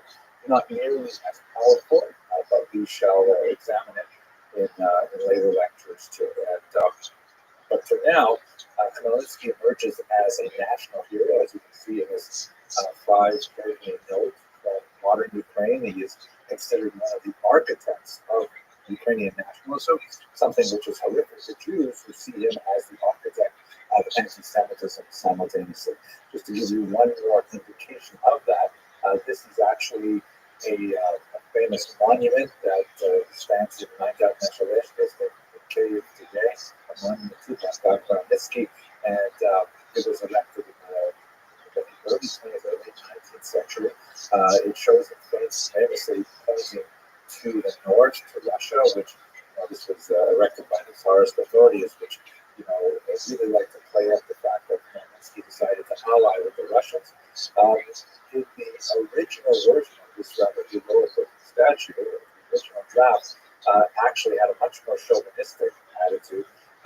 This is the only picture I could find on the web, but his original draft, this is a casting of it, behind the hooves of Khmelnytsky's horse, there is a falling Pole and a Jew who are knocked down by his passage and conquest, which explicitly stated if this draft really had been accepted for the final version that Khmelnytsky succeeded by beating the Poles and the Jews, which is a metaphor that many Ukrainian nationalists might wish to absorb even today. At any rate, this sort of moment in time encapsulated for both Jews and Ukrainians a vision of each other that was not conducive to a rapprochement. In fact, really would only come until the early 20th century, which we'll have to speak about in another lecture. But the idea of a major disruption that could challenge the 100 years of peaceful existence that Jews had in Eastern Europe had a remarkably destabilizing impact on Jews across Europe, and many historians draw a direct line from the Khmelnytsky uprising to the debacle of Shabbatai Tzvi, which we'll discuss in the next video. Okay, I hope you found this useful. If it was something you'd like to see again, please do subscribe.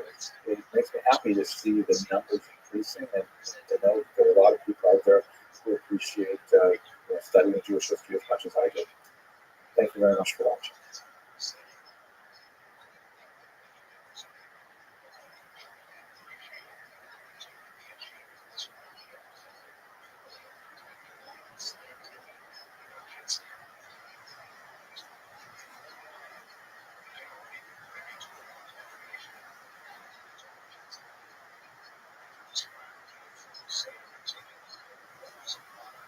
Hello and welcome to another video in the Jewish History Lab series. Today I'd like to spend some time with you looking at the false messiahship of one Shabbatai Tzvi, a pretty dramatic series of events that took place in the 1660s primarily. And, this is not the first time that false messiahs have made their appearance in Jewish history, but this happens to be, without doubt, one of the most consequential, particularly in modern times, because the impact of Shabbatai Tzvi's activity was felt both geographically broad, far away as England, in particular Amsterdam, was affected by his activities, and chronologically, because over the next 200 years, there would be continuing reverberations of the challenge that we posed to conventional English thought. So let's spend a little bit of time looking at exactly who was Shabtai Tzvi, what did he teach, and what actually happened to him and his followers. Let us recall that this is happening in an era where there's much more ready communications. The print media, of course, has been circulating widely, and the idea of the Jews enthusiastically adopting a potential Messiah is something of great interest to Christian readers as well. So there's actually quite a good number of, newspaper articles, sort of contemporary equivalent of newspapers like broadsheets and things like that, and a lot of popular publications that explain to non-Jews exactly what was going on with Shabtai Tzvi, and this tended to circulate back into the Jewish community as well, where many Jews who were followers of Shabtai Tzvi would actually bring copies of these broadsheets to their gatherings and so on. We have a wide variety of them. This is an exactly the same mistake I hear from Germany in 1666, right at the height of the activities. And he's portrayed here as some kind of an emperor, on a prancing horse. And you see this kind of pose with camps or something like that in France. So one of the Austrian, because even Napoleon appears like this. Because many people weren't exactly sure what to make of Shabtai Tzvi. The political context is, of course, very, very significant. In the previous video, we discussed the impact of the Tzvi rebellion on Eastern European Jewry in particular. There was a follow-up conflict between the Russians and the Swedes that had a similar kind of repercussions on the northern communities in Eastern Europe, and it resulted in a huge demographic of people, as there were a lot of migrant Jewish populations who ran away to flee the violence. We've seen an example of it in the journals of Nicola Hamill, woman who lived in German territories, who writes about the displaced population. So it reminds me as well of the Holocaust era, in the sense that my own grandparents took orphans from Holocaust displaced people, and they were, one in particular was raised alongside my father, that's like my little brother. So we're talking about a post-Holocaust kind of an era in which there's a huge amount of uncertainty and confusion and depression and anxiety over the status of Jews in Europe, the stability of life in Europe, and in many ways, a deeper anticipation of the Messianic future. There's also, into this mix, the very heavy loss of Kabbalistic thought, which is emanating from Tzfat, as we discussed in a couple of lectures ago, especially in the variety that is circulating under the name of the Arusa of Isaac Jordan, which really poses a kind of an apocalyptic vision of how humanity has a role to play in the final repair of a broken purpose. That implies that people have to actually get involved in fixing the damage that has been wrought on the fabric of society through acts of good deeds and study of Torah and pious activity. So this very, very heavy apocalyptic vision is circulating through Europe at a time when Jews are also relieving from the huge losses and displaced populations of the rebellion. And finally, it's really important that we're not overlook the technological changes that's happening in society. In many ways, not at all unlike the period that we live in today. There is a radical expansion of the circulation of information through the increasingly available print media.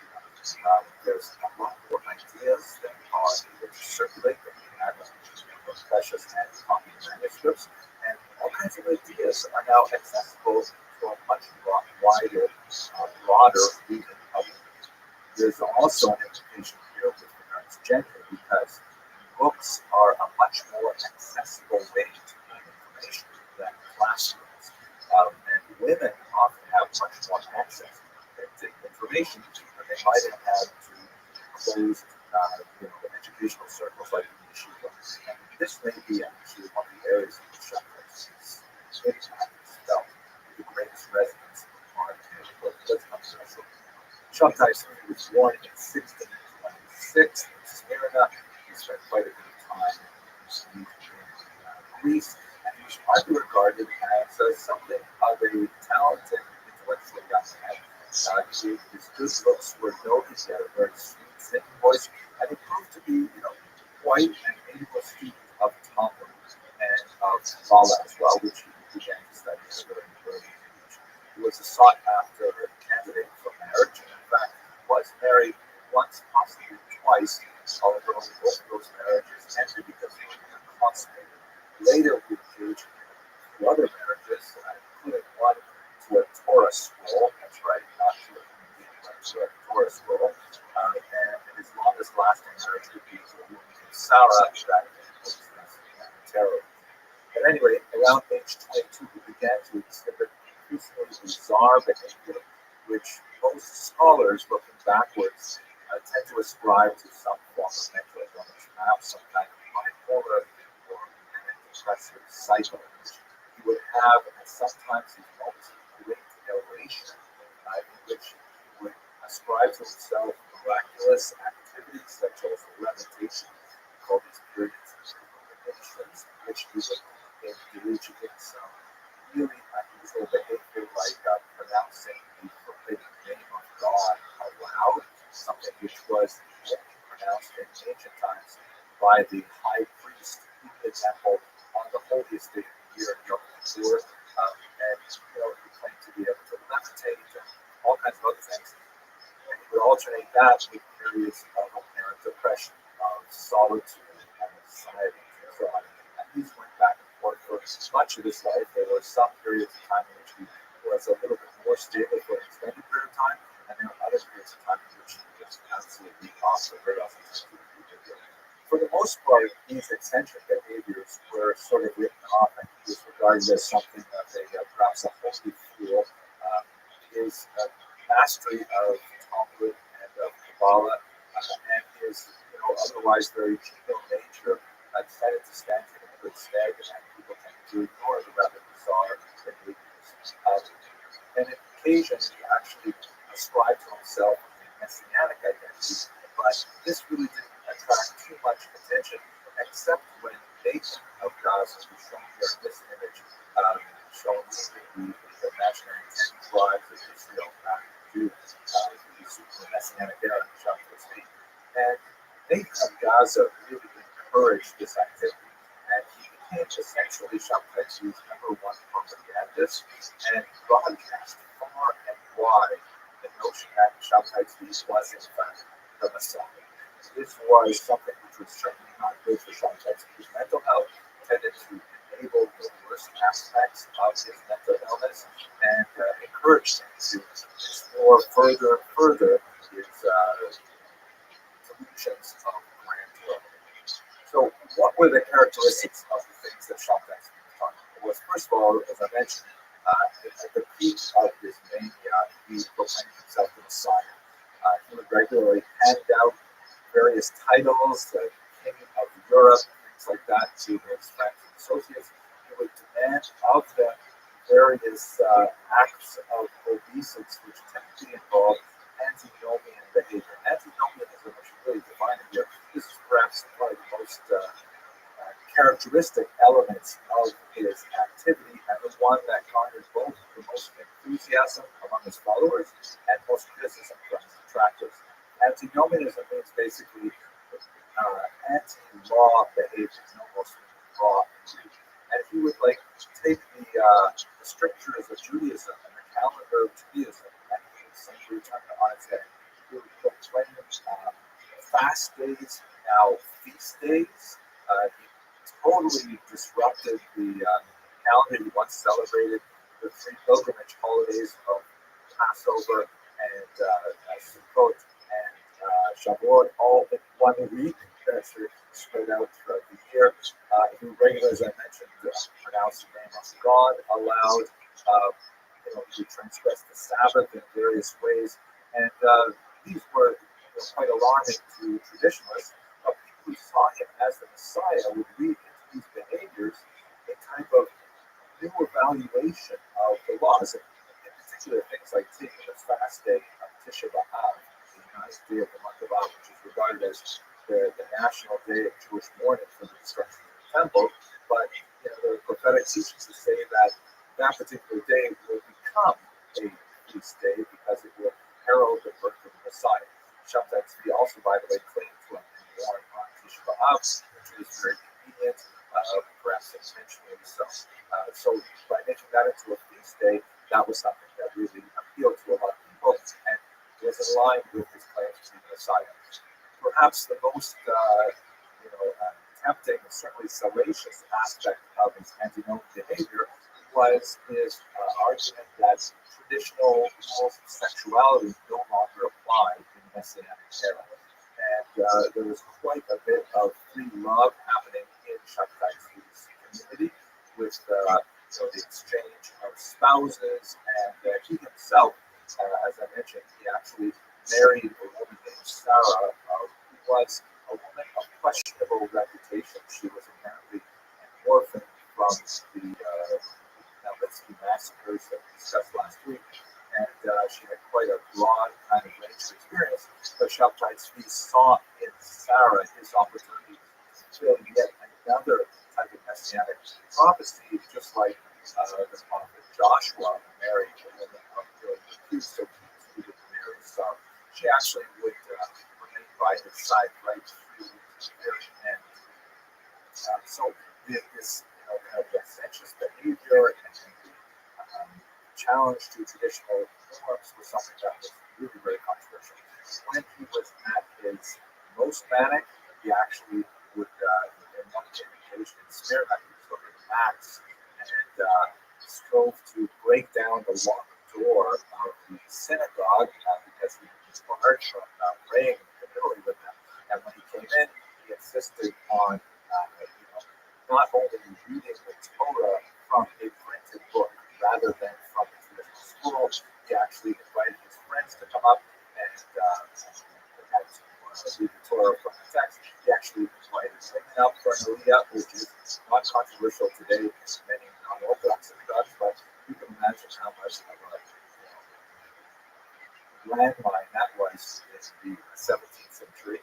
And he insisted on doing things like, for example, singing out loud Castilian love songs in which he believed there was like lots of Kabbalistic information encoded while he's in synagogue leading Sabbath services. So in many ways he showed really bizarre, strange behavior that we would not tolerate in otherwise organized synagogue life. But this tended to enamor him to his followers.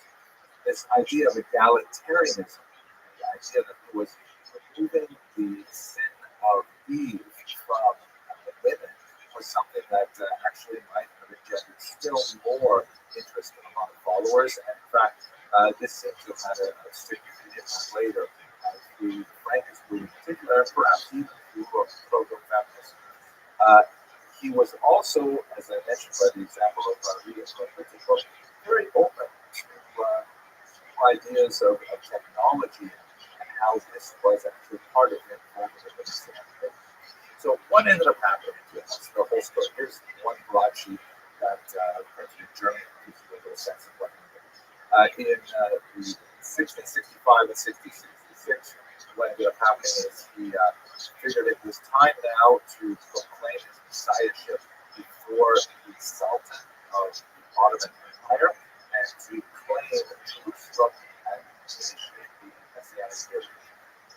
The Ottoman Sultan actually dealt with him in a fairly measured manner, seeing that there really was quite a groundswell of support for him. He didn't want to make Shabtai Tzvi into a martyr, but on the other hand, obviously, he couldn't tolerate someone proclaiming himself as Messiah and demanding invasion of Ottoman territory.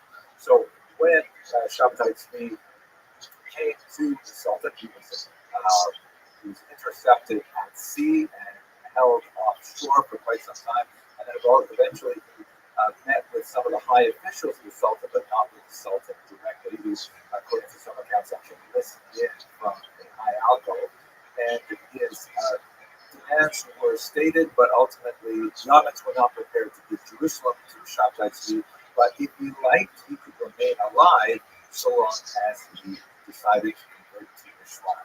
Now, there are a lot of conflicting accounts as to actually what his approach to this counteroffer was at the time. Unfortunately, we have no Turkish accounts because of the major fire that destroyed the archives from this period. But some accounts indicate that he approached this counteroffer with a certain amount of passivity and perhaps even going into one of his depressive moods. But ultimately, what happened was he was duly converted to Islam. He received a high title as a guardian of the gates and a stipend from the Sultan. Once again, he did want to make him a martyr and wanted to capture as much as possible the support of his Jewish followers. And in fact, that's exactly what he did.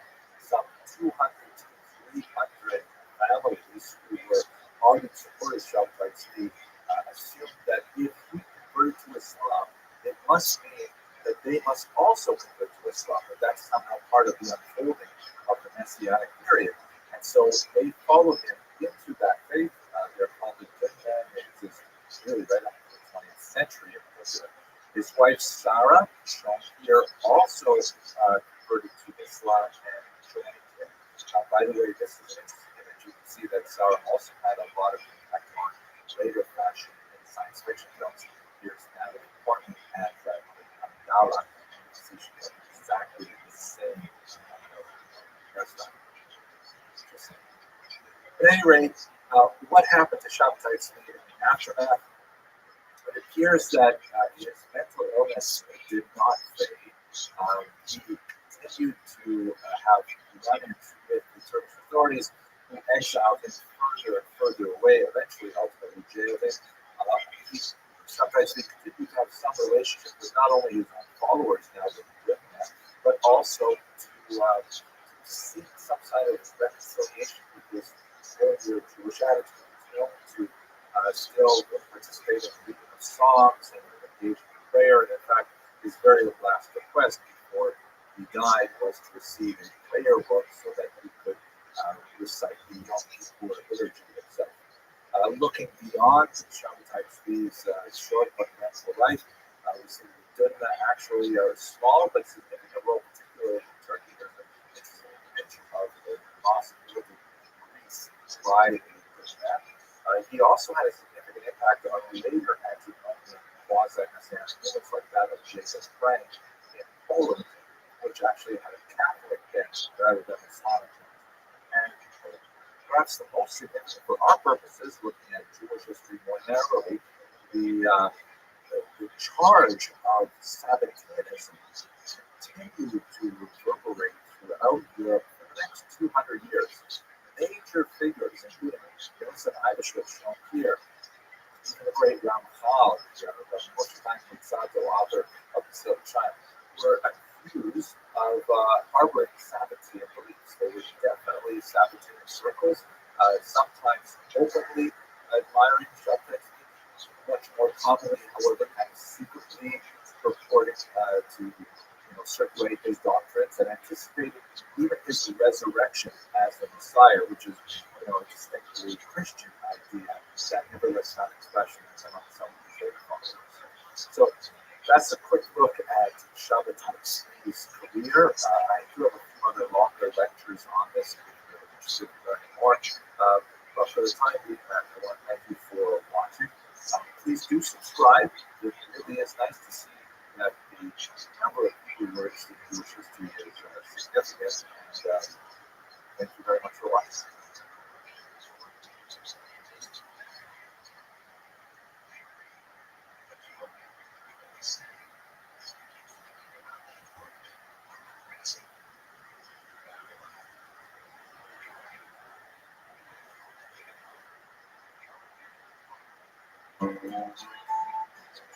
Hello, fellow students of Jewish history. Thank you very much for watching my online lectures. I hope you continue to find them interesting. Today, I'd like to announce something really exciting. As many of you know, I've been working on a 3-volume history of the Jewish people for Korean publishers in Jerusalem. And as far as the online lectures go, I'm about 2/3 of the way through the material, specifically in the Jewish History Lab series. Now I'm working hard on getting the text version just right. And so to that end, I created an online course that's going to be massively open specifically to allow you to interact with the videos that are already available online, but also with some self-guided quizzes that are automatically graded, so you get a sense of how well you absorb the material.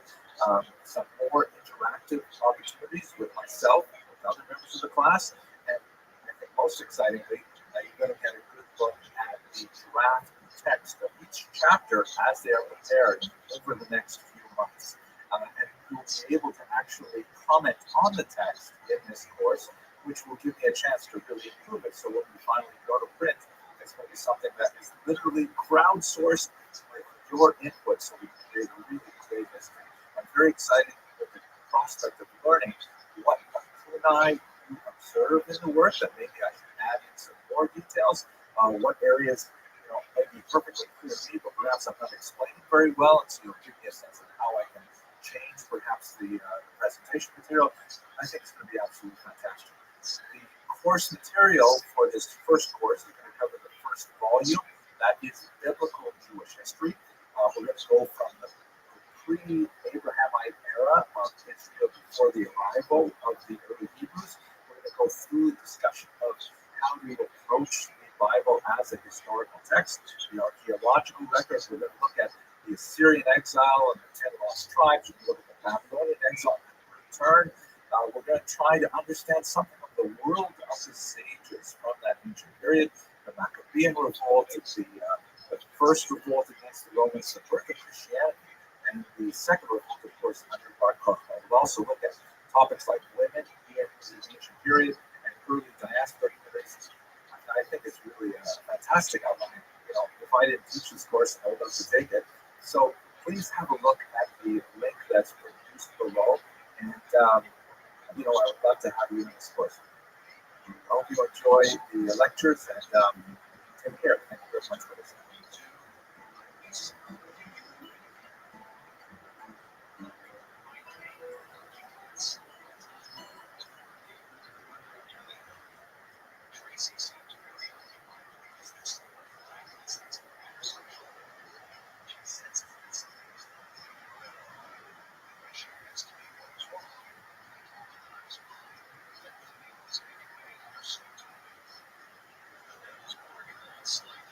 Hello and welcome to another episode of Jewish History Lab. Today I'd like to spend some time looking at the origins of the Jews in the Americas. Now, we're all familiar with the famous voyage of Christopher Columbus that, of course, coincided with the expulsion of the Jews from Spain. And one of the most fascinating questions regarding that specific moment in history is the question of Columbus's own identity. He himself liked to kind of cultivate the idea that he might possibly be of Jewish extraction. As the great historian Cecil Roth once put it, the mystery regarding Columbus's origins is largely the outcome of his own mendacity, which he lived in a time that people still use words like mendacity. Anyway, and as a result, it is equally impossible to exclude or to confirm the hypothesis that he was descended from a Jewish or ex-Jewish family. He himself liked to use Jewish phrases from time to time and to have some kind of buried, coded, mysterious things in his signature and elsewhere to suggest that perhaps he was of Jewish origin. He liked to use Jewish phrases from time to time. He liked to, kind of bury coded things in his writings that suggested that perhaps there was a Jewish background. And he famously, for example, pushed off the actual date of departure in order that it should not fall within the inauspicious time of the Jewish calendar, the 9 days that begin at the beginning of the month of Av, and at the 9th of Av, he actually pushed off the departure so that it would not fall within those inauspicious calendar days. But without doubt, Columbus certainly cultivated relationships with many Spanish Jews and conversos. A case in point that well illustrates his relationship with these Spanish Jewish and crypto-Jewish backers was the fact that after he embarked on this great voyage, one of the first letters he sent back were to two Jewish sponsors, Luis de Santangel and Gabriel Sanchez. Furthermore, he certainly included at least one Jewish member on his group, one Louis de Torres, who was an interpreter, who was baptized just before departure, enabling him to actually take part in this great mission. When Columbus landed at Cuba, de Torres was actually one of the very first people to actually set foot on the soil of the New World, Europeans that is setting foot in the soil of the New World, and he was dispatched by Columbus to the interior of the island to search for gold. Now it happens that he did not find gold, but he did establish very good relations with the indigenous people living there, and he brought back something which would prove to be very profitable indeed. He brought back accounts of how the natives in Cuba liked to roll tobacco leaves and then smoke them. So, ironically and unfortunately, it was this Jewish individual who played a key role in actually bringing the habit of smoking back to Europe. At any rate, he ended up settling in Cuba, one of the first Jews on the soil of Cuba. Perhaps the greatest historian of the Jews of America is Jonathan Sahn. And he points out in one of his works that, quote, the seeds of Judaism sown in mid-17th century colonial Africa fell from plants nurtured in the soil of the Iberian Peninsula. This is an especially important observation because the earliest Jews to arrive in the Americas were essentially refugees from the horrific Spanish and Portuguese inquisitions. Please have a look at this map, which shows the Spanish holdings in blue shades and the Portuguese holdings in green shades. Now, it's important to note that one other place is especially significant for the eventual settlement of Jews in the Americas, and that is independent Calvinist Amsterdam. Amsterdam, of course, was not a Catholic country, it was a Protestant country, and it had a uniquely mercantile approach to the entire endeavor of settling the Americas, which actually favored the Jews because, of course, they had a long association with commerce. Furthermore, the Protestant ethic extended not only to work values, but also to a certain degree of toleration of difference, which also was extremely helpful for the Jews. So Jews are settling in Amsterdam. They have a somewhat tenuous situation there, but in general, they have tremendous freedoms associated with the expansion of the Dutch West Indies Corporation.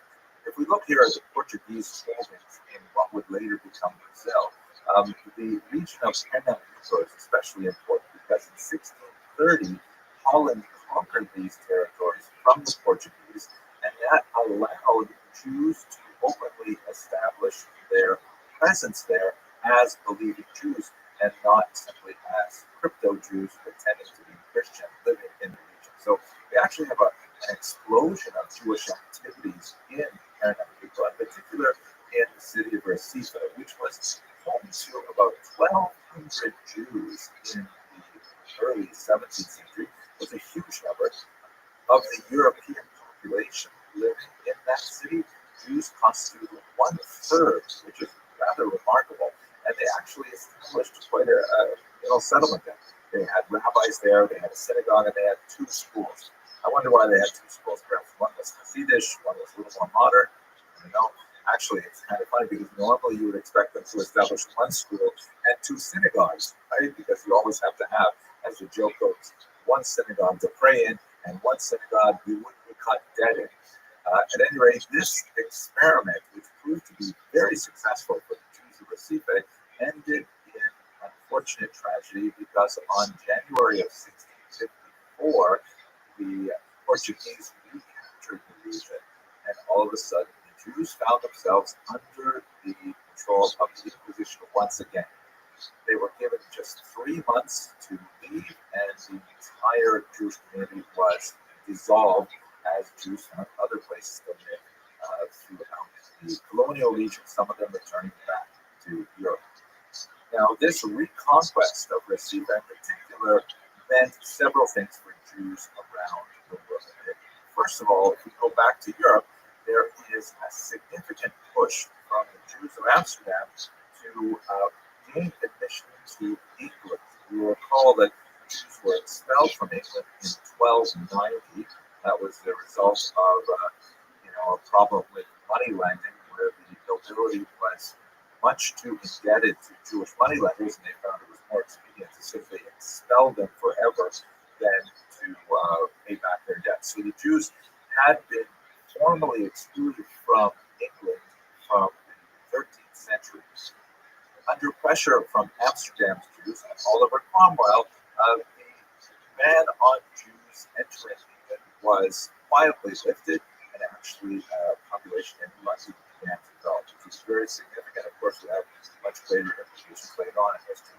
But looking at the colonies, we see that there are a few major new settlements that are created out of the ruins of the sea.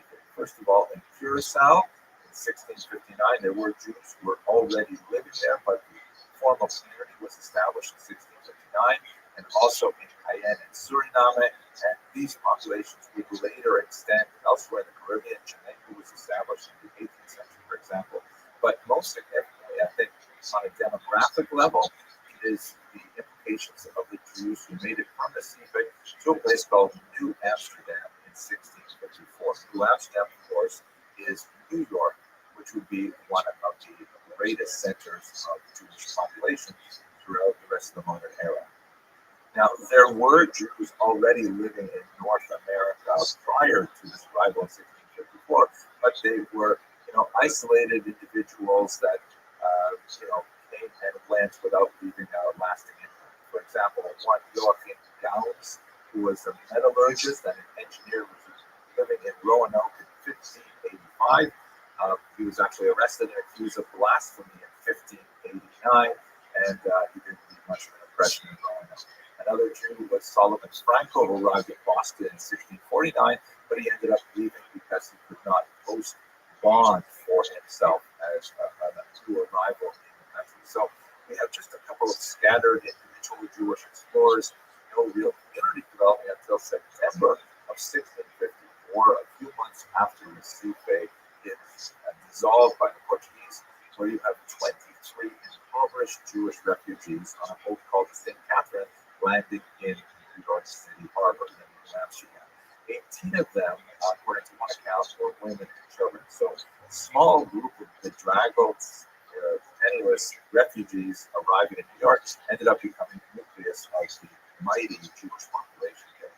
Now, they were met by this man, Peter Stuyvesant, who, I know what you're thinking. You're looking at him and you're saying, wait a minute, are you sure he's not Jewish? I mean, look at that massive, healthy yarmulke that the guy is wearing, right? And I have to say, it kind of looks good on him, but he certainly was not Jewish. And I think perhaps the reason why he wore it, perhaps there were faith-based or some even fashion statements. But speaking for myself and personally, I have to say that men of a certain age and a certain receding hairline find that a large black yarmulke covers a multitude of sins. At any rate, Stuyvesant was himself a deeply religious member of the Dutch Reformed Church. He was the son of a minister, and he himself was an elder in the church, and he was aghast at the idea of admitting Jews to this new calling, which only had 750 people living there at the time. This was not out of character for Stuyvesant. He was intolerant of many other groups. If they weren't Dutch Reformed, then he was not interested in promoting their settlement. He was especially, irritated and energized over the Lutherans and would not allow this Christian group to establish a congregation in New York at the time.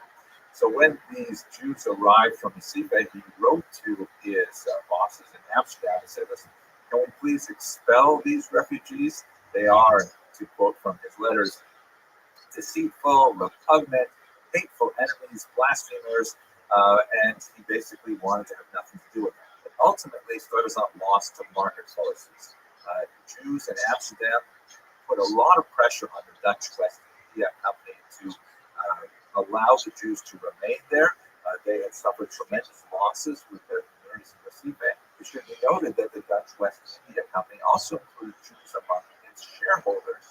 And so Stuyvesant received a reply that conceded that Jews may not be the most ideal residents, but nevertheless, he was to permit them to live there on the condition that they would take care of their own poor. And that's actually a fascinating kind of point, because this is something that certainly has medieval origins. The Jews were very focused on building a social support network to make sure that all of the Jewish poor were cared for. They developed a significantly sophisticated level of charitable giving and distribution of alms that prevented Jews from becoming utterly impoverished. But it was underlined in their very first settlement in America that they had to take care of their own poor. And I believe we'll see this repeating itself generationally as new waves of Jewish refugees make their way to American shores, and prior generations of migrants feel the responsibility to make sure that they are cared for. So Stuyvesant was forced to allow the Jews, and lucky for other groups, because Stuyvesant was ultimately forced to grant similar concessions to Quakers and even allow the hated Lutherans to establish a church. He was ultimately removed from office when the territory was ceded to the British in 1664, and New Amsterdam formally became New York. Okay, that's a very quick look at the origins. In the next lecture, we're going to look at some of the major generations of migrations to the Americas. If you enjoyed this video, I really hope that you will subscribe, because it's kind of nice to see so many people subscribing and studying Jewish history with me. And I guess that's about it. Thank you very much for watching.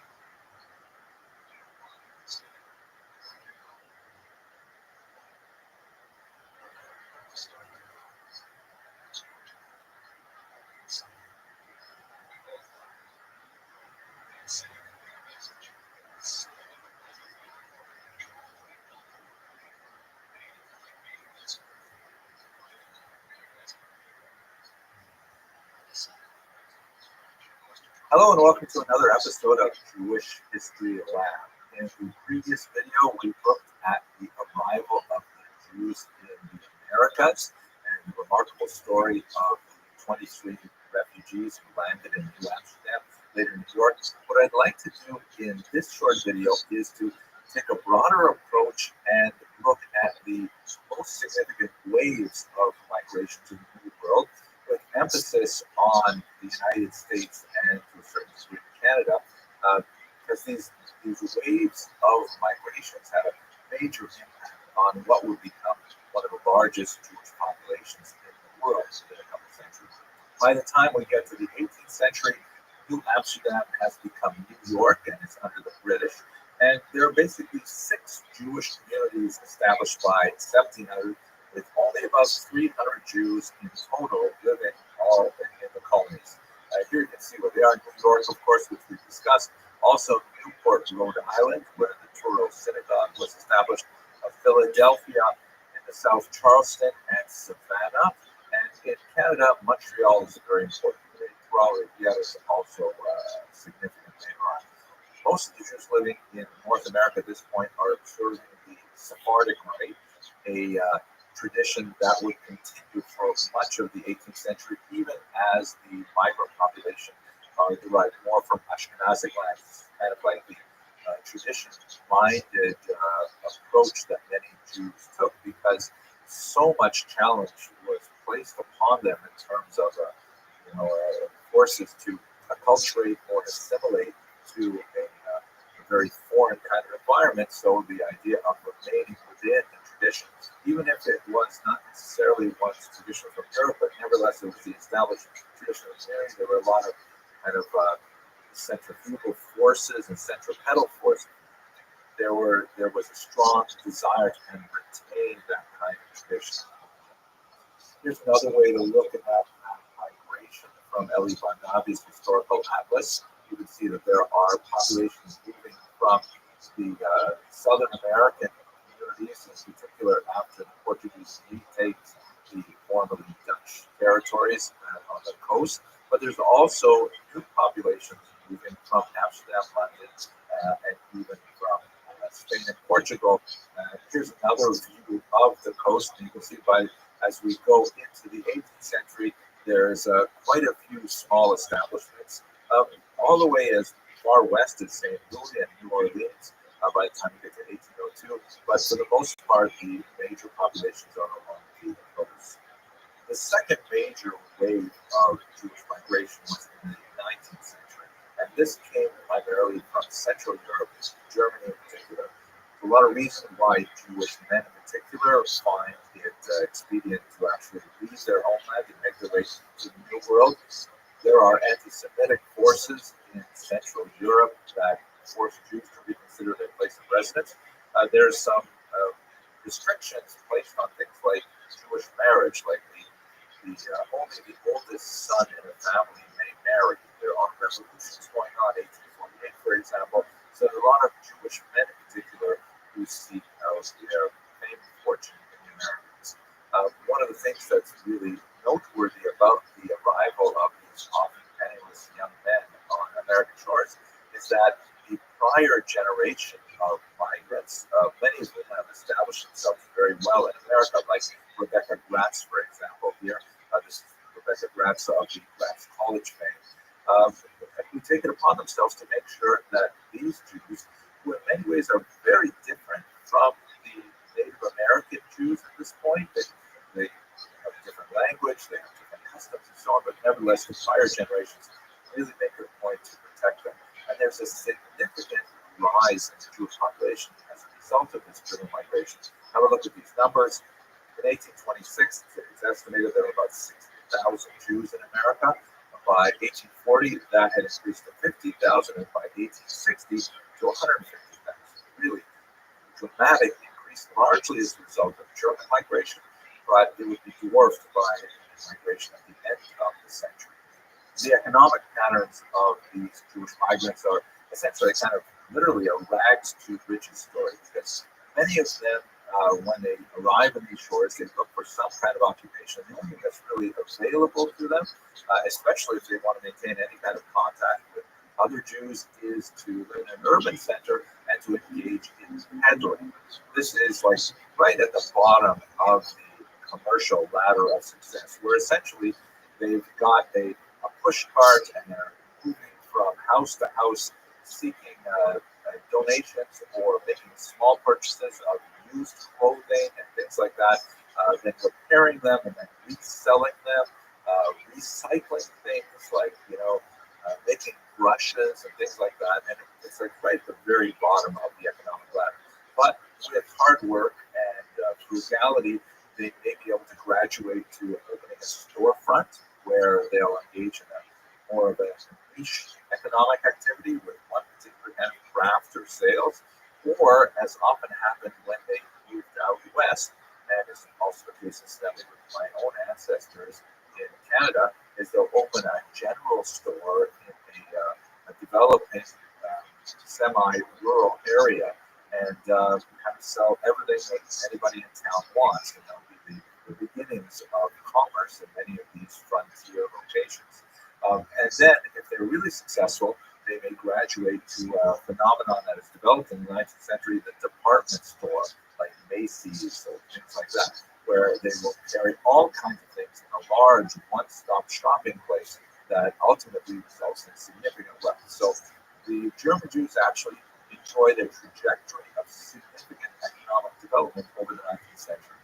In terms of their religious orientation, they were very much unlike the earlier Sephardic Jews and very much unlike the later Eastern European Jews, in that coming from Central Europe, they brought with them ideas associated with liberal Judaism, which in America was known as Reform Judaism, much more relaxed attitude towards the strictures of Jewish law, the observance of the Sabbath and kosher and things like that, and they had a significant impact on the development of the American mindset at that time.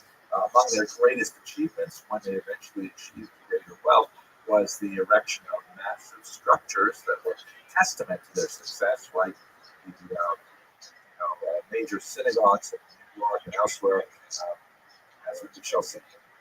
These German Jews were also noted for their willingness to take risks and to travel and to explore and to really penetrate the western regions of the United States. Here's a great picture of a merchant named Julius Meyer, together with some Indian chiefs in Omaha in the mid-19th century. I believe the Jewish guy is standing in the back on the left. I don't know, could you guess here? But this is kind of like typical of these Jews who penetrated the far west looking for economic niches and seeking to make their fame and fortune. This map will give you a sense of the distribution of these German Jews who've been reaching all the way to the Pacific coast by 1877. The next major and the single largest migration of Jews, of course, occurs at the end of the 19th century and into the 20th century. And this particular map shows only a piece of it. It shows only Jews migrating from the Pale of Settlement, that is the region where Jews were allowed to live in Tsarist Russia, and it only calculates the numbers from the beginning of a pogrom wave in 1881 until the dissolution of the Tsarist Empire in 1917. But it gives you a sense of some of the proportions of this major migration. About 1.75 million Jews seek to make their lives in the United States. About 70,000 Jews looking for universal health care decide to go to the civilized country to the north, 111,000 to South America, about 250,000 to Western Europe in general, smaller numbers, 45,000 to both South Africa, and 45,000 to the experiment of Zionism in the Middle East and Israel, of course.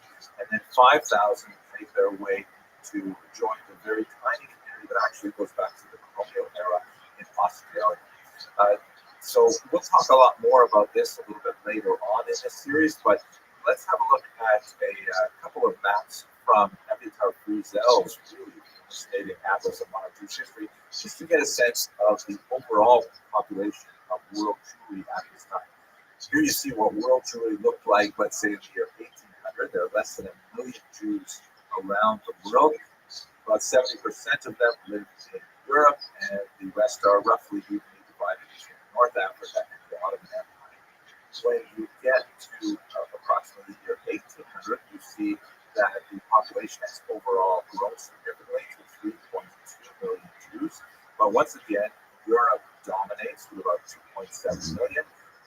There are about 250,000 in North Africa and in Asia, which is basically the Ottoman Empire, but also in Central Asia at this point.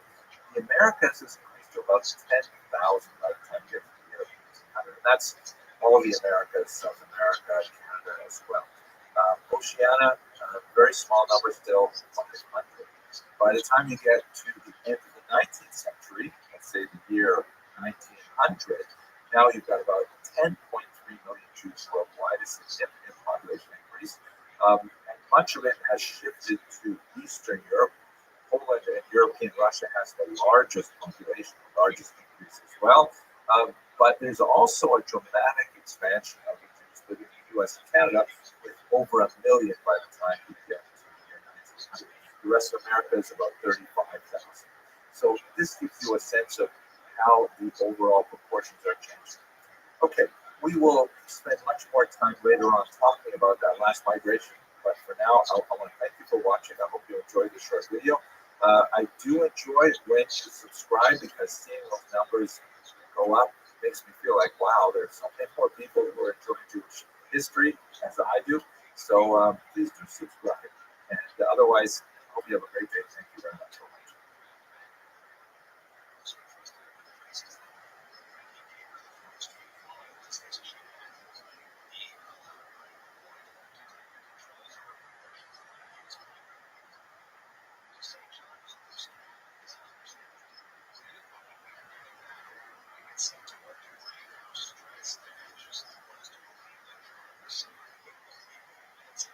Hello and welcome to another episode of Jewish History Lab. Today I'd like to be speaking about the birth of Hasidism, which is an extremely important movement, had tremendous impact on religious history and social history over the next couple of centuries. In fact, one of the ways that I find most productive to look at Hasidism is that it is really the first modern religious reform movement. I know we have this term Reform Judaism that refers to the American equivalent of what was called liberal Judaism in Western Europe, but it's predated by the Hasidic Revolution, which, although it seems to be a very highly traditionalist kind of movement, especially when compared to the more liberal approaches to Judaism, it definitely was quite challenging for the 18th century when it first appeared. So the historiography of Hasidism has evolved significantly since the 19th century. Heinrich Gretz, who we've spoken about many times, he took a very particular view of Hasidism. He understood it to be some kind of like obscurantist and credulous, even possibly Sabbatean, Kabbalistic movement that was associated with poorly educated Jews of Eastern Europe. Shimon Dubno, the great encyclopedic historian of the late 19th, early 20th century, argued the fact that no, it's not the outgrowth of ignorances, it represents the actual flourishing of the dominant spirit of Eastern European Jews. And I think Martin Buber, in his ways, although not a historian in this regard, really did a lot to kind of transform the popular Western European view of Hasidism to observe the brilliant religious insights that are associated with the Hasidic masters. And there are many other approaches. Dino, for example, took a much more economic approach to the development of Hasidism. But I just want to give you a sense that the views of what is Hasidism, what is its significance, what is its theology, have changed over time historically. To look at the history itself, it's very important to understand it within the context of its evolution. Its earliest development takes place within the Polish Lithuanian Commonwealth and the chaotic political context of that time, which you recall the region was devastated by the Khmelnytsky uprising, and then there is an attempt to reconstruct the political status quo, but ultimately it's doomed to failure. As in 1772, the Polish Lithuanian Commonwealth is dismantled by its neighbors, and in fact, a large chunk of Jews who live in this area will be swallowed up by Tsarina Catherine II, also known as Catherine the Great, who suddenly finds herself the owner of the largest Jewish population in the world. Russia, prior to her acquisitions in the West, was actually Ukraine. It's free of Jews because they had been banned since 1479. And all of a sudden, Catherine II said, oh my gosh, I have all these tens of, perhaps hundreds of thousands of Jews living in Russia. One of the ways she dealt with this was by establishing something called the Pale of Settlement, which is kind of a strange English term, but basically means the region of settlements where Jews were allowed to live. It had some changes to the borderlands. Certain areas like Kiev were actually off limits for some time, even though they were in the interior of the Pale Settlement. And exceptional Jews, like really talented medical doctors that were very, very successful businessmen, couldn't get permission to live in St. Petersburg or in Moscow, but this Pale of Settlement is where the vast majority of Jews live. A lot more to say about this in future lectures. At any rate, this is the region, particularly in the southern area of Mongolia, Bolivia, Galicia, where Hasidism especially grew, with the exception of the Chabad movement, which grew in Lithuania to the north. This is also the era following Catherine II of the terrible repression under Nicholas I. Nicholas I attempted to extirpate the Jewish presence by forcibly assimilating them, either through conscription into the army, as the Catherine or by destroying their internal structures. The Kehillah was officially banned in 1844, leaving it only small functions, essentially to serve the Russian state by collecting taxes and so on. We will return to that in a couple of lectures. Anyway, it's a period where there is increasing pressure on the Jewish population in the region, and one of the ways in which they react is by developing this Hasidic ideology. So what exactly is the innovation of Hasidism? The term Hasid is actually ancient. You can find it in scriptures. It basically means someone who does kindness, who chesed, of course, kindness. And a Hasid is understood to be someone who goes beyond what is naturally required, someone who does extra. And we see that in all kinds of Hasidic activities, not only in the externalities like fashion and the beards and the veils and things like that, but those are kind of like, illusion or clothing, as things that are on the outside. What's on the inside of Hasidism? Our emphasis on Devekut, which is a kind of mystical cleaving to God through not just traditional study, which is something that was more associated with the pre-Hasidic groups, who would later become known as the Misnagdim, or the opponents. We'll talk about that in a second. But attachment to God through maybe less intuitive means, such as prayer or song or connection with others through fellowship. They also believed in a much wider dissemination of Kabbalistic doctrine and Kabbalistic teachings, which had previously been the refuge only of great scholars. The idea that ordinary people who study Kabbalah was really anathema, but the Hasidim began to develop this as something that was actually a desiderata. The Hasidim also valorized the common Jew, often the uneducated Jew, the Jew who is the Tehillim Zucker, someone who just recites songs, that is going through the book, reading the words as opposed to having to do insights into the meaning and so on. And this is something that really appealed to the Jews, particularly in the southern region where they were bereft of much of the traditional educational centers that were associated with the north. They also favored charismatic dynasties of leaders, which were unlike the appointed court rabbis, who were often given those positions because they could essentially buy them from the noblemen. This was part of the last decaying elements of the Jewish community under the course of the Rothschild that thoroughly corrupted the rabbinate in certain areas.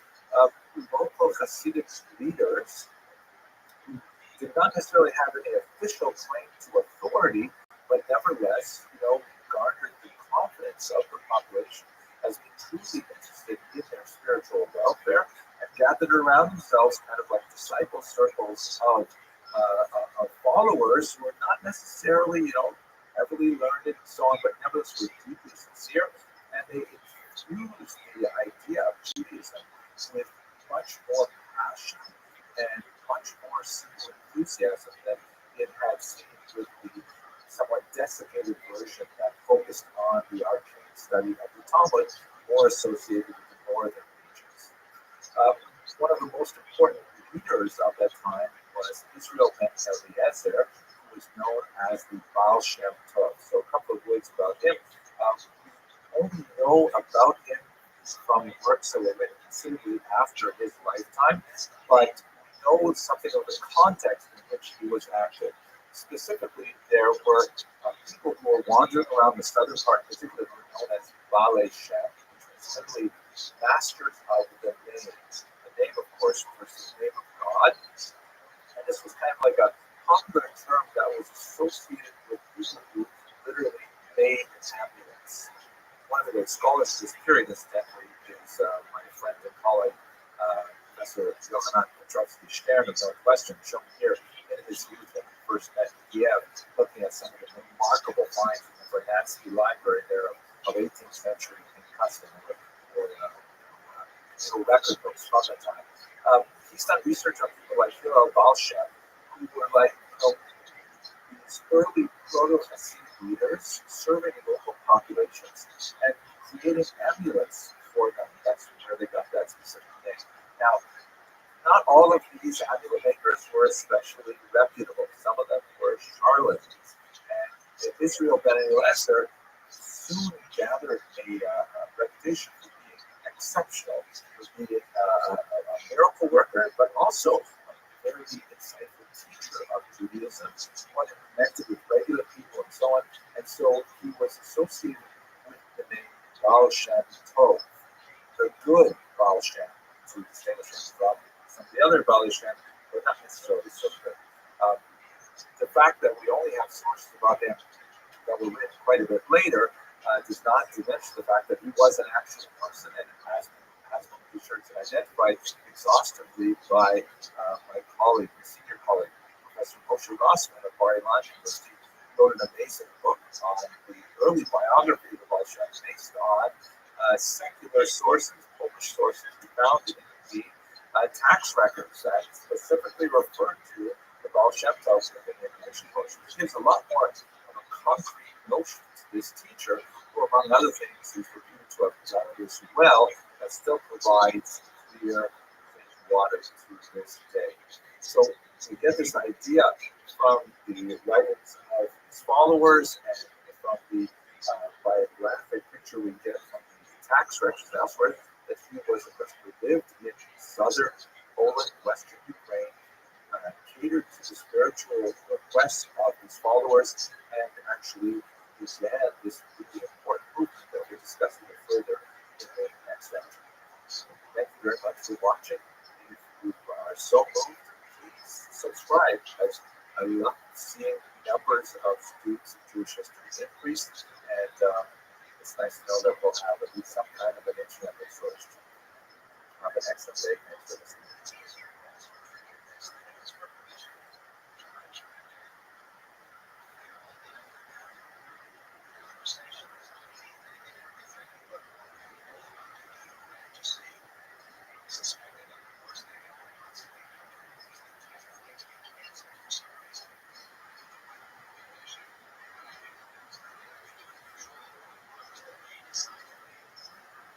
Hello and welcome to another episode of Jewish History Lab. So we talked in the last video a little bit about the origins of Hasidism.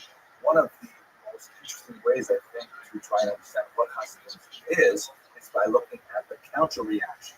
And this is a movement which coalesced around a group of rabbis, particularly in the northern part of Lithuania.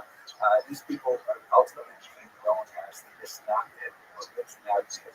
And the name literally means opponents, because they opposed Hasidism. Right? Now, they were actually the traditionalists. They were really the inheritors of the mode of Talmudic study and Jewish culture that had predated the Hasidic revolution.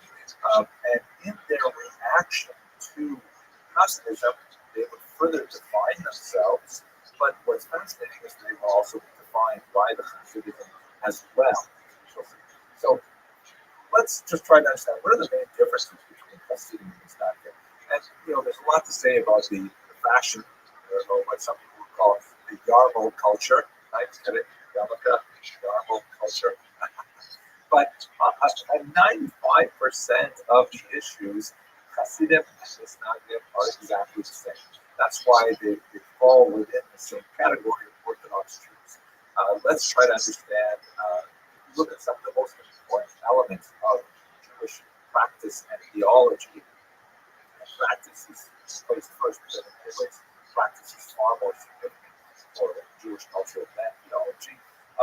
There are, let's say, four really big things we have to bear in mind. First of all, 613, or that refers to the number of commandments as traditionally calculated. When I say 613 in this context, I mean, do you believe that God gave the Torah to the Jews at Mount Sinai, and that the rabbis who interpreted it in the Mishnah, the Talmud, and later authorities are authoritatively interpreted the 613 commandments of the Torah? So that's a really bright line between Orthodox Jews, who call themselves Orthodox, and Jews who don't call themselves Orthodox. So Jews who don't call themselves Orthodox might want to argue that the commandments evolved over time, they weren't necessarily given at Sinai, and these are things which are anathema to Orthodox Jews. So if we ask the question, do you believe in 613? The Misnagdim and the Hasidim both agree, unequivocally yes. And to drill down a little deeper into the three areas of Jewish life which are perhaps the most impactful in terms of the daily experience of Judaism, do you observe the Shabbat as understood by the rabbis? They might say yes. Do you keep kosher? They say absolutely. Are you kidding? And do you practice the laws of family purity, which has to deal with intimate relations? They would say for sure. This refers to the use of the mikvah and ritual bath, not really for our discussion today. Anyway, in these main areas of Judaism, they're in total agreement. They may disagree about details, like, for example, with keeping kosher, how exactly must one slaughter an animal to make it kosher? Or with Shabbat, when exactly does Shabbat end? They don't disagree about the nature of kashrut in general, that one has to do kashrut, but they don't disagree about the fact that there is a Shabbat that as part of the work on it and so on. But they may disagree about things at the very fringes. But like 95% of things, they're in total agreement. So what is it that they really disagree about? So let's understand this in the context of development of the again, in its earliest origins, it was not in many ways a rebellion against the traditionalists. It was considered kind of like a development of a style, a development of a different approach to the same ideas, the same practices, and so on.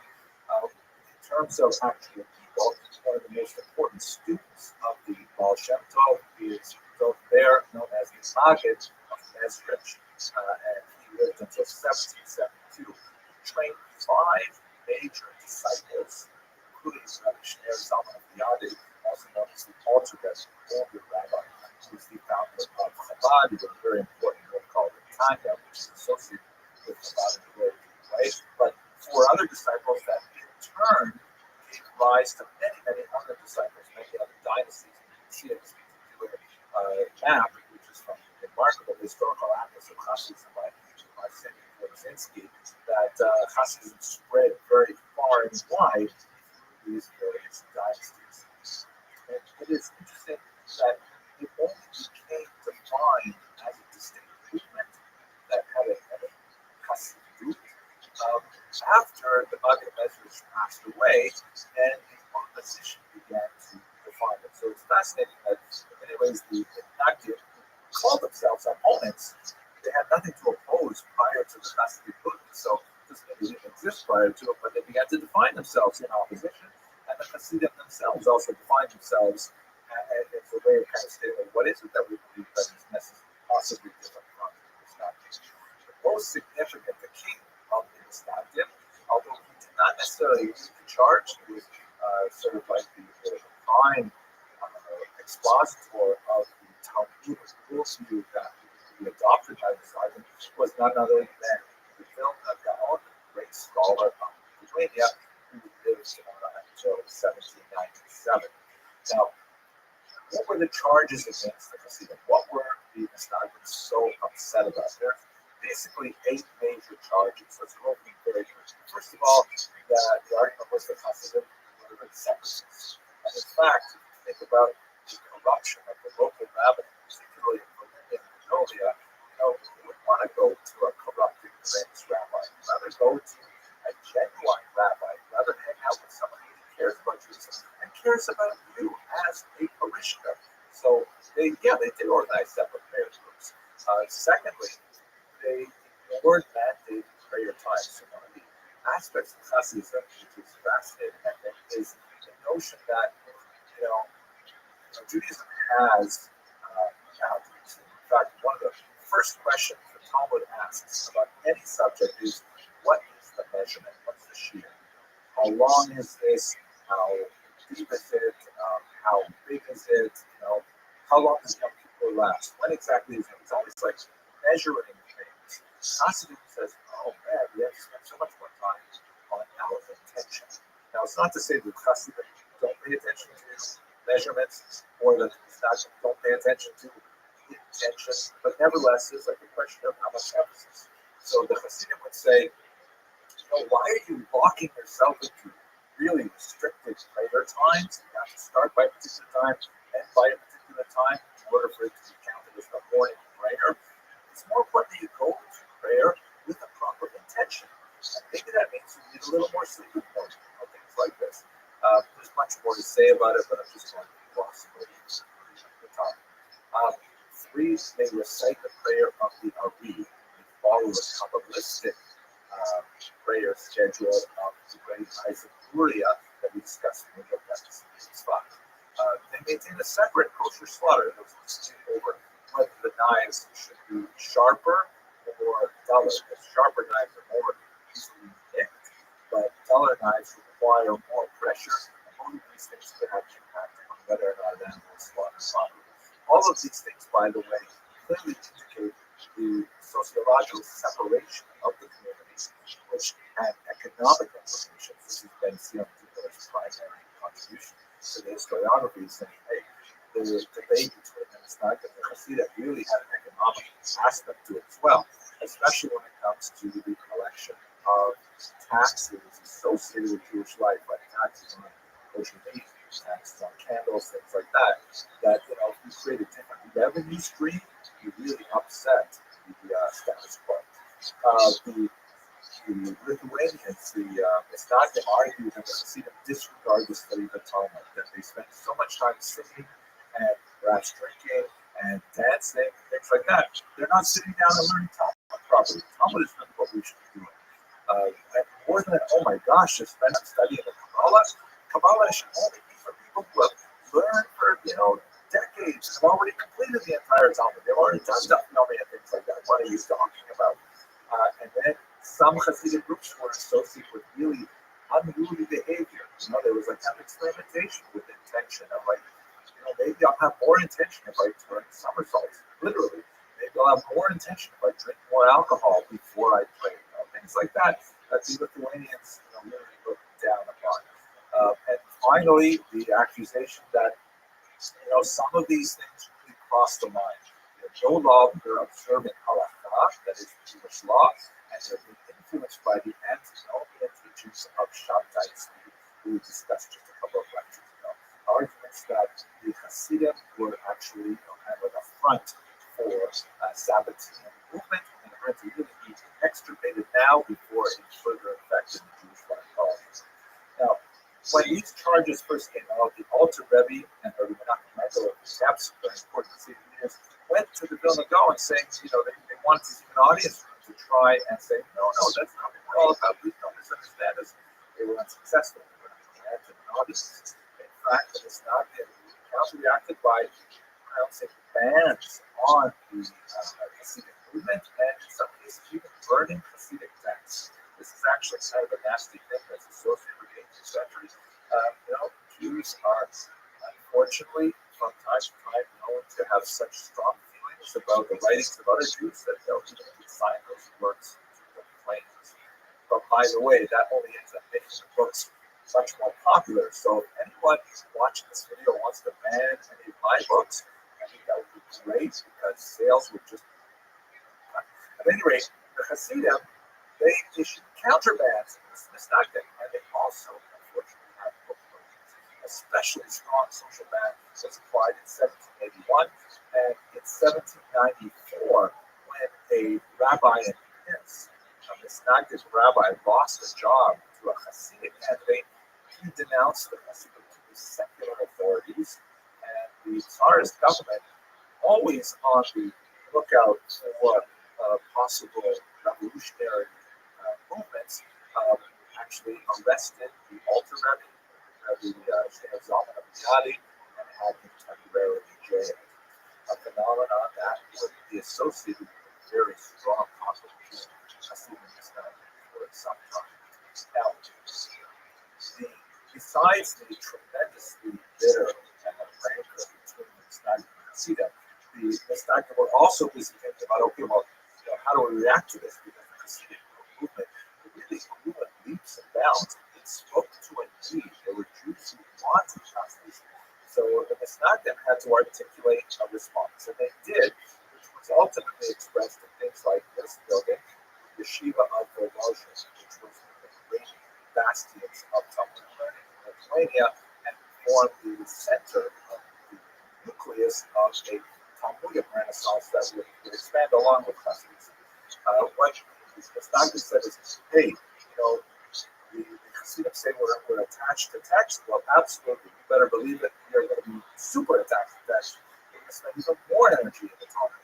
And in fact, that's what the Lithuanians actually look for more than anything else is their incredible attention to detail and their superlative study of the Talmud. But they didn't ignore the Kabbalah. Let's not forget that the Vilna Gaon himself was a great Kabbalist, but the Mishnah tradition was that he was really only for people who already mastered what was called Torah Sinigla, the revealed Torah.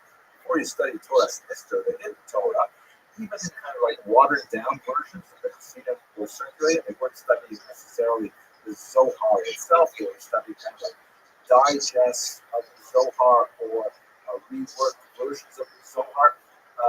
The Lithuanians were already studying the core text, but they did not believe in necessarily disseminated these ideas widely, but one of the key disciples of the Vilna, the great Rabbi associated with Yeshiva, he wrote essentially a response to the Tanya, which was called Nefesh HaChayim, the soul of life.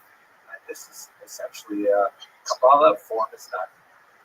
It is, by the way, an overwhelming book. I remember personally when I was studying in Yeshiva in Jerusalem, I spoke to my colleague and friend Rabbi Rothschild, who's a guy from the most early years of Yeshiva study, and he said, "How's it going?" I said, "Well, going okay. I'm enjoying Yeshiva. I go to Yeshiva in the morning. We look at a Tosfos that has a problem in it, figure out the problem, and then I come home." But I said to Rabbi, I had to admit that sometimes it felt sort of kind of dry, sort of like crossword puzzles. Just my intellectual problems and solving them. I'm just going home from dinner. Right? So he said, "Okay, this is what you got to do. Read Nefesh HaChayim. But only read it for 15 minutes a day." And so I said, "Okay, I'll do it." So I picked up a copy of Nefesh HaChayim, and I used to get on the bus and read it on the bus. And many times I simply couldn't put it down.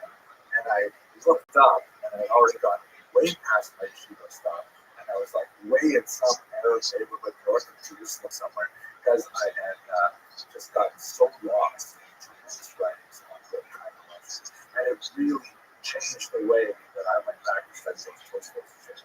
It made the Tosfos like jump off the page. And, "This is really important. You've got to study this right now and know what it means." Because it's original. It's not a crossword puzzle. It's life itself. Well, so if you're having that problem, read Nefesh HaChayim. So the other discourse. Finally, one of the criticisms of the Hasidim that Misnagdim had was that the Hasidim venerated their leader, sometimes called it Tzaddik, sometimes called it Rabbi, to an inappropriate extent. That in some cases they even regarded the Rabbi as sort of like an intermediary before God, which is really, very much contrary to Jewish theology.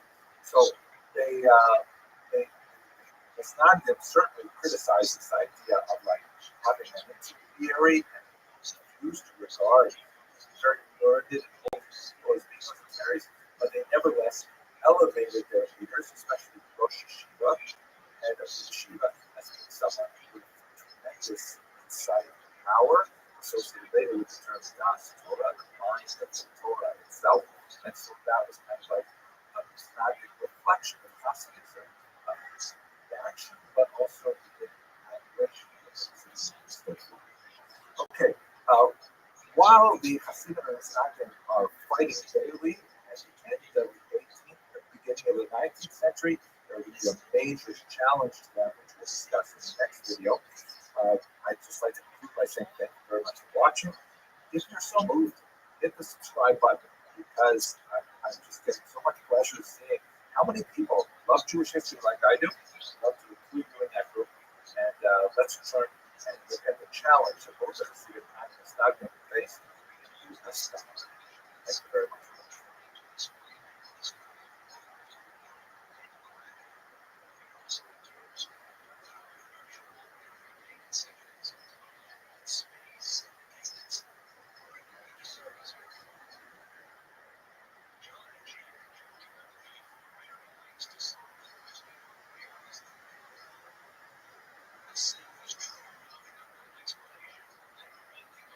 Hello and welcome to another episode of Jewish History. So in the last two videos, we talked a little bit about the beginnings of the Hasidic movement in the 18th and early 19th century, and then we talked about the counter-reaction of the traditionalists known as the Misnagdim, or people against the Hasidism. But there's a new movement that is more associated with Western Europe, in particular with Berlin, that is beginning to make an impact in the eastern heartland of the Hasidic and the Misnagdim territory, and that is the Haskalah, an extremely important movement that, like the Hasidic and Misnagdim movement, would endure to our contemporary days and would have a phenomenal impact on the development of the modern Jewish identity. So let's look at this institution of the Haskalah.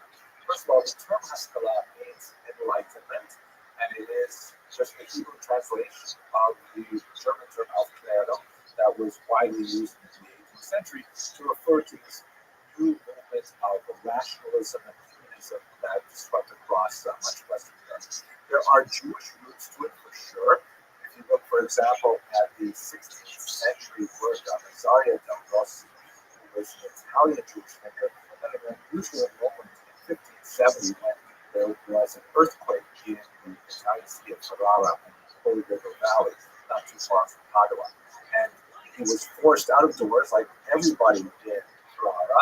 And while they're living in tents, worried about aftershocks for some weeks, because a lot of buildings were destroyed, he has some encounters with Christian thinkers from the local church that he probably would not have had, prior to this. And among other things, he discovered the letter of Aristeas and classic stuff. But in the context of this discussion, he begins to explore the idea of, hey, you know what? Judaism has a lot to offer the outside world, and the outside world has a lot to offer Judaism as well. Very controversial kind of thought, but we see it in many predecessors. Maimonides, for example, writes in the 8 chapters, accept truth from whoever speaks it. There is this notion in Judaism that although there is a kind of a centrifugal force that emphasizes focusing on traditional Jewish texts, there's also kind of like a looking out force as well that waxes and wanes in different periods. The Haskalah is definitely a period of looking out, of saying what's going on in the outside world, how does it fit within our Jewish worldview, if it fits at all. Del Rossi's insight was something that was not unique to the 16th century. It's not like we woke up in the 16th century and said, hey, we can learn something from the outside world. We see, for example, Maimonides, who writes in chapters that one should accept truth from whoever speaks it. People find lots of moments in Jewish history where the Jews have a much more kind of open-minded, syncretic approach, and that oscillates with a kind of internal, inward-focused perspective in which the outside world is regarded as toxic and dangerous and should be avoided. Jewish history kind of vacillates or oscillates between these two poles. The Haskalah is an example of Western European Jewry, definitely leaning far towards the extreme of, hey, look at the outside world, has so much to offer us, even at the risk of dissolving or assimilating into the body politic of the general population, but then the dangers of Haskalah. At any rate, these ideas of openness to outside society had a jumpstart with the Portuguese diaspora in particular, because these were Jews who, you recall, were forcibly converted to Christianity and had to maintain that kind of dual identity of knowing that they are Jewish and wanting to retain their Jewish identity and resentful of their Christian passports into the rest of the world. And many of them spread throughout Western Europe. Amsterdam is a particular location where a lot of these Portuguese Jews ended up, but also into the New World, as we discussed as well. And these Portuguese Jews had a very special approach to the outside world that made them especially effective conduits of what would become burgeoning modern thought. Okay, way too much of an introduction. Let's go specifically to the early Hasidim. Certainly the most important of the kingdom of Hasidim was Moses Mendelssohn's self-taught genius, who actually was especially known not only for his philosophical work, but also for his tremendous facility with secular German.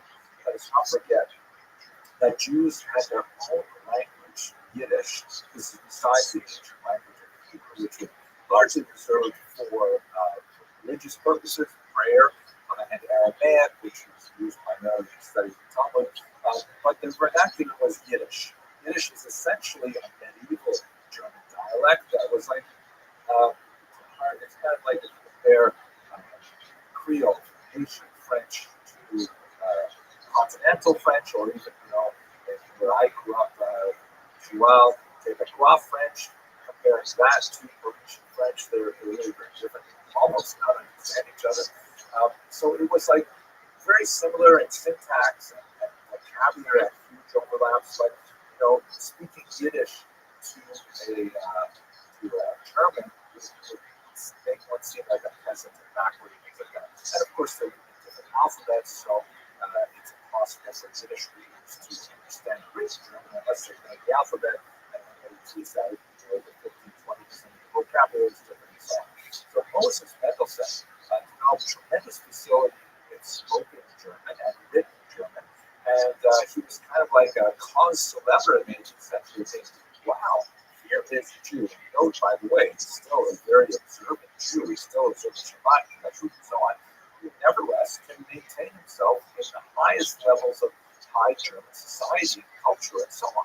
And intellectually, he had tremendous abilities and gifts. And so he was like really a famous Jew because of his ability to be a culture broker and to say to the outside world, hey, Jews have something of value. They should not be considered second-class citizens, right? They weren't considered citizens. They were considered travelers, sojourners, even though they lived in Germany for hundreds of years.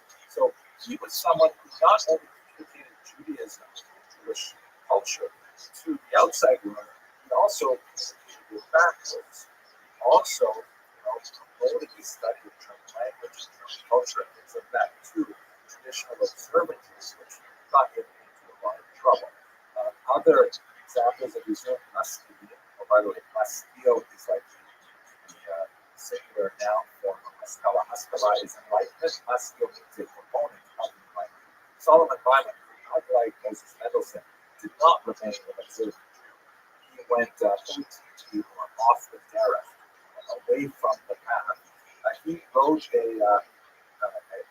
writing, acerbic, and sometimes hilarious memoir, an autobiography, which is widely studied today, which describes his upbringing as a young, talented Jewish man who kind of like has this intellectual journey. In fact, he even visited the Hasidic court of the Rabbi of Mezerich and describes his experience there.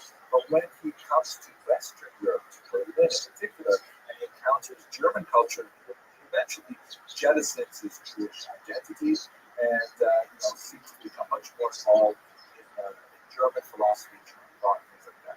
So, whereas Moses Mendelssohn articulated a kind of Haskalah that kept a place for Judaism, others like Solomon Weiman said, no, let's completely get rid of it and move straight into the mainstream. You can imagine how this was absorbed by the Hasidim and the Snagdim, that while they are at each other's throats over tiny things like how sharp the knife should be in kosher slaughter, or what time you show up for a minute, when they are facing the Haskalah that is saying, why keep kosher? Or go to minyan. Why don't we just move the Sabbath to Sunday? Which is, by the way, proposals that Hasidim actually make. But it's the real growth of the Haskalah happened actually in the context of a controversy over the false burial of 1772. It seems that in the 18th century, there was a rash of people being declared dead and actually buried, only to be discovered that actually they were alive when they lived for some time afterwards. This is a pretty terrifying thing. So among the ways in which the people compensated is they had all kinds of interesting designs, like this one you see here, of these coffins where if you happen to wake up and you were not in fact dead, then you could squeeze a bulb and that would lift up a flag or ring a bell. If you walk by a stairs, you hear a bell ringing, that means something is very, very wrong. And so the Duke of Mecklenburg-Schwerin made a rule that nobody can be buried until they had waited 3 days after declaration of death. And this was contrary to Jewish practice, which emphasizes the importance of early burial and, in fact, accelerated decomposition of the flesh as a way of achieving atonement. So, this was created a whole hullabaloo because, really, this particular secular decree stepped on Jewish values. And on the one hand, there were traditionalists who said, hey, we can't stand for this. This is not okay. We have to protest. We have to bury our dead right away. It's considered a great sacrilege to leave a dead body around. And on the other hand, there were Jews who said, well, my gosh, this is terrible that there is such a thing as people being married prematurely. Maybe we should adopt this new rule. And so many Jews turned to Moses Mendelssohn to try and articulate a statement that would be acceptable to everybody. This is just the opening wedge of many, many issues where issues of science, Torah, and tradition, and also the relationship of Jews to civic society had to be negotiated. By the way, don't forget that this is happening in a political environment in which the question of Jewish emancipation, that is, the conferring of equal rights on Jews, would also find its expression. We'll discuss that a little bit later in this course. But the idea that Jews might actually gain citizenship, that had a lot to do with how Jews behaved in general society and how they were perceived to behave in general society. So some poskim, like David Friedlander, who was a student of Moses Mendelssohn, he said the only way we can really deal with this is by simply converting to Christianity. And not that he believed in Christianity and felt that this was valuable on a religious level, but he says we should just adopt it to go along so that we can get our place in German society. Essentially, capitulating Jewish religious values to the desires of emancipation. He proposed this as a so-called dry baptism, that no water is involved. It's not a real baptism. It's just a pro forma thing, And in fact, many Jews, although it was not accepted communally at all, and although Friedlander's suggestion was considered a shando or just outrageous, and Jews did not accept it on a communal level, many Jews did accept it on an individual level. You see people choosing to baptize themselves, like Heinrich Heine, for example, the great poet, or parents of Karl Marx who have they would have their children baptized. This is actually very common in the 19th century, and it really dates back to Friedlander's suggestion.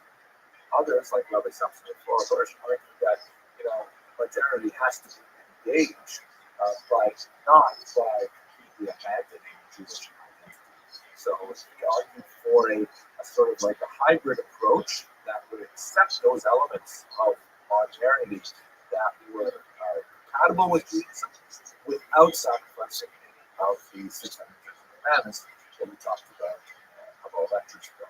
By the way, some felt that Samson Flora Hirsch was way too modern, way too he gave up too much for the modern era, so sometimes he was portrayed a little bit heavier view like this. These were the things that were happening in Western Europe. Eastern Europe was an entirely different story. Western Europe had a much smaller Jewish population. That population was much more inclined to be open to get into modernity and so on. Eastern Europe Jews lived in greater numbers and greater concentration, and really with much greater, endemic Jewish culture. So one of the big differences is that in Western Europe, particularly in Germany, there's a heavy leaning towards assimilation.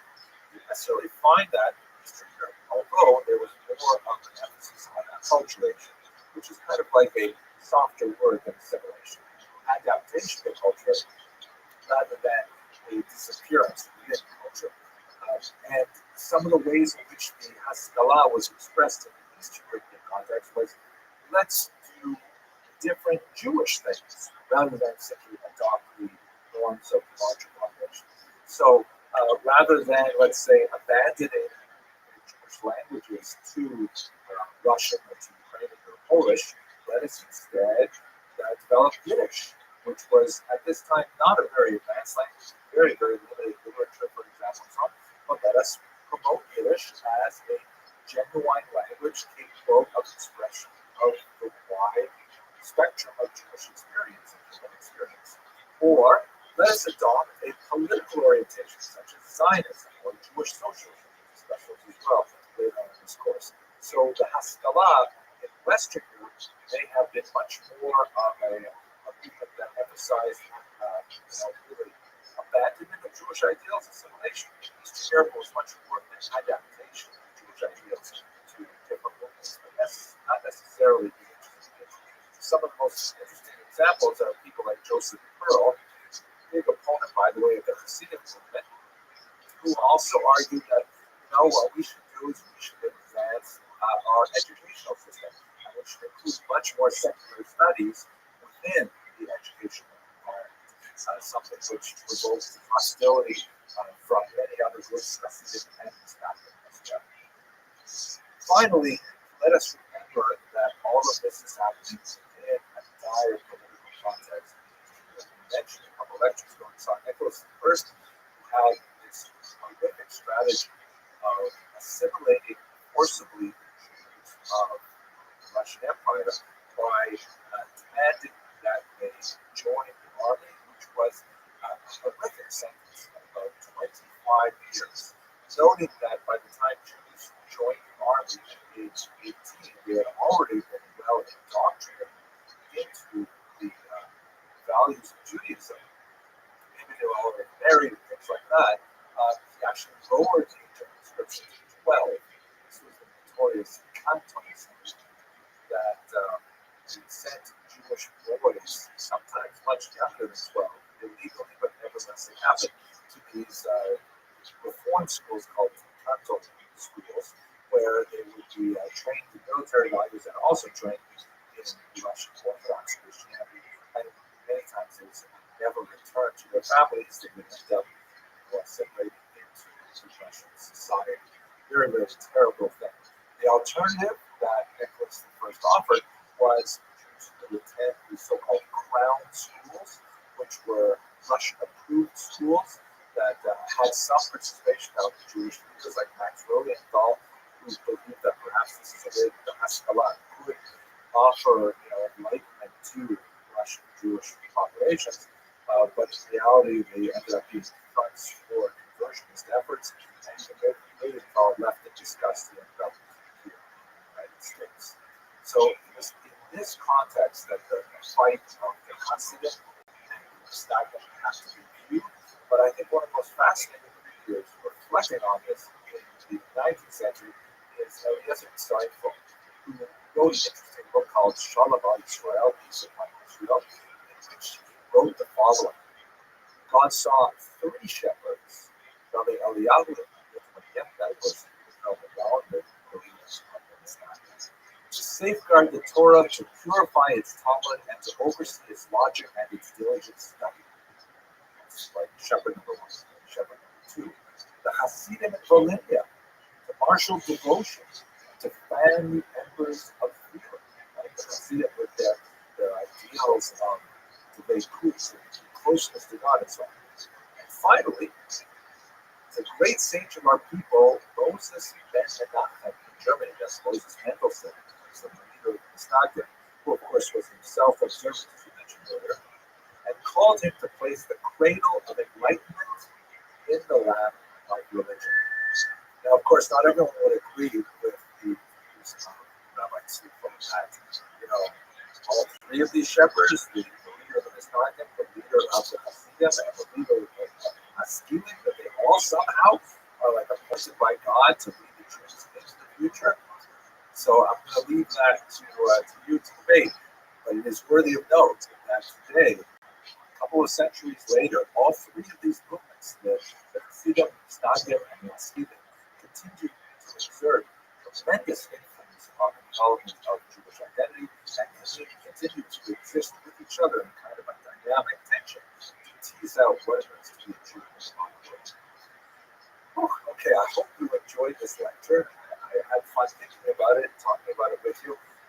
If you are so inclined, please do subscribe. Please share this video with other people who like it, because one of my, increasing pleasures with putting these lectures out there is seeing other people hit that subscribe button and increase the universe of people who are interested in studying Jewish history with me. Thank you very much for watching.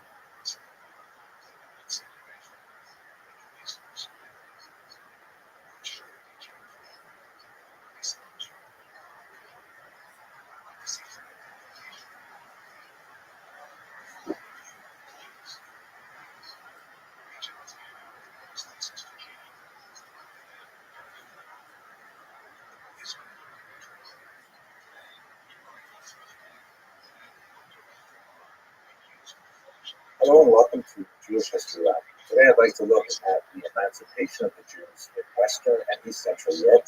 In many ways, this particular period, which begins at the end of the 18th century and extends into the 19th century, represents really the coming together of a lot of pre-modern impulses and results in the ultimate political emancipation of the Jews, or the granting of equal rights to Jews throughout Western Europe. As we shall see, the legal emancipation of the Jews is not quite the same thing as the social emancipation of the Jews, but nevertheless, it's a fascinating story, and in many ways it represents the beginning of modernity as we understand it today.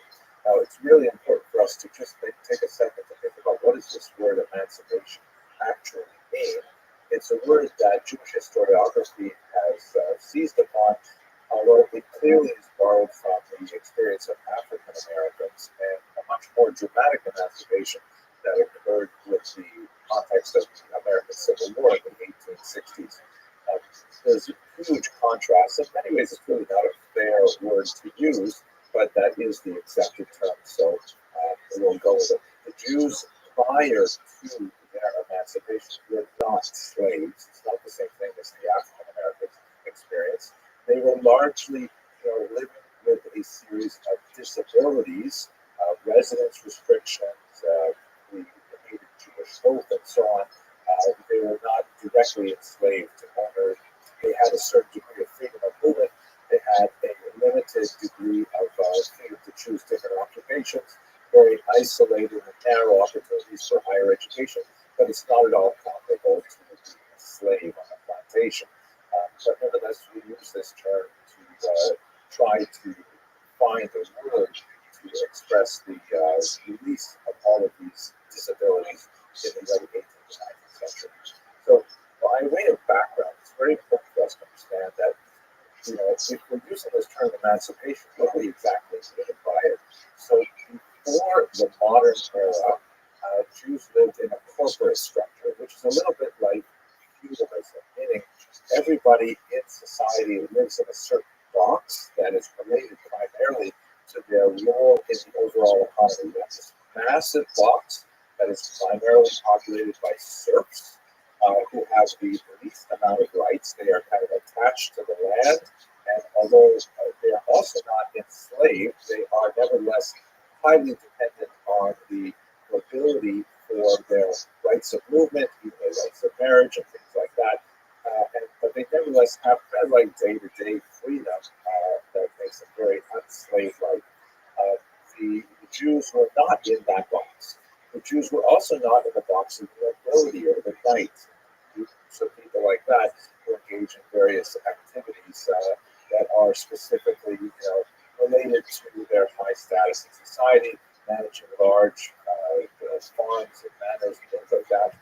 The Jews were closest to the burghers, or the sort of incipient middle class who were dealing with various types of commerce, because Jews were heavily urbanized. But even in urban centers, they were frequently denied formal burgher status. They were typically denied access to a whole range of professional guilds and things like that. And so they weren't really in the burgher class or burgher status, even though they tended to, in their lifestyle, be closest to them. They obviously were not in the clergy, which is another box in the kind of feudal design of medieval society. So what exactly were they? Well, as we've discussed in previous lectures, they were essentially servi camerai regis. They were servants of the royal chamber. They had burgher-like activities, also middleman activities, primarily in tax farming and leaseholding and so on, and obviously very active in money lending, and a lot of the cash that their activities produced was directly taxed by the king, in exchange for which the Jews had the protection of the royal chamber, the protection of the king, and that's basically how they managed to exist in medieval Europe. But with modernity, a lot of things changed because it was no longer possible to keep people in these boxes. Serfs were being emancipated all over Europe. The last region to emancipate their serfs was the Russian Empire. They were also the last to emancipate the Jews as well, some 50 odd years later.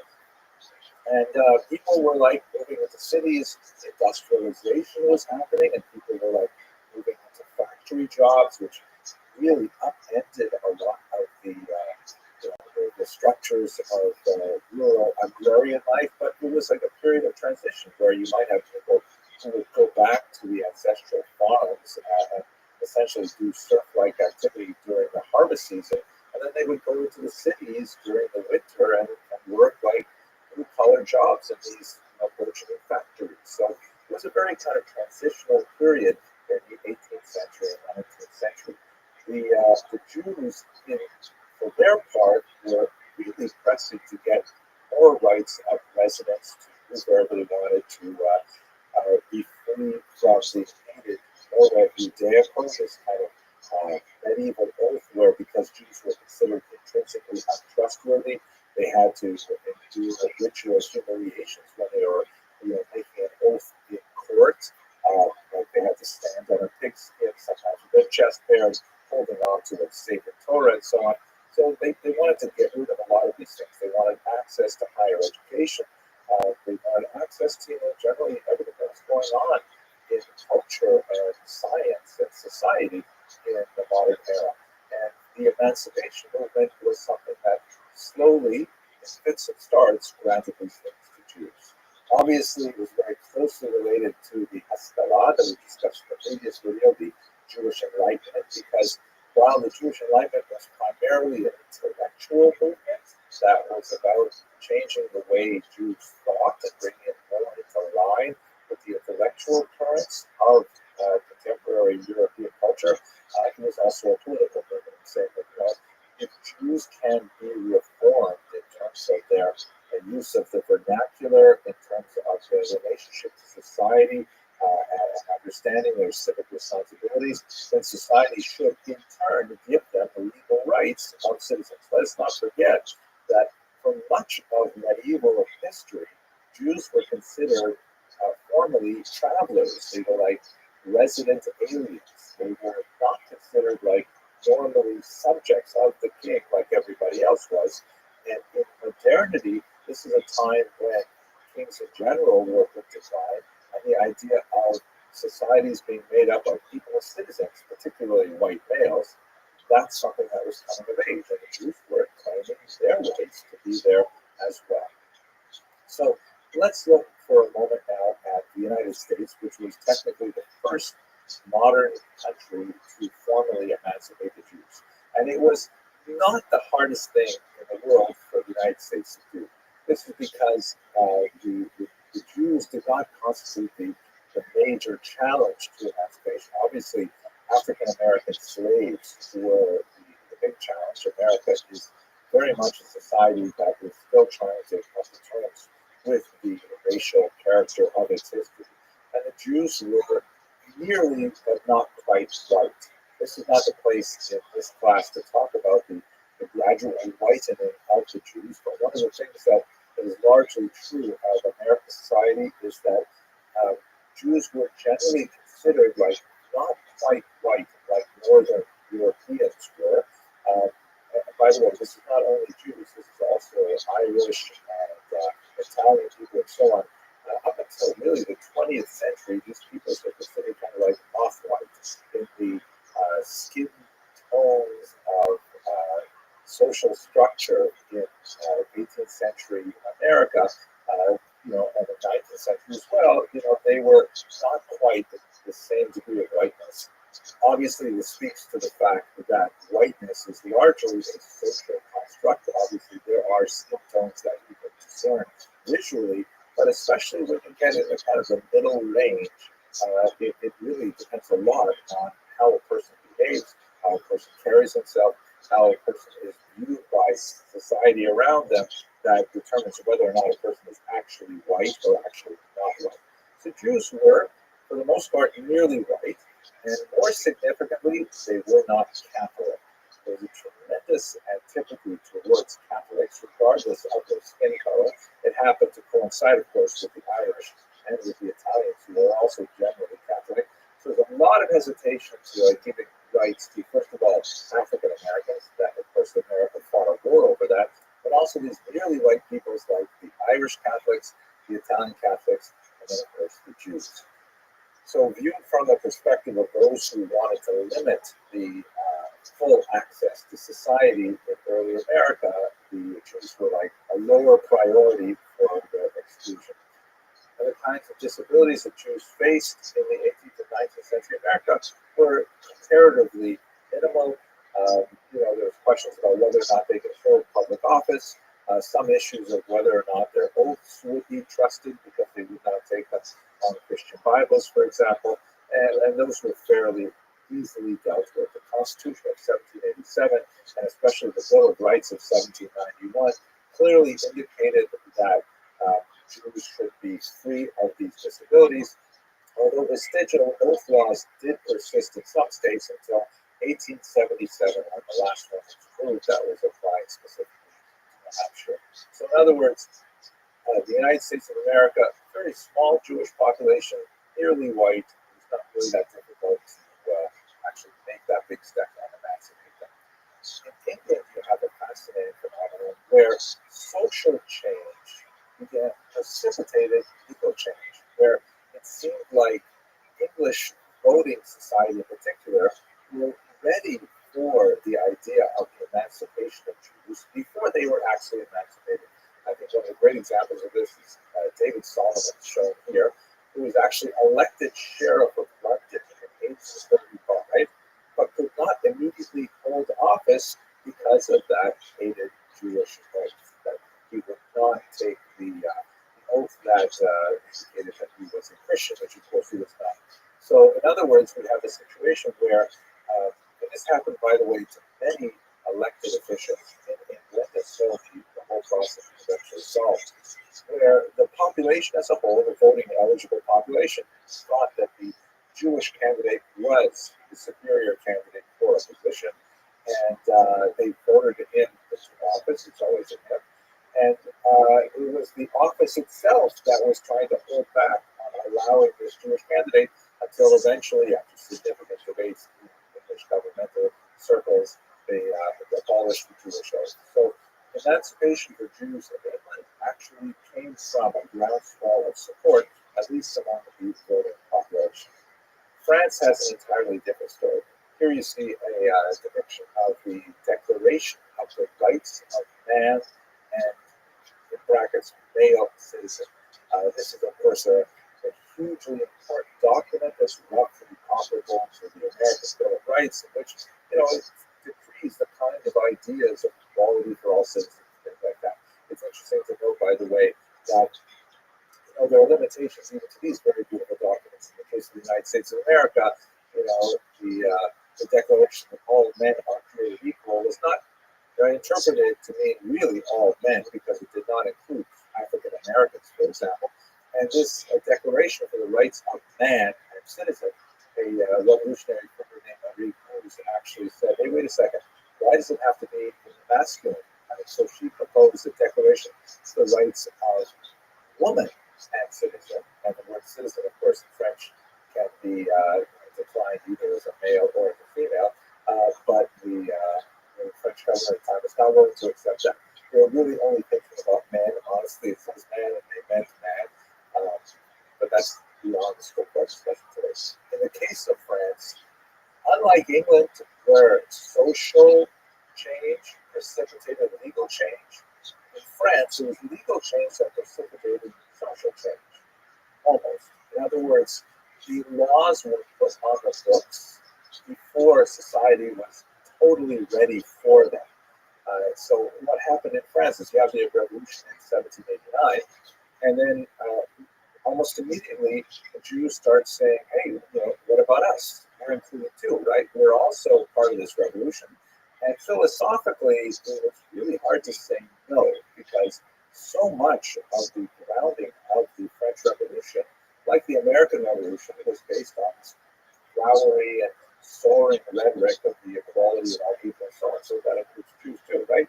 So there was a big distinction between the smaller, much more acculturated Sephardic population of Jews that lived in the west and south of France, in Bordeaux and Bayonne, and the much more highly dense and concentrated and less acculturated Jews living on the eastern border in the region of Alsace-Lorraine, the Ashkenazi Jews. The Sephardi Jews largely spoke French, largely had a much more French lifestyle in terms of their dress and their broader economic profile and things like that. But the Jews in Alsace, on the other hand, spoke Yiddish as their first tongue, were much more sort of Germano-tropic in their cultures, tend to be far more observant of Jewish law, both at home and more significantly in the street. So what happened in France is, in 1790, the emancipation was extended to the Sephardic Jews, and Bordeaux and Bayonne. It was much easier to accept them. And after a certain amount of hemming and hawing, in 1791, the same was granted to the Jews of Alsace-Lorraine. Now, that wasn't the end of the story by any means. There was a significant outcry because with emancipation, all of the restrictions on Jewish economic activity were lifted, and Jews were allowed to engage in whatever kind of occupation they want. And they rushed to all kinds of occupations where they had a significant advantage because they were overwhelmingly literate, they were well connected with Jews living in other countries, so import, export, all kinds of commerce and so on. And large populations of Christians in Alsace began to complain that, hey, our entire business environment is changing as a result of these Jews rushing into fields and, undercutting us with prices and all kinds of things. And so a lot of complaints went to the Emperor Napoleon, who, in his typically grand kind of way of thinking about things, said, well, obviously we've got to talk to these Jews. So do they have like a representative body or something like that? Do they have a pope like we do, Catholics? And so his advisors told him, well, they have this thing called the Sanhedrin, which was the ancient court of 71 judges back in the ancient period.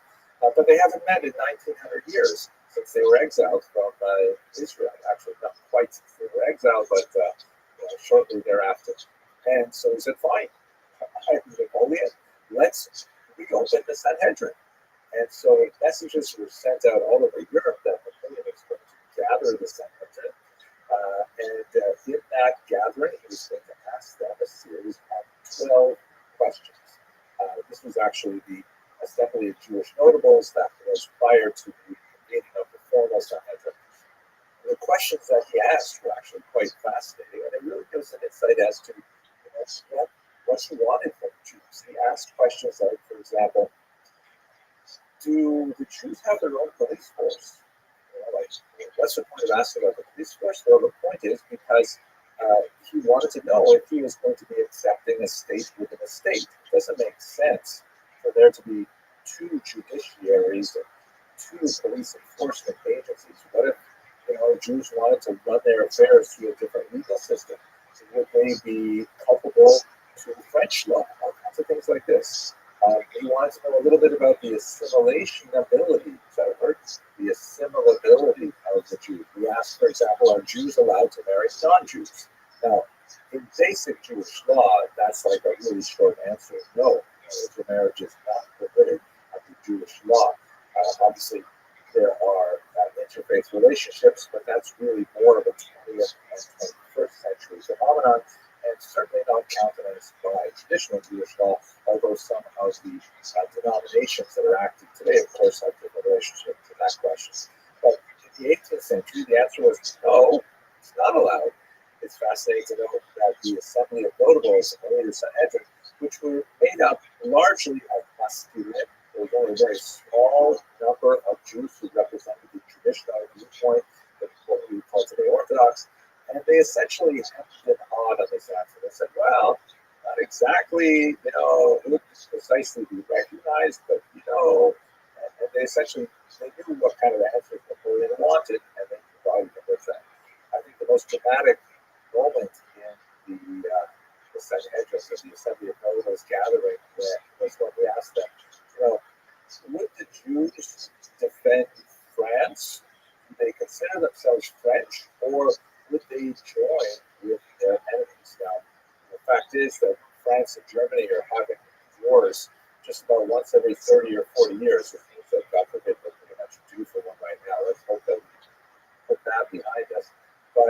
he was really concerned about those Jews living in Alsace who were, Yiddish speaking. Yiddish is a much closer language to German than it is to French, and that they had all kinds of contacts with Jews on the German side of the border. What would happen if France and Germany got into a war? Who would French Jews fight for? And dramatically, the assembly rose up and said, jusqu'à la mort. They would defend France to the very death. That was the whole idea of it. So Napoleon was satisfied with those answers. He said, great. So the Sanhedrin became a formal institution, and it was headed by this man, David Finstein, who has an absolutely amazing career. I want to have like that. I think that would be fantastic. He was actually a renowned Torah scholar of his day. He wrote a significant commentary on the Mishnah called Yad David, still studied to this day.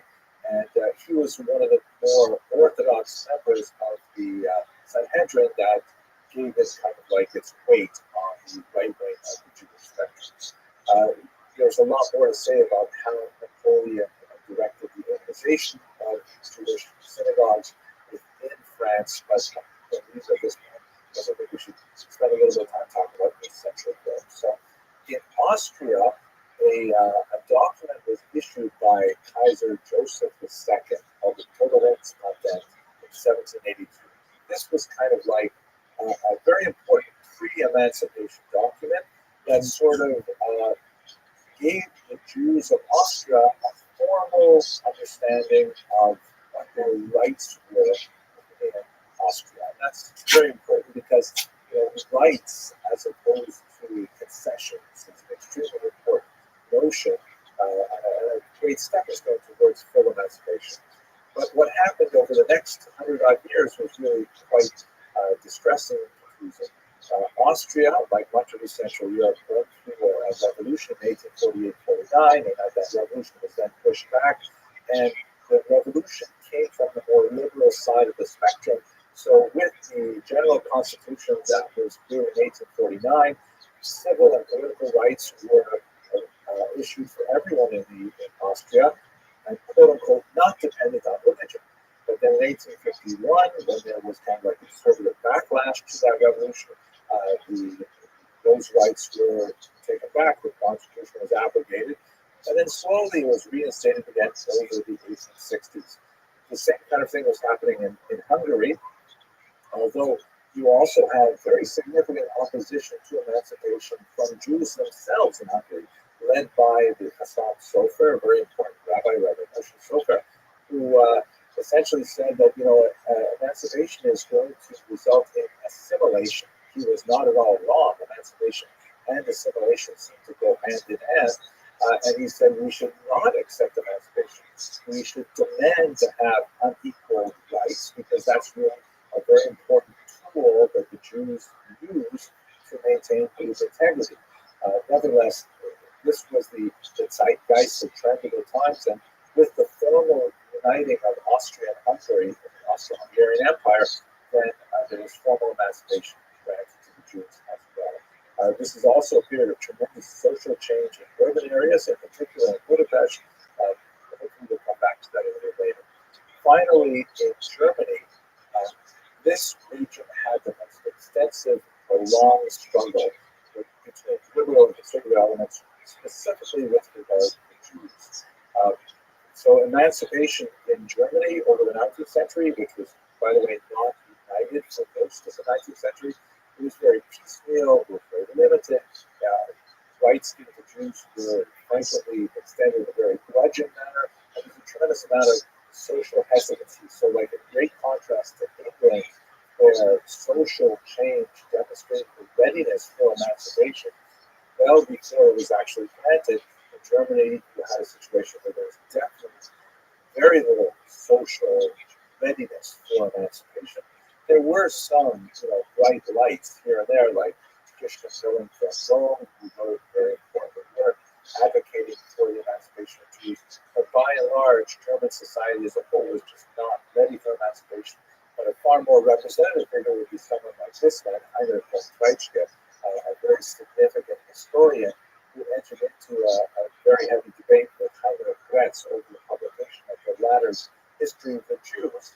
Von Rothschild coined the unfortunate phrase, "The Juden sind unser Unglück," the Jews are our misfortune.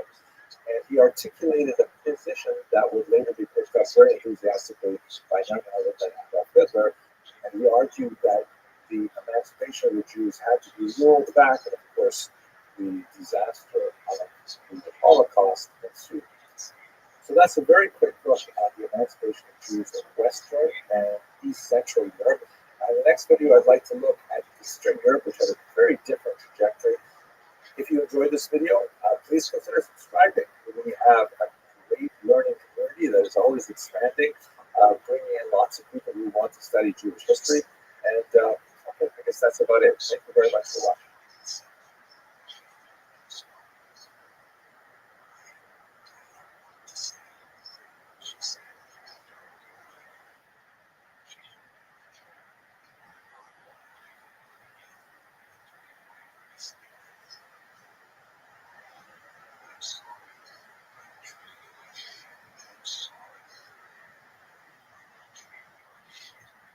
Hello, and welcome to another episode of Jewish History Guide. Today, I'd like to spend some time talking about the birth of modern Jewish politics, which is really a phenomenon that we see at the beginning of the late 19th century.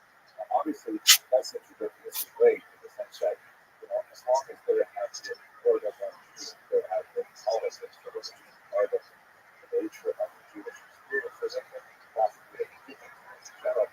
But what I'm going to be focusing in on in this context is the idea of the birth of mass movements with political ideologies that are adopted by Jews, particularly in the modern era, especially because this is a time when democracy begins to make its impact on the Jews, and in particular the great mass of the population that resides in Eastern Europe, where there's so many more Jews to do that critical mass to move political agendas around. And prior to these days, by and large, Jews were quiescent when it came to political activity. They largely trusted their leadership to have any kind of interface with the secular authorities. And so it was a matter of more kind of feudal relationships where the Stadtland, the intercessor that was hired by the head of the Kila, would be the one that would be interacting with the nobleman, the northern king, or whatever, on behalf of the entire kingdom. And the idea of the Jews breaking away from central authorities was really quite unusual and doesn't have a long tradition before the modern era. In the modern era, however, for a variety of reasons, Jews began to look at more contemporary ways of organizing themselves, but not necessarily in conformity with the will of the rabbinic and communal leadership, and that's why we get these modern Jewish politics. So let's have a look at that specifically. I think we can date the major importance turning point in the growth of modern Jewish politics to 1881. That is the date on which Tsar Alexander II was assassinated, shown here in the son of Hitler's wife. He was a very popular Tsar in Eastern Europe. He was the great Tsar liberator because he was on his watch that the Serbs were liberated. It was definitely not a complete solution, right? The emancipation of Africans in America, it was not the front-foot emancipation of the kingdom. And one set of difficulties to another set of difficulties, but nonetheless, the Russian populace as a whole tended to regard him favorably. The ones who did not, in particular, were the revolutionaries, the early socialist movements that were originally in the 1870s.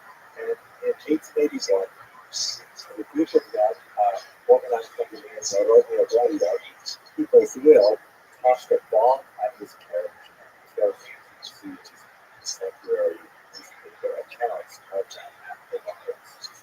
The rumor went out throughout the empire that the People's Emperor, son Alexander III, gave the populace permission to beat the Jews for 3 days. For a long time, Jewish historiography basically took this as some kind of face value, and if we've seen the reactions, there's a thing where Teddy is approached by a policeman to give him some kind of transaction of what is coming, but it seems like this is not an accurate prediction of what happened in Russia. In reality, the Russians went way out of control. The Russian Empire and the government was seeing out architects of the violence. They had a great difficulty trying to control them. So the entire administration, the police force, was exposed as being inept, excessively bureaucratic, too slow to respond to this rapid movement of violence. So essentially followed the laid jail lines that many police and the drums went down not for 3 days, but for 3 years. So they stayed for. And it really understood the fact that Russia was no longer capable of maintaining itself as a Rothschild. That is, a country governed by law. There was simply too much anarchy possible, too much chaos possible, and that is really something that the Jews as a minority hated tremendously. So it is the violence that erupted in Slavery was, and extended for years, that really triggered the rethinking by Jews of their political status or ethnic populations that were minorities in a particular region, like Poles in Ukrainian territory, and vice versa, things like that. And it was something that really just felt way out of hand for the Russians. Now, this map and the two charts that I just showed you right now, really interesting article published in 2019 by Rothschild, and Chinaskaya, that points out something that really should be fairly obvious, but no one else, my knowledge, has really made these correlations. The drugs, why did they happen? So there's definitely a certain amount of latent anti-Semitism in traditional society, and we can tie it to certain church teachings and certain economic practices of the Jews. There's a cross-fertile resentment that goes back to the Kaczynski rebellion, the Haganah rebellion, and so on. That Jews basically lived relatively alongside the Ukrainian, Polish, Lithuanian, Latvian, and Russian neighbors. There's only a few significant escalations of violence, like under Chomsky in the 17th century and the late 18th century. So the majority of Jewish history was relatively peaceful, not necessarily lavish, but one of four existence. So why all these people from the